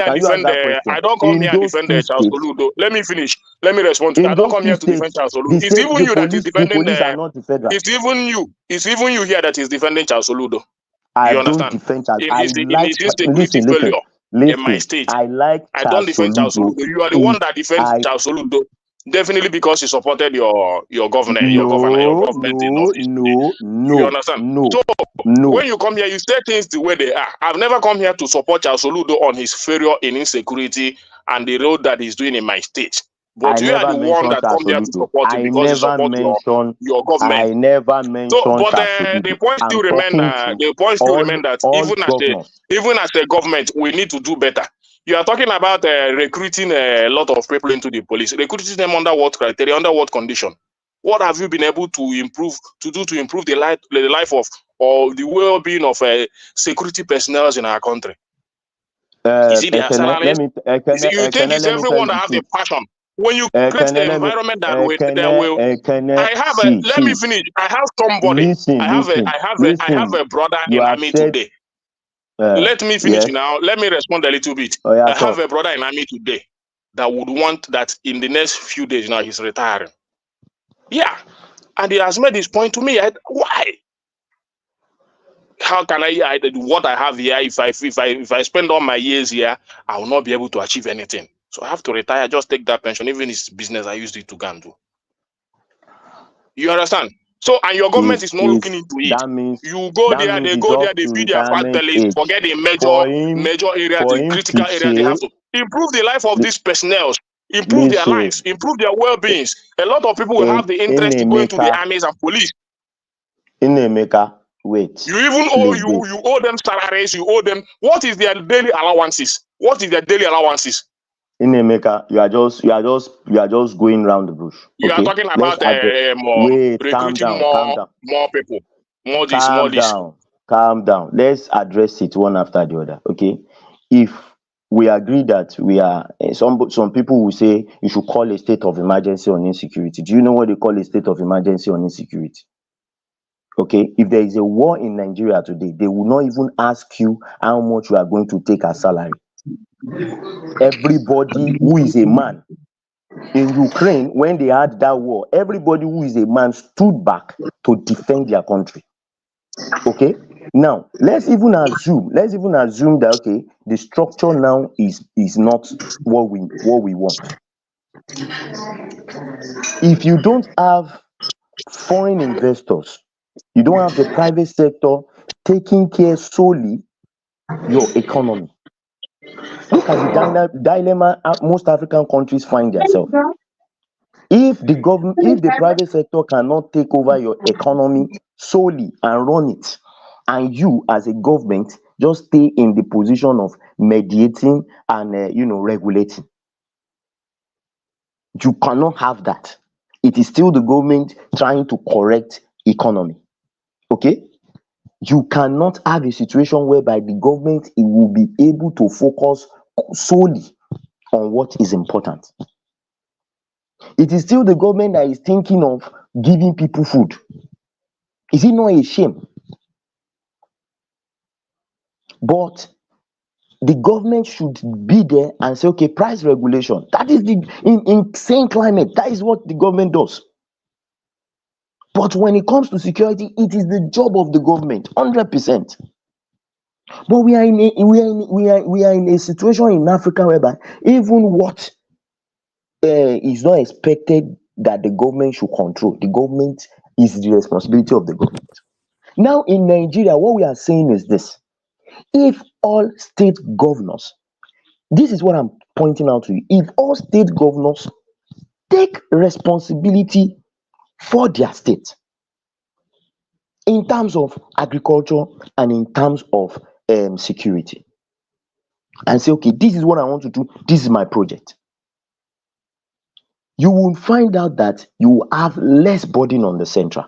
Because even the central, it is, do you know how big Nigeria is? For one man to be calling all the shots Then for what the stopped the security of federal from Nigeria. doing that? Because I just made a point here when I started my It conversation is that even nothing, that there good is luck, I nothing said it, that stopping. good luck would have been the best president in this country if that confirmed report was initiated. But unfortunately, it is this current government that fought against him. You understand? I made that point here. So when you know that these things, It's a lie when you know again. that these things Why the is good going Lord to he didn't implement the comfort report. So blame good Lord. if you know that these things is going to Nobody be told him good, not to implement and it. even the current government is Hold on, hold on, so please. is the Ekene, one hold on, please. he once Agree with agitated you, for God. it. So what stopped him Thank you. from doing it today? Ekene, What hold stopped him on, from doing it please. today? Ekene, hold on, please. Can you hear me? I think you're missing the point here. The current power that the governors have right now, what have they done with it? Now, I agree that they need to bear more responsibilities by we all changing the laws, like Buhari did with the train network and electricity. But they have so much power to effect change right now with the current laws. So the question is, what have they done with the powers they have now? And if we do give them more responsibilities, how do we ensure that they perform with those new responsibilities? Because they've not shown anybody so far that what they have right now, they've done it. I mean, nobody will say that on the average, governments have done a good job with the powers they have right now, right? Nobody will say that. So if you had more responsibility to what they have right now, what is the assurance that they're going to perform? So we need to start looking at the part right now, what they have right now. What are they done with it right now? And how can we ensure that when we give them more responsibility by changing the law, you can say the confab or whatsoever. What are Definitely the they're going to perform. Well, no, definitely. but If you don't perform, your state will be looking like desert. You understand? So you don't. but It is now the people. Let me because what Ekene, happened in our wait, hold on, please, just you're not listening to what I'm saying. You said they will perform. The powers they have right now, have they shown you anything that they? I mean, they have enough power. Trust me, the government are very powerful people. They can do a they have lot only right power to now. protect their own. They have only power to protect No, wait now. Oh their my regime God. and their tenure. Hold on. That is on security. Now, I want a bigger conversation. That is on one aspect of the economy, right? That's security, right? But there are other aspects of governance that they also control that nobody talks about. Nobody stops a governor from investing in agriculture. If a governor really wants to invest in agriculture, he will do it. Only doesn't need federal government to. Nobody is stopping the governor at the federal level to till the land and build massive farmlands and livestock investment. He can do it. So why is he not doing it? So let's not just focus on one aspect only. What they have right now, why are they not investing in it? So what is the guarantee that they will perform when they get these other powers from the federal government? They've not shown you anything at all to prove that they will do the same, they will be responsible. So until you can prove to me that with the power you have right now, you can actually work, I cannot trust you with extra or additional power if we change the constitution. I am not comfortable with giving you more power. I want you to have it, but this current crop of governors, you know I'm from Ogun State, and you know how I feel about my own governor. He's the most useless governor. You know how I feel about it. You think that Akpabiodu will get more power from the federal government and he will perform? He will still be as useless as he is right now. There will be no difference. That is now where the people will not have the because if you give such powers to the governors and make those laws, that is now where you have power over your governor. You understand? Do it now. It's my point. You will have all the right to remove your governor. You know, from office. When you know, let me finish. When you know that even from the central, because they are doing the bid of the central. They need to protect them because in the next election, they have to work for the current government to win an election. So even the central have to protect their own interest. So they don't have to, whether they perform or they don't perform, as far as they have the backing of the central, because you are going to give them the state to become the next president of the country, then they can do whatever they like. You understand? But when the central, let me finish because you don't like to hear the raw truth. When the central, What is the raw truth that you are speaking? when the central remove themselves and allow this governor to do what they're supposed to do without interfering in their, or without minding them, giving them you are missing the point. you have the right to remove your governor when they don't perform. That's my point. Is the federal government it is not written that wants to give them Lobito, let me ask a question from him, please. To give them the state. Even most of you here, let me finish. Even most of you here, most of you here. Let me finish, Olajide. Let me finish. On your point. See, is the federal government pushing Alex Oti? Most of you here support APC governor in your state because you know that Tinubu will got the second term if that person is in office. Forget that. That is just lame. That is why you support. That is the most of the reason why you support a lot of most of APC state in your argument. That's not what we are talking about. It's not an argument. Somebody it's not an argument. Tell yourself the truth. You support Taustoludo. You support Taustoludo because you know that in the next election, Taustoludo will support Bola Tinubu to win the next election. That's why you support. Even when you know, that the people in his own state doesn't like what he's doing, but you support him because in the next election, you know that he's going to speak against you and support your next your second term agenda. You see your problem now. Your problem is Peter Obi and Tinubu. That's your problem. Whatever you want to say, just put it like that. But that's the point. Just wait, let me speak. I like Tausoludo as a person, just like on this platform, I've said it that I like Madam Ngozi Uwiala. I never knew anything about Devumai, but the way that man is going now, I like him in person. Okay, it's not about any party here. Okay, now Lobito was saying something about Ogun State Governor. Ogun State Governor might have performed woefully in terms of infrastructures, right? But I can also say that in terms of agriculture, that man is trying.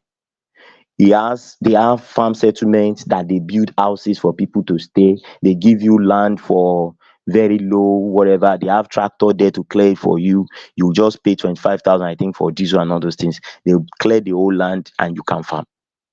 There's security, there's everything there. There's water. At least, and he's even building I think he continued the agro cargo port that he's building. That is not it. What I'm asking you is this: is the federal? This is federal government now. Are they using a special cane to cane or beat Alex Oti and people like Zulum or people like Sanwo-Olu in Lagos to perform? Or that governor in that did the farm thing in that state. What's his name? Or that governor that the Niger State governor that one. Niger State governor that went to the federal government and said, okay, this is where I need you, and the federal government is saying, okay, we'll get. They all have this. That's the point. They all have equal power. So how come they are performing and other people are not performing? And the rest are not performing. Why? Are they beating them separately? Or is it that they have gone into an oath to perform that, and the rest are not taking the same oath? What is this guy saying himself? The point is if you want to perform in Southwest, and only one is performing, and you are it is not in the right for everybody in the governors to perform at the right time or at a particular time, but it is the right of the citizen to remove any governor that is not performing in their own state. That is what I'm saying. It doesn't mean that if Alex Oti is performing, Soludo is not performing. But what happens is that if Alex Oti is performing today and the Soludo is not performing, you people will be the one to support Soludo, even when you know that the people of the state knows that he's not performing. That's the point. And the people of the state wants to remove him because he's not performing. Because the only thing you can do, when your government, let me finish now. The only thing you can do when your governor is not performing, the best thing you can do as a citizen of that state is to remove that government from office and replace him with another governor. Then That's the only power you have. remove, then So you remove him. understand? I don't But have when any they vote when to the vote in people of the Anambra. state So why is my own liking when the Soludo people the of the problem? state is saying that when the people of the state is saying that this governor is not performing in the next election, we are going to remove him and replace him with Then somebody there's like Alex Wood to perform. then there's no So problem. No then the problem. Do next it. thing you will hear is that somebody like Olajide will tell us that Charles Soludo has done well. He has recruited how many thousand teachers. He has done this. You will begin to read a lot of monologue and My manners for us, brother, and my give us brother, reason why we should support you are missing it. Charles Soludo. Even when calm somebody down? like me that comes from that state is telling you that Charles Soludo is not You performing, are that is missing the it, brother. hypocrisy. You are I'm not missing missing it. it. There's no hypocrisy. I cannot vote in your state. The best thing It's a not citizen can from do when a calm governor is down. not performing is to remove Ekene, that hold person from on. office. Hold on now. He's giving his own opinion as a Nigerian. I just like the guy. You are from the state, so obviously you can vote. Like I can vote in Ogun now. You can say like you said earlier that Akpo is good in agriculture. I disagree. Okay. So we are I'm saying he's trying. I'm saying he's trying. Okay, but we get to go as Ogun State citizens to go and vote if we don't like. No, but this is second time, by the way, so I can't wait for him to leave. But what he's saying is, hold on. What he's saying is he likes the person of Soludo. Now, if he does not perform well, that is for you as somebody from there to judge because you're the one voting. That's what he's saying. Doesn't mean that he's supporting him, his work or the overall performance. He likes the individual person. Babati, that's not what he mean. No, that's not what he mean. He likes him because he supported the current government to come into office, and you would like him to win again, so that you will still support the current government to be in office again. And that is our problem. No, that is what I feel. Why is that your problem? That's what I feel, and that's how I understand it. I will see it that way. You understand? So basically, because I'm telling you that in my state. I'm telling you that in my state we are still having a lot of insecurity. We are still having a lot of roads there are not getting the attention that they need to get. But you will not come and give me an analysis that I don't have the right to say that. Hold on. So basically, what you are saying is that this boils down to Peter Obi and Tinubu. The whole argument so far. That's what you're saying. That is what I'm saying. So all these things he comes here to say is not truthful. That's the politics we are playing in Nigeria now. But we are discussing governance at the state level. This is not political. This is just governance at state level now. No, it is political. It is political. See, I've been in a platform. Let me tell you, Babati. I've been in a platform. I'm arguing with all this APC stuff and all this. It's just APC. Okay. Just APC, and somebody came out and say that is it Ondo State also that the governor that will have next will not have an Igbo wife. So this and that, and the next governor they have to support. Decide now. What is your problem? Let me finish. They can decide whatever they want to decide, but that's the politics. And the person will not give the person will not give the Bola Tinubu the backing he needs, and they need to win the next election. So the person will not give Bola Tinubu the backing he needs in the next election. I was listening. I was marveling. Please, can we move to another? This is APC. And when you come here, what do you want to defend? He's going to tell you how you feel or what you are talking. So the next governor of Ondo State needs to win that state because he's going to protect Bola Tinubu vote. What concerns you with Ondo State? We are talking about for God's sake. Hold on, please. Nobody. Hold on, DJ, please. Hold on, please. Okay, Lobito, go ahead. Hold on. I brought up my own governor. I was not. Remember when I came into the conversation, it was about expanding the powers of the governor for them to have more responsibility. This is not a political take. This is just about governance and how effective you can be at your level. That way we can take the blame away from the federal government and focus on our states, right? I can focus on the state. You can focus on Anambra. That way we can hold them accountable. I thought that was the conversation about being effective at the state level and removing the body for the federal level. How the hell did we get to Peter Obi and Tinubu?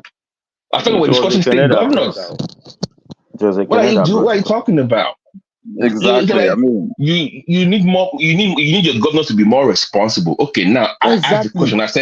I said with what they have right now, have they been very effective with what they have right now? Number two, how are you sure that when they give them more responsibilities, they will be able to perform? That is what we are discussing. Governance at the state level. This is not a Tinubu or Peter Obi discussion. Baba T, I think what you guys are not getting in this in this matter is that you see that that southeast region, right? Even if you go and present Jesus Christ to run under APC in any of those states, look, they're going to tarnish him to become something else. Anything. So why can't you just say that? Like, okay. If I say, if I say my government is not performing, I say he needs more power. I say, forget Tinubu. Yeah, is your governor not from it's APC now. It's not APC. I know, but see, what I'm trying to say is this. You see, all Ekene's grudges money is about APC. Okay, and I've asked this question before. I asked this question. Even if you remember on this platform, I asked. I say, between Obi and David Umahi, who did best as a governor?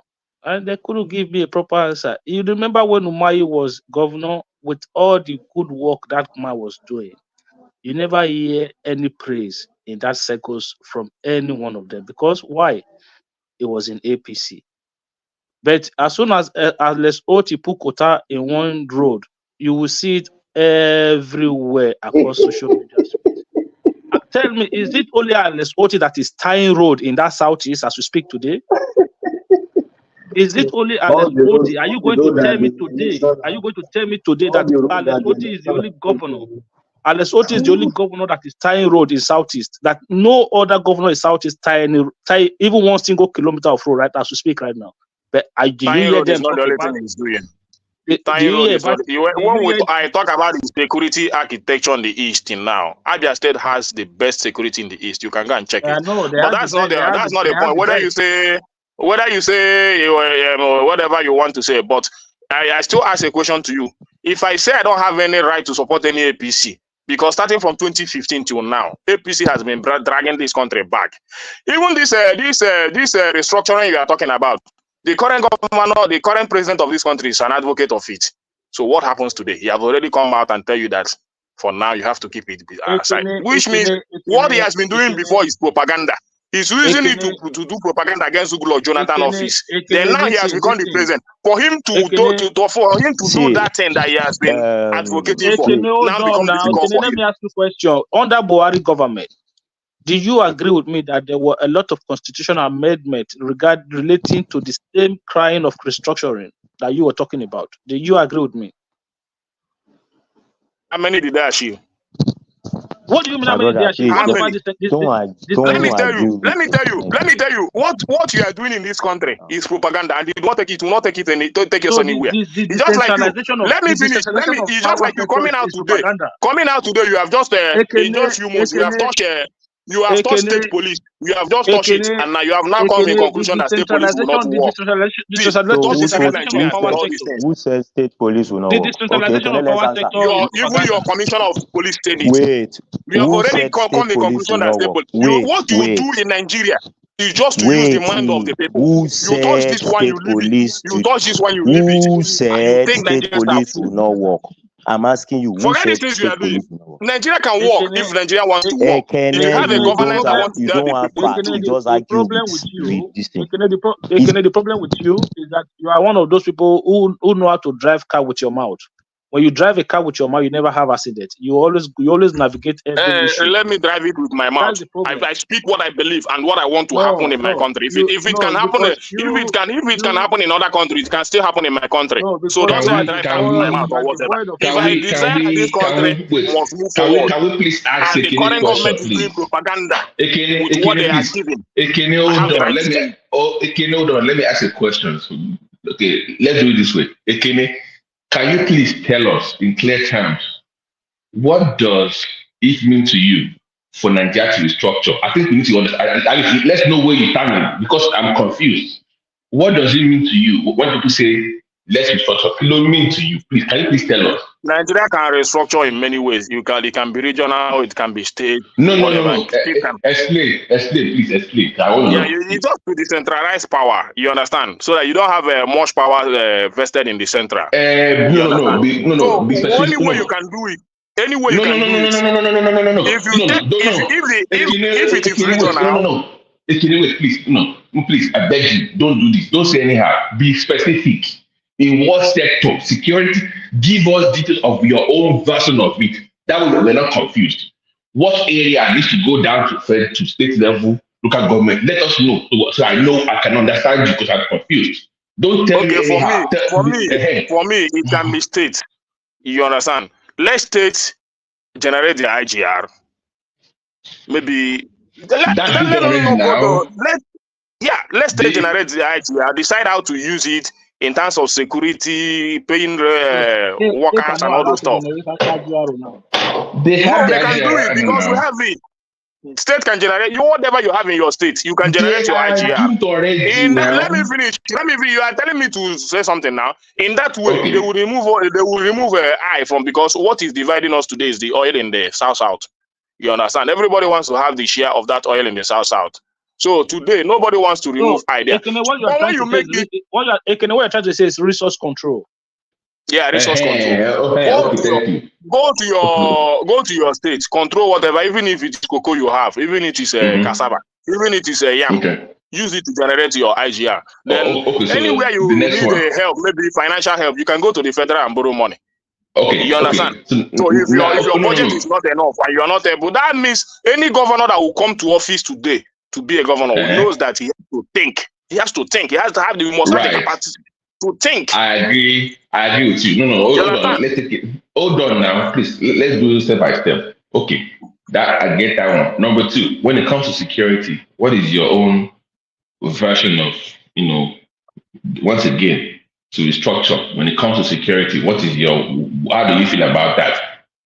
Restructuring. Well, I still feel that maybe in terms of security, it's still the same, still control, but this should be local government, regional, local government, and all those stuff. Because I believe that security is just local, when you come to where I live.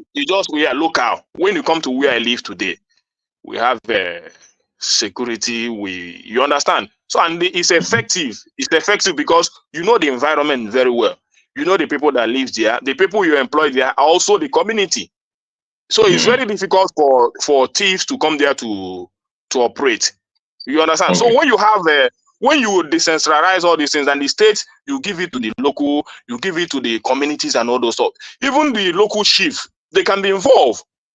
You can come to every. Hold on, I think please, we're going somewhere here. So in your own version of restructuring, the local chief would be in that constitution that they will be able to, maybe on the level of a local government chairman, they will have a say in the politics of that area, security, education, all those things. Okay, go ahead. Yes.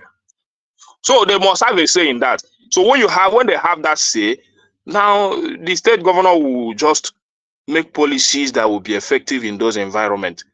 In that area, I believe that because when you come to all this farmer and the headers crisis, I know and I don't believe that Bola Tinubu will go to the forest and be pursuing headers and all those stuff. It is the local farmers that are there. So the state has to provide, if they have that capacity, what they have to do is to provide this security, equip them, maybe by vehicle or motorcycle, give them arms to protect those farmers in that environment so that they will be able to go to their farm. You understand? So it's that's how I think, and that's how I think that's how it should be. But when we continue to discuss it, make it not look so difficult, and that's why I have problem. You come to talk about state police today, tomorrow you say that the state cannot control it, they cannot do anything about it, you abandon it. Then what's the way forward again? What's the way forward? If that one cannot work, are we going to react? Can I ask you a question? Yeah. Okay, so all these things that you say now, do you think that the government is something the government don't want to do, or is just how the system, the system currently works that makes it a challenging thing for the country to do? Do you understand what they have to do to amend the constitution? Well, the system for me, the system is not designed to work, and that is No, where a simple question: do you understand what needs to be done for that constitution to be amended? Do you understand what needs to be done? a lot of things are. That's why you see this. That's why I still speak about that confab report and all, because I think a lot of discussion has been made in that regard. So No, you're missing the point is asking. Like what it takes, the political will. Like for instance, now for it to even be passed or to even be moved, it has to be a sovereign because you confab. see, these are heavy constitutional changes, constitutional amendments. So it just does not stop at the National Assembly. It has goes to go across through all all the state House of Assemblies, and it has to be 2/3, 75% of the 36 state House of Assembly have to if that's the only thing that the current government can do, I know that a lot of Nigerians will support. That's the only way. That's the only way. There's no other way. That's the only way you can pass anything. And let him do it. No we are going to support him. Somebody like me will support him to do it. We'll support him to do it. Please, because it will give us the desired result we need for this country to march forward. See, Ekene, it shows what you said now shows that the understanding of Nigerian politics to some extent is still very, very far from you. Because on a good day, you know what it takes to even get these states to support a bill. If you know what it takes in the National Assembly to get some of these things passed, you will know that anything that will hamper or disturb the flow of resources or the livelihood of some people. Did not now vote for control of it.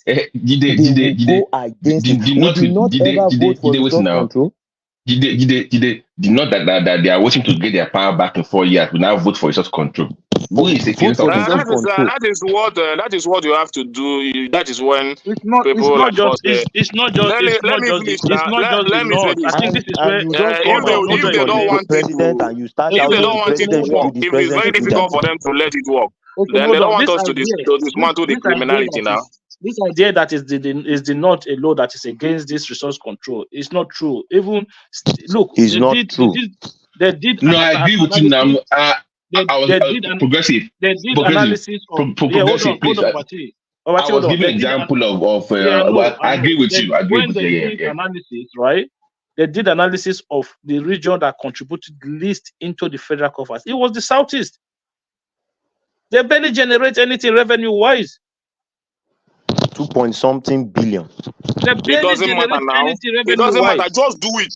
Just do it. It doesn't matter whether they generate 5 million. It doesn't matter. That is what we are. Then they have what happens is that before you. Yeah, it doesn't. You don't have to. See, let me tell you, as a citizen of this country. Let me finish. As a citizen of this country. As a citizen of this country, what your state generates doesn't have to bother you. You understand? What has to bother you? Listen. Let me finish now. Let me finish. What he is telling you, listen. Anything or it's not generating anything, and he's fighting against it. That is his own headache. So when next he wants to contest, you will now know that he has a lot of work to do. He has to do a lot of thinking. You don't just come and contest the election because you have the reason why a lot of them come out to contest is because. Let me finish. The reason why a lot of them come out to contest is because they have already know that something is more power for them in Abuja every month. So when you know that something is not there, you go, you fight for whatever you generate, whatever you want to generate to develop your state. Then when you don't do it in the next 4 years or the next 3 years, people will pursue you out of the office because you don't have brain. You don't know how to think. Governors must think. They must think. They must think on how to generate the resources. Yes, you have to think on. That's what I mean. If you don't know how to think, you must think. You must think. We have countries like we have a lot of countries today that is even Anambra State is bigger than. You say what? You say what? Let me say goodbye, man. You guys, it was nice being on the panel. Enjoy. Thank you. You say Anambra State is bigger than what? You did not even say anything. You did not say anything. No, we have spoken with Ekene before you guys got in. I've been on the panel for a while, so yeah. Okay. Anambra State is bigger than what? Progressive. Yeah. Let me tell Ekene something. See, yes, Open up what the system for Ekene is them. saying should be wait, Ekene, wait. What you are saying should be the ideal, right? Should be what Yes. everybody should practice. Wait. Now let us tell ourselves the truth. This is why progressive is telling you that people are voting against these reforms that you are looking for, this restructuring. And those people that are voting against it, they know why they are voting against it. And sincerely, you can't blame them. Okay, now Southeast, how many? Let's take Southeast as an example now. How many civil servants are there? Now, these civil servants are paid from government allocations. It's not as if every state in that region has developed a system that can generate IGR for them enough to be able to meet up what they receive presently from Abuja. I'm just trying to lay something down to you.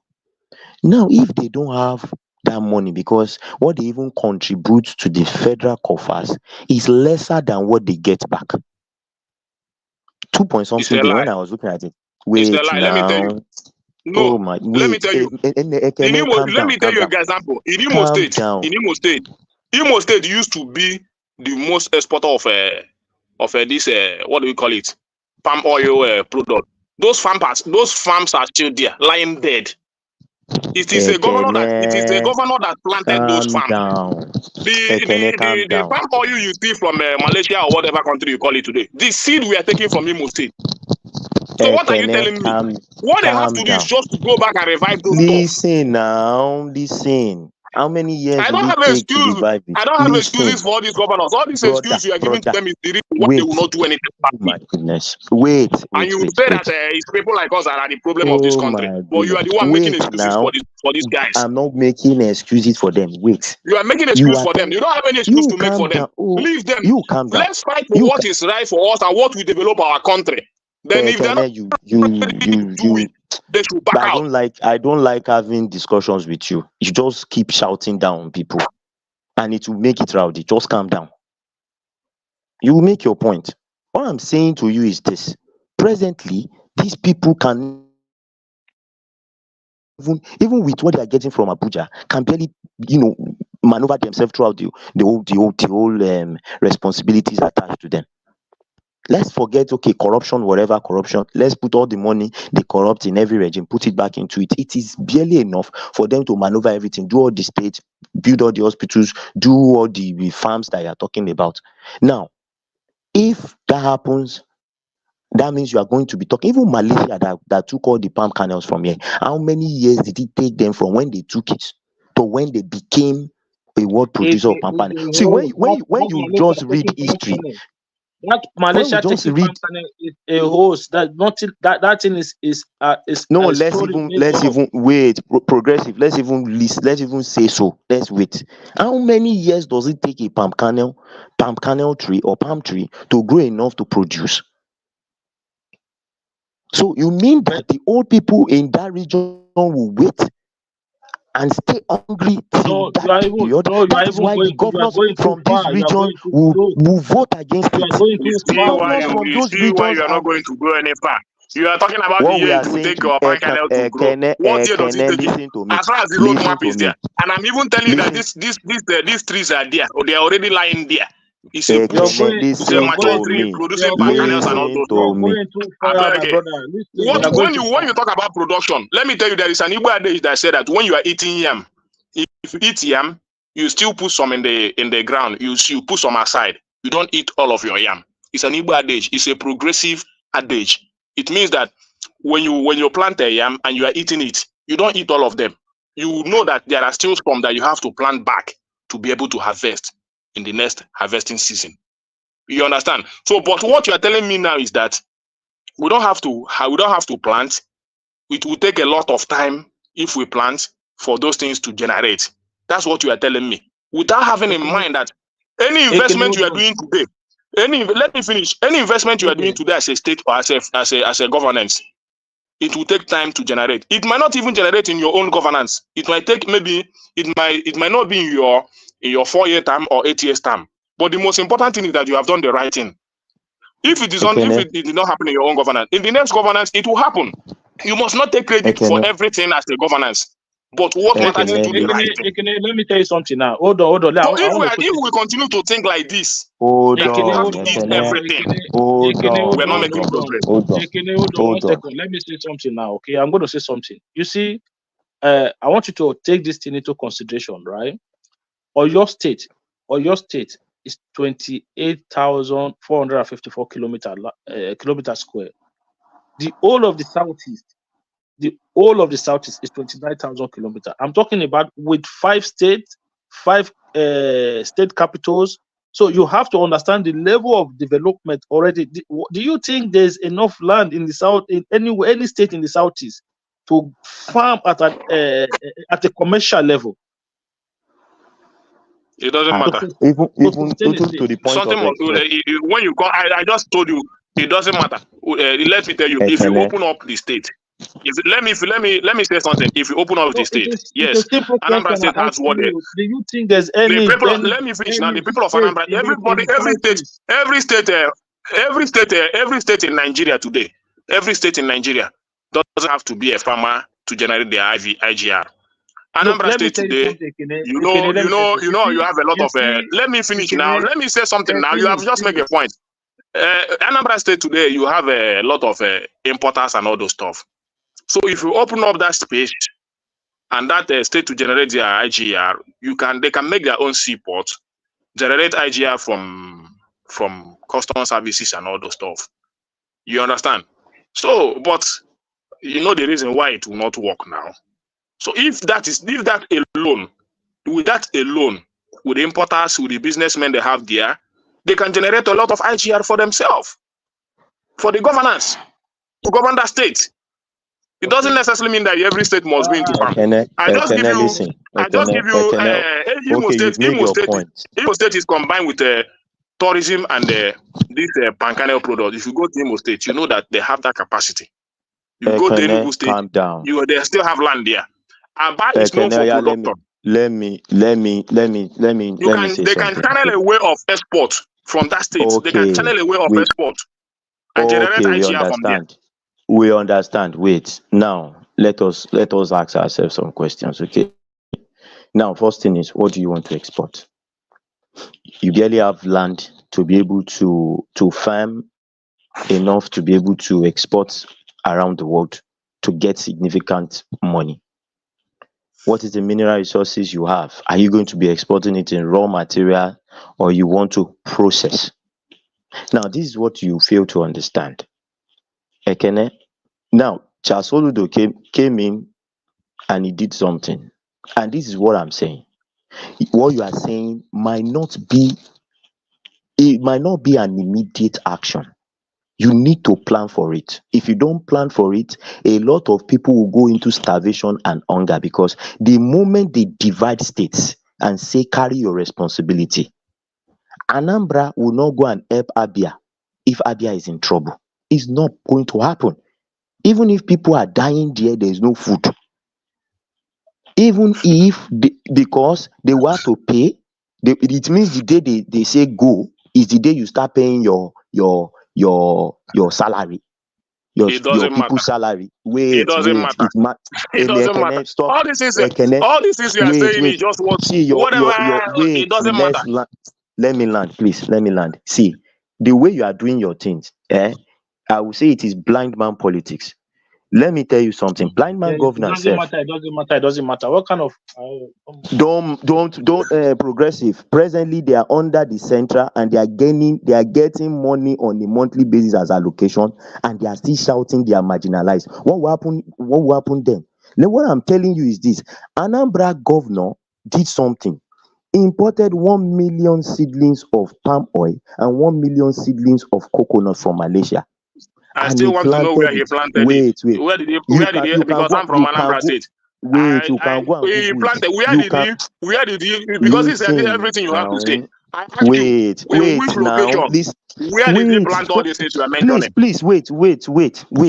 when I don't use someone is propaganda. talking, I use don't what put I see. though. If I Go travel to to Anambra YouTube. State today, Wait, oh my I goodness, want to this know. guy. I want to know where he planted that 1 million seeding you are talking about. Where did Ekene, he plant it? do you know Where sometimes you is the can be land? forced? Where is the location he did it? Do Don't just you tell me know what I you know that can don't be exist. wait. It is your state, right? Go to YouTube, Yes, type it, you will see the I've farm. been It's able not to be my looking around to tell you me can it's because see it. Go to Anambra is not YouTube. even that You big don't enough. see, you don't research, you don't even have data, you don't have facts, you don't know figures, and you come here and you start shouting. There is nothing like knowing figures. You just You mention your don't. figures, You and I ask you in that don't. state, I don't where have. did they I'm plant the 1 telling you. million CDs you are talking about? You now Where go and I research go, it. It is I not me that travel, will tell I you. ask. I'm In not which going to tell environment you is it that. in Iwariam? Is it in Oka? You go. Where did he plant the cities you are talking about? See, Go everything is not and politics. Everything is research about it. reality. Nothing like Anyways, session. It's not what is written. It's what I see. I don't speak about what is written. What is written much. After all, we have a lot of palatable news in the newspaper that is not doing anything in our contributing anything in our governance. Let's assume. So Let's I even ask assume. you, Please wait. if Tasoludo has imported the 1 million CDs and all those stuff, where is the location? Because I believe that if that thing has happened, he would have also shown you the location, tell you where he planted it. Just calm down. Okay, I will tell You you don't where come he here and planted it. mention Just calm figures down. and tell other I people they will don't know tell you figures. where he planted it. Since I'm now Tell me where he planted it. Wait, just calm down. I'm now from your state. Just wait. These are what I'm trying to tell you, that it is this kind of investment that governors should be looking at. If you are thinking of sustainability in future, you should start looking at it now when you have the funds. If you are pushing for restructuring, you should start looking at it now when you have the funds. Because if they divide all those states today, I can tell you, I can name states that can succeed on their own. Lagos has shown that it can succeed on its own in the past. Okay? Even at that, Lagos will feel it. Okay? Now, states that already have all these oil companies invested in them and all those things, they will be paying directly to them. Those ones might also succeed, but at the start, they will also feel it. Now, for states that don't even have anything, like where you and I come from, I'm from Ekiti State. Okay? What I'm trying to tell you is that it's going to be impoverishing to the people there. And that is why their governors are voted against it. And you are now shouting as if it is the central that does not want to give it. Was it not the central that in the first place said, okay, come and have this thing? They went there and they voted against it in the fake meeting. They started giving reasons why it will not work from the fake meeting. And when you talk about state police, look at what the governor of Kogi State, that is just one example, recent one. Look at what the governor of Kogi State did to prevent EFCC from arresting Yaya Bello. What do you think will happen if that kind of a governor has his own state police? It will have been fire for fire. Or what he did to Natasha, or what he did to Natasha Akpoti. You think Yaya Bello have the state police? Yaya Akpoti, that lady Akpoti will not be in prison. I don't know. That is the maturity. That is the maturity people that are going against it are talking about. You think if Yaya Bello had state police, Natasha Akpoti would have been she would have been in prison by now. Let's just stop this blind man argument that we make. Do you know what he did to her during that election? He went to go and dig up the road that leads to our community. Progressive, you know that once you have state police, it will be difficult in Nigeria to remove any incumbent governor. Imagine you get a weekend with a state police. Do you know that it will be difficult to remove any incumbent governor if we have state police presently in Nigeria as we stand? If there was a state police, saying now? You see, if there was a state police, if a Kenyan is still there, I want him to know. If there was a state police, there would not be Alex Oti as a governor today. Because imagine there was no state police. Look at what they tried to do in that election. Then imagine if they now had the power of the police behind them. I don't know. If we say it's not going to work, let it not work. But that's no, I what I want to. believe. But, Listen to me. so We Listen are to not me. let saying me it go. will not work. We are saying we So are you are not giving all the mature. excuses why it will not work. We have not given me. You have not been. I've been listening to know why it will work. But what I Hold get on. Now is let why me. it will not work. Hold on. Let me explain something Yeah. to you. This I'm all not. I have is what why it will not work. Why should I argue about it? Hold on. Let me explain something to you. I'm not against a decentralized police system, but I don't want any governor, as Nigeria currently is, I don't want them to be in charge of any police. I want our police to be decentralized to the point whereby they don't need orders from the central to carry out any activities at the state level. If they want to recruit if a state police, the section of that state want to recruit for the purpose of needs, they should have the powers to recruit for the purpose of need. They can even create a form of an administration to oversee the police at state level, so that they don't have to be waiting for order from Abuja or IG or IGP before they can carry out their whatever activities they need to carry out. Every police at whatever level should be able to function independently, but for them to be answerable, or for the governor to have the power to employ and not employ into the state police, for the governor to be the one funding the state police, especially in Nigeria as we speak right now, Kene, it's a dangerous thing. I'm telling you now, my brother. If you don't know, I'm trying to explain to you. It's a dangerous thing, and we have seen the likes of Yaya Bello, we have seen the likes of Yesu Wike, and even even El-Rufai, when El-Rufai was a governor. Do you not remember when El-Rufai went to demolish those senators' houses? Even Fayoshe. Even Fayoshe. We've seen enough to understand that if you just put this thing Somebody in that people's hands, locked a whole king, a whole traditional ruler, locked the person in we've his seen boot. enough to know that if you put this thing in these people's I don't hands, So understand there what is this no man law. is. There is no law to be made against those powers they will use with state police. So there is nothing they will figure out. No law, nothing. They will just give them state police. Once you create a Well, state police, you must give them what the I power know to is that prosecute. progressive. What I know is that we have made a point what we want, but all I get is the reason why it will not work from you guys, and I've not gotten the reason why it will work. We can decentralize. I still need a reason why it will work. So you have not given me any reason why it will work. And I don't believe in. I don't live. And I'm telling Somebody you like me why don't believe in such. Anything I do today, I still believe in why it will work, not why I it will just not work. explained to you the direction that we need to go. That we can decentralize the police system, decentralize it, and create and have like an administrative body to control them at state level. So the idea Progressive. Let me put. I want to in the tell hands of the Ekene something. I want to tell Ekene something.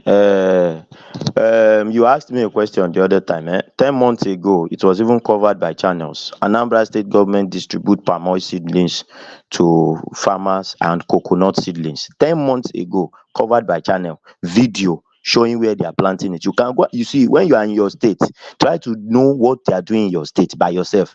Don't just be coming here and be. Olajide, don't tell me video. It is a That news. video, It is a news. did they not mention any name to you?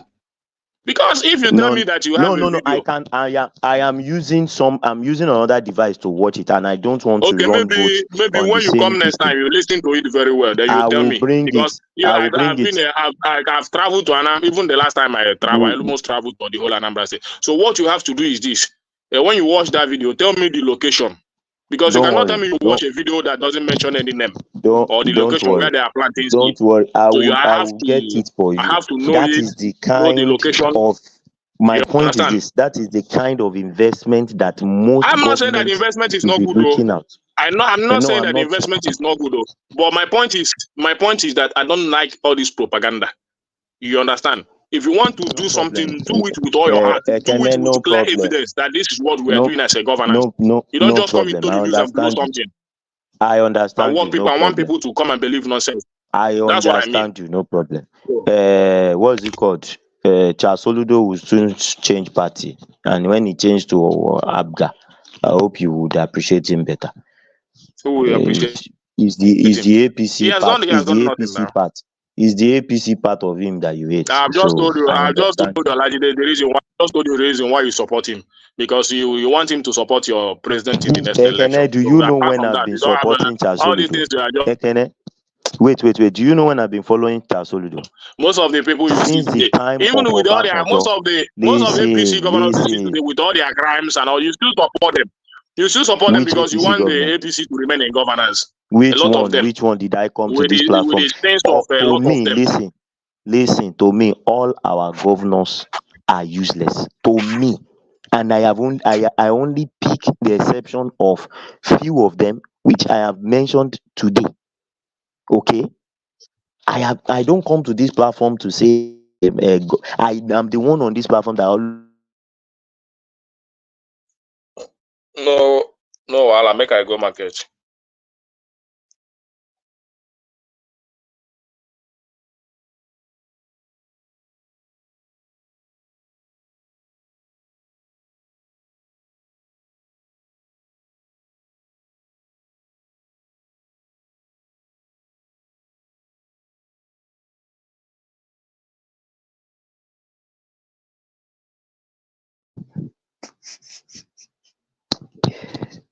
Mr. Thomas. Mr. Thomas. Adewale. Someone should end the show if we are no longer there. Adewale.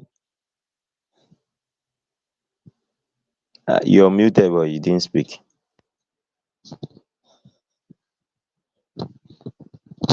Kenyan is APC bitterness.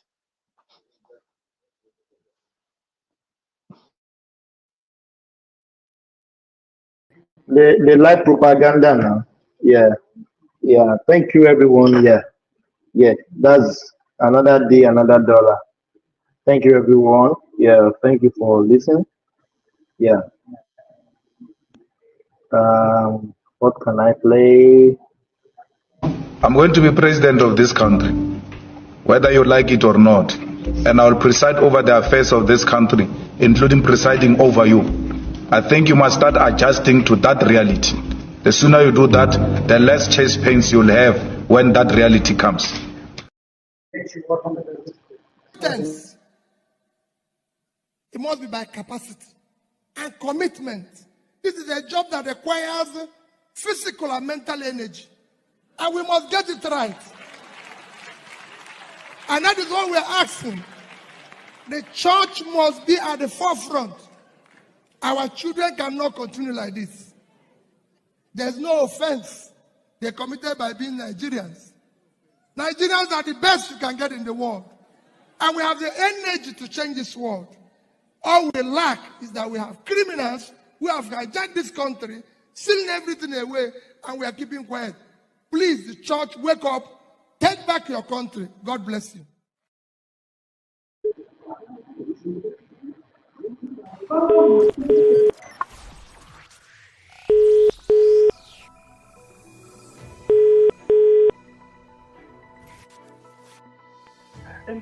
Good morning, Daddy. Praise the Lord. How are you, sir? Fine, Daddy. Good morning, Daddy. Amen. In Jesus' name, we are going to get a bright result. Thank you, Daddy. When I hear this your call and prayers, Daddy is very dear to me. And like I keep saying, if this works, you people will never regret this support. Amen. Amen. You know. We look forward to God's intervention. Thank you, Daddy. We look forward to God's intervention. Thank you, Daddy. We look forward to God's intervention. Amen, Daddy. Daddy, I need you to speak to the people in the Southwest. Your people in the Southwest and Kwara. Okay. I've been in touch with Kwara people. The Christians in the Southwest and Kwara. This is a religious war. I believe that. You know, I did the release, Nigeria Going Forward. Yes. And I'm coming out with the second one today. Thank you, Daddy. I wanted it out before when they won't have any time to do damage control. Thank you, Daddy. So, but in the name of Jesus, this project has succeeded.